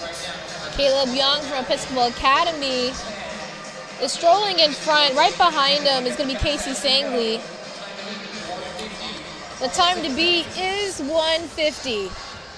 And they're bunching up as they come off of the first 300 meters. Young, though, in control. He won the freshman New Balance Nationals title just a year ago, so he has plenty of experience in the middle stages of his career. As they hit 400 meters, it's around a 56, so very slow. Not really a slow first lap, but in comparison to what we've been seeing, not fast and very at all. Absolutely, but there also is a chance to be a negative splitter.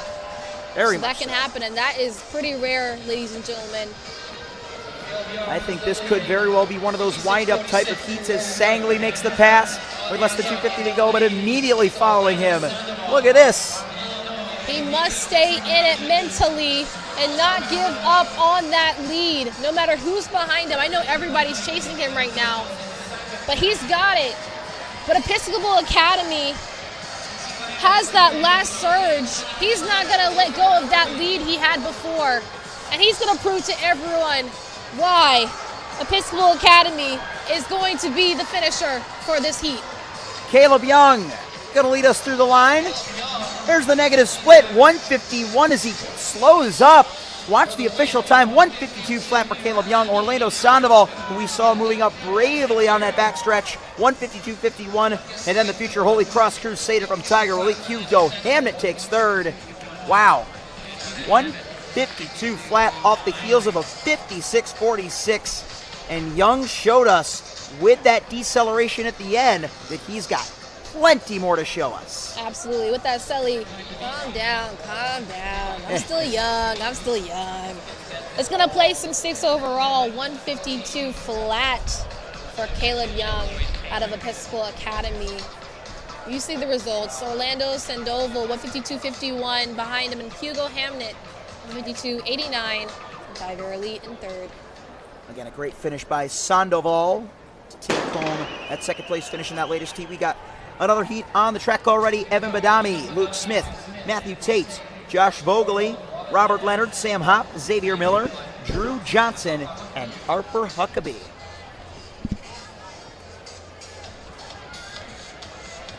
Evan Bandami out really nicely with this break coming up, but from hip number 11, Drew Johnson, Husky Nation, hungry to lead the pack. And so Johnson looks to have it early. It's still a lot in it behind, though. You've got a couple of guys having to run some of that early extra distance. How will they navigate that as they enter the weeds of the very tricky 800 coming up to halfway? This is a much faster first lap than the previous heat. Around 54 flat, if not quicker. 54.14 for Drew Johnson, and Evan Badami still right there. 54.21 for Evan Badami, but it's going to be Drew Johnson and Harper Huckabee. Huckabee is making a move right now. The surge. How about this from the junior from Jonesboro, Arkansas, taking the lead with less than 200 to go now. He's a 151.78 performer. He ran that towards the tail end of May, and he was even 5th at the Arkansas Meet of Champions just a couple weeks prior. He hasn't quite shaken loose yet, though. And he Xavier has Miller not. of Goshen, Indiana, is going to challenge him coming off the final turn. And so too Josh Vogely, who had an amazing finish at his mile, coming all the way from the back at the bell. He'll be up for second. but it's Harper Huckabee coming to the line, another 151, and it's a new lifetime best, 151.48. He's happy. Harper huckled down for that last stretch and wasn't going to give up that lead. You see the name. You see the jersey. Thumbsing ups to us to say, yeah, I knew I was going to win that one. You did that, Harper. You are now our number 3, make that 4 overall performer with your new lifetime best. So with that, we've now got a total of 7 guys back to Simeon Donaldson, sub 152 on the day, including Caleb Young at 152 flat. So the competition is only heating up with still 3 sections to go. Brock Jarrett, Benjamin Gaziorski, Joe Licata, Quentin Clemens, Aiden Janowitz, Liam Angley, a former freshman New Balance indoor champion, is top 4 at the New Jersey State Meet of Champions as well. Watch for him, the sophomore, in 6. You got Taj Wilson of North Track as well. Aiden Deuce of Chillicothe, Illinois. Brody Watt of Bernards in New Jersey. Zach Bourne of Metamora, Illinois. And Caden Casada of Mount Vernon. Loaded field here in Amisha. Let's go. Let's go indeed, Carson. We have 9, 8, and 11 right now in the lead. Brody Watt, who is a future Penn Quaker. This is his future home, and he's through in that first 200 just beneath 28 seconds. Not a ridiculously fast start, but love the confidence of the future Quaker to take the command of that lead. absolutely. I know the Quaker coach is going to be really happy with this one. I mean, what would you do? But take the lead on the track that you are going to practice, live, eat, and breathe on. Hopefully not eat. But either way, Brody Watt with an acceleratory burst into the halfway point, threw in 56.10. That's more than manageable for the senior from Bernards. And a majority of the rest of the field, you see the pass by the senior from Mount Vernon Track Club, Caden Casada, on the outside. Casada. Zach Bourne looks to have overtaken both he and Watt. Casada with a response down the backstretch to the final 200 meters. It's Zach Bourne of Metamora, Illinois, but Caden Casada won't let him go. Still having to tuck in on the shoulder to not sacrifice any extra distance is Casada, but he is going to be in with a slip-shotting shot in the home stretch. You don't want to get boxed in here. Goes all the way to the line. It's going to be a tight finish. Look out from behind. Oh my goodness, what a finish. Oh, Casada falls at the line, and it's Brock Jarrett of Storm storming home in an amazing 54.94 close. The man from Lancaster is going to get it done. What a stride out from Brock Jarrett. Season best 152.36. Man, a 54 split? And a 3-second outdoor lifetime best for Brock. He had run a 150-174 indoors at the Marshall University High School meet in Huntington, West Virginia. But Brock Jarrett, what an amazing journey he's been on. Back when he was just a freshman, his teammates won a 4x8 by 1,000th of a second at Indoor Nationals at the Armory in New York. But man, oh man, to see him blossom, to take that inspiration, see what his teammates did before him, and get a win in a heat himself at Natty's. What a win for Brock Jarrett. What a story to tell, too, for Brock Jarrett as well. As we head into this section 13 of 14. Huge talent here. Our mile champion is back, Philip Kupiel. He's joined by Ricky Mason of Penwood, Jace Works of Columbus Thorn, Banner Barnes of Noblesville, Indiana, Harry Flint of Brookline Heartbreakers, Hugh Heyer of Sacramento, California, Greg Myers of Lab Track Club, Bobby Franklin of Explorers from nearby LaSalle College High School, and Ryan Good of 127 Project. Greg Myers out strong, along with Ricky Mason of Penwood Track Club. It's going to be red and burgundy and blue right now Ricky for Mason, your lead. School record holder for Penwood at 150.777. He is going to be in with a shot to chase down here on Greg Myers. He used to running 49.26, Ricky Mason, that is. for his 400. PR. These two very evenly matched. Greg Myers, also a sub 5400 performer at 49.50, and he leads at 53.49 halfway home. Looking to go after a 154.02 that he ran here last year at New Balance for a nice little improvement. But here comes the mile champion. He's made his move into third. This was the point where he saw Michael Mahorek and Carter Smith in front and absolutely charged into history with a 55.21 last lap. It's a lot of distance for Philip Kupial to close, but we know he's got the strength. Do Greg Myers and Ricky Mason have the strength? What about Harry Flint of the Brookline Heartbreakers? He's surging up from the back. This is going to be an epic, epic finish no matter who wins. There goes the extra gear for the future Virginia Cavalier, Philip Kupial. But he's not alone as they come to the line. Kupial will hold on. A great charge on his outside, but it won't be enough to stop the streak. 149.80, another negative split. Harry Flint almost got there. He'll go 150 flat, and Greg Myers moves into number 3 overall at 150.47. Philip Kupial, 149.80, blew out the competition. Now he's placed first overall for our final. Behind him, Harry Flint, aiming second with a time of 150. That was also another lifetime best. And so that is where we lie heading into our 14th and fastest seeded section. So many champions that have proven themselves, many with a final chance to do just that. We go down to the board where we first introduce, out of University School in Hunting Valley, Ohio, the Ohio State runner-up, Thomas Ladowski. How about the Virginia Class 6 state champion, another sub-150 guy. This is Aiden Lynn of Colonial Forge. And a great competitor who is second in Class 6 behind Lynn at states. Here's the rematch. Here's Henry Burge, ready to reemerge. The name is Burnsy, baby. Brian Burns of Bentonville, Arkansas. 3:59.70 in the mile. Arkansas state champ at 8 and 16. Next, Josiah Bowman of Oceanside, California, the UCLA Bruin, who is third at his state meet. He'll be into hit number 5. Baylor Miller, fourth at the Indiana State meet. A 149.49 performer. We've got some speedsters to come. A former New Balance national champion, the Virginia Tech Hokie commit, 147.94 his lifetime best. New Balance NIL superstar Cole Boone. And 3 weeks removed from a 148.87 personal best, the Florida State champion. We've been calling his name Preston Sangley.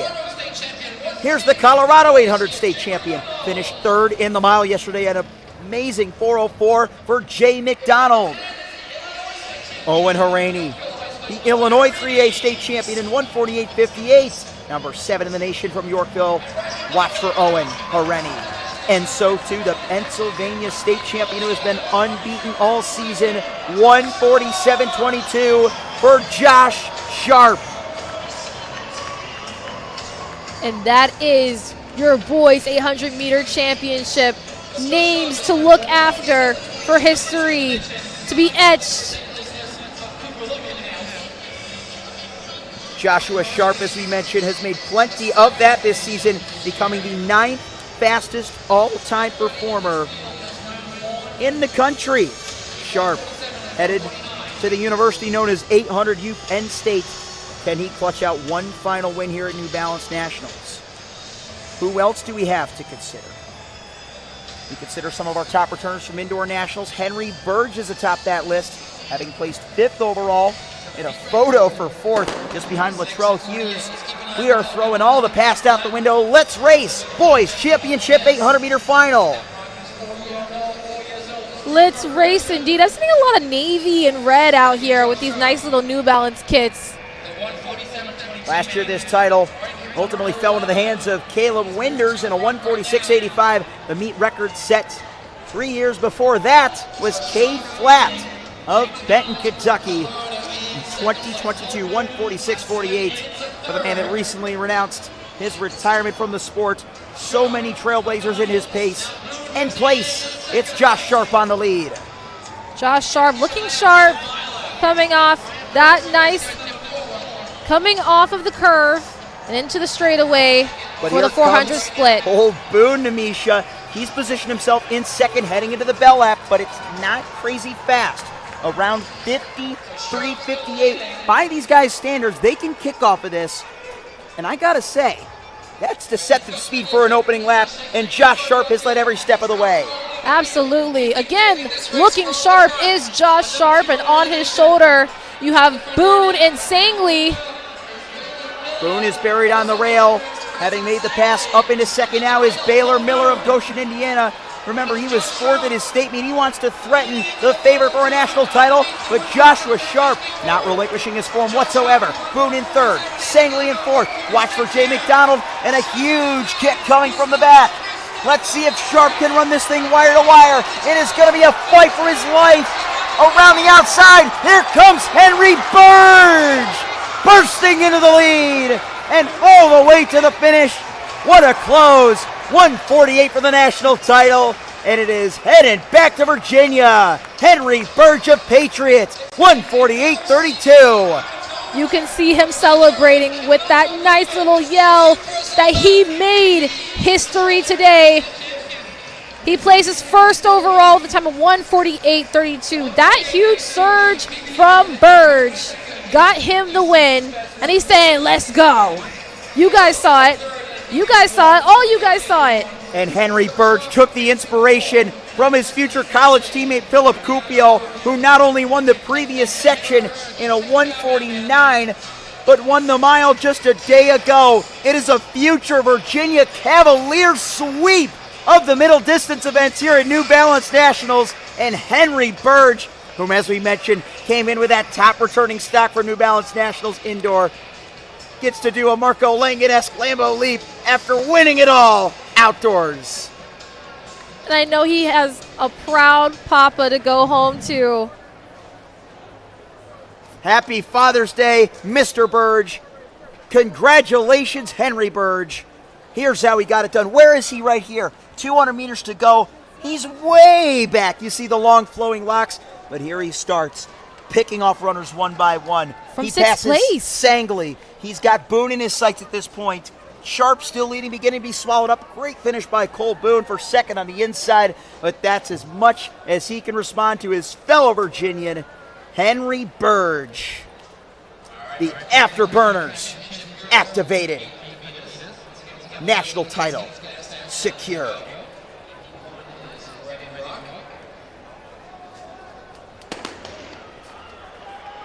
And we're off for the girls' 800-meter championship. 14 sections to decide our national champion, just as we've had for not only the boys, but both genders in the 400. We've got Abigail Luckman of Stevensville, Michigan, Isla Tharp of Very Nice Track Club, L'Oreal Morrison of Agnes Irwin, Violet Tetzel of Deptford, Michigan, Aisha Wajid of Gov Track Club, Kayla Romanowski of West Deptford, Sarah Victor of Houston, Kira McHugh of Brick, Debsy Nelson of Hereford, Elsa Gomez of Eaton Rapids, Bridget Courtney of Spencer Court, Alexander Ferreira of Garden State, and Layla Solas of Joppatown Roadrunners. On your screens, you're going to see 3 and 6 with the hip numbers for the girls in front. Tharp and Wajid. Isla Tharp, though she comes from Very Nice Track Club in Michigan, you can't help but imagine what kind of inspiration she drew from Jacoby Tharp, who set a world record in the men's 110 hurdles just a week ago at NCAA's. Absolutely. Mind you, this is a final, but Jacoby Tharp did that in the prelims of all things because he was relaxed. Look at her form. Look at her composure. She's not running hard, and sometimes most times the best runners are not running super hard. They're conserving energy and know how to use their body efficiently. And she's listening to that right now. And who else listening to it? Hit 4, L'Oreal Morrison on the outside in the bright pink. Trying to challenge the New York City 1,500-meter champion Aisha Wajid, who is already back from the 400. Got to be on tired legs, you'd think. With just over 100 meters to go, it's L'Oreal Morrison coming off the turn in challenging position. The senior from Agnes Irwin in Pennsylvania trying to take it to the New York City girl, but Aisha Wajid with a brilliant home stretch response. The freshman from DeWitt Clinton High School and Gov Track Club takes it home, and she is not far out of 210 territory. 2:11.66 for Aisha Wajid. Aisha Wajid, followed by L'Oreal Morrison, Isla Tharp, 2:11.66 for Wajid. Morrison, 2:12.83. They're going to kick off our championship girls. Now, time to hear from the man who won it all on the boys' side. All right, Henry we're down Burge here with on the Devontae infield Ford. with Henry Burge. Tell us about that race. There was a lot of front running from Sharp, but you were patient, and then you pounced. Tell us about that. Yeah, I mean, all my competitors, they're amazing. You know, I'm just so grateful to be in this opportunity. You know, I knew that I was at 600. I knew I had a lot left in my legs, so I just had to pounce on it, and I did. What's the feeling like knowing now that you're a national champion in the 800? Oh, man, it's amazing. You know, I just got to give all the glory to God. You know, Jesus Christ, my Lord and Savior, I'm so grateful for him.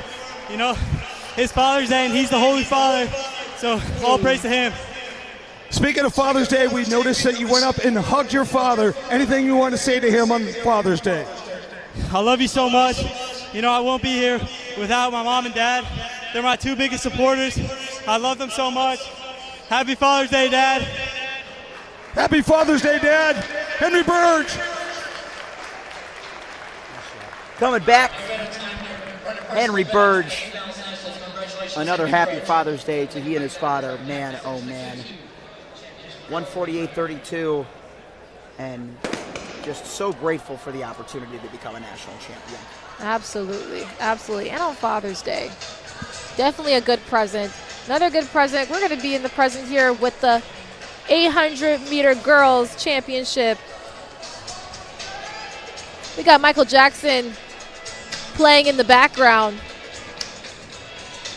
And it seems as though the Motor City ladies are responding nicely to the call of the King of Pop, Leah Thomas, the anchor woman of the Sprint Medley Relay National Champions on day one. She is one of them. The other looks to be Ryan Jeffries. So we definitely have a lot of Motor City presence, but a lot of others looking to stake their claims here in this Championship Girls 800 heat number 2. Princess Kamara, you heard me mention her name earlier in the 400. She is back on the line after placing 5th overall in a 53.91 as a sophomore from Virginia. She is absolute guts. I got to see her run the 800 back indoors at Virginia Beach as the anchor of a sprint medley relay while we're ironically on that point, and she gutted it out for her team in the Adidas National title. Such an amazing story. In the lead right now, we have Leah Thomas at a Motor City track. I remember interviewing her and her team for the SMR, and 105.99 for that split. She was in tears after that performance before, and she just couldn't believe they walked away with the win. She wasn't thinking they were going to, and she did with that last final surge, and she was out of breath. Leah Thomas is going to be out of breath no matter where she finishes in this 800. She's trying to fend off Sophia Holovatska of South Windsor, Connecticut, who's right there in second. Buried on the inside, too, you got Zadie Buckley of Bedford, Massachusetts. As they come off the final turn, Buckley's looking for a little avenue between competitors. She's going to try and go by on the inside as the door opens up. They're coming down the home stretch, all fighting it out with each other, and a late push back. What a rally on the outside here. This one's going to go in a 2:14 for Jillian Roth of Spring Hill, Tennessee on a 67.80 close. Only a second slower than her first lap. Great job. Great race by Jillian Roth. She's going to place 7th overall. Right behind her, Katarina Munson, 8th overall. 2:14.06 for Roth, 2:14.67 for Munson.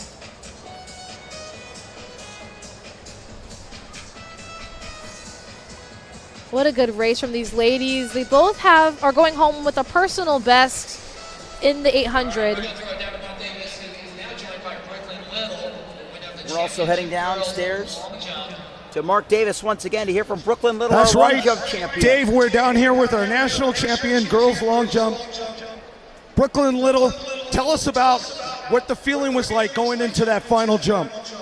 Oh my gosh, I was so nervous, but honestly, all glory to God, because it would have been easy for me to psych myself out coming in with 2 fouls, but I was able to just trust him and trust my training, and I'm really glad I was able to execute what I wanted to do. Speaking of, we did notice there you had a few of those fouls. Were there any concerns going through the series today? Honestly, no. I've been doing this at every single meet. I've been fouling my first 2 jumps, so at this point, I'm like, I'm used to this, and I can just just execute still. Anybody you want to thank for getting you here to this national title? I want to thank my dad and my coach. They're both my biggest supporters. My dad coming first, of course, but they're always supporting me, and I see them in the stands, and my coach on the infield, and I feel all the love, and I'm just really happy I was able to perform for them. Brooklyn Little, your girls, national champion long jump. And not just your national champion in the girls' long jump, but she now sets a Belize national record. That's right, Brooklyn Little has had the opportunity to represent her home country of Belize. Just 17 years of age, the first woman ever in her country's history to surpass 21 feet in the long jump. She'll be off to the University of South Carolina next year after a 21.3 inch lead. Absolutely. I'm so proud of her, and so is her dad. Look at the hugs and the smiles from everyone she's hugging. What a good finish for today.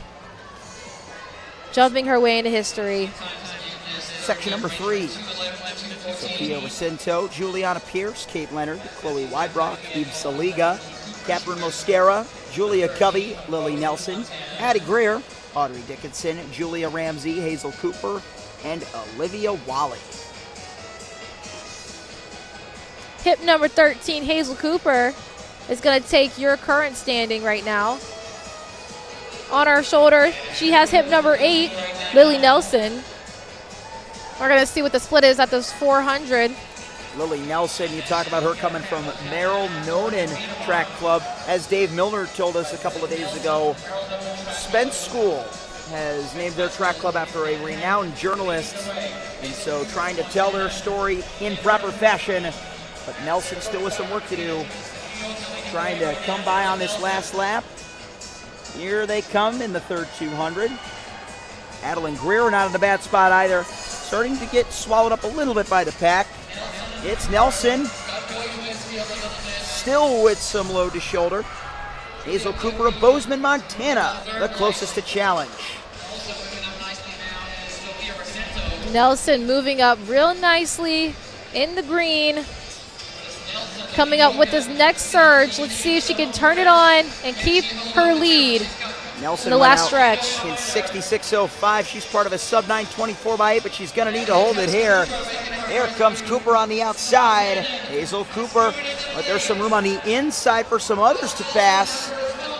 Cooper closes that door for the time being, but not for long.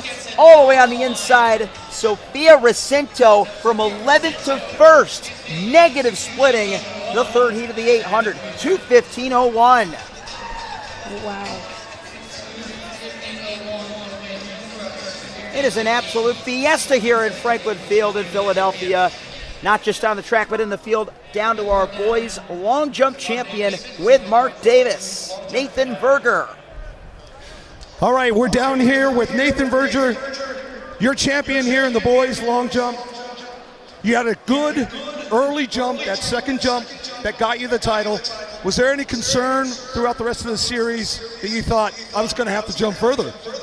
I was definitely looking to jump further. I trusted in myself, trusted in my training.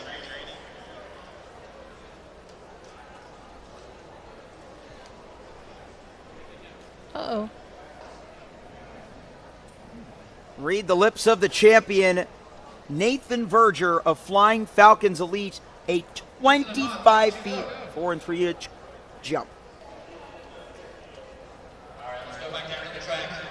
Wow. All right. Congratulations to Nathan. Apologies for technical difficulties. Either way, he won the competition by substantial margin, around 6 inches. And so we wish him and his fellow Floridians the safest of travels back to the Sunshine State. We're on to heat number 4 of 14. We've got Audrey Crowder, Reagan Schultz, Hazel Lewis, Kara O'Halloran, Zoe McNabb, Abigail Winslow, Adeline Turk, Madeline Ramirez, Jessica Abbott, Maya Donzella, Sophie Estroms, Anna Congelli, Una McManus, and Lorraine Hunter. So, through that first 200, mostly still together. Trying to see who grabs that early lead. It's always close at this stage. Maya Donzella, though, in the pink. Looks to have it, wearing hip 10 for the Windsor Warriors. She was third at the Connecticut State Open Championships in a 2:14, as we told you about prior. And she is going to try and keep a decent position, but she's been passed on her outside, heading to the halfway point at Zoe McNabb, the Vermontian, who is not only a state champion in her state for track, but she's also part of a state-winning Ultimate Frisbee team. A multi-talented athlete is the senior from Champlain Valley, but she is being passed on her outside. A very strong stride in this third 200. That looks to be Una McManus of Hen Hud, the tall figure. I've seen her run the multis before, Namisha. How does all that strength and versatility benefit an athlete like her in this position? Well, the 800 is the final event. So imagine coming in with 6 other events to do and being able to hold off to the 800. She doesn't have anything before this. She has energy to do this. And she put in another surge coming off of the final turn. Una McManus of Hen Hud, but she has got plenty of company on her outside of other fresh finishers. Oh, man. Look at this, from third to second to first in the home stretch. Another storming close. And it's going to be a 2:13.58. Audrey Crowder, she had a great finish in her mile yesterday, and she produces another one today from 7th at the bell. Negative Split City out here.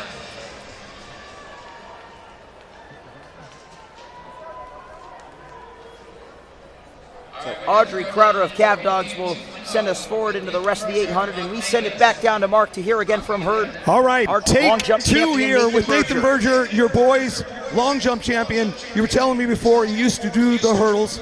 Now you converted purely to the long jump. How happy are you now to be a national champion in that event? I'm very happy. All glory to God. I came in here believing myself and trusting that I can be a national champion, and that's exactly what I did. What's up now? You're going to close down the season, get ready for next year? Where are you headed? I'm heading to the University of Kentucky, and I'm going to close down the season, get ready to compete over there. Well, lots of celebrations there for Nathan Berger, your boys' long jump champion. Let's give it up for him, folks. University of Kentucky has got a good one coming. Boys long jump once again, Nathan Berger of Flying Falcons at latest heats. Pretty topsy-turvy battle there, but again, a great finish by Audrey Crowder. Our Vermonter, Zoe McNabb, ultimately had to settle for 5th. I don't see any Vermonters in this field at the moment, but we do have plenty of other states represented. Long Beach Wilson, they've got Kamani Tyndall out here. You've also got Janae Coleman. Your cousin is back, Namisha. She's from the House of Champions. Daria Lamakina, Audrey Latham, Emma Simmerall, Kyla Atterbury, Kayla from Manheim Township, Kira Hickey, Camille Lichtenstein, Sayla Woodworth, Stella Goldberg, Iris Grace, Ava Dickinson, and Daniela Shelfo. I can see Cuzzo moving up there. Lovely efforts from her. In the lead. We're going to gather that here in a second. But keep your eyes in the blue shorts and the white top. And on her outside is also making a move on the back stretch as they're coming in for this 400-meter split. It's a fast one here. Sub 65 at the opening quarter. Leading things through halfway.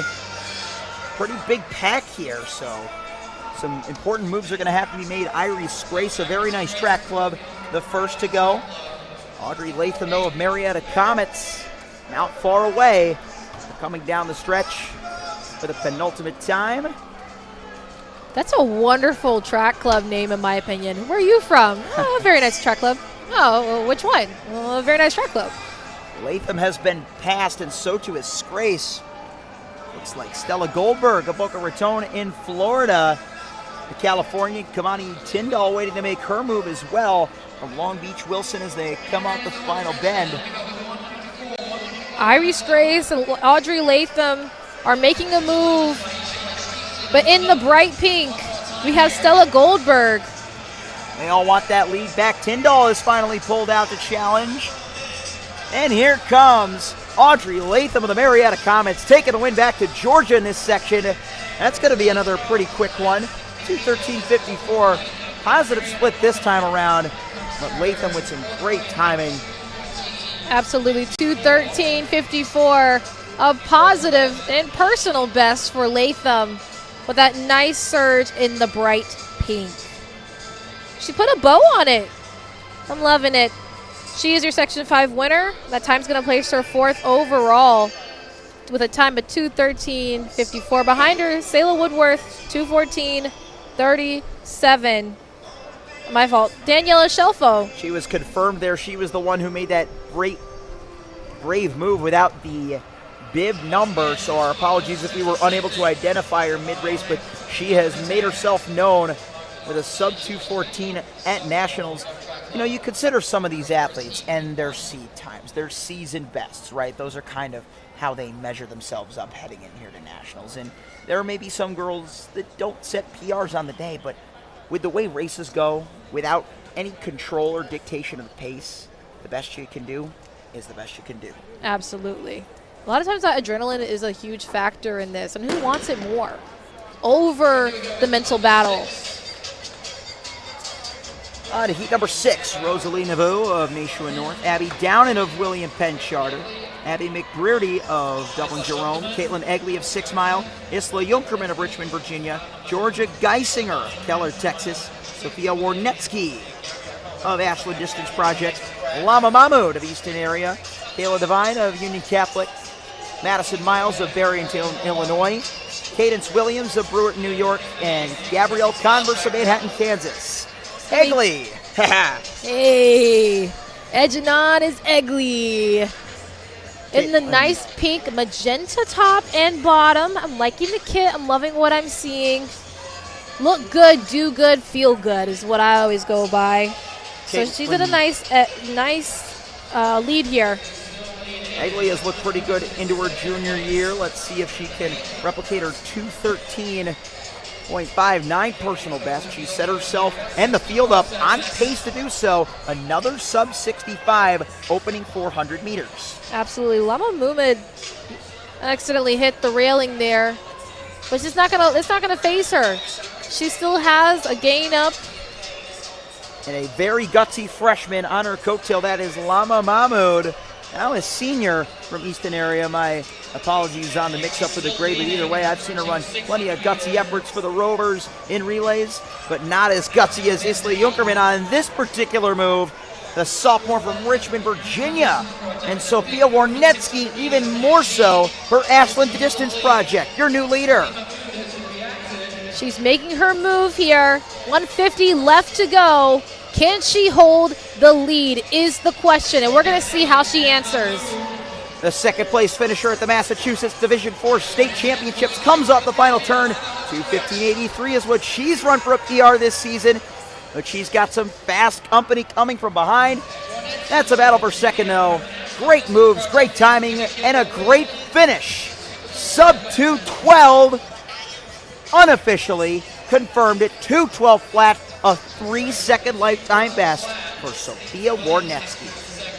I'm loving it for her. She moved from 3rd place to 1st place. She was in 4th with a time of 105.17 for her 400 split, but she ends up with 2:12. It's going to place her 2nd overall. Great efforts and a personal best for Sophia Warnetsky. Cadence Williams after her from Brewerton, New York, in 3rd. Madison Miles there from Barrington, Illinois, but Cadence Williams, the future Quinnipiac University Bobcat, just missed her PR by 100th of a second. 2:12.80 at New York State's last week, 2:12.81 today at New Balance Nationals. But not a bad effort at all. Here we go, heat number 7, Morgan Hamilton, Lauren Vermani, Cameron Barton, Juliette Lewis, Catherine Morey, Rua Franzman Simmert, Naomi Witt, Claire Sabot, Abigail O'Neill, Alana Williams, and Ava Mignon. I'm looking for a filet mignon after this. I don't know Oh, my about goodness. you. That sounds great. But in 4, filleting the pack is Juliet Lewis out of Brighton. That was some impressive verbiage there, my friend. Well, thank you. I learned from the best, my friend. We have had a 14th hip number introduced into this field. We were only given 13 on our initial start list, so trying to factor that all in. Looks to be a strong early run nonetheless. Sophie Meissner of Alexandria City Track Club was initially labeled a scratch, but she is out here. It is her who will take us, in all likelihood, through 400 in the lead. But again, this race is very rarely decided in the first lap. Absolutely. They're heading into their first split here. 104 unofficially for Meissner. As they sort for position on his second lap. The lactic accumulating. You got a nice top 6 breakaway. Abigail O'Neill of Kingstown Girls slotting in right behind. Catherine Morey is there from Potomac, Maryland, out of Winston Churchill High School. But it looks like she's been buried a little bit on the rail. So we'll see who can move here. Alana Williams of Martinsbury, Ohio, perhaps. She's into the new number 2 spot. You know what's funny? Meissner reminds me, if you're a theater nerd out there, Meissner method is like the method acting, right? She's not acting. She's really doing it. It's going to be Meissner right now coming off of this turn, but she's challenged right now. What is the method? We'll see if she can hold the lead. Against Alana Williams of Martins Ferry, Ohio, making the pass with 50 to go. Meissner not giving up, but her front-running days will have to be put on hold for now. What a finish by Alana Williams. 2:09.72. She is your first beneath 2:10 today, and a nearly dead even split of 64.84 to 64.88. Ohio. Making you want to say, oh, 209.72 is going to place her top overall. Alana Williams, my girl. You just are going home with a 209.72 personal best. Right behind her, Abigail O'Neill. The surge at the end helped her to a 2:12.22, placing her 4th overall with a personal best. Huge, huge finish there for Williams. You look at some of the top times that we've seen in the Buckeye State this season. That was good enough for a number 3 in Ohio. Alana Williams, where was she before? Interstate, but number 11 at 2:12.62. Huge performance and some early chaos. It looked like a fall there on the inside waterfall.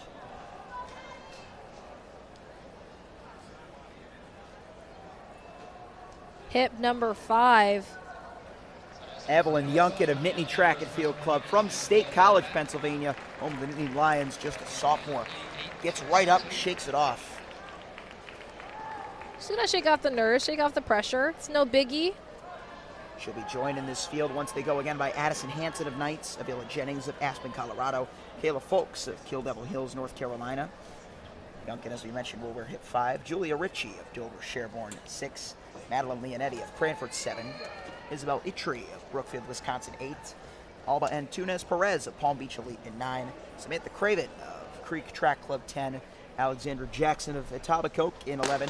Elizabeth McLaren, Bethlehem, PA, in 12. And hip number 13 from Verona, New Jersey is Gwendolyn Neal. So how will they respond to the recall? Will they adjust their strategies? We're about to find out. How would you respond if you were in Yunkin's position, Anisha? Like we talked about before, Carson, it's a mental battle. So honestly, just for reassuring yourself that you got this, stay in the race, you belong, that belief is actually what a lot of college coaches out there are looking for to see in these athletes. Can they handle it on the big stage, knowing that they have to go back and have to recalibrate themselves for this opportunity? There was plenty of contact behind the leaders, so even though we are off safely, not really any places to hide in an event like the 800. It was Bethlehem, Pennsylvania's Elizabeth McLaren who took the early lead, and looks like she's trying to hold on to it. But it is up for grabs at this moment as we come to 400. McLaren and Jackson are leading off right now. 104, I think, is the time unofficially for a split. Alexander Jackson from Etobicoke has made the move into the front. They came through nearly adjacent at that 400 split and are beginning to pull away. There's still a lot of racing left to do, 300 meters nearly, and a lot of others looking strong. In third place, you've got Alba Antunes Perez of Palm Beach Elite in Florida. Madeline Leonetti of Cranford, New Jersey, just behind her. In fact, Evelyn Yunkin, our early faller in the Nittany Shades, has moved up into fourth. But it's back in the hands of Elizabeth McLaren from Bethlehem, Pennsylvania. Making it clear, McLaren with that nice gap, showing everyone that she's here to do what she needs to do. The sophomore from Liberty High School coming home in the final strides to take the win in heat number 8. It's going to be just outside of 2:11 here. Elizabeth McLaren, a new lifetime best down from 2:12.10 that placed her second at the East Coast Track and Field Championships in New Jersey just last week. Her fitness is only getting better and better. Alexander Jackson with the win, confirmed. Apologies on the mix-up there. But Jackson, I think it's the same story there when we look at where she has come from in comparison to her previous fitness. Just really working her way up through the season. She comes from Etobicoke Track Club in Ontario, the Canadian, who had a 2:16 indoor PR. Coast 2:11 here outdoors. Jackson knows how to get it done. So that's what I'm saying. It's going to place her, 2:11.54 will place her in third overall. Pretty sure she's happy with that standing. We're in heat 9 of our girls 800 meter championship final of 14. Once again, congratulations to Alexander Jackson on her latest heat victory and a safe travel back home to Canada as we move forward now to section number 9. Carly Renna of Randolph, New Jersey. Jenna Friedman of Valley Project. Mason Thompson of Cherville, Indiana. Ava Shook of York. Caitlin Waters of Crofton. Elena Pierce of Charlottesville. We talked about her yesterday as a multi-time Virginia class state champion. Future Virginia Cavalier. They've had a few good products produced today. Peyton Dare of Morristown. Isabella Gravina Budis of Champlain Valley. Carly Godfrey of Ocean City. Andrea Sassatelli of Valley Falls, New York. And Emma Coran of Hackley School, the New York Independent State Champion. Shook and Darer of Morristown with hip number 8 are in your lead right now. Dare out with a great start. Nice little surge for her. She's coming around for the 400 straightaway. That looked to be a very quick first 300 meters at the very least. You've got Elena Pierce of Charlottesville, Virginia. The young lady who'll be staying home for her next 4, moving up into second as they hit halfway. This is by far the fastest we have seen it go out yet. 62.71 for Peyton Dare. Emma Coran also having moved her way up into second. We'll see if the others can make their breaks behind. Bottom line, we are on pace for some more sub 210s. On ace we will. She has a chance. This is no game of spades, everyone. She has a chance to go under 210. Peyton Dare working really hard in comparison to Coran, who takes the lead at 600 meters. But how about the reservation of Carly Godfrey? She took it nice and cool on that backstretch and has effortlessly caught the leaders. It's Emma Coran, the junior from New York, but here goes Carly Godfrey, her fellow junior from Ocean City, Maryland. And just when we thought she was out of it, Peyton Dare has reemerged. The sophomore from Morristown is into second as they come up the final turn. Here comes Elena Pierce from the back this time. She tried front running in the mile yesterday, but here comes the Virginia State champion. They're all playing catch up to Carly Godfrey of Ocean City. She's gonna be at 210 once the finish arrives. 2:10.45, a blisteringly hot pace to kick off of. And Godspeed to Godfrey. Carly, you just etched your name as third in our championship girls final with a time of 2:10.45. Behind her in fourth, Carly Renna, 2:10.79, and behind her, Elena Pierce with 2:10.86. So heat 8 went to the Canadian once again, Alexander Jackson of Etobicoke, and now Heat number 9 goes to Carly Godfrey of Ocean City, Maryland. So we're covering all different bases, and our leader, Alana Williams from Martins Ferry, Ohio, remains out there to be caught. Absolutely. 209.72 is the time to beat. Carly Godfrey from Ocean City, New Jersey. Apologies on the state mix-up there. Either way, she nearly matches her PR for Meet of Champions. 2:10.36 goes 2:10.45 on the day.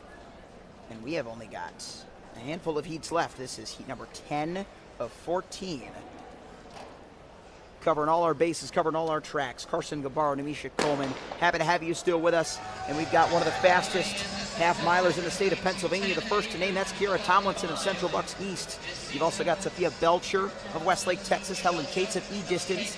Natalie Naz of Shorewood, Illinois. Riley Jones of Long Beach, Wilson. Layla Fuller of Lake Brantley. Becca Van Lent of Very Nice Track Club. Bridget Cannon of Ramapo, New Jersey. And Marin Erdman of Smithville, Ohio. 200 meters to go, or 200 meters to start off. Bridget Cannon is in the lead right now in the green. A nice little braided ponytail swinging around.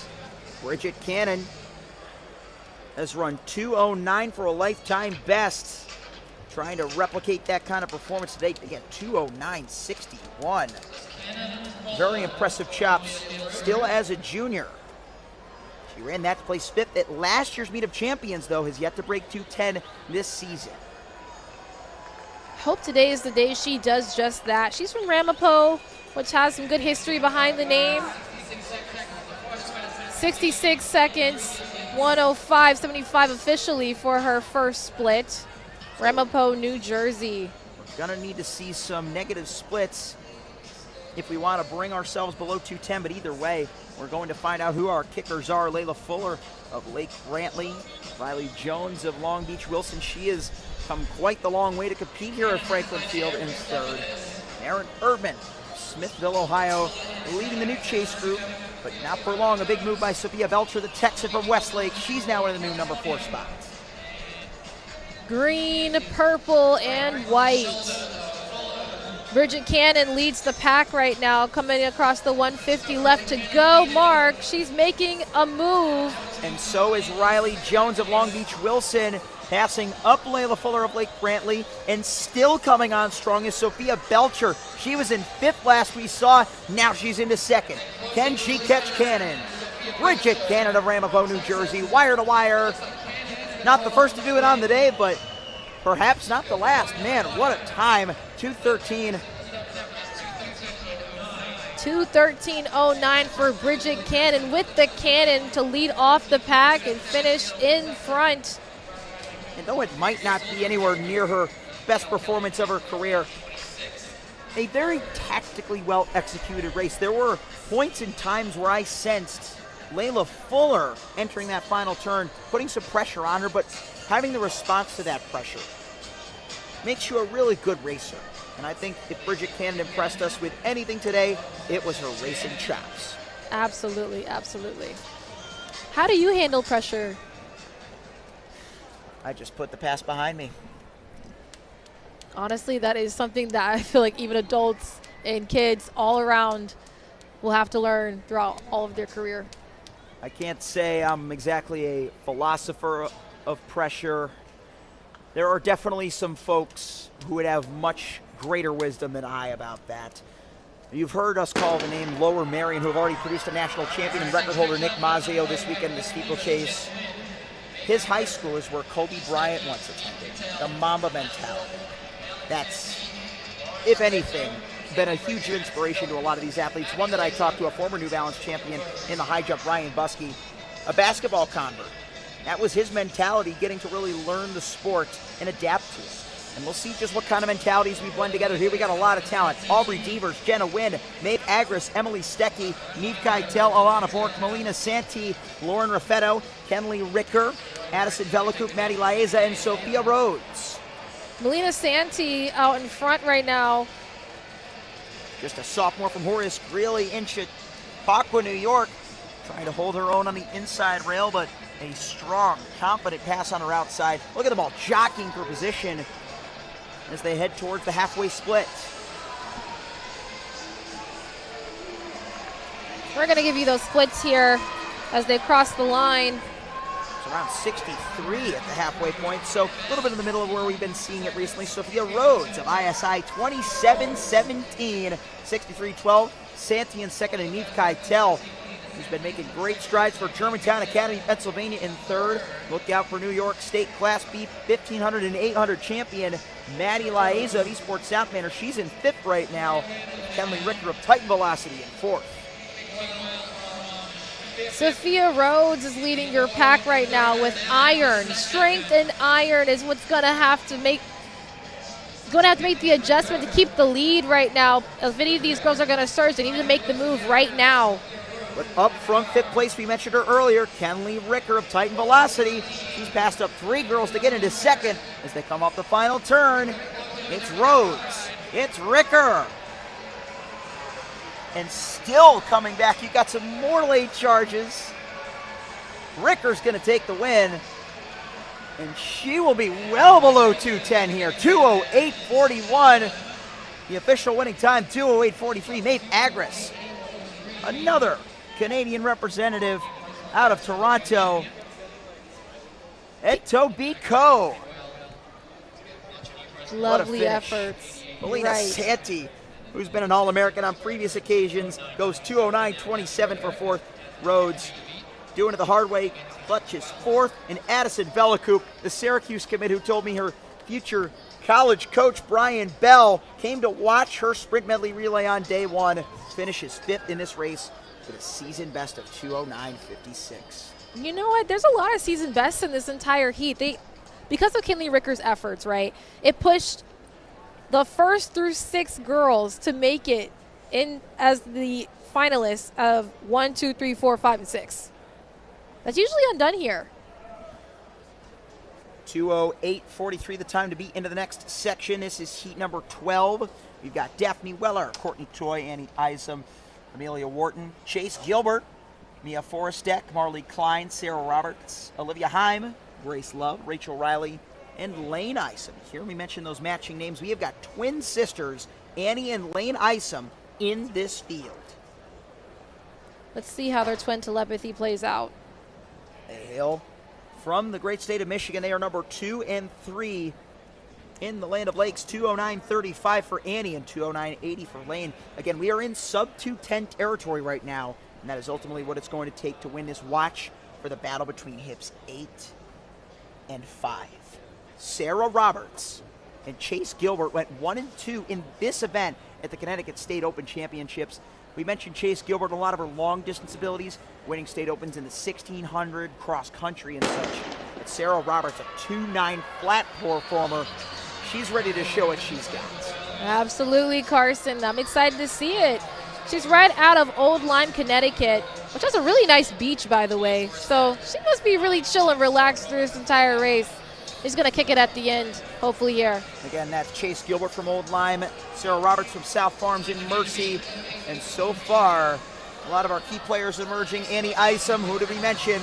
One of the top women from Minnesota. Love. Grace Love of Bethesda, Maryland, just a freshman, slotting up into second. You can't miss them in the pink and red shorts. Bethesda, Maryland, Grace Love, the only freshman in this field, has moved to the front just beyond 300 meters. Chase Gilbert trying to get into the mix as they approach 400. This could be the fastest that we've seen yet, and it most certainly is. 61 low with a lap to go. Wild efforts right there. 61.51 officially from Grace Love. Loving this from her, this lead she has. We'll see if she can keep it. Isom being passed on the shoulder. Looks like Sarah Roberts has chosen to move in this third 200. The Connecticut State champion, but here comes the runner-up who finished just behind her, Chase Gilbert, moving way wide into lane number 6 here at Franklin Field. How about Amelia Wharton of Lexington Elite? She goes straight to the lead with 200 to go. Elite efforts from hip number 4. And Amelia Wharton. The Ohioan from Twin Valley. Oh my, Amelia Wharton with less than 100 meters to go. I believe she is from Kentucky. We got a bunch of athletes in contention. And Isom is not done either. Annie Isom on the outside with the longer strides.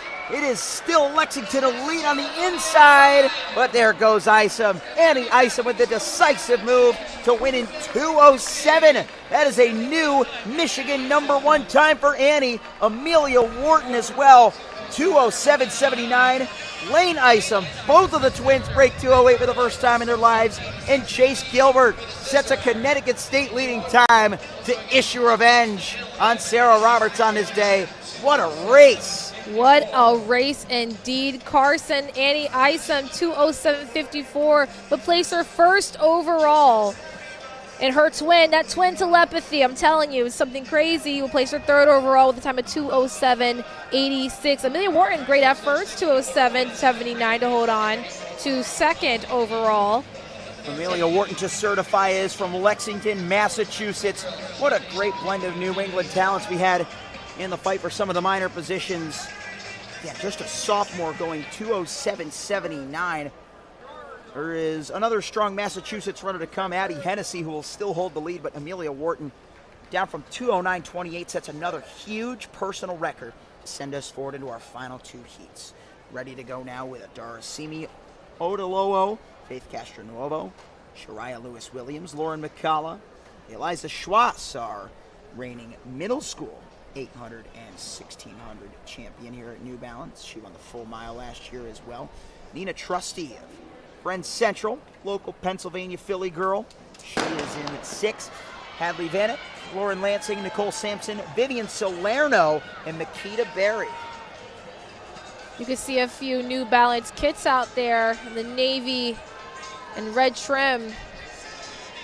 And what We're going to do our lead here. Salerno, pardon me, did in the 4x8 cannot be understated. She ran an absolutely scorching solo leadoff leg for her team. They ended up finishing 13th overall, but she split 2:07.06 for a lifetime best. Great efforts from her in our lead. We had a gap there in the beginning. A little trip up there on the railing, but no worries for these girls as they mentally get it going.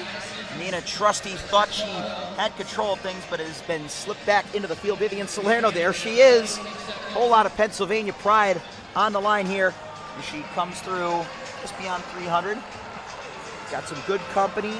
Looks like Hadley Vanek of Cavalier in the mix as they hit halfway. Another 61-second opening lap. We love to see that aggression. And it is in the hands of the local sophomore, Vivian Salerno, 61-68. Makita Berry moves her way up into second, also beneath 62 at the exchange. I'm telling you, when girls make a move, especially having about 300 meters to go, it's something insane to me. I only ran the 400, but the 800 is something I just could never fathom to turn on another gear like these girls can. Turning on another gear of her own is Long Beach Wilson Shariah Lewis-Williams all the way from 6th at the bell. Let's see if she can win the bell here. Vivian Salerno, who's already had one solid front-running effort of her own. This is a very quick pace that these ladies are making. This has a chance to be in the low to mid-2 flats range as far as digits go. It's going to be another new lifetime best, 2-in-1 weekend. 2:07 on Friday, and on Sunday, 2:06 for Vivian Salerno. Vivian Salerno, 2:06.33 officially. My goodness, out of J.P. McCaskey will place first overall. What great efforts from her. And her fellow Pennsylvanian, Faith Castronuovo, comes up for second. Castronuovo was second behind Salerno at the 3A Girls State Championships. Those two put together a thrilling rematch in top 2 times statewide. They will be 1 and 5 respectively heading into the final section as we get ready to introduce Heat 14 of the Girls Championship 800, beginning with our steeplechase champion. One night ago, 626, Caitlin Caston, already committed to UNC.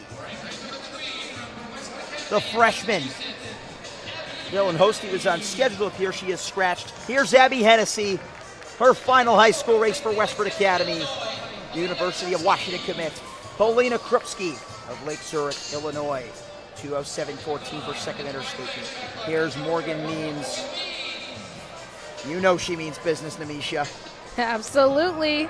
You see the name on her chest. Ava Kavanaugh. She comes from Episcopal Academy, Pennsylvania, out of Bryn Mawr in Newtown Square. She is going to be strong, as is former Pennsylvania state champion of the 800, future Penn State Nittany Lion, Gwen Hamilton.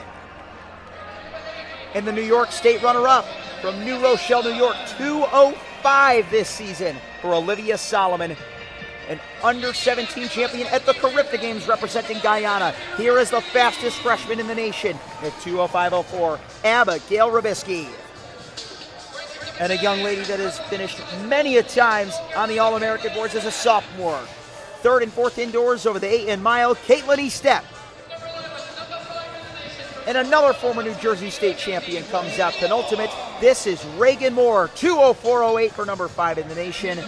And the number 3, negative split, a 2:03.64 off of a 59-second last lap.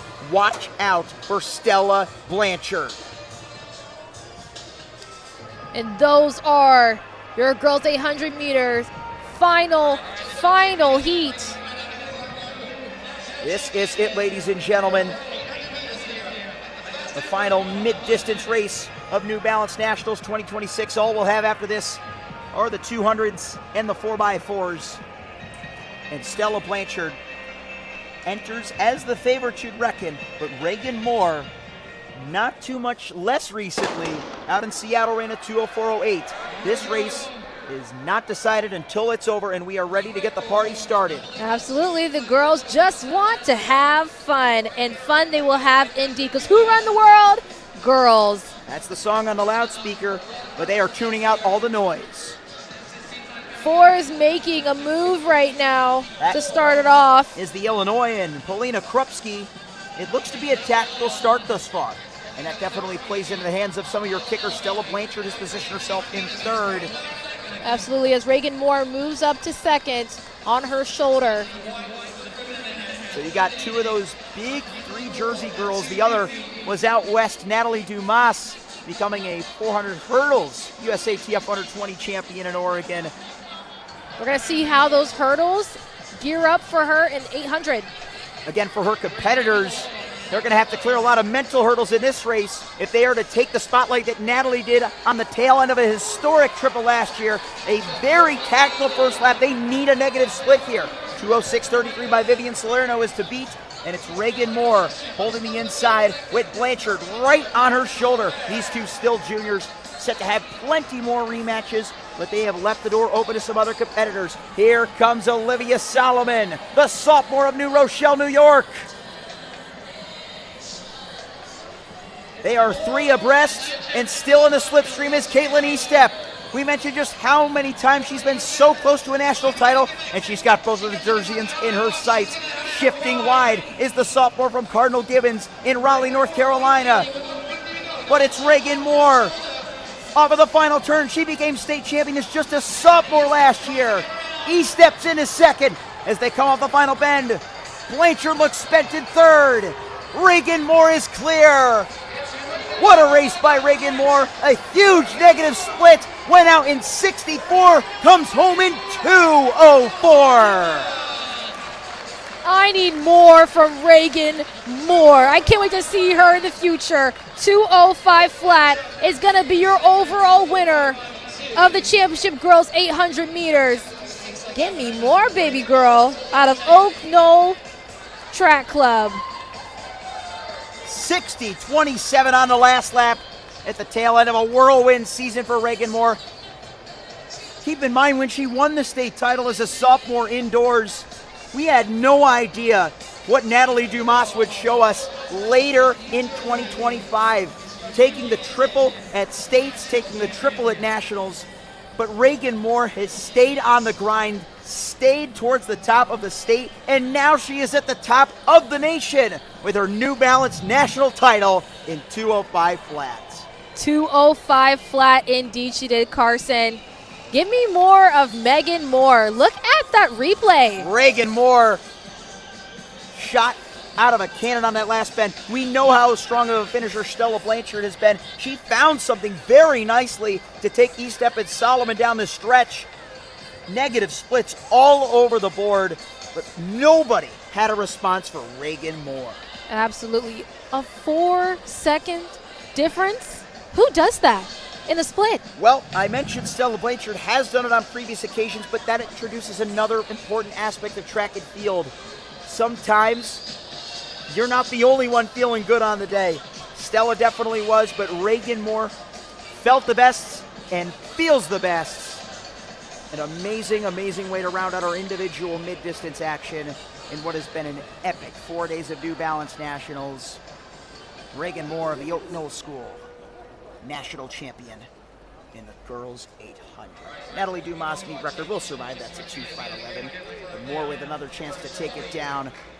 We are going to get the chance to hear from Olympian Mark Davis once again with the champion, sending it down to Mark with Reagan. In just a few moments, we'll get to hear how she made it happen. We're down here trackside with Reagan Moore, your champion in the girls 800 meters. Talk us through the race in that first lap and then in the second lap.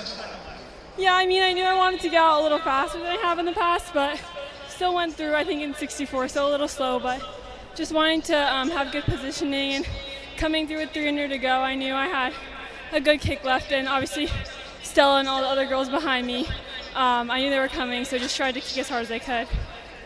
Now that last 90, 100 meters or so, you had athletes coming on you really strong, but you powered home. Where was the confidence for that last 100 meters?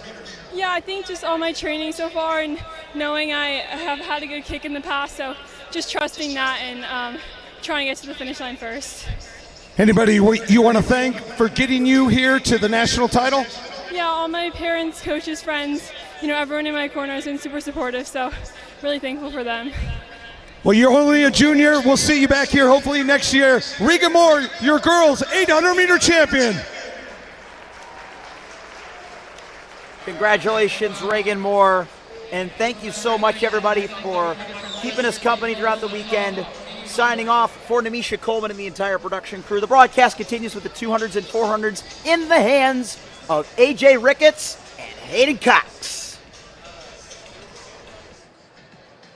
Carson, Namisha, thanks so much. Well done all week long. Thrilling finish in that event there. And we are just minutes away from the boys championship 200 coming up next. AJ Ricketts alongside the coach, Hayden Cox. Hayden, looking forward to these 200s and 4x4s, which always finish off New Balance Nationals Outdoor. It's been a fantastic 4 days thus far. Beautiful weather here today in Philadelphia, and it sets the stage for a loaded field coming up here in the 200s.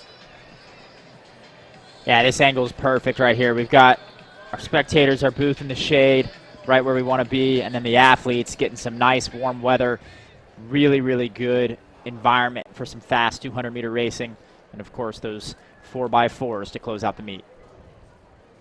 Athletes making their way out of the tunnel here onto historic Franklin Field, which has been the site of some of the top action meets moments in the sport throughout its 130-plus year history. What kind of moments will it see here today in the 200s? We're going through our introductions for the championship boys 200 here, New Balance Nationals Outdoor.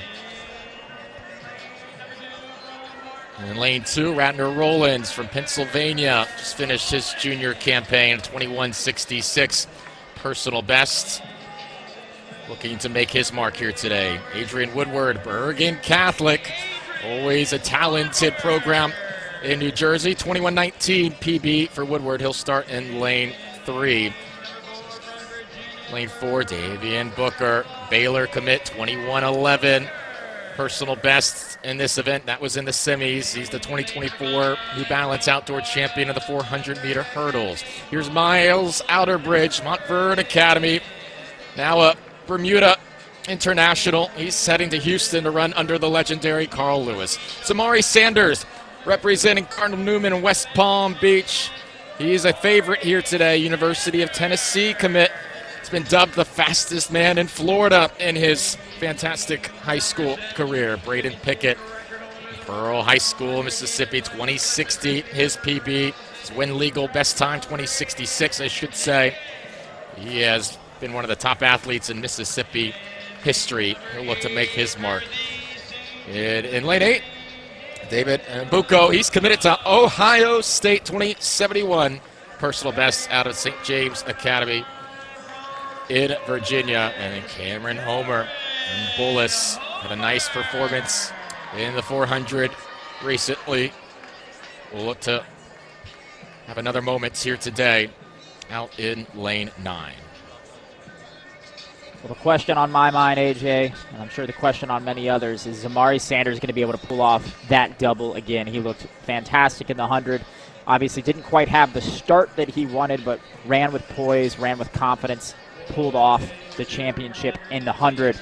Got to imagine that's going to give him a lot of confidence coming into this 200, where the start is a little less important. He's obviously going to want to clean it up, but if for whatever reason that doesn't go his way again, he's got the confidence to know that once he gets up and running, he is faster than everyone else in this field. Showed it on Friday. He'll have to prove it again today.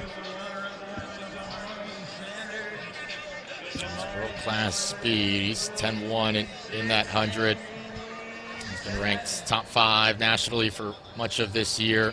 6 FHSAA state titles in his high school career. Again, heading to Tennessee. Has been a national star all season long. But what might Miles Outerbridge be able to do in 5? Coming off that 2054 in April at the Crifta Games. He's also been one of the top sprinters in Florida. Look at him there. Zamari Sanders, the Cardinal Newman product. To add another title to his illustrious career. Curious to see just how fast the time will be here, AJ. Obviously with Braden Pickett out there in 7, really strong 100-meter runner, was second in the 100 on Friday. I think that's going to help get Sanders out a little bit too, right? When you have a fast starter to your outside, that can be a really big advantage in the 200, and Pickett, certainly a very strong starter. Of course, he's going to want to put his own name at the top of the result sheet. He doesn't want to hear anything about Zamari Sanders. Neither does anybody else in this field, but that's why you get to run the race. One of the younger athletes in this field, class of 2028. One of the top recruits already nationwide. As this crowd looks on, they have seen some high-level performances all week long. Power 4 commits, international athletes included in this field. Could Pickett stun the collegiate commits to his left here today? Sanders trying to cap what's been a memorable week already for Zamari Sanders. Miles Outerbridge on his inside. Davian Booker heading to Baylor.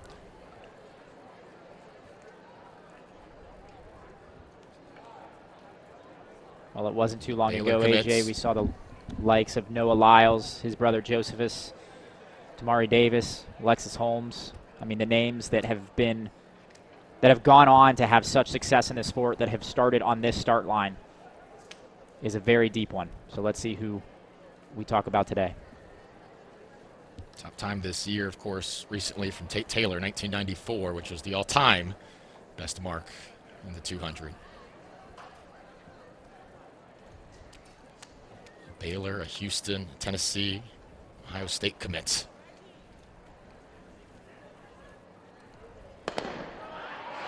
Got his off, they're underway. Championship boys 200. Out strong is Sanders, one of the favorites. He makes up the stagger there. Pickett looking strong as well. They're even into the front stretch. Zamari Sanders edging ahead. Zamari Sanders wants another. Crosses the tape. Wins 2.0.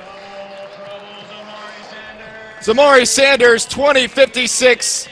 Add another national title to his collection. Unbelievable from Zamari Sanders. What a weekend. It's one thing to go win the 100 and the 200. It's a whole nother thing to do it back-to-back years. That is unbelievable consistency from Zamari Sanders. That is a man that every single pro sponsor is going to want to have running for their team. But, of course, first, off to Tennessee. Really good race here. You see Pickett get out really quick, just as expected. Really good starter out in lane 7, and Zamari Sanders used that to his advantage, ran a very, very good turn. And then once they got into the straightaway, it was all Sanders. Pickett did a really good job of holding on, staying relaxed. I think sometimes there's a tendency, especially in high school racing, when you know you're getting beat, to tighten up, and that ends up pushing you all the way back into 3rd, 4th, or worse. But Pickett did a good job there holding on to 2nd, and Sanders with a very, very just classy race from the high school senior, ending a fantastic high school career. Braden Pickett was probably exactly where he wanted to be coming out of that turn, but the class of Sanders shining through in that final 100 as he got to top speed. Really a sensational performance by the younger Pickett, who will very well may have his moment moving forward here at this meet. But today, once again, belongs to Zamari Sanders. We send it trackside with the national champion. Man, what an amazing athlete this man is. Zamari, you get the double, but all the eyes are on you today. You won the 100. How did we handle the pressure with the target being on your back? Like I said yesterday, it's me versus me. I don't care who beside me, in front of me, behind me. You know, I'm going to do me. Yes, sir. Now, this is your last meet as a high schooler, correct? Yes, sir. All right, so now you're done. You end off as a 2-time national champion this year. How does that make you feel? It makes me feel accomplished. You know, my freshman year, my senior year is a lot of improvement. I was ready to go to college, represent for Tennessee. All right, and then you had a message for the crowd yesterday, but now you're back again, so you get another opportunity. You got anything you want to say to the crowd? Florida on top. Florida on top. Give it up one more time for Zamari Sanders. We'll have to make sure he's talking about the state and not the college moving forward as he heads to Tennessee. They don't want to hear Florida on top without proper context. He will be a problem for the Volunteers moving forward, and just one of the most impressive performances in recent New Balance history. I was thinking the same thing, man. Coach Ross isn't going to like that. He doesn't want to hear Florida anything. Coach Ross wants to hear Tennessee, right? But from Florida to Tennessee, he will certainly make a mark. Congratulations to Sanders. Pickett takes 2nd. Cameron Homer of Bullis wound up in 3rd. Introductions now for the championship girls 200. An all-time record, of course, coming in 2003, 22-11 in this event. Amira Nesmith, graduated senior from Pennsylvania, 23.73 personal best. She was 4th in the 100-meter final. Janelia Williams will start in 3 from New York, Brooklyn junior. And the top sprinters, the PSAL, is Cameron Tatum with the Michigan Mustangs, Illinois commit in 4. From Courageous Track Club, Lace Brown, Alabama A&M commit, had her PB yesterday, 23.52.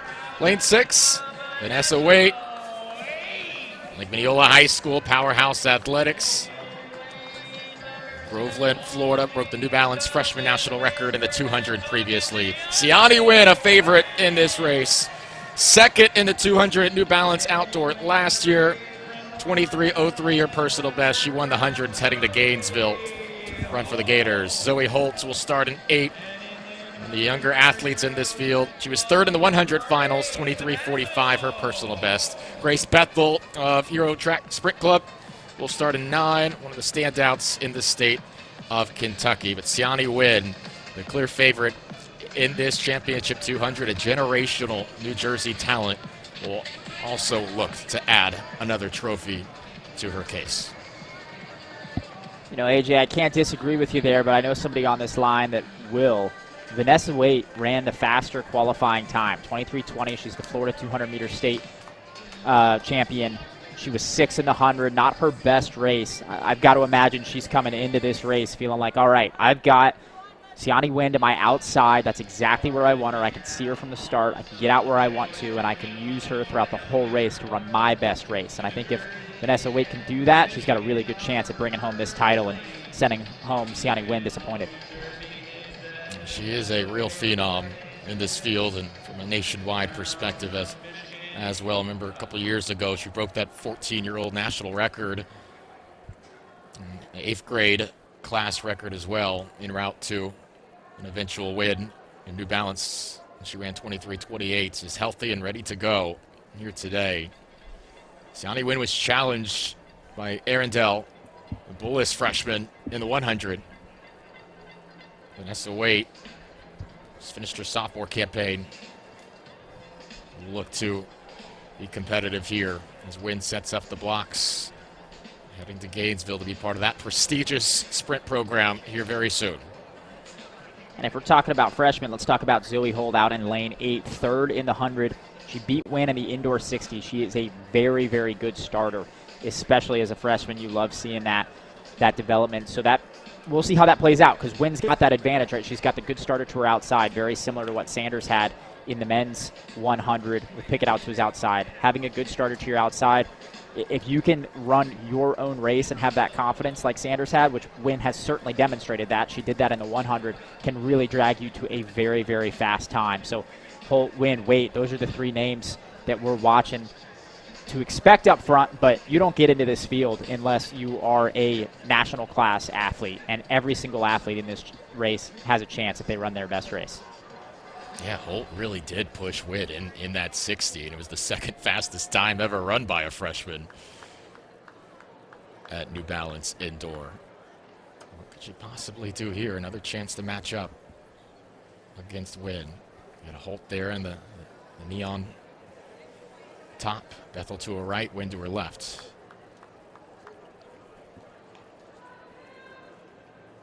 Personal best of 23:03. That was at the Camden County Championships in May. Bigger stage right here.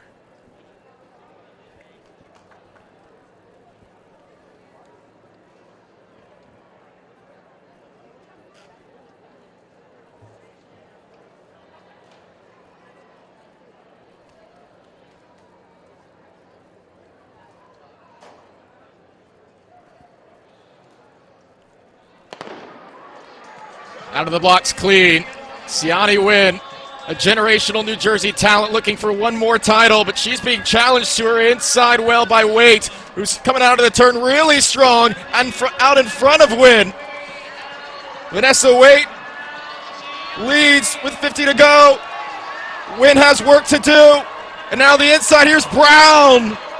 Oh, what a race here. Malaise Brown, 22:94 is your national champion.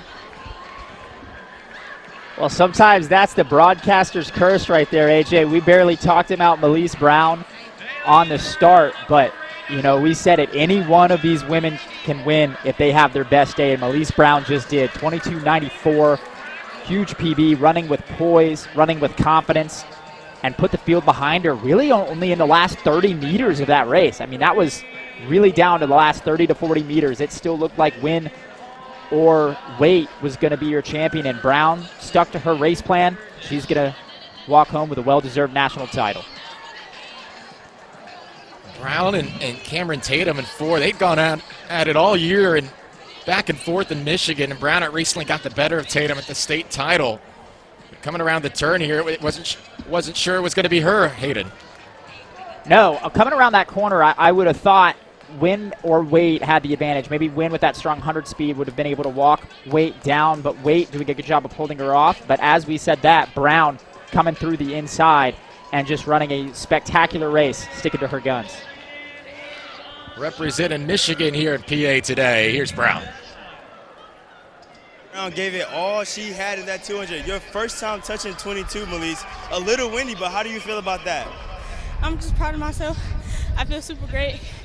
I had a lot of people who believed in me, so I'm glad I was able to do it. The race came down to the wire. It was almost a photos finish. Tell me about the execution of this race. That was the first time I ever leaned.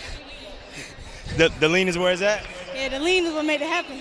Well, you heard it here. Leans will make the 22 happen and makes the national champion going. Melise Brown.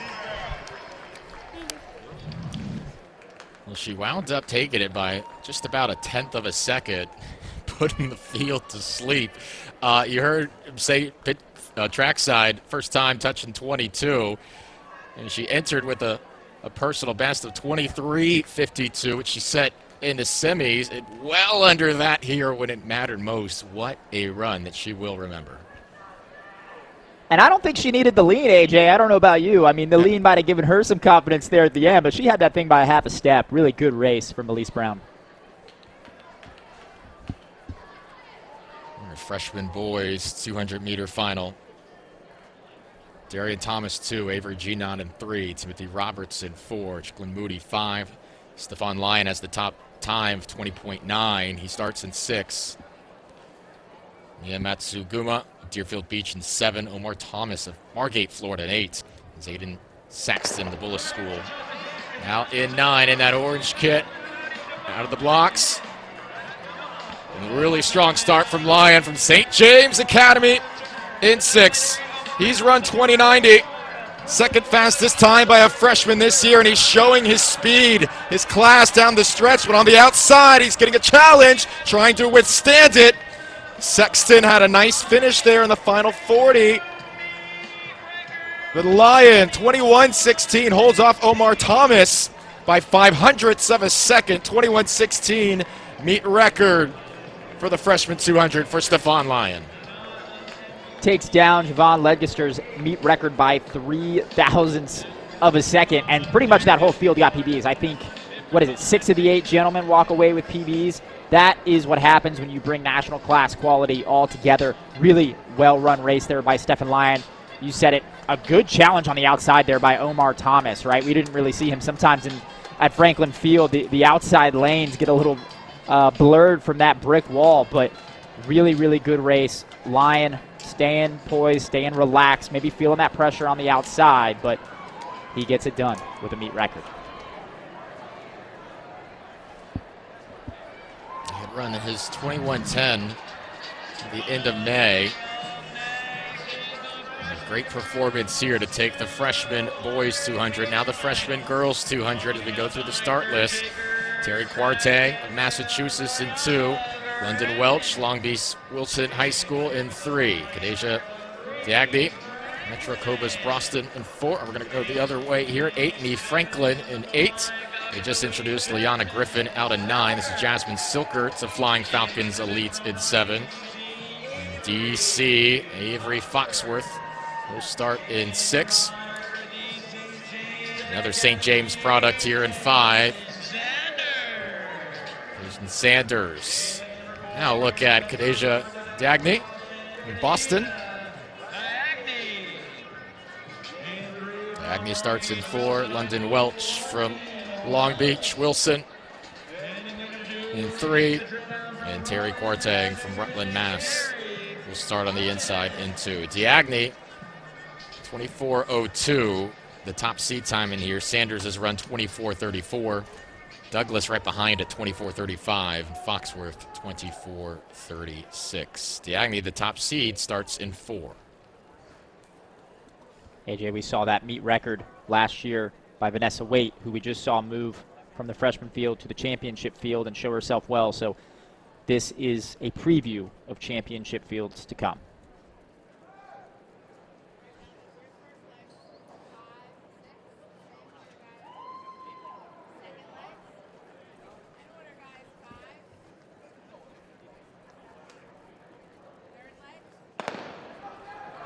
Diagni in 4, Sanders in 5. They're the 2 top seeds in this freshman girls 200. Out pretty evenly. Franklin looking strong out in lane 8 of Lions Track Club. But now the stagger's been made up.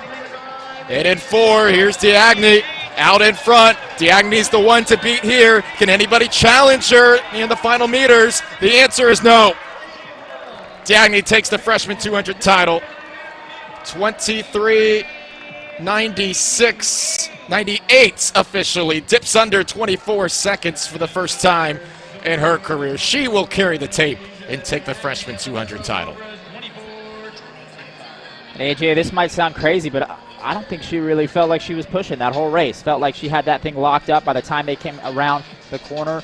If it was a little bit longer, maybe there would have been a push there from the outside, but Sanders felt like she shut it down the last 30 or 40 meters. As we take a look back here, you see the start pretty even. You can always tell off that stagger. Some good racing on the outside by Kyrie Franklin, but when we came around this corner right here, Sanders just felt like launched out of a cannon into this straightaway. Really, really good acceleration into the straightaway. Again, I think that was Silker to Franklin on the outside that made a good move, but Sanders had it all locked up from the moment she came around the corner and never let it go.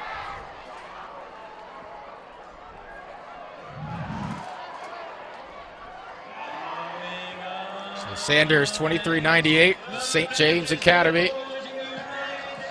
Let's sit at trackside. Keep it right here, Blake Johnson. Southern Sprinters Elites. Austin Coverson of West Georgia Elites in 8. Austin, Darius Bowling, Prospect Park, he's running in 7. Bobby Gibbs, Flying Falcons Elite 7th grader in 6. Camden Lockwood with Epic Elites. And 4, Samuel Stribling Jr., Southern Sprinters Elites. Richard Martin, Mobetta Track Club will start in 3. And down in 2, McKee Mims Horton with Mobetta as well. This is your middle school boys 200.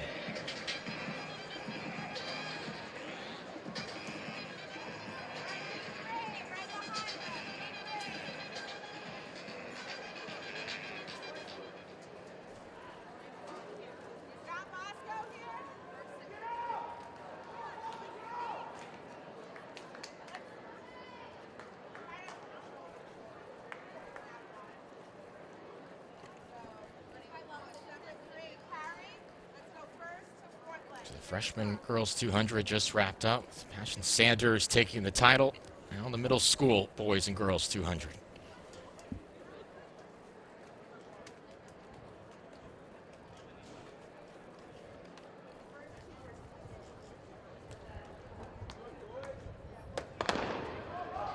Bobby Gibbs has the fastest seat time at 21:44. More than a half second better than the rest of the field. But in 6, he's getting the job done here. It's his race. Gibbs dominating the middle school boys 200. It wasn't close from the jump. Bobby Gibbs with Flying Falcon Elite. He's fired up as he should be. What a run. 21:82 to take the middle school title. AJ looked like they ran it back from the prelims there. I mean, Gibbs had a really great prelim. Won it by 0.4 and ran just about the same time. Ran 21:82. It is adjusted. Yep, ran the same time as he did in the prelim, 21:82. Which has got to give you some confidence when you come into a final knowing that you've run 0.4 of a second faster than anybody else who qualified. You just know that you got to go out there, execute your race. And if you do that successfully, you'll come away with the title. And that's exactly what Bobby Gibbs did there. Darius Bowling coming up in 2nd, but that was all Gibbs from the start.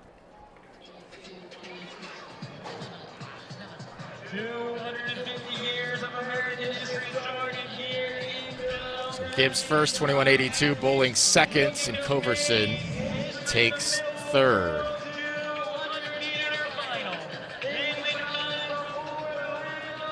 Nobody particularly close to Bobby Gibbs. All right, start lists here for middle school girls 200. Arrows Deer Bullis will start on the outside in 8. Nia Walker was out of 9 from Orlando. Janelle McKnight, Speed Evolution in 7. This is Hope Barber of Drive Phase Track Club. Layla Wiseman, Southern Sprinters Elite, starts in 5. Sprint Factory repped by Nyla Sikyala in 4. There's St. James Academy sprinter Raya Cooper in 3. And Savon Michelle Newsom, Northland Track Club in 2. Walker from Orlando has run 23.64 this year. McKnight 23.99. Barber comes in with the fastest qualifying time, 24.1, but it was a pretty windy prelim. McKnight and Wiseman also had very good qualifying runs. This year, girls middle school 200 final.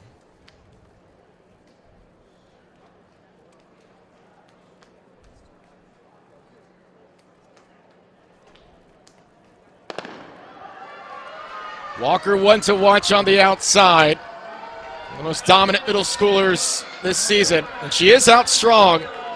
Far and wide out in lane 9.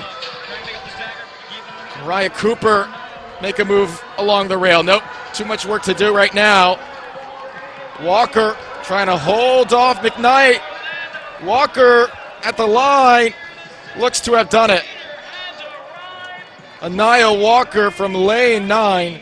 23.90 to take the title from the outside. Good run there from Walker. I know she was probably feeling a little bit disappointed with her prelim. But that shows you that as long as you get yourself a lane in the final, anything can happen. Anaya Walker coming out of the outside lane here at Franklin Field. There was a minute there where I thought Sierra Barrows Deer was going to, or second place, I think it was Deer, maybe McKnight, was going to make a charge there, but Walker, with that first 100 meters, bought herself enough of a lead as we take another look right here. Really good start on the outside from Walker. That's what you have to do on the outside. You just have to push the envelope and dare everybody else to come with you. Walker manages to get through that turn without seeing anybody. Feels a little bit of pressure on the inside right here. It was McKnight in lane 7, but Walker managing to hold on and take the victory. You knew it was Walker there taking the win, even though she was shielded by the bricks. You saw those hands come up right at the finish in purple. Walker knew she had it. Middle school champion here at Franklin Field. A lot of PBs in that heat. That championship win not much of a factor. McKnight gave it a good chance there. Dips under 24 seconds. Hope Barber, Dry Face Track Club, takes 3rd.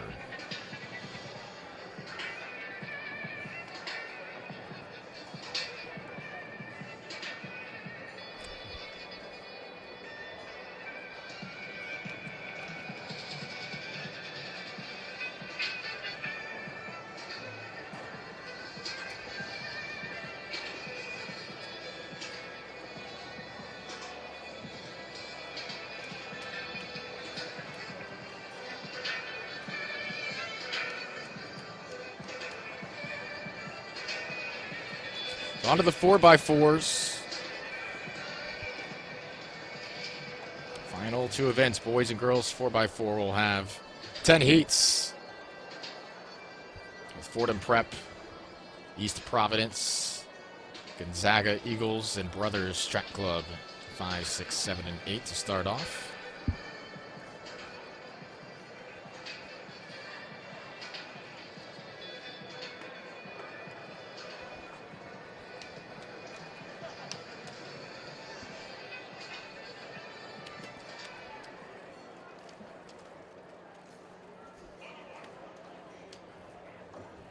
Reminder, they'll run the full lap, have the exchange, run through the turn, and then break in. Joshua and Telmy starting for Fordham, Julian Montiero for East Providence, Evan Delcher for Gonzaga, and Billy Riley for Brothers.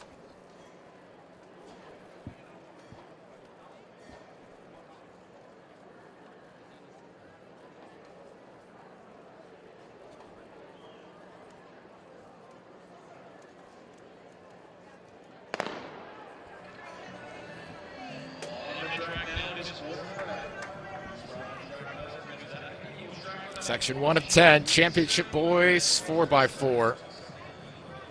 Of course, Heat 10 will be the faster championship section, if you will. As Bullis School We'll have Quincy Wilson once again anchoring their 4x4 team. He loves running here, but right now, Fordham, East Providence, Gonzaga, and Brothers trying to put up their best times. Yeah, this is a great opportunity to cap off a great high school season for all of these athletes. Obviously, we're expecting the fastest racing from the final heat pool of school.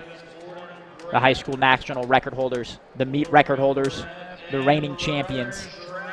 But every single one of the athletes in these 10 heats getting the opportunity to run at the historic Franklin Field, represent their team one more time for the end of the season, and get an opportunity to race some very, very quality competition here in Philadelphia. To end on a high note. This is Fordham Prep to the rail first. Their squad featuring Antelmes, Orion, Narcissus Brown, Ryan Malloy, and Caden Rusk.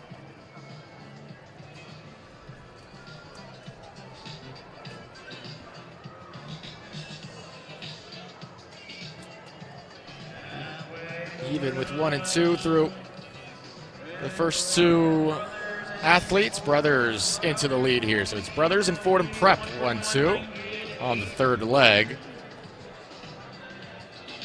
141.98 through the 800 mark for Brothers. Liam Wheeler on this third leg. Ryan Malloy for Fordham.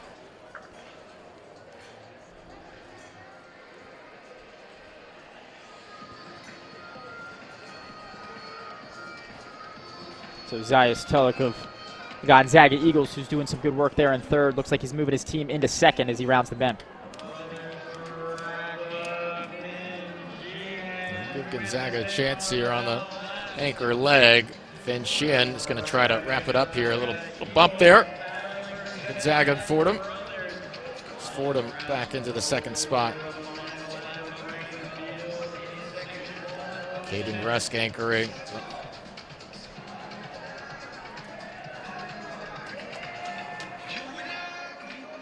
So that was 49-6 on that last leg from Gonzaga.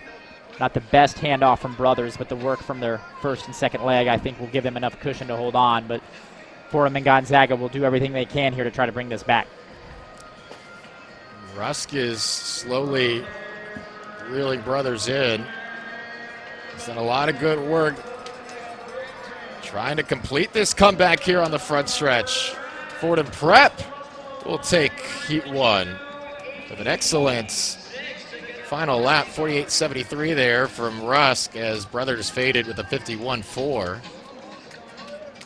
Caden Rusk helps Fordham take the first heat here. Yeah, great anchor leg there by Rusk.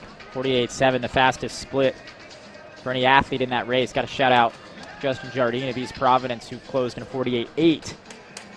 Unfortunately, they were too far behind at that point for that 48.8 to have much impact for Fordham Prep, showing that the race isn't over till it's over and getting it done on the final leg, really in the final couple meters.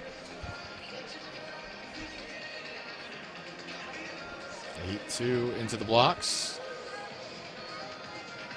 Harry Truman, LaSalle, Osborne Park, Western Carey, American Speed, and that's Sequoia High School.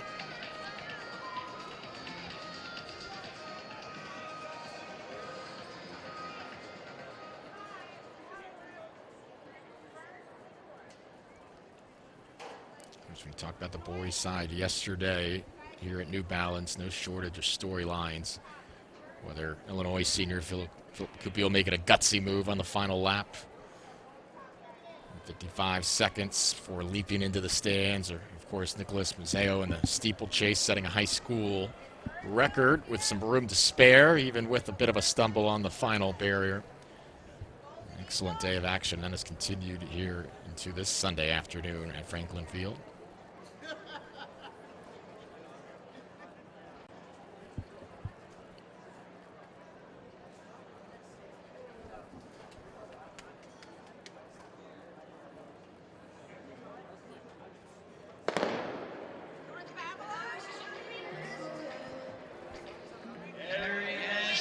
couple scratches from LaSalle and Osborne Park in this second section. So just a 4-team heat. We've got Western Carey, American Speed, and Catasauqua High School. Outside 3 lanes, Harry Truman's on the inside there. Escudero Estranza in the white singlet on the far outside. Caleb Landis starting things off for American Speed.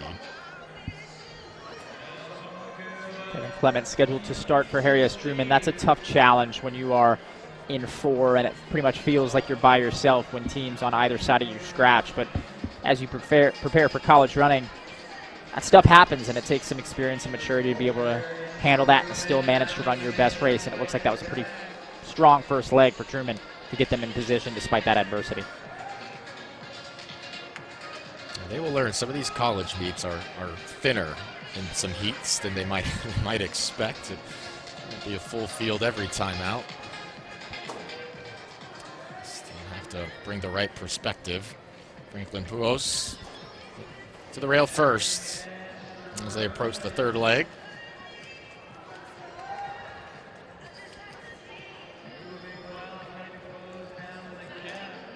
Really going to the arms right behind him. The battle for third ensues as well.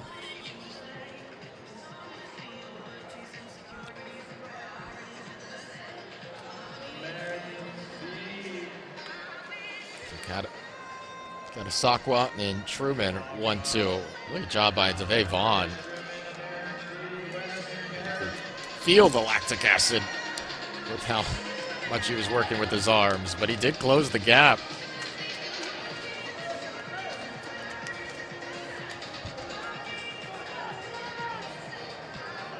And Truman have worked their way up right behind our leaders. Josiah LaFond up front, Dennis Clark perhaps waiting to pounce.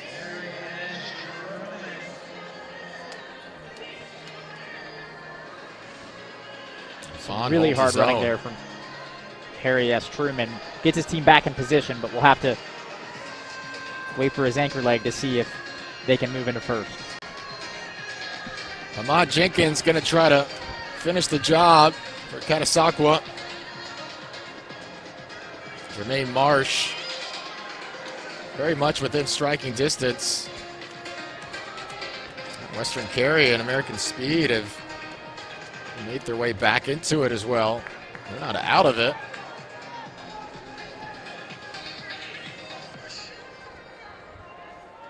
Marsh, just slightest of deficits, now looks to be fading. As Jenkins makes his way to the front stretch. Marsh might not be able to hold on to second. Jenkins, good anchor leg there. Catasauqua will take heat 2. 3:20.14. 49.08 final lap there for Ahmad Jenkins.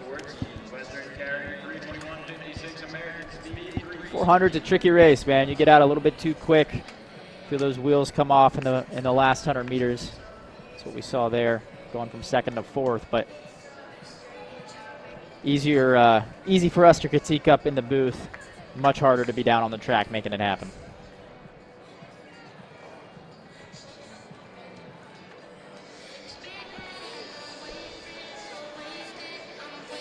Our third of 10 heats now. Don Bosco Prep, Tiger Elites, Carey Academy, McQuaid Jesuit, Windsor, Bucks, Bloomfield, Monroe Township, and Bonner Prenby.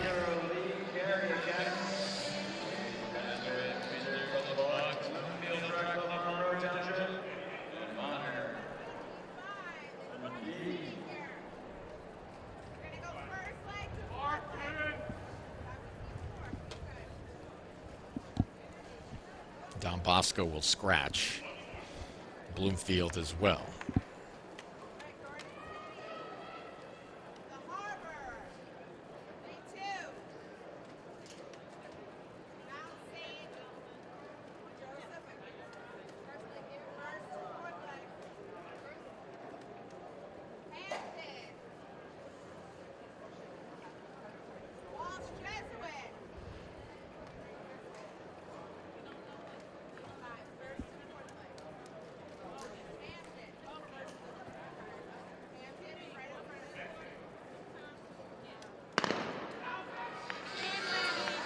Section 3 is out.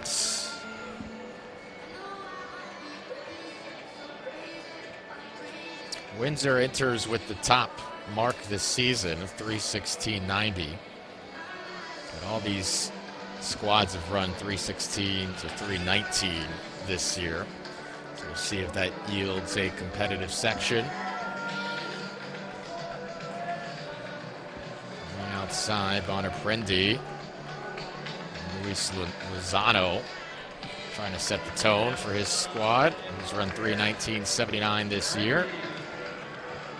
Even with the stagger, you can tell he's doing well. Kind of confusing sometimes to really get a read in the 4x4 off that turn. And 5, really well done by Windsor and Sheldon Simpson. Earlier exchanges. Lane 2, of course, as we get Tiger into these Elite.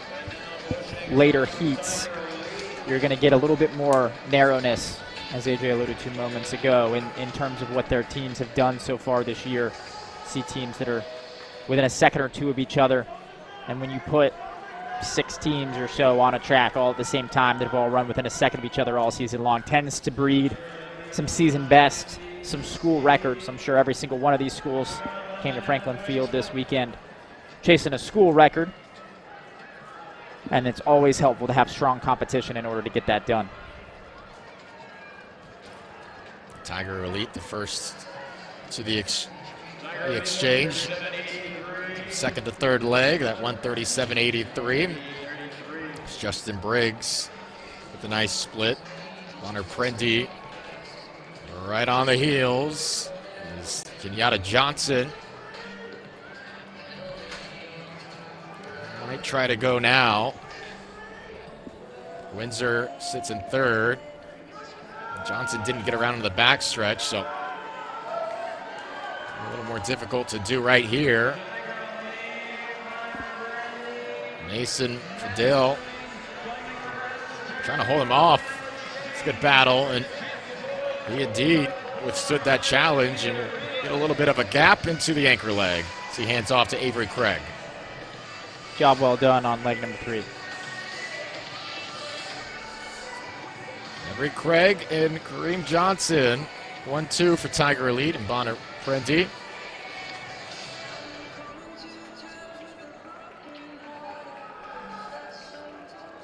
Looking like we will go well under that top time of 3:20. They're about 4 seconds faster through 2 legs, and it's certainly not slowed down on legs 3 and 4. Avery Craig looked pretty smooth down that backstretch. It's allowed Johnson to get him, reel him close, but kind of felt that Craig might just be waiting to burst out the cannon that final 100. It was 47.99, 3:15.24, partner for the top spot here. And PBs for both the top 2 teams, Tiger Elite, Bonnie Prendy, rewarded for their time here at Franklin Field with season best for their respective teams. Helps when you got a guy running 47.9 on the anchor leg. That'll elicit some space.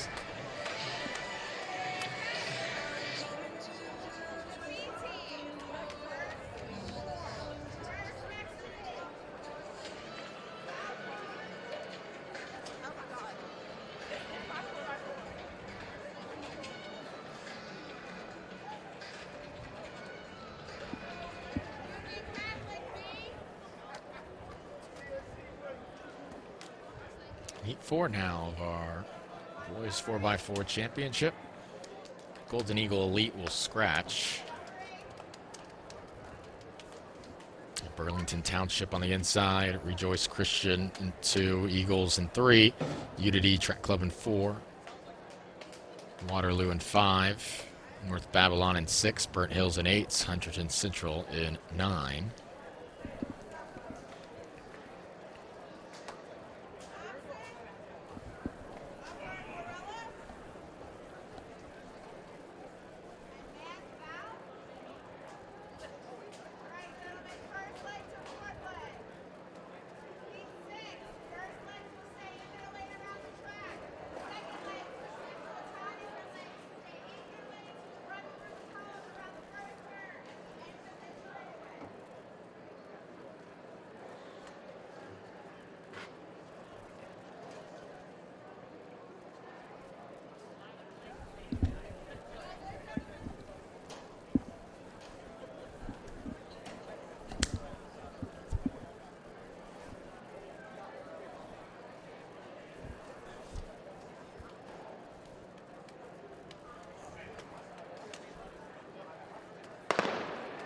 Good look at Burnt Hills. Start right there in 8.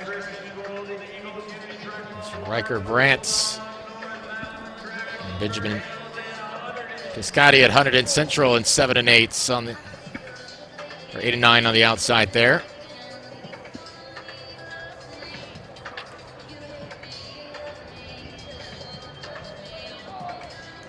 Stat to keep track of as we move forward in these heats. Of course, the time to beat so far is Tiger Elite's 3:15.24. They came through their second exchange at 1:37. We'll keep an eye on that as we get a sense of the pace for this race.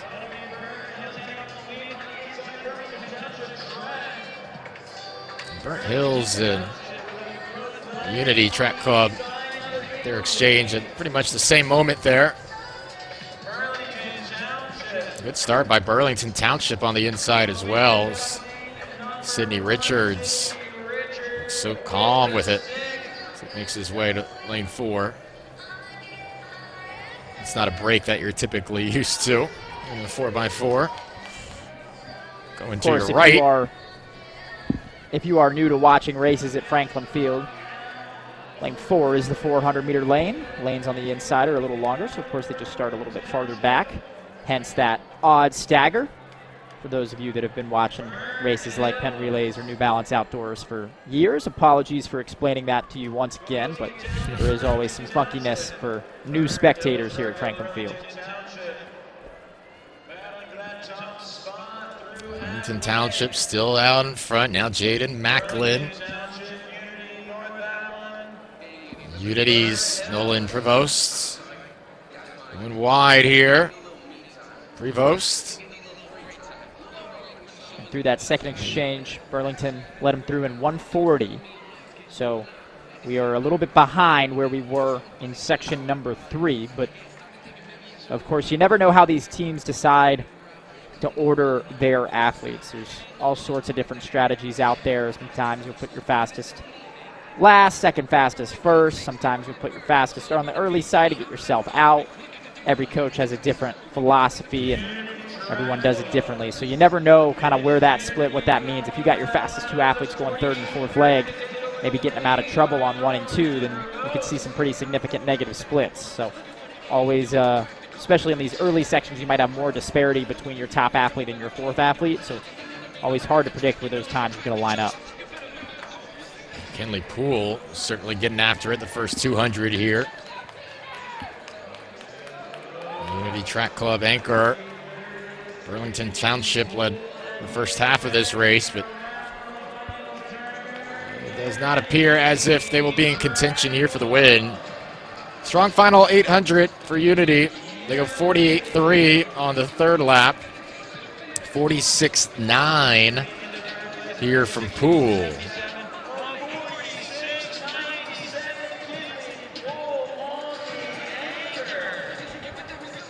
Unity takes heat 4.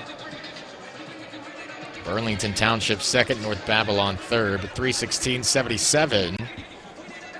Our winning time from this 4th heat. Just a bit behind Tiger Elite and Bonner Prendy from heat 3. That mark to beat will remain at 3:15.24. Tiger Elite and Bonner Prendy, apologies. Bonner Prendy taking advantage of having that really good competitive 3rd heat alongside Tiger Elite. Will still sit in 2nd, of course. Plenty more very fast teams to come.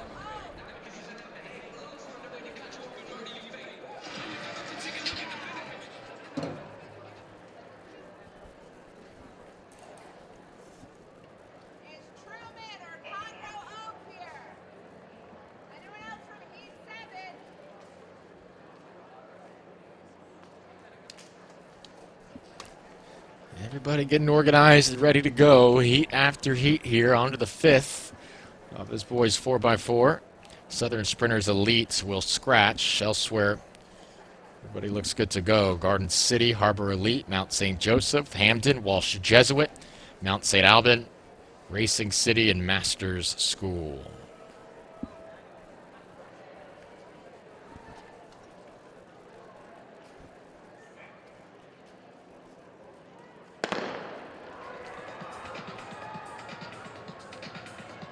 Off goes heat 5 here at Franklin Field. Everybody in this heat with the PB in the 3:18 or 3:19 range, separated by no more than a second and a half.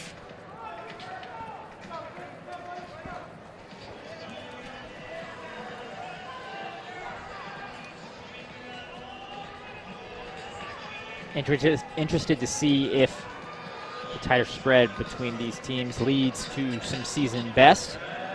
Of course, that 3:15 on the board. Also a ghost for these athletes to chase, but of course you can only work with what's right there in front of you. But as we come through the first exchange, shaping up to be a competitive race. Lane 6 here, Mount St. Alban is out best. As Espinoza led off. This is now Keiichi Imua on the second leg. Masters School and Mason Rosenblatt trailing behind closely. 1 through 4, all pretty tight. Imua starting to strain. Withholds the late challenge from Rosenblatt into the third leg here. Charlie Palmore, the third leg, with responsibilities to maintain this advantage. Masters School is right there, and David Morris biding his time. Hamden and True Jones is third. He doesn't want to be patient. He wants to go right now. Morris into second and maybe first here. And he'll slide into the second spot. Undoubtedly the most competitive heat we've had. 3 teams all together right now and a whole lot of lead changes.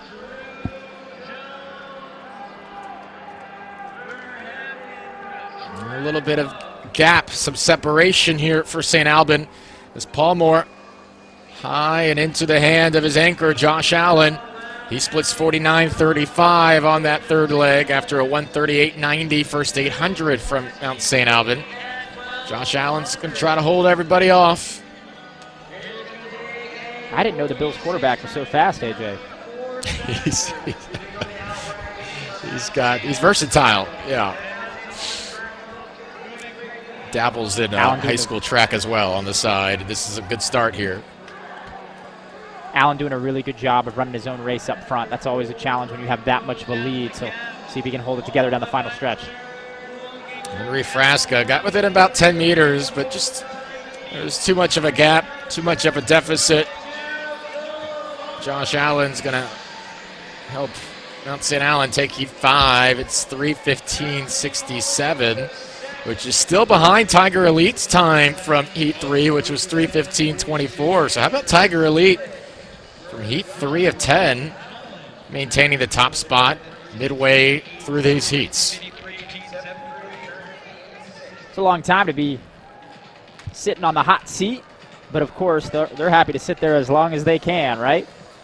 That just shows how strong of a race they had in the early heats, but Mount St. Alban taking advantage of a pretty competitive heat there through about 3 legs, but really Josh Allen got a couple of steps to the lead. I think it was really Charlie Palmore that did the work with a 49.3 on leg 3, but gave about 30 meters to Josh Allen, but he obviously finished it just fine, 47.4 on that closing 400, and made sure that the work that had been done by his teammates was rewarded with a heat victory.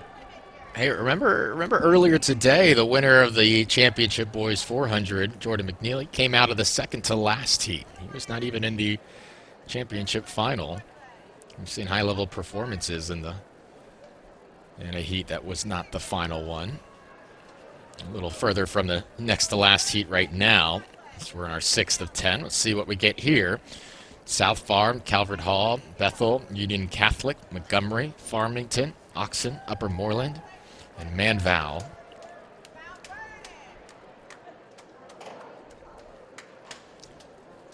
$3:15 to $3:18. our spread of personal bests. Heat 6 of 10, championship boys 4x4. Underway here at Franklin Field.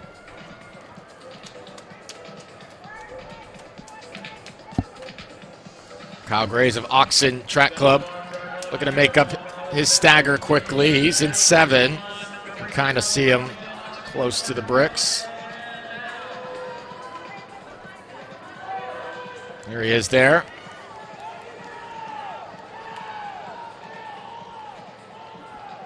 Ian Manton of Farmington closing the gap as well.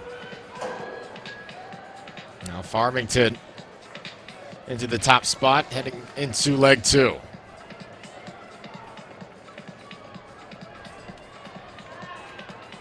Looks to be a pretty quick leg 1. I think Tiger Elite's hot seat is burning on fire right now for this heat. It was fun while it lasted. It was an impressive run from Tiger Elite out of 3, but that may be in danger. Kevin Coronado makes his way to the rail. On the outside, I think that's Upper Moreland's Malik Rogers surging into the top spot. Yep, Rogers. After a lead leg from John Allen. Rogers still looking strong. That was a really, really strong leg from Rogers. That type of athlete that you look at that first 200 and you start worrying a little bit about that last 100. Just looks like he has such a head of steam running with so much power, but did a great job maintaining it for a full 400 and handing off in the lead. Tomas Walker, the beneficiary of that leg, but he got hucked down very quickly here. Oxon and Farmington both closed the gap to him immediately. This is Caden Clark of Farmington who vaults into the lead. Oxon and Niles Curtis looks like he wants to go. You got 5 in contention here in Section 6. 4 wide on the front stretch. He's going to come out on the rail in front on the anchor leg.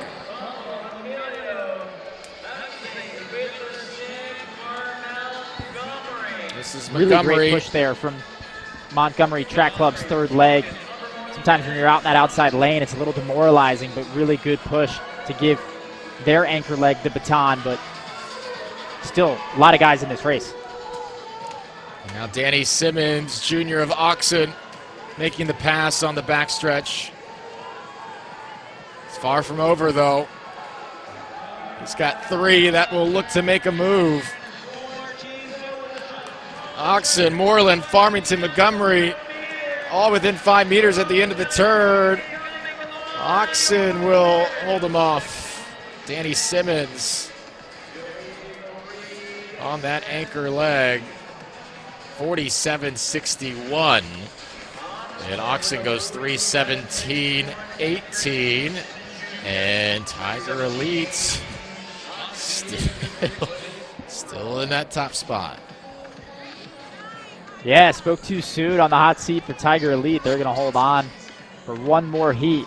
But Danny Simmons Jr. of Oxon Track Club there, really fantastic anchor leg. Got the baton in 4th place, and a crowded 4th place. Let's add that, and measured his effort extremely well, 47.6 to put his team into the top spot of that heat, but 6th overall. So we're down to heat number 5, or heat number 6 that was, and top 5 teams are all from earlier heats.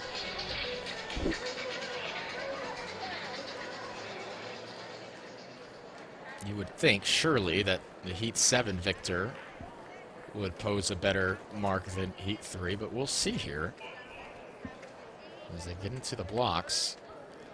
3:15 is the best mark we've seen. These are all 3:17 teams. So we'll see if Tiger Elites from DC can continue this run.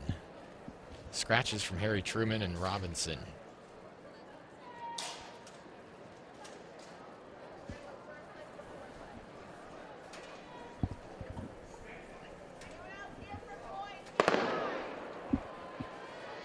think 137 or so would put a team in range. Eastern, Penwood, Eastside Prep, Reservoir, Center Valley, Conroe Oak, and Hinsdale. Inside to out.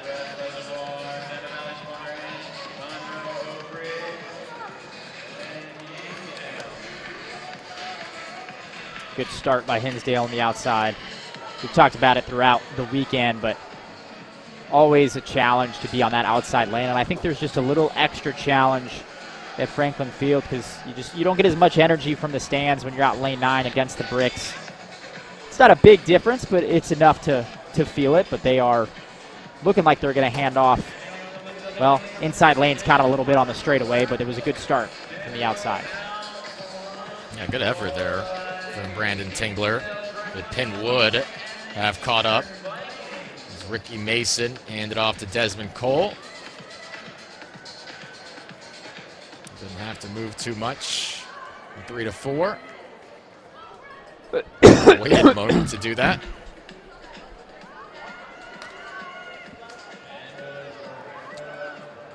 Penwood Track Club out in front. This is heat 7 of 10. Championship boys 4x4.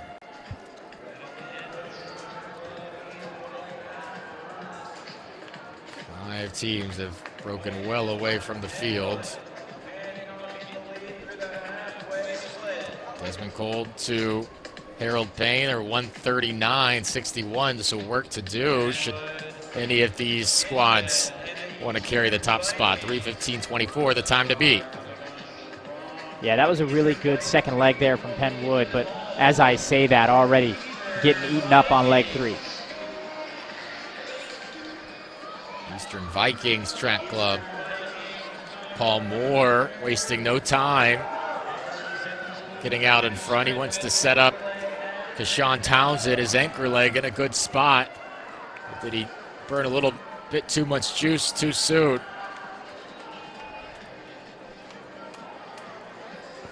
He's still got a little bit extra, though. Does not concede the lead.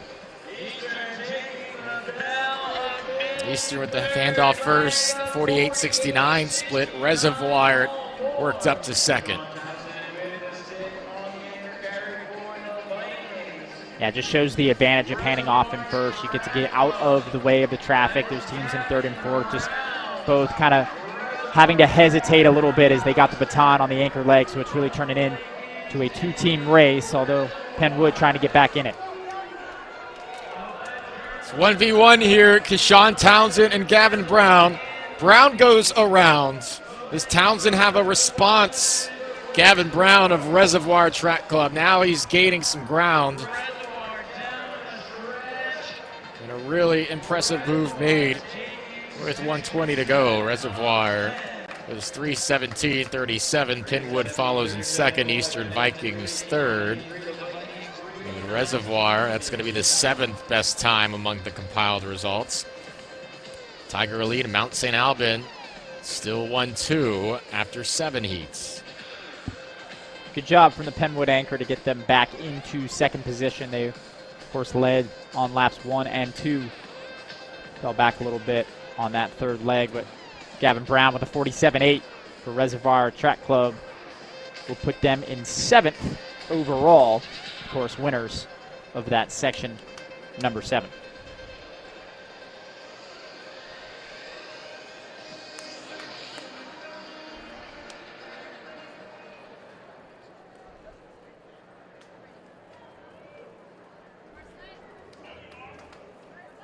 Section 8 of 10. Sky's the limit. Little Miami, Upper Darby, Uniondale, West Springfield, Mount Vernon, Minnesota Valley, and Black Diamond Track.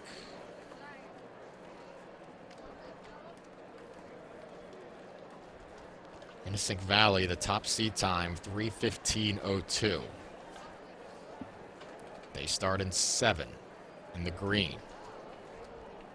Will we finally see the hot seat get too hot, AJ? Well, most seed times are still above the 3:15 mark. It stood for 4 heats. See if Menacing Valley has anything to say about that. Immediately setting the tone on Mendez. Mojica.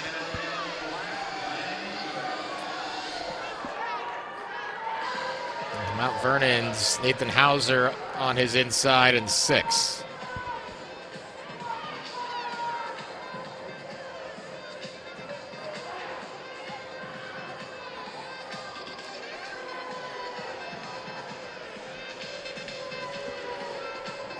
Hauser into the lead.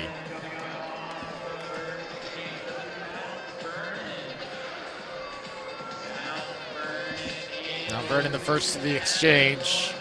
It's Charlie Cole on second leg duties. Menacing Valley, Stetson Turpak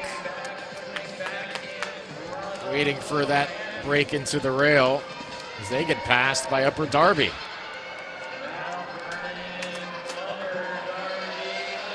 Running very well. Strong first leg there by Hauser. Put them in a great position. Now Cole doing a good job of, appears to be extending the lead just a little bit. Some teams that were farther back on leg one are starting to come back just a bit, but that overall gap looked good.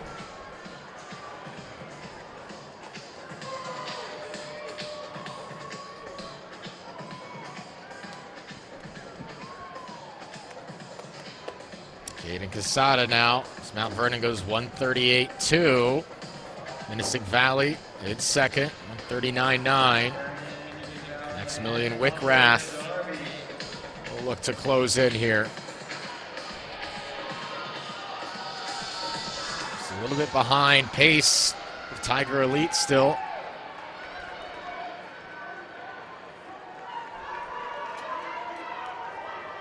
This is the first time in the race that we've really seen any level of threat for Mount Vernon's victory. Mount Vernon's lead, I should say. Menacing Valley, a good job of closing that gap on leg number 2. But as I say that, Mount Vernon looking strong down the final stretch here. They've run 3:16.46 this year. They enter the anchor leg in the top spot. Menacing Valley and Upper Darby right there. There was a 50.07 splint from Casada. It's Sebastian Sprague's turn now, but he's got Robert Barbera of Menacing, Josh Sharp of Upper Darby right on his heels. Here comes Menacing. The Barbera into the lead. Upper Darby making a move as well. 3 teams in contention here. Menacing first along the rail. Mount Vernon's led essentially the whole race. Now Menacing pulling away. La Barbera wins the 3-team battle for Menacing Valley. 3:17.07. Mount Vernon second. Upper Darby third. All 3 of them within 0.7 of a second. And for Menacing, that's 6th amongst the compiled results. That's just a strong team race there by Menacing. First leg through 4th leg, all between 48.1 and 50 flat. Didn't have necessarily one stud that just stood out from everybody. Of course, Mount Vernon had a really strong first leg to get them out in position, and West Springfield had the strongest anchor running 48.2, other than Menacing, of course, but Menacing just consistency all the way across. It's a 4-man race. You need 4 good legs to get it done.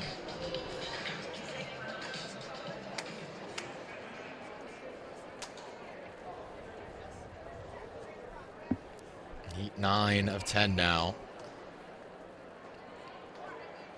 McNamara Mustangs with a 3:12.78 personal best this year.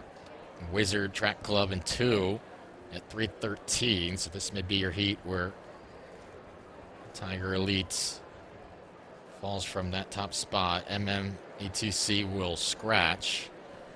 You've got Blazing Bobcats in 1, Wizard in 2, Haverford School in 4, Forge in 5, McNamara in 6, Crofton 7, Union Catholic 8, and Metro Cobras Boston in 9. Everybody here under 3:16.5.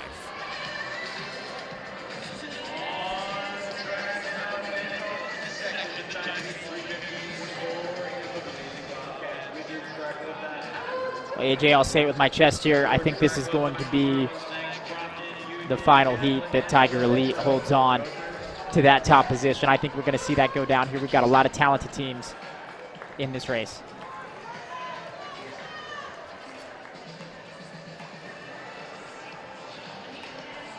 I'll not be surprised to see that, but it's been Tiger Elite in the top spot for much of these heats. Union Catholic here in 8.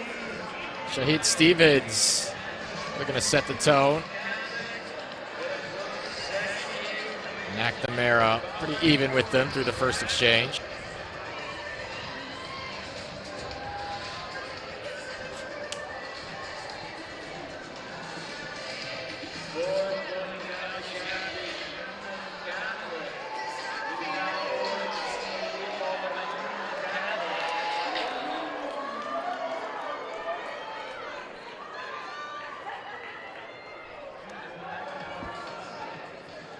McNamara and Union Catholic have separated themselves from the field. Terrence Dorsey, Jaleel Williams.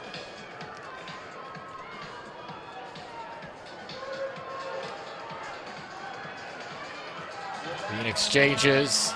Xavier Brown. We'll have Quentin Clemens right behind him. Looking to gap quickly. 136.9 there for McNamara, bringing him through 800, or about 48 point averaging on those first 2 legs.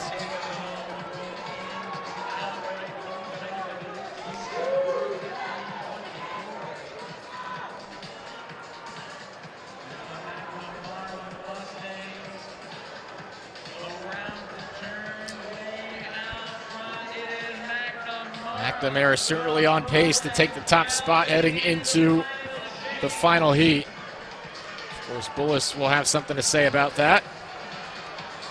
Here's Jaden Smith. McNamara in a tough position here. Obviously, they want to make sure they win this heat, but you're also racing the teams in that 10th heat. So making sure that you race effectively even when you don't have a team on your shoulder. But as I say that, Union Catholic trying to get back in the mix. Union Catholic's got a shot.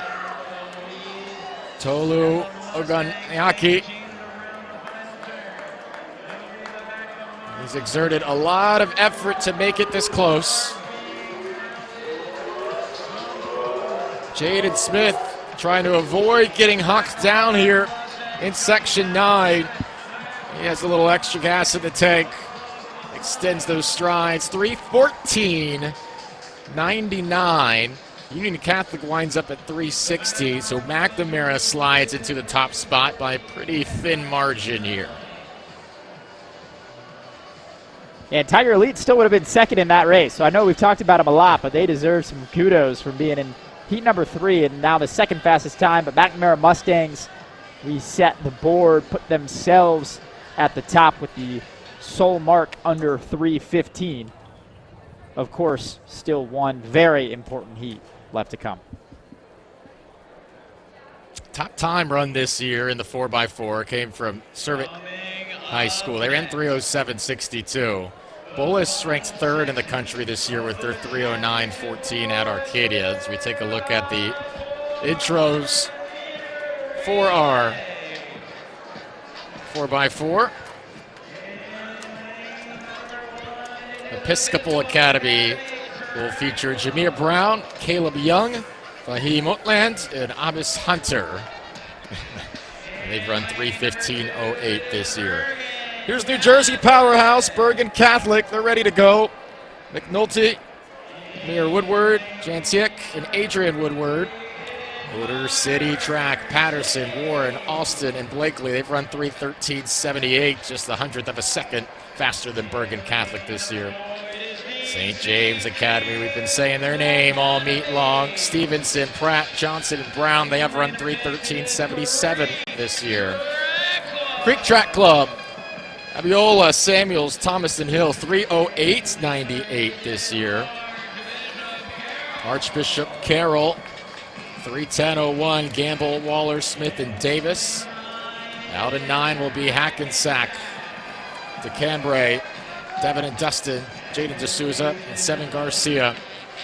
And of course, the Bullis School, Saxton, Cameron Homer, you saw in the 400 and 200 earlier, Michael Swanson, and Quincy Wilson, the Olympic gold medalist, who may have a little extra motivation perhaps after a tough defeat in an incredible race in his Open 400 U20 Nationals in Eugene recently. But Wilson, one of the best to do it ever, all time in the 400 at the high school level. Won't be wearing this Bullis jersey much longer. He wants to make one more memory in this kit here today in Philadelphia. I love it. After such a spectacular high school career, so many accolades, will undoubtedly go down as one of the best in U.S. history, any event, of course, especially in the 400. And coming back to Franklin Field, the New Balance Nationals, to make one more memory with his team, ending on a note with the team. I like that, especially from an athlete who's had so much individual success. To put on that team uni one more time and get ready to grab the baton from his teammates to end his high school career. No way he was missing this, right? Part of a Bullis squad that snapped a 19-year 4x4 drought of Penn relays at the top all-time mark in this event with that 3:06:31.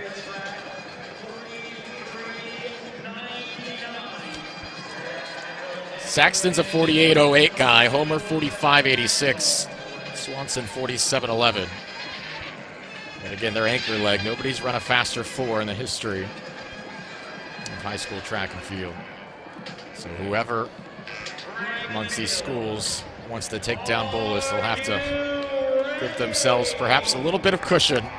Just easier said than done. Well, AJ, I know the talk all weekend has been Quincy Wilson this, Bullis that, right? And they deserve every bit of the accolades they get. But I'll tell you this, if you're any one of the athletes towing the line against them, that's just got to get you that big chip on your shoulder to know, hey, I've got a chance at taking a scout from an Olympic gold medalist here. That's not an opportunity that comes often. It's going to fire them up. And I hope we see every single one of these athletes run their best race here at the championship 4x4. Yeah, let's not overshadow Creek, right? They've run a faster time. The 3:08:98. That for much of this season was a faster time. The Bullis foreseated at 3:06:31 here. Creek will be in it, so will Archbishop Carroll.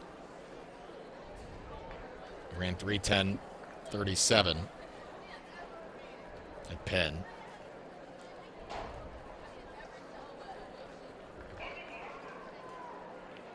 Of course, Bullis, right defending champions and meet record holders in 3:08:28.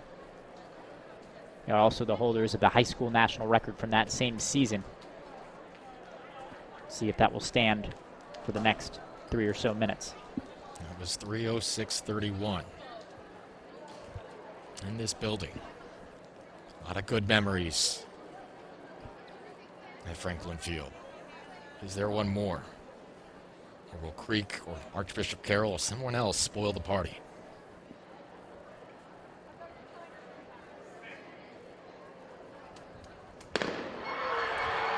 The championship section of the boys 4x400 New Balance Nationals is underway. Can Bullis possibly do this once more? Or is there an upset perhaps in the making? Good start by Archbishop Carroll. Shamar Gamble in lane 8. A green kit for Carroll. He's run 3:10:01. Zayden Saxton leading off for Bullis.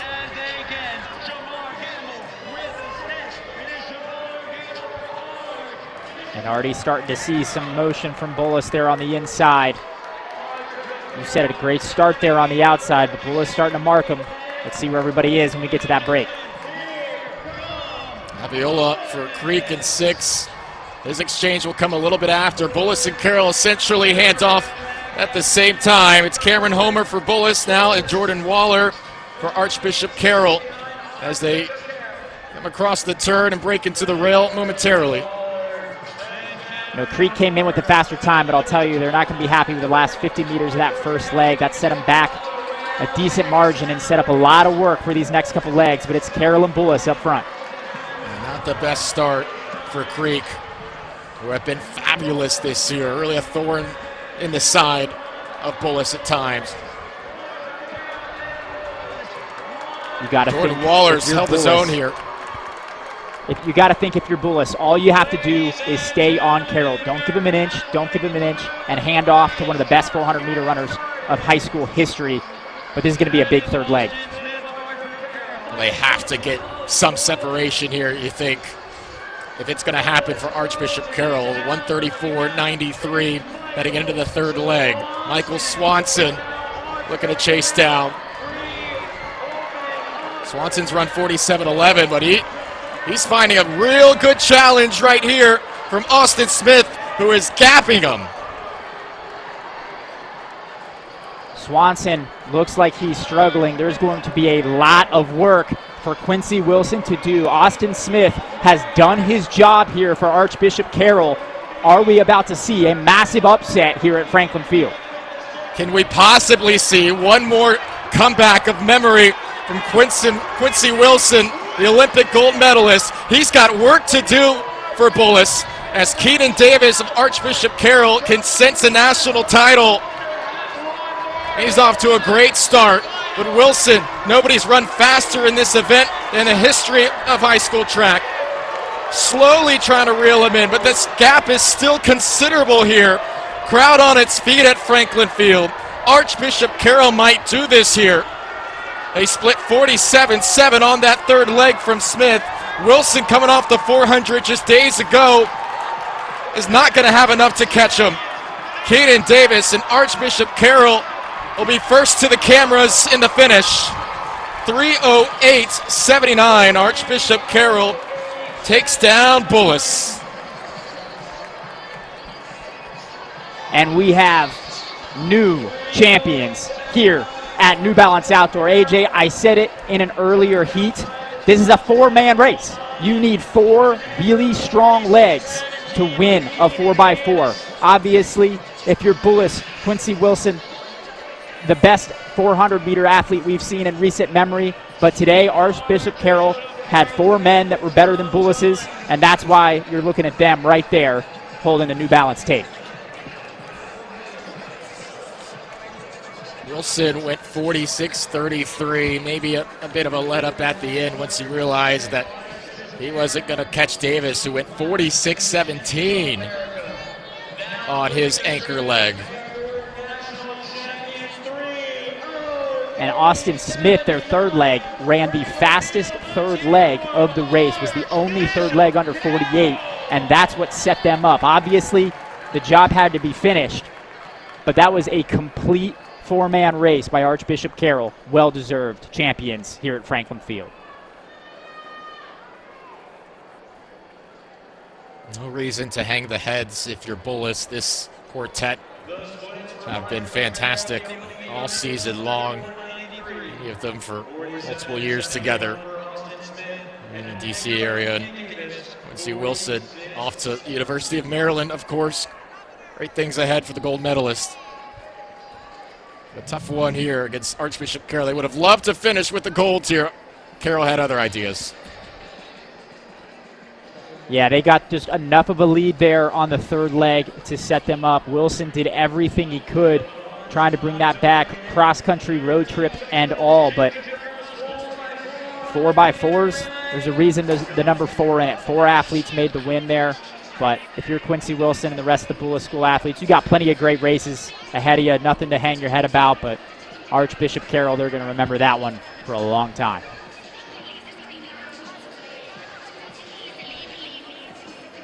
I mean, it would have taken another PR, I think, from Wilson to have any chance at Davis the way the times shook out. It would have had to be something really historic. You know, we should say this about Keenan Davis there, right? Because he's running against a gold medalist, and we've talked a lot about Quincy Wilson. He deserves all of it. Keenan ran faster than him right there. He ran 0.2 seconds faster than Quincy Wilson. So You know, it was a four-man race, and they had the best four men out there today, but Keenan Davis with a 46-1, the fastest split of the day. Not the gold medalist, Keenan Davis. So that's a young man with a lot of future. All right, let's send it trackside with the Carroll gang.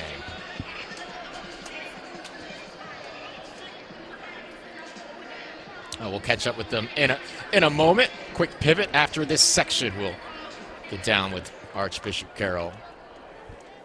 The first of 13 sections here, the championship girls 4x4. So just hang on for 3 or 4 more minutes. And Gamble, Waller, Smith, and Davis will be down there.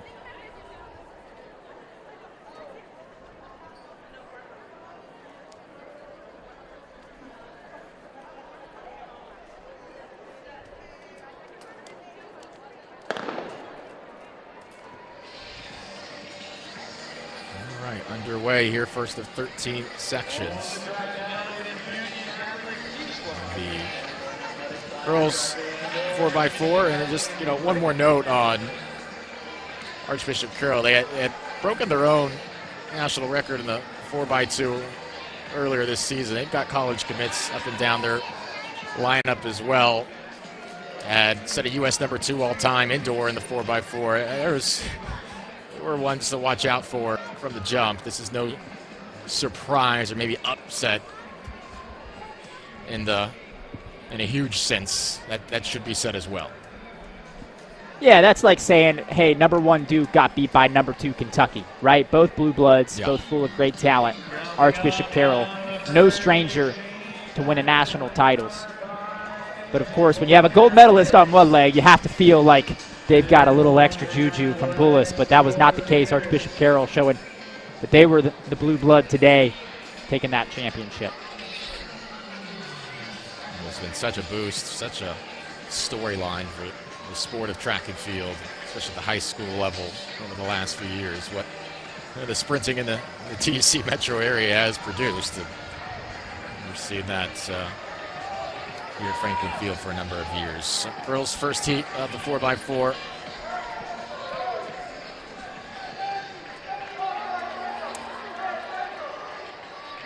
On its second leg here.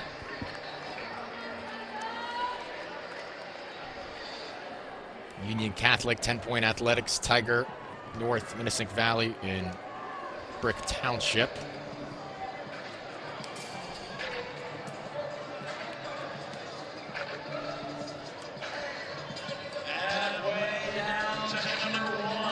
Halfway there, Union Catholic, 158.98. Out in front, 10 points and Tiger follow behind.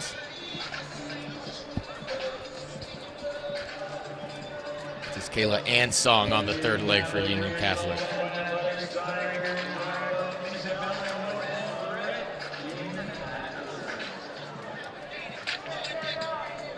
AJ, are you at all surprised to see Union Catholic in this first heat? I think this is their C team, though, right? Yes. Yep, we'll see more of them over the course of the next 12 heats. But still getting the job done with their C team against their competition.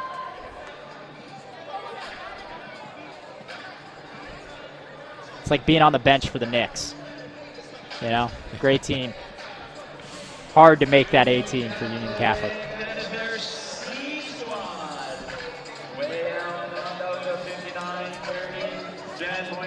They split 59-30 on that third lap.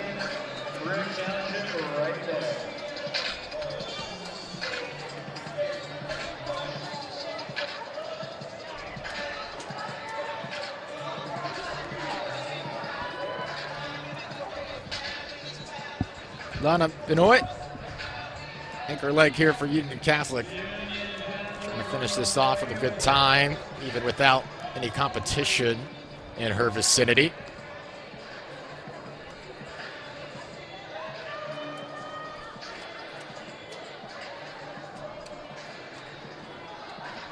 Did get a little tighter here, coming out of the curb, but the gap was extensive. Now this might get a little, this is getting dicey here. ended up being just about a second gap, and felt like it was a 50-meter gap at one point in that lap, but Union Catholic 4:01.12 to take the first heat. All right, now let's send it down trackside with Archbishop Carroll. You're right. These are your 4x400-meter champions, Archbishop Carroll. The underdogs coming into this. Coach Vic, what was going through your mind when you guys come across that finish line? We finally did it. We finally did it. We just stayed faithful. We stayed prayed up, and we just tried to not be fearful at all this time, and it worked. It did work. Keenan, it is your last race. You're heading to where? Texas Tech University. Texas Tech is going to go one. Do you have a message for the kids out there of how to persevere on that last leg? Just keep your head down and work forward. Work hard. Oh, and you also broke the high school national record in the 400 hurdles. Everyone clap it up. At the U20 team. All right. My boys, you guys are going home as champions of the 4x400 meters. Everyone clap it up for your champions. The Red Raiders be thrilled to bring Keaton Smith into the program. Of course, one of the top collegiate sprint squads year in and year out. Made it sound simple. It really isn't. But he has done a lot of winning at the high school level at Carroll through the years.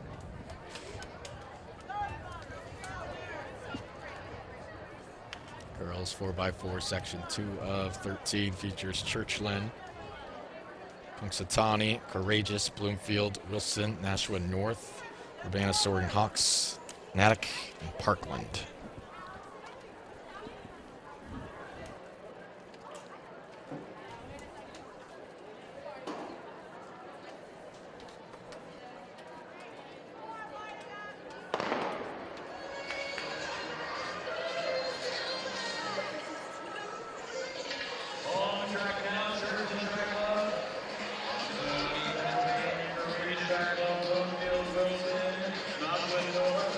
PBs in this section range from 358 to 401. Courageous down at 416, but everybody else within a 3-second range.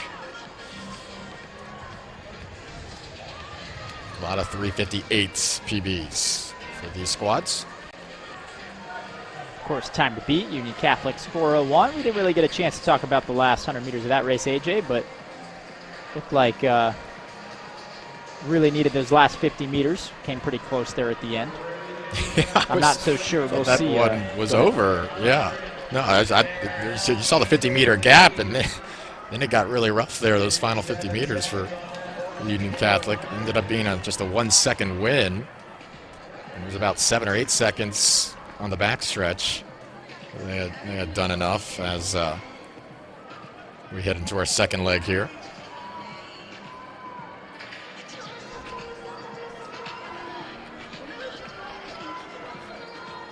You know, somewhere Coach's blood pressure was going up watching the end of that race. And with 200 to go, I felt it was a certain win. At 100, I still felt it was certain. And with 50 left, you started to worry. Courageous Track Club, who entered with the lowest or the slowest seat time, is out in front here. I believe that's Courageous in the red kit.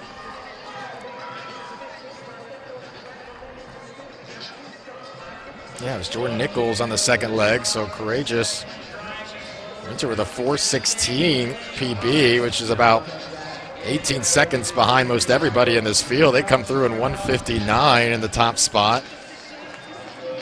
Bloomfield in second.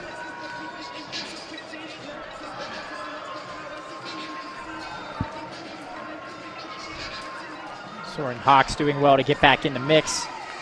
A little bit farther back after that first exchange, but leg number 2, I believe Sadie Taiwo, at least that's who was entered.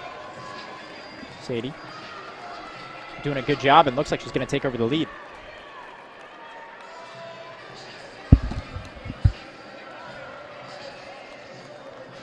Staying wide, though.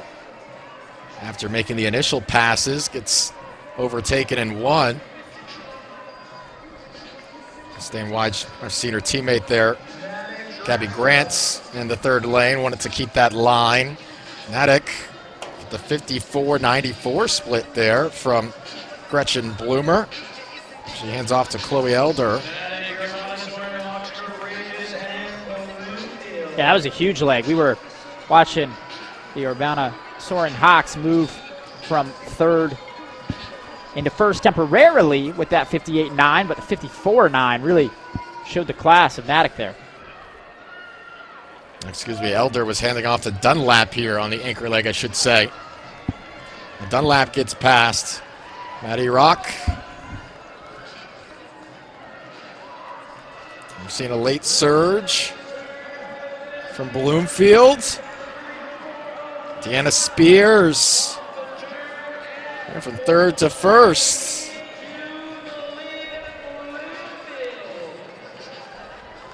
Bloomfield didn't lead until the final 80 meters. 56-25 from Spears nets Bloomfield the win.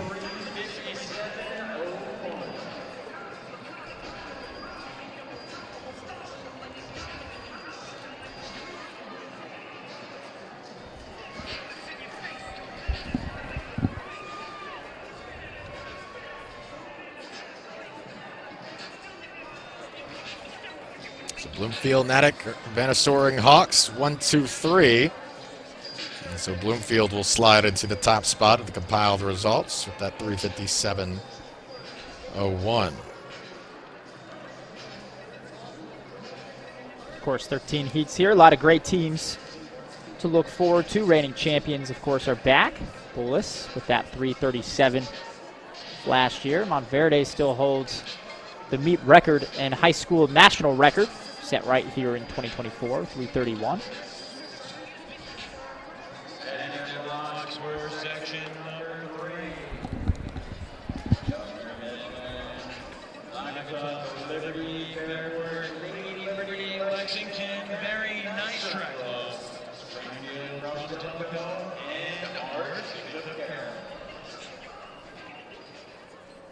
All right, blocks being prepped for Section 3. Governor Mifflin, Naugatuck, Liberty, Fairport, Lady Liberty, Lexington, Very Nice, Springfield, Delco, and Archbishop Carroll's A-team. We'll start out in 9. Lady Liberty actually a scratch. Lexington will scratch as well. So nobody in 5 or 6. 3:48.95 from Very Nice is the top seed time here.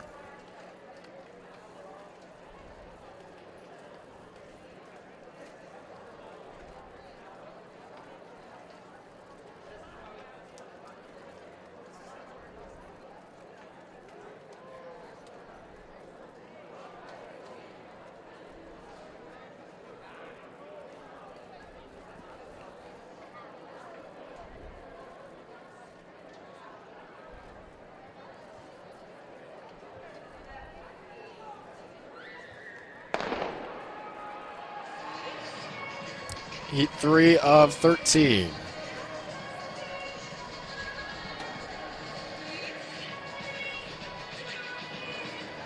Carroll, those bright neon kits on the outside. Madison Barnes, the leadoff leg. They love to put up another highlight performance like their boys team just did. And a bit earlier It's of a always heat, a though. It's always a nice addition to the vibes when one of your teams has such a great day, whether it's on the boys' side or the girls' side. Obviously, when you're coming home with a victory like the one we just saw from the championship boys in the 4x4, that just brings the vibes up across the whole team tent. And if you're on this girls' 4x4 following it, you're feeling excited, you're feeling confidence. You know that the world is your oyster. So hopefully they bring that confidence into this race, and it looks like they are doing so early on as it's turning into a 2-team race up front. You'd think you can't help but feel inspired after watching your friends put together that kind of performance. And they're out strong here on the second leg.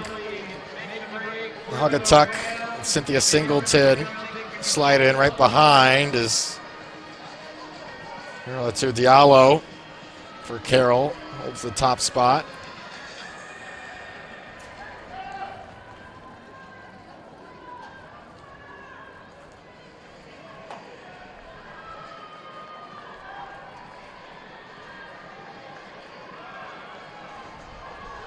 Singleton will go around, getting into the front stretch.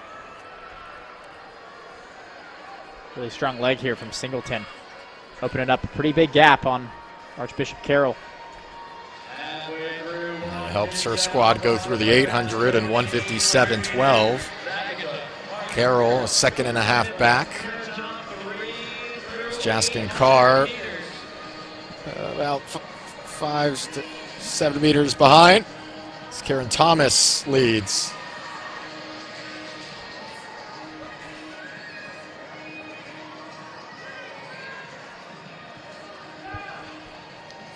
Naugatuck 1, Archbishop Carroll 2. Carr's done nicely to perhaps set up Deborah Asante in a better position on that anchor leg. But Thomas has not relented the lead.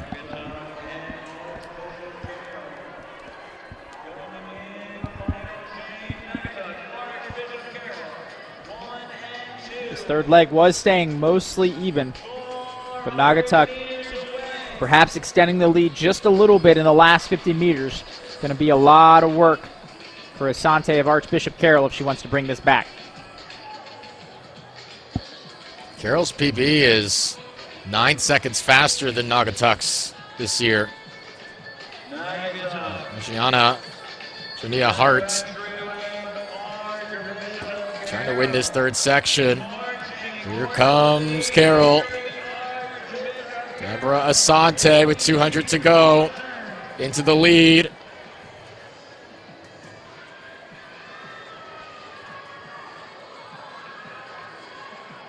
Both third legs split 60.9 for these two. Asante on the outside of lane 1 coming off the turn. Asante is going to do enough here. Wins the 1v1 battle on the anchor leg. And Carroll goes 3:55.96, followed by Naugatuck in second. You know, AJ, for a second there, I thought we were going to see an Alexis Holmes move up the inside, run on the outside of lane 1, but Asante strong enough with a 56.4 anchor leg to take the win there for Archbishop Carroll.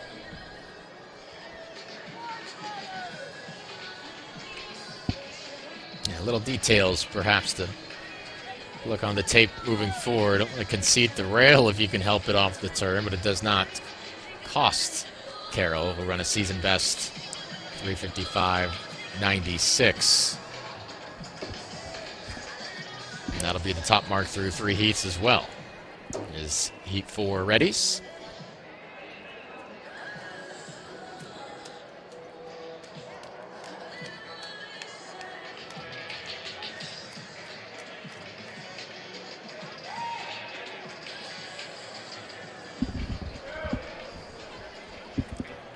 Corning, Painted Post, Bedford, East Meadow, Blazing Bobcat, South Farms, Watkins Memorial, Southern, Stroudsburg, and Morristown. Trying to beat Carroll's 3:55.96 that they just put up.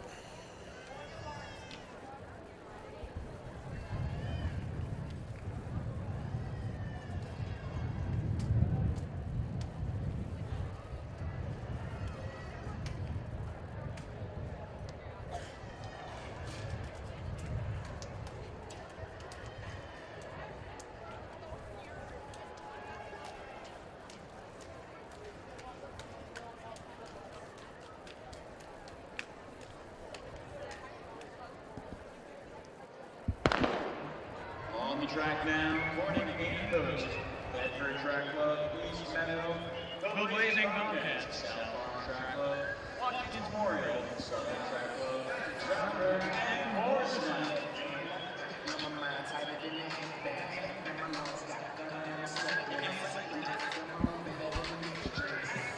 All right, heat 4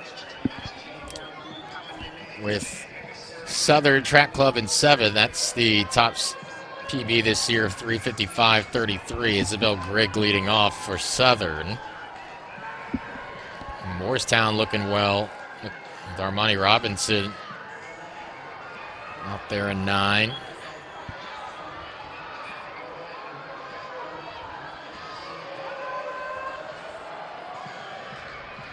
You know, something I've been noticing, AJ, as we're watching these races, and of course, this is not at all, you know, a knock on anybody actively out there right now, but this has been a busy weekend for folks, right? You've got a lot of athletes here that have run multiple events. They probably ran the Open 400. Some are coming from the hurdle. Some are coming from the 200. You know, if you're making the trip to Philadelphia, especially if you don't live anywhere near, you're trying to get the most of it, right? You're trying to enter as many events as you feel like your body can handle. And then, of course, the 4x4 is always an afterthought. It's always one of those things that coach is thinking about all weekend, but you're focused on your individual events, you know, some of the earlier relays. And then Sunday afternoon comes around and coach goes, all right, who's ready for that 4x4? And everybody's just like, oh, no, I'm feeling so tired. So all these athletes, you know, if they're not having their best race right now, they probably have their best race earlier this weekend. As they get older, as they get stronger, as they get more developed, these 4x4s will get quicker and quicker for them. But I think we're starting to notice that a little bit. We've seen some large disparities, some athletes who look really strong and really excellent in these 4x4s, but we've also seen an athlete or two that just seems like, you know, you can tell it's not their first race of the weekend, and the excitement of Franklin Field and maybe an earlier race has really taken a little bit out of their sails. And that's a really tough challenge as a high school athlete,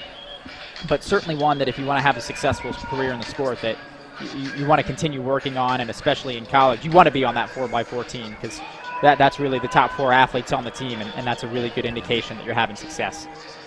Yeah, good perspective there, the dichotomy of it, right? Does it serve as a chance for redemption from a difficult individual race, or is it the flip side, just trying to hold on through the end of the meet? You're seeing different examples of that here to finish off the 4x4, but with each stage of your career, this is a squad you would love to be on. The camaraderie is hard to be rivaled in the sport of a 4x4 that is clicking.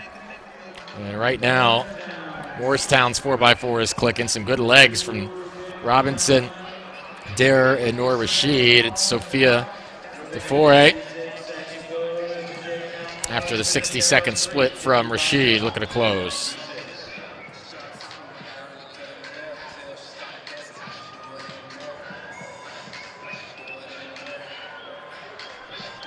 Running just under 4-minute pace is Morristown, coming to 1,200, 259.5. So we'll take a sub-60 from DeFourier to keep them under that 4-minute barrier. Of course, the top time still belongs to Archbishop Carroll, 3:55.9. That's going to be hard to catch. Yeah, she's at 3:28 with 200 to go. It's getting a little harder here for DeFiore. Looks like that advantage is more than enough.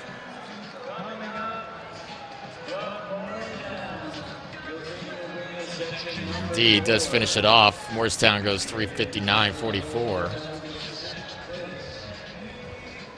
59.88 final split. Zara Hall did all she could for East Meadow and 56.1. Too much of a gap to overcome. Bedford takes third in this 4th section, but Archbishop Carroll still with the overall advantage with their 3:55.96 through 4 sections.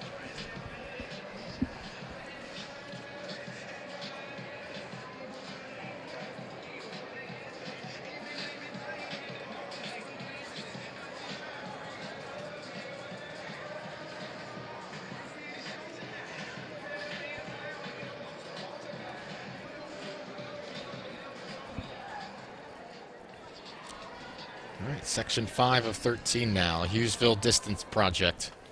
Black and yellow. Scorpions Track Club. Longwood, Metuchen, Westfield, Lower Marion, and Lake Orion. Mercy McCauley will scratch.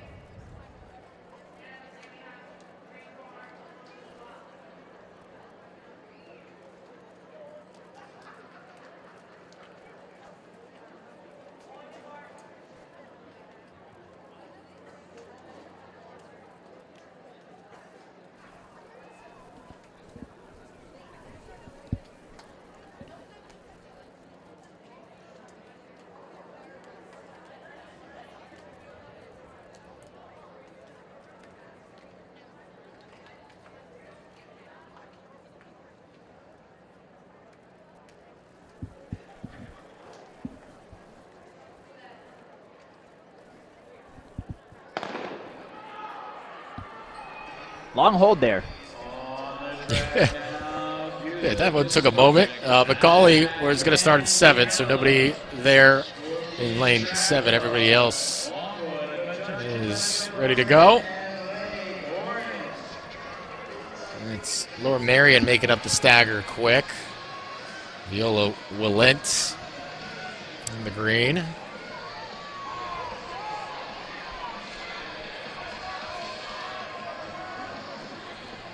Scorpions Track Club's Rosalind Sarfo doing good work along the rail inside of it in 3.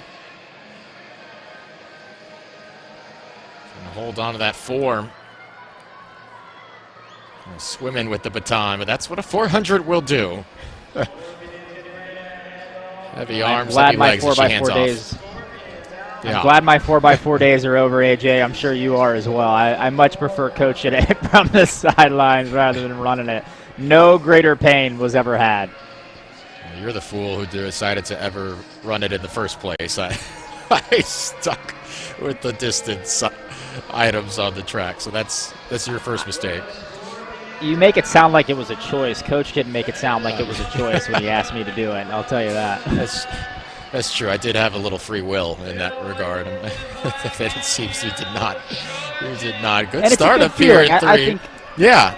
I think that's something that these athletes, I think there's always jokes about the 4x4, right? And I'm right there with you. There's plenty of times I was about to race a 4x4 that I was not looking forward to it. But if coach is asking you to be on your team's 4x4, that's pretty cool. That's a good opportunity, especially if you're a distance athlete. I know you and I both are. But whether you're a 100-meter athlete or a miler, and if you're getting called in the 4x4, that means coach thinks you can contribute to the team. And I think oftentimes track gets a little bit too individual for my taste, and sometimes that's just the nature of it. But that's what I love about the 4x4, and really every relay, is it really turns into a team event. We saw that with Archbishop Carroll, right? That's a team event. That wasn't one stud individual. Of course, there's some studs on that team for sure, but that was 4 really strong athletes coming together as a team, and I think those are the moments that make our sport so special.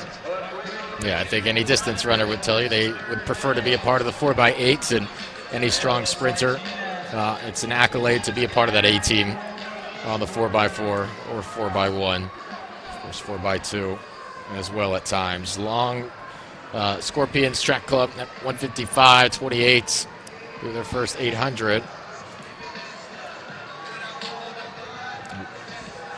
Westfield and Longwood follow, but Martinez does the job on leg 3. Hands off to Peyton Buchanan. 62.02 there for Martinez.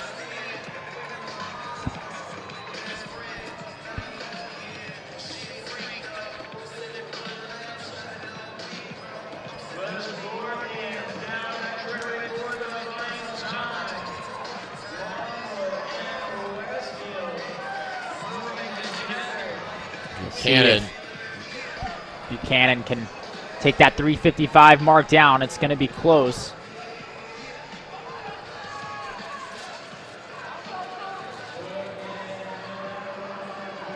Yeah, tight finish ahead here for Buchanan, who has to close strong if they're going to do it. I think she might be just behind by a couple seconds. Might beat it, actually. No, close strong. 3:53.57. 56.28 for Buchanan on that final leg.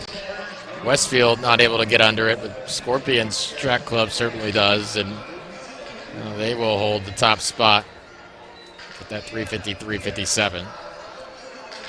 I really like that from Buchanan there. That's a really tough challenge when you're racing the clock.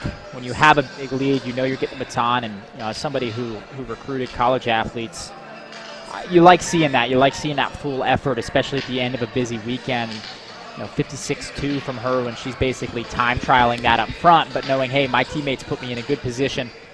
I want to make sure we not only win this heat, but put ourselves as far up on the results list as possible. And going into this section number 6, they will top the table, the Scorpions will, at 3:53.5.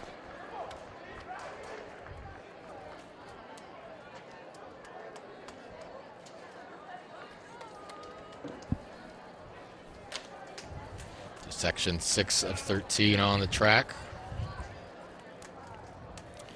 Middleville, Thornapple, Kello, Kujitalia, Blue Hawks, MW Track Club New York, Piscataway, McNamara, Hempstead Tigers Elite, Scotch Plains, Fanwood, and Nyack.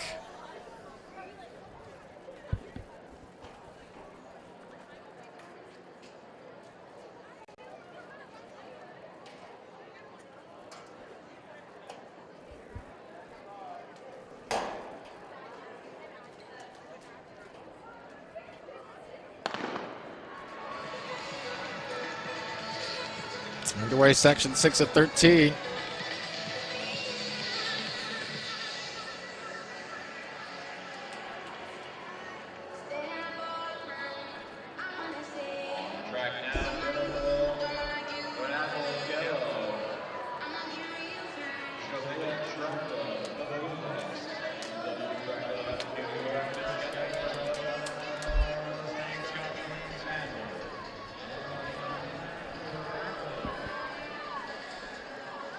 Doing what you have to do in the outside lane there, just getting out hot from Nyack Track Club.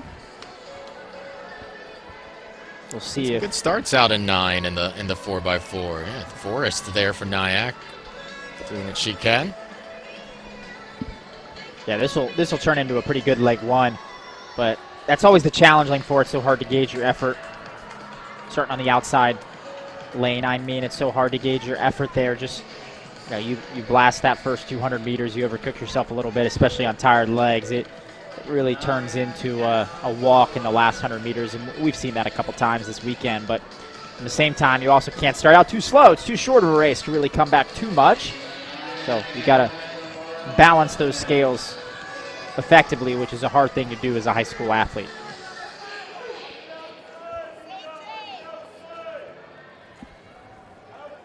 Nyack and McNamara have made it a 2-team race here. 3:56, the fastest seed time amongst a couple of the teams, including these two right here. And now McNamara will go around.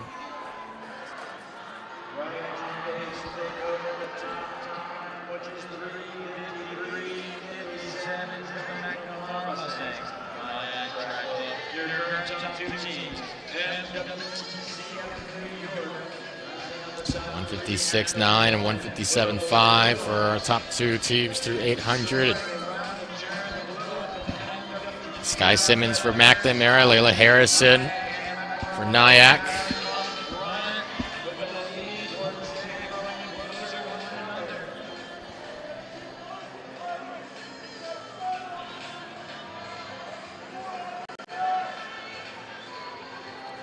Really stride for stride right now.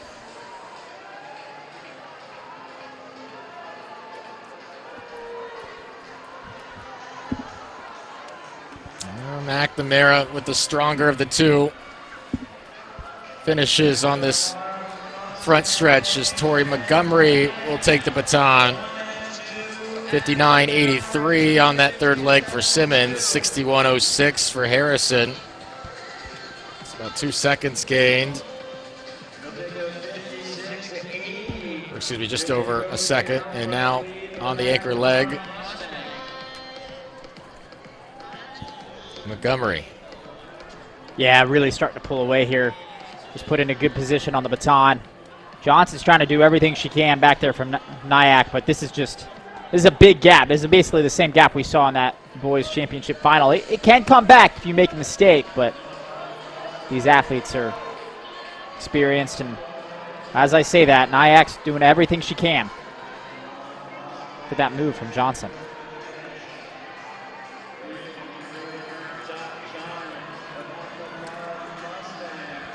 Johnson did all she could.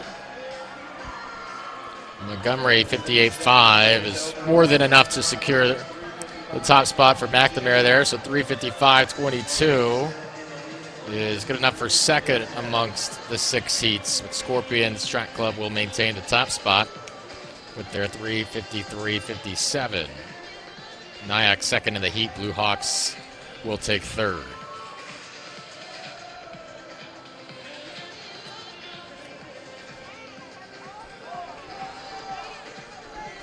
And McNamara slots in second in front of Archbishop Carroll and behind Scorpions Track Club.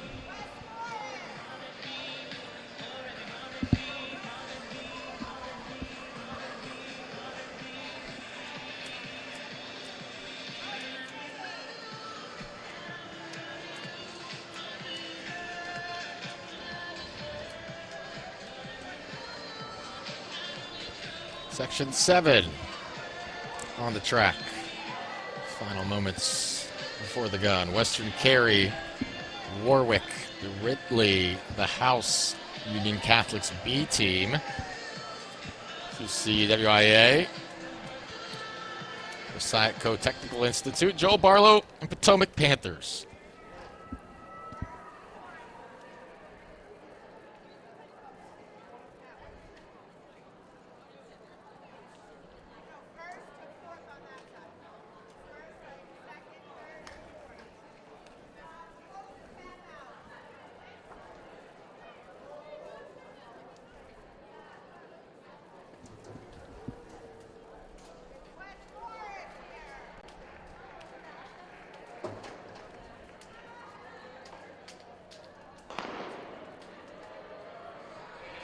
Is off they go.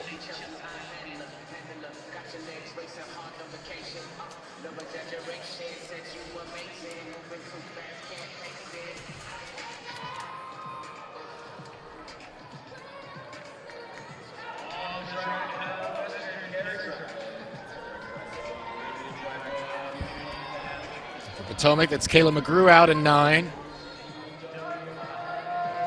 It's the latest lane 9 first leg to start strong.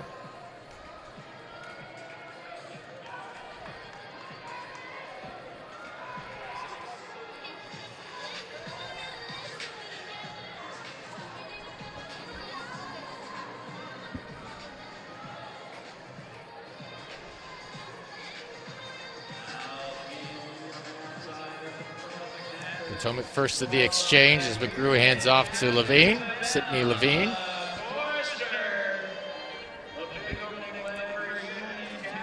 Union Catholic with the top PB at 3:39. That's well ahead of the rest of the field, who's in the 3:51 to 56 range. Yeah, I wonder on that, AJ, because it is their B team. Shakeout, though. Yeah. So I would imagine they're putting their best 4 on the A, so I don't know if that 3:39 is necessarily reflective of the B team's heroics, although certainly running well right here in second position, I believe.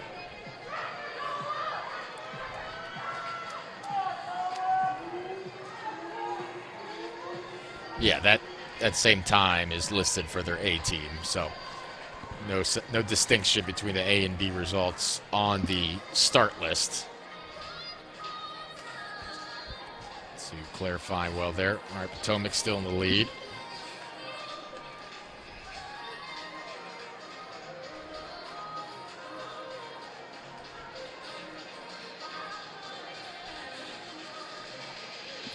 And Catholic will slide around.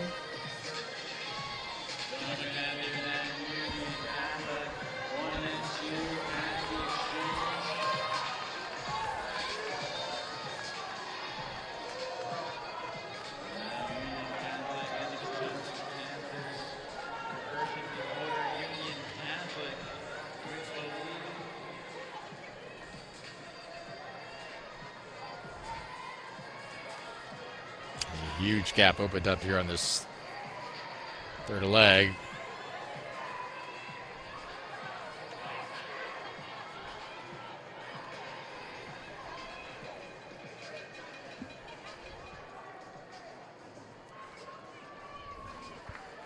Lenny Torres, excellent job.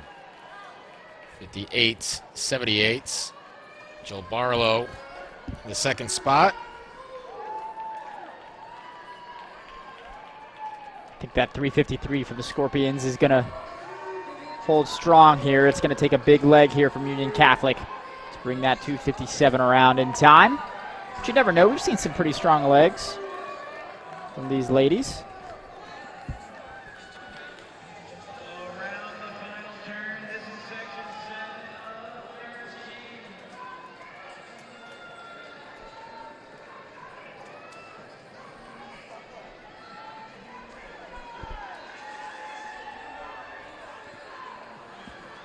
Devers finishing things up here for Union Catholic.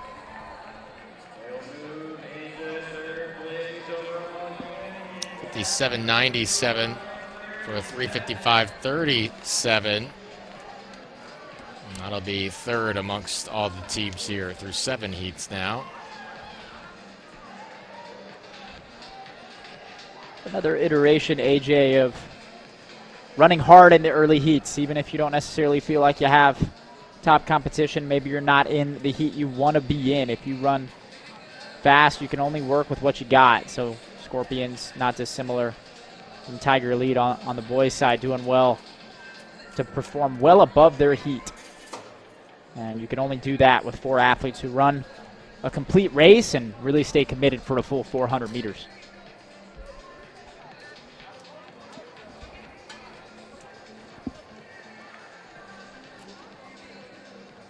It's been proven today. You can sit around the top of the standings for quite a while, even if you're in earlier heats. We'll see how long this lasts for Scorpions out of 5 as we move forward to Heat 8. West Orange, Canton, Union, Moses Brown, Forge, Top of the Hill, North Stars Elites, Cavalier, and Farmington. We'll look to slide under 353.57.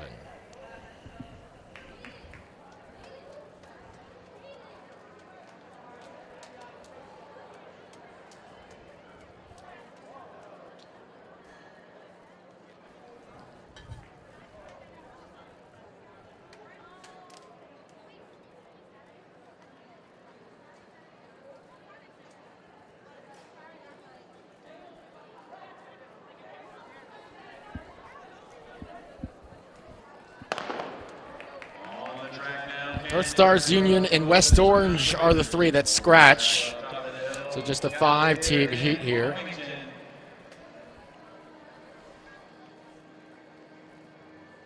And again, you kind of alluded to it earlier. Sometimes just the MO in these 4x4s, athlete too many, they're just too sore or exhausted after their contributions.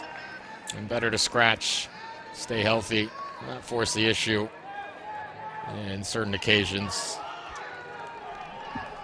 Yeah, and while it's always a disappointing moment to scratch a race, I think that's often the wise coaching move when you're thinking about these athletes and their longevity. And I think this is a good reminder for every athlete that is competing here this weekend. This is a stepping stone for your entire career. This is not the end-all, be-all, right? So if you have a bad race or you're feeling like, hey, I'm just not ready to step on the line, maybe the body's not where I want it to be, this 4x4, maybe somebody's a little banged up from an earlier heat. A long career ahead of you.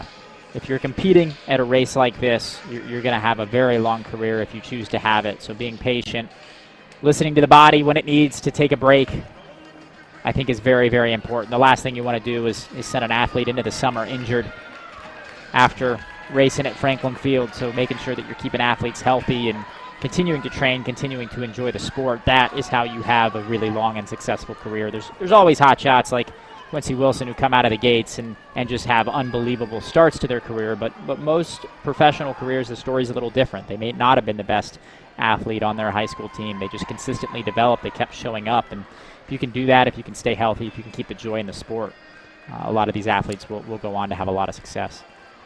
We were talking about it the other day, too. For some of these programs and teams, their state meet was, in reality, over a month ago at this point. Just being an exhausting process to get to mid-June and top form, and then competing here at a high level.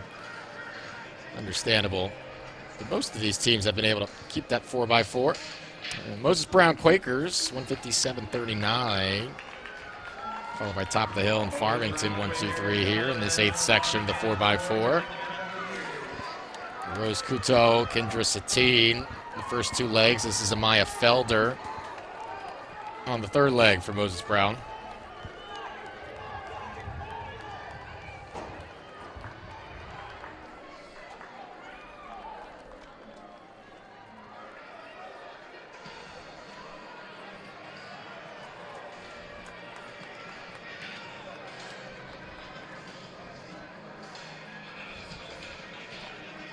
Felder hands off to Skylar Maxwell.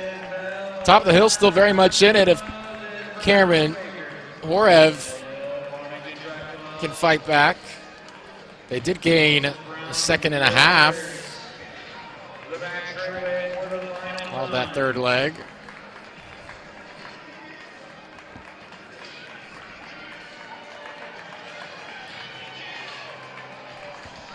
Maxwell appears as if she has no intentions of making this a race. She has extended the lead.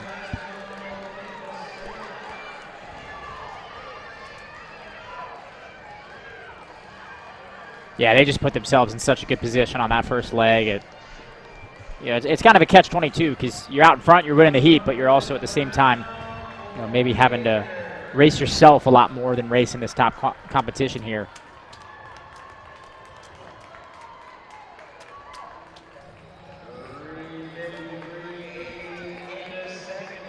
.353.80 for Moses Brown. That'll put them second amongst all the teams compiled, which at this point is 60 of them, second of 60 for the Quakers. Appropriate here at Penn, 353.80.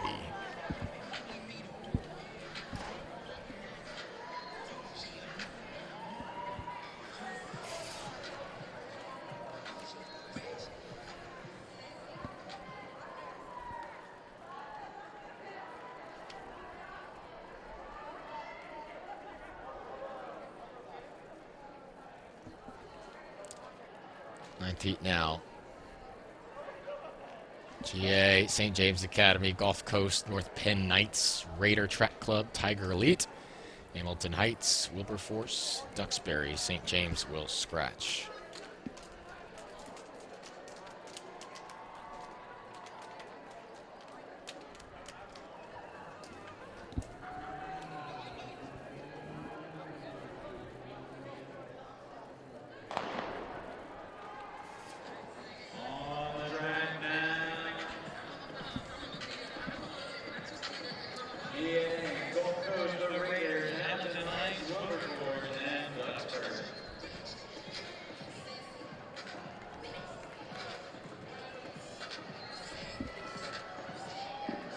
And a classic of high school running here, right here, AJ. We got a pink cast on lane 9. Not sure if that's a broken wrist or what the situation is, but clearly clear to run, and good thing you run with your legs for the most part. Yeah, I was about to say, dealing with that.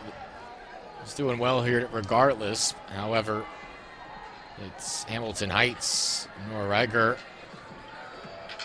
going to smooth this through nearly 400.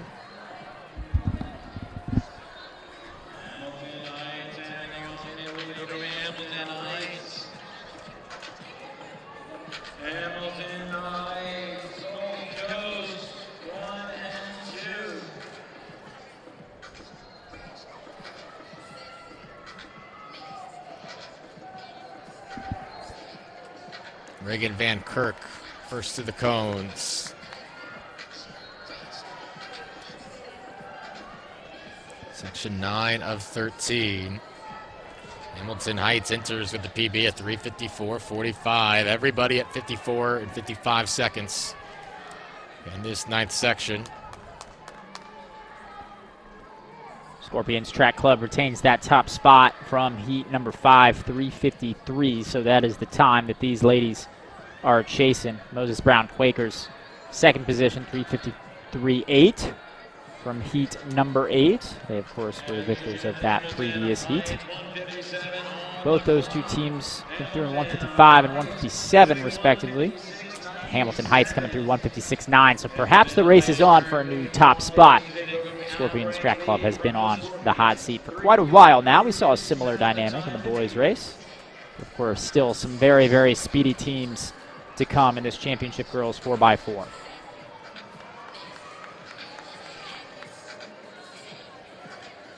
Go around here on the back stretch of the third leg. Gulf Coast into the lead.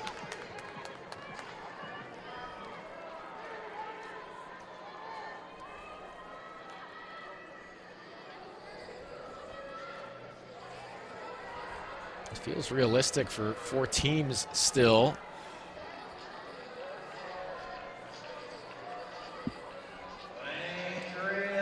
Here, Rakes with a strong third leg as she hands off to Alishka Lamke.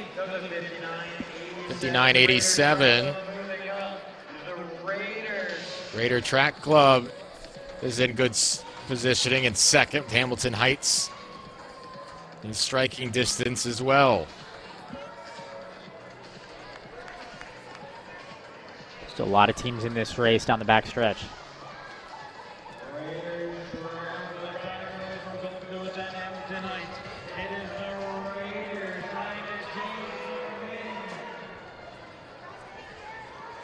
Lamke looking to hold on here. Avery Strickler is right there.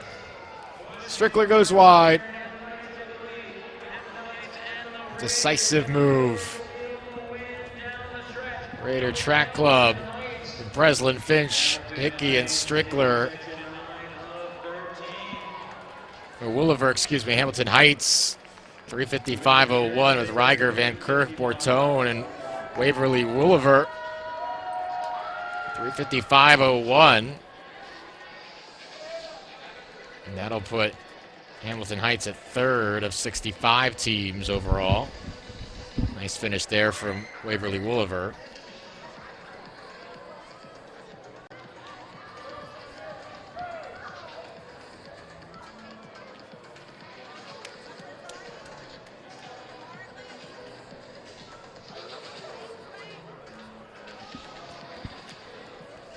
Still Scorpions Track Club at their 3:53.57.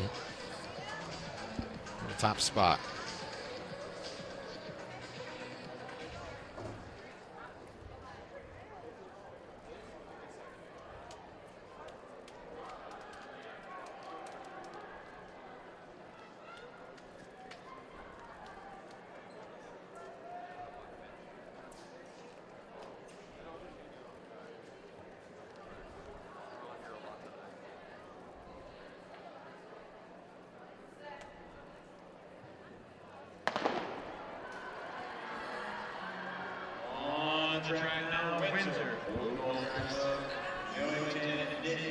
Heat 10 of 13, Windsor, Oak Knoll, Newington, Nittany, West Springfield, Motor City Track, Williamstown, and Lane 4 Track Club.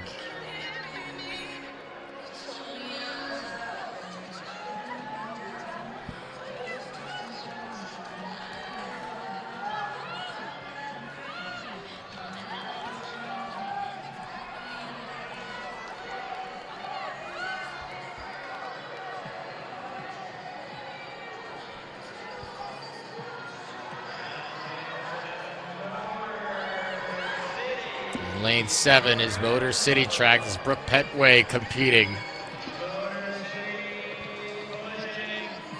Lisa Calhoun in 9, holding her own.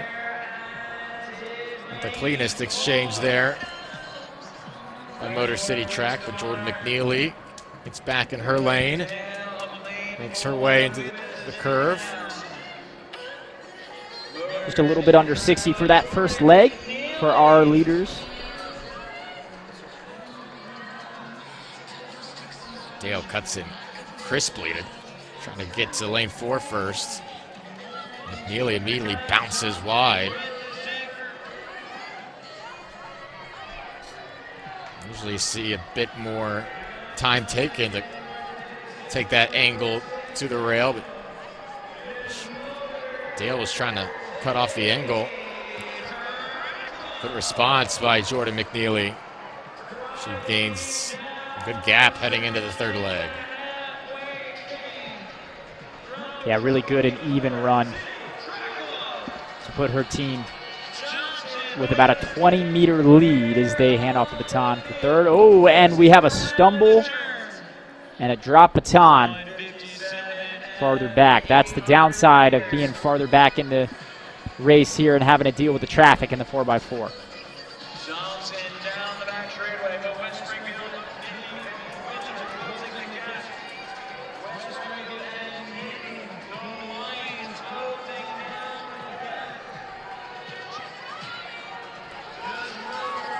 Motor City Track. Kai Thompson. He's getting chased down here.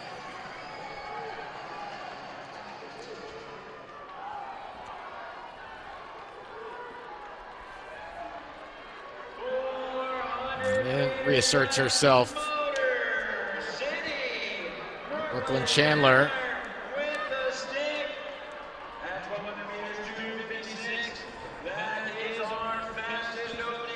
It was a good run there from Raquel Bush of West Springfield Track Club to get her team in position. Motor City Track leaning on Brooklyn Chandler, as you said. Can she hold on to the lead here for her team? You heard in the background, that's the fastest 1200 that's been run in these heats thus far. Motor City Track on good pace here.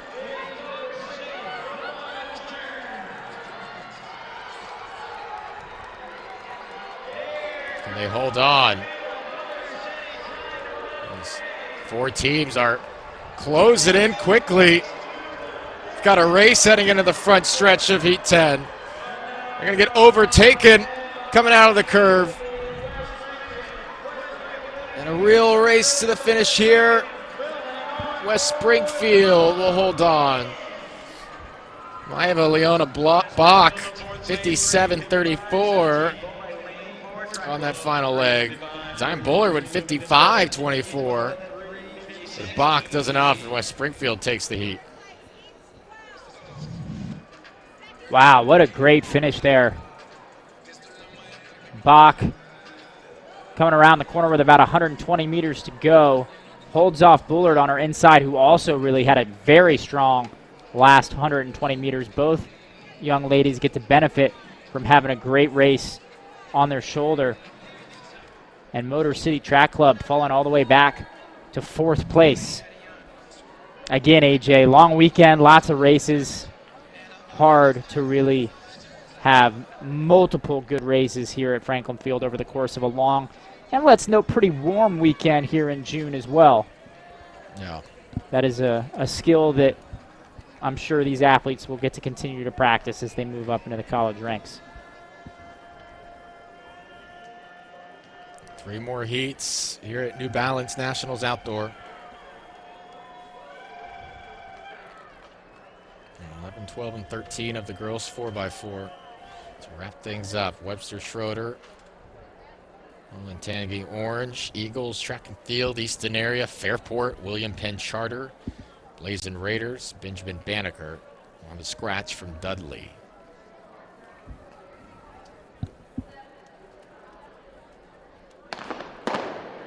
Ooh, a false start. Oh, no.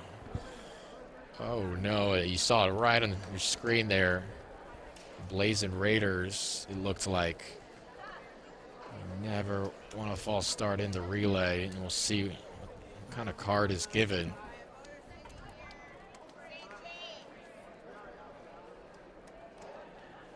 That's good to see.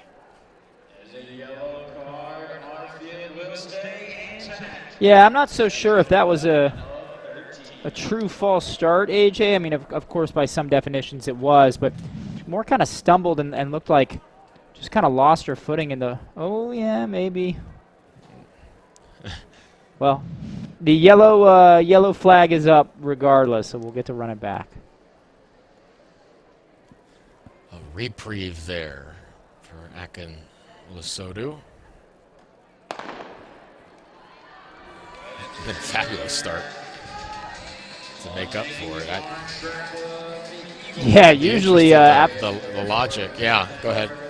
After you're getting a yellow card, you usually see those athletes stick at the block for an extra split second or two just to try to really make sure that they don't false start the second time. But you said it, AJ, really, really good quick reaction time out of the blocks.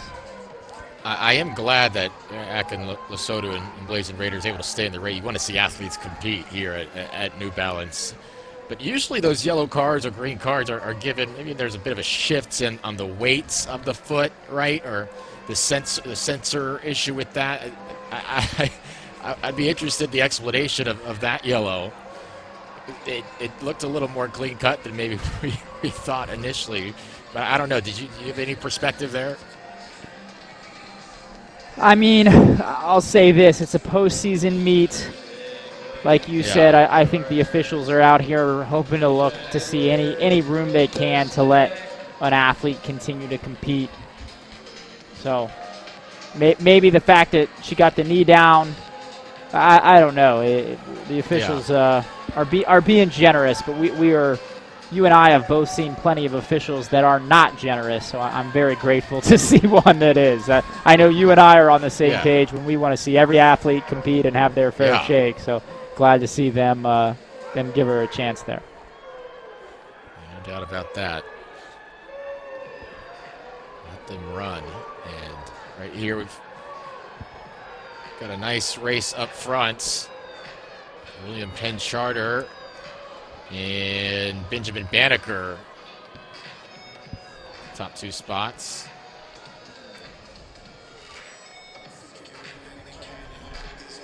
Yeah, I think I told you that the other day. That's like that's nightmare fuel, right? False starting in a relay at a national meet. You want to avoid that experience in your career. Thankfully, they're able to do that. As we hit our third leg now, Banneker in front, 157 through 800. Yeah, and that's one of those things that comes with experience, right? I mean, the Open 400, the start is important. Not as important as the 1 and the 2, but certainly important. But in the 4x4, AJ, you got to be so patient out of the blocks. A false start just isn't worth it. That extra tenths of a second. Very, very rarely is the 4x4 come down to that last moment.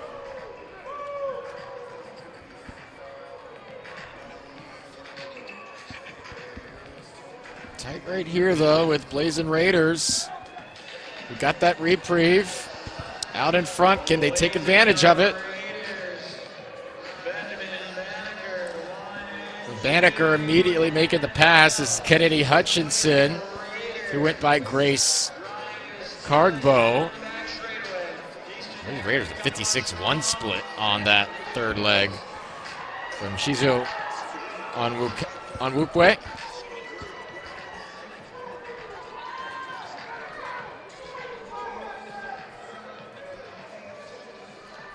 And a lot of athletes trying to close in on Hutchinson. This one is not over. Hutchinson's turnover still looks strong. Is there any final surge in the making here?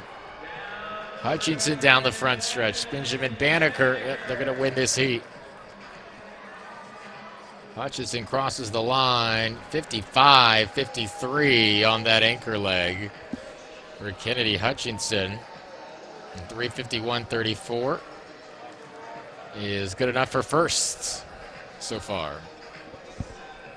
No, there was a moment there where I thought Hutchinson might be coming back. There was a whole lot of momentum from the field, a lot of athletes racing each other shoulder to shoulder, which always tends to bring them out a little bit quicker, but Hutchinson, too experienced for that, measured her effort extremely well, and Benjamin Banneker now at the top of the table here in the championship girls 4x4, 351, not only heat winners, but currently our fastest mark as we move into heat number 12.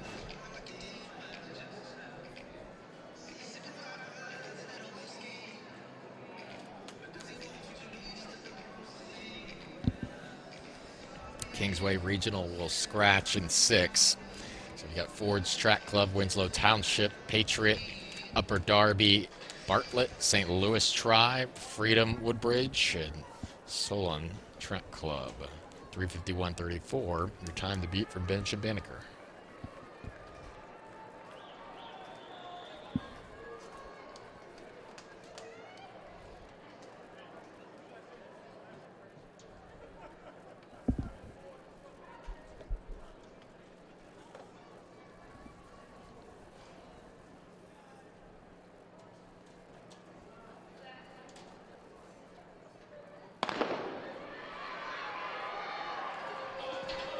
Heat 12 of 13. Take a look at the personal best run by these squads. 341 by Winslow Township.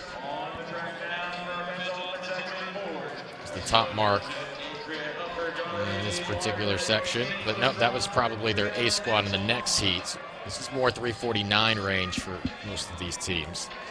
Yeah, because that's Winslow Township's B squad here in this.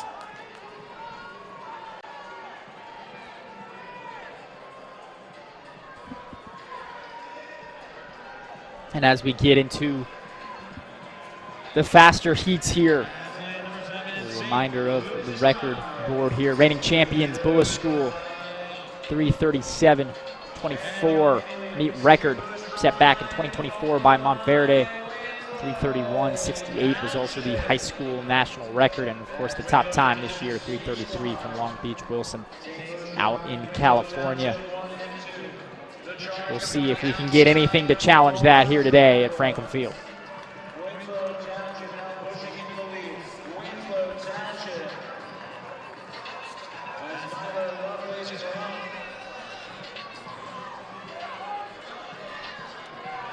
Our second leg. Lila Lovelace Crump maintaining that lead.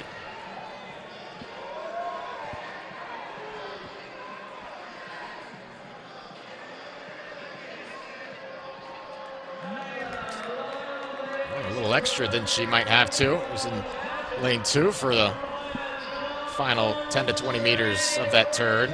Now slides into one with her teammate Amaya Jones there.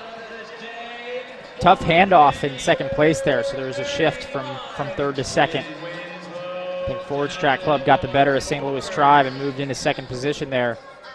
But that's another nod towards Winslow Township doing a good job getting out front, staying out of trouble.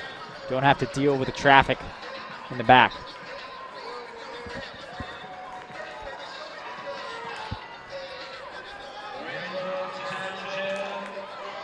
On cruise control right now is Amaya Jones. Forge in St. Louis well behind. But they're making up some ground now, quickly coming into the turn. Jones may have used a little bit too much too early. This has become a race again.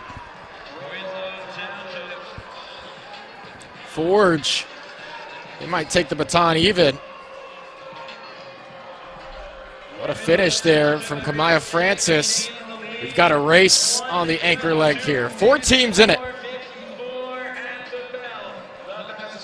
Really strong first 100 meters back and forth. I think that's Brianna Lewis, Solon Track Club, trying to move her team into position. We'll see if she's measured her effort well over 400 meters. Winslow Township started with the step, which can be a huge advantage in a 4x4, but they're going to have to fight here in the final 200. Sky Simon of Winslow Township got back into the lead. Tamari Gunn right there with Forge. Jai Marshall of Freedom. Carolyn Lewis as well. And here we go into the front stretch. Anyone's race of the 4. And Township gets past with 50 to go. And Tamari Gunn does enough for Forge to give them the Heat 12 win. 56-12 on that final leg. 350.75 for Forge, and that is the top mark, passing Benjamin Banneker. Winslow Township takes second, 351.44, and Freedom takes third.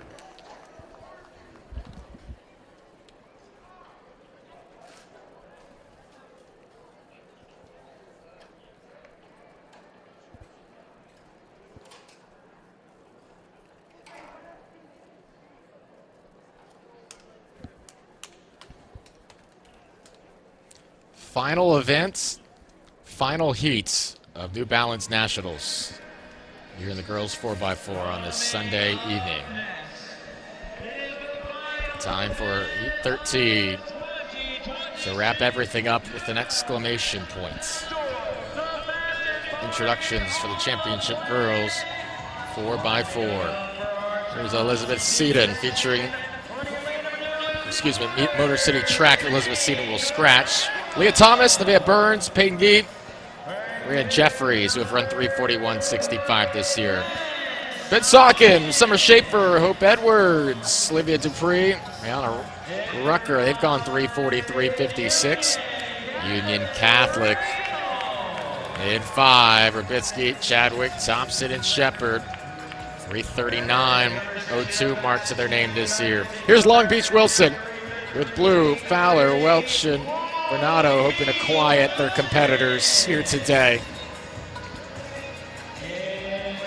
In lane 7 will be Bullis. 3:30 is the top mark of everyone in this heat. They'll start in 7 with Hopkins, Campbell, Brown, and Maya Arundel. Nearly won a national title earlier this week. Winslow Township will start in 8 with Arango, Robinson, Ocaro, and Jackson. They've run 3:41. And McNamara Mustangs with Castro, Whitehead, Gaskins, and McDaniel will start in 9. Bullis has run 3:35.83 this year, but Long Beach has gone 3:33.83. No doubt, AJ. Long Beach, team to beat here. Coming in with a little bit of swagger and well-deserved. They'll be in lane 6, so they'll have Bullis to their outside to chase for that first leg. But this is one of those races very important to get out of trouble on that first exchange, get a good, clean first exchange, get your athlete out and running, make sure that there's no mix-up on the batons. Maybe I'm scarred from watching too much USA track and field on the international level, but all I can think about when you get into a competitive 4x4 heat is that exchange.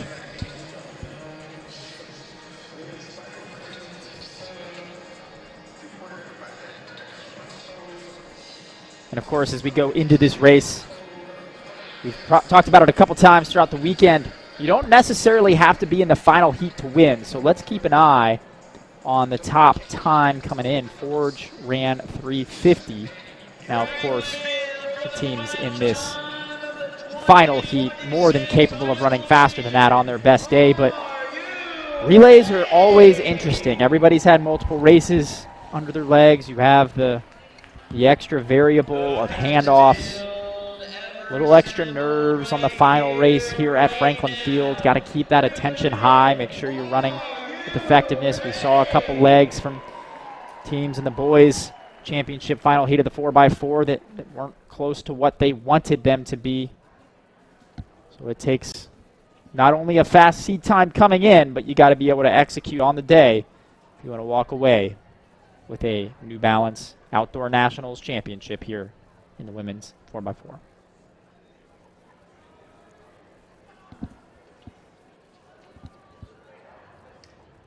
Cassidy Hopkins will try to get Bullis off to a good start. See Arango for Winslow Township there in the green.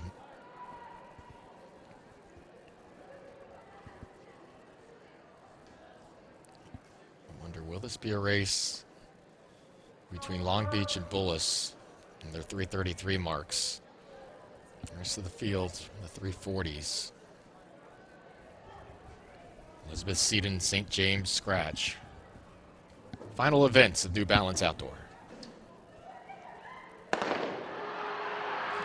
Got us off. Here we go. Section 13, national title in the 4x4 on the line.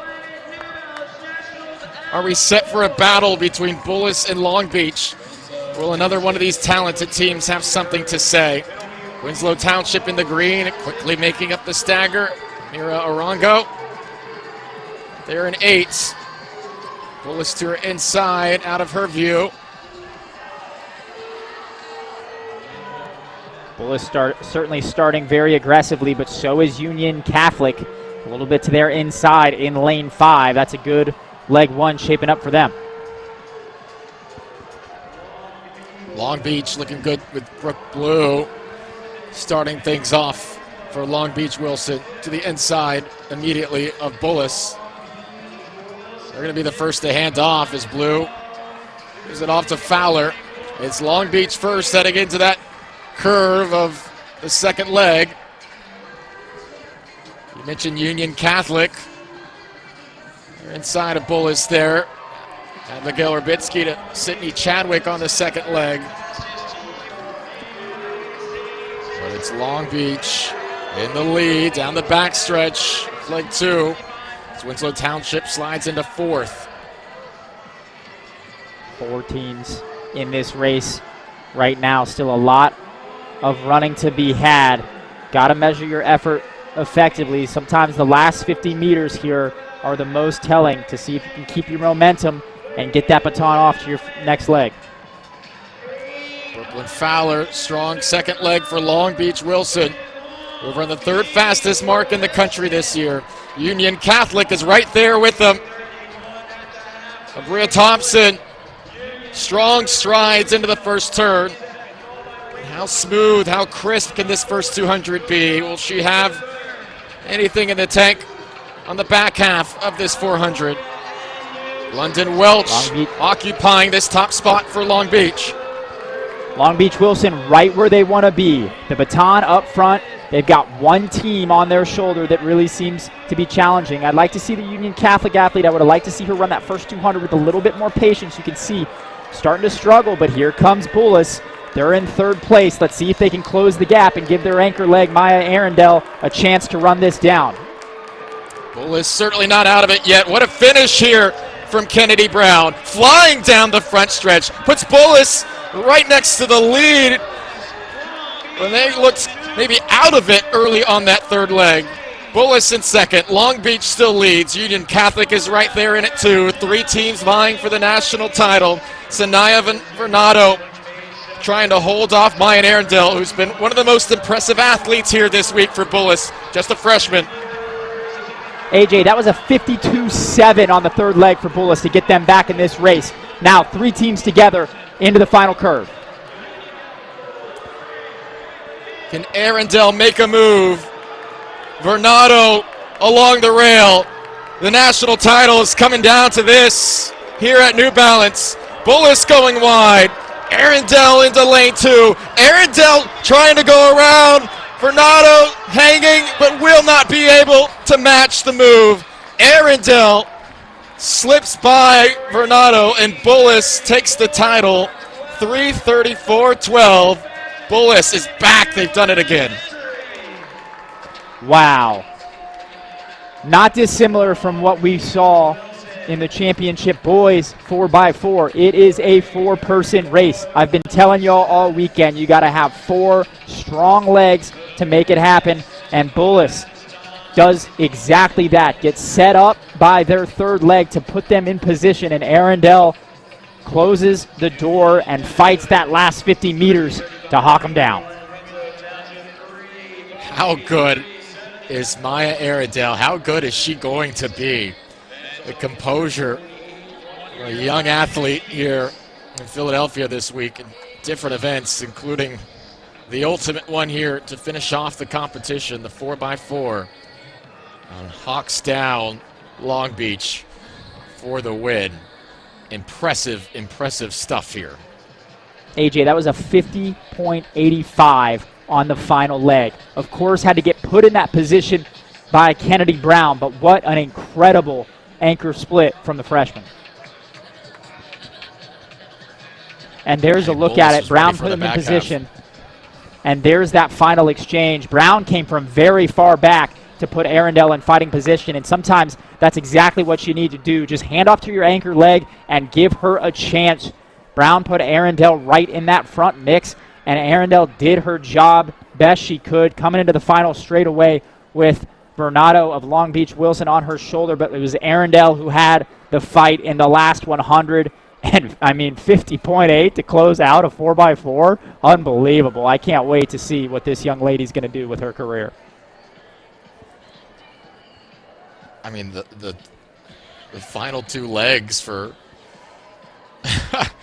for Bullis there, 143.61 between Brown and Arundel to close the gap to win New Balance Outdoor. 3:34.12. We'll talk with the contingent from Bullis momentarily of Hopkins, Campbell, Brown, and Arundel. But what a way to finish things off here in Franklin Field at Philadelphia. Aiden, it's been a pleasure over the course of the last couple days. We've seen high school records broken over the last few events, a few days. Some all-time performances. What are your final thoughts and analysis from another rousing edition of New Balance Outdoor? Well, AJ, I want to take a very important lesson from both of those 4x4s for any high school athletes still watching the stream here.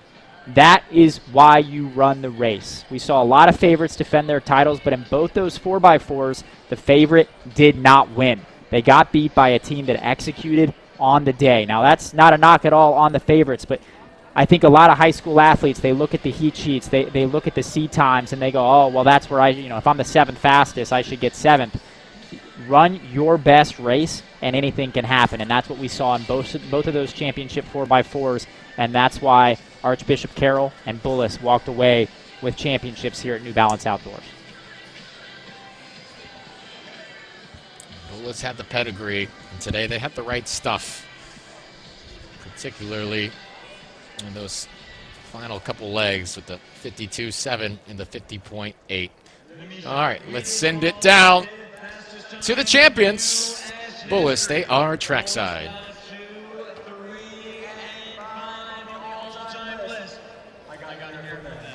Absolutely you can. I am here with your 4x4 meter champions, the girls who did it all. Big B stands for Bullis. Give it up for your champion.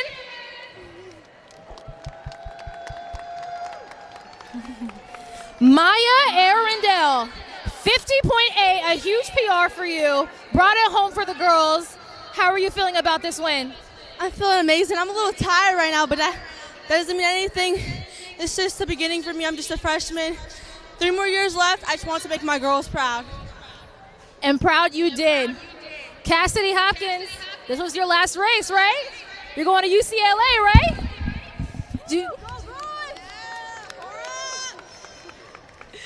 Do you have a message for these girls as they carry the legacy for you?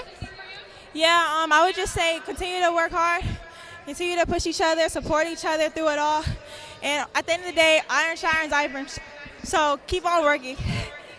Keep on working, girls. Thank you guys so much here at the fastest party on the planet. Bullis is your winner. Maya Arundel will be a problem for sprinters for years to come. Hayden, final thoughts here from Philly. What another awesome addition here at New Balance Outdoor Nationals, the historic Franklin Field. You said it, high school records, so many great races throughout the weekend. That's why you come to Franklin Field. That's why you come to New Balance Outdoor Nationals. It's been a pleasure, AJ. You have a feeling every year when June rolls around, you might see some history made at one of the most historic venues in track and field. It lived up to the billing once again. New Balance Outdoor, it always delivers. For our entire production team, my partner Hayden Cox, I'm AJ Ricketts from Philadelphia, New Balance Nationals Outdoor. We bid you good night.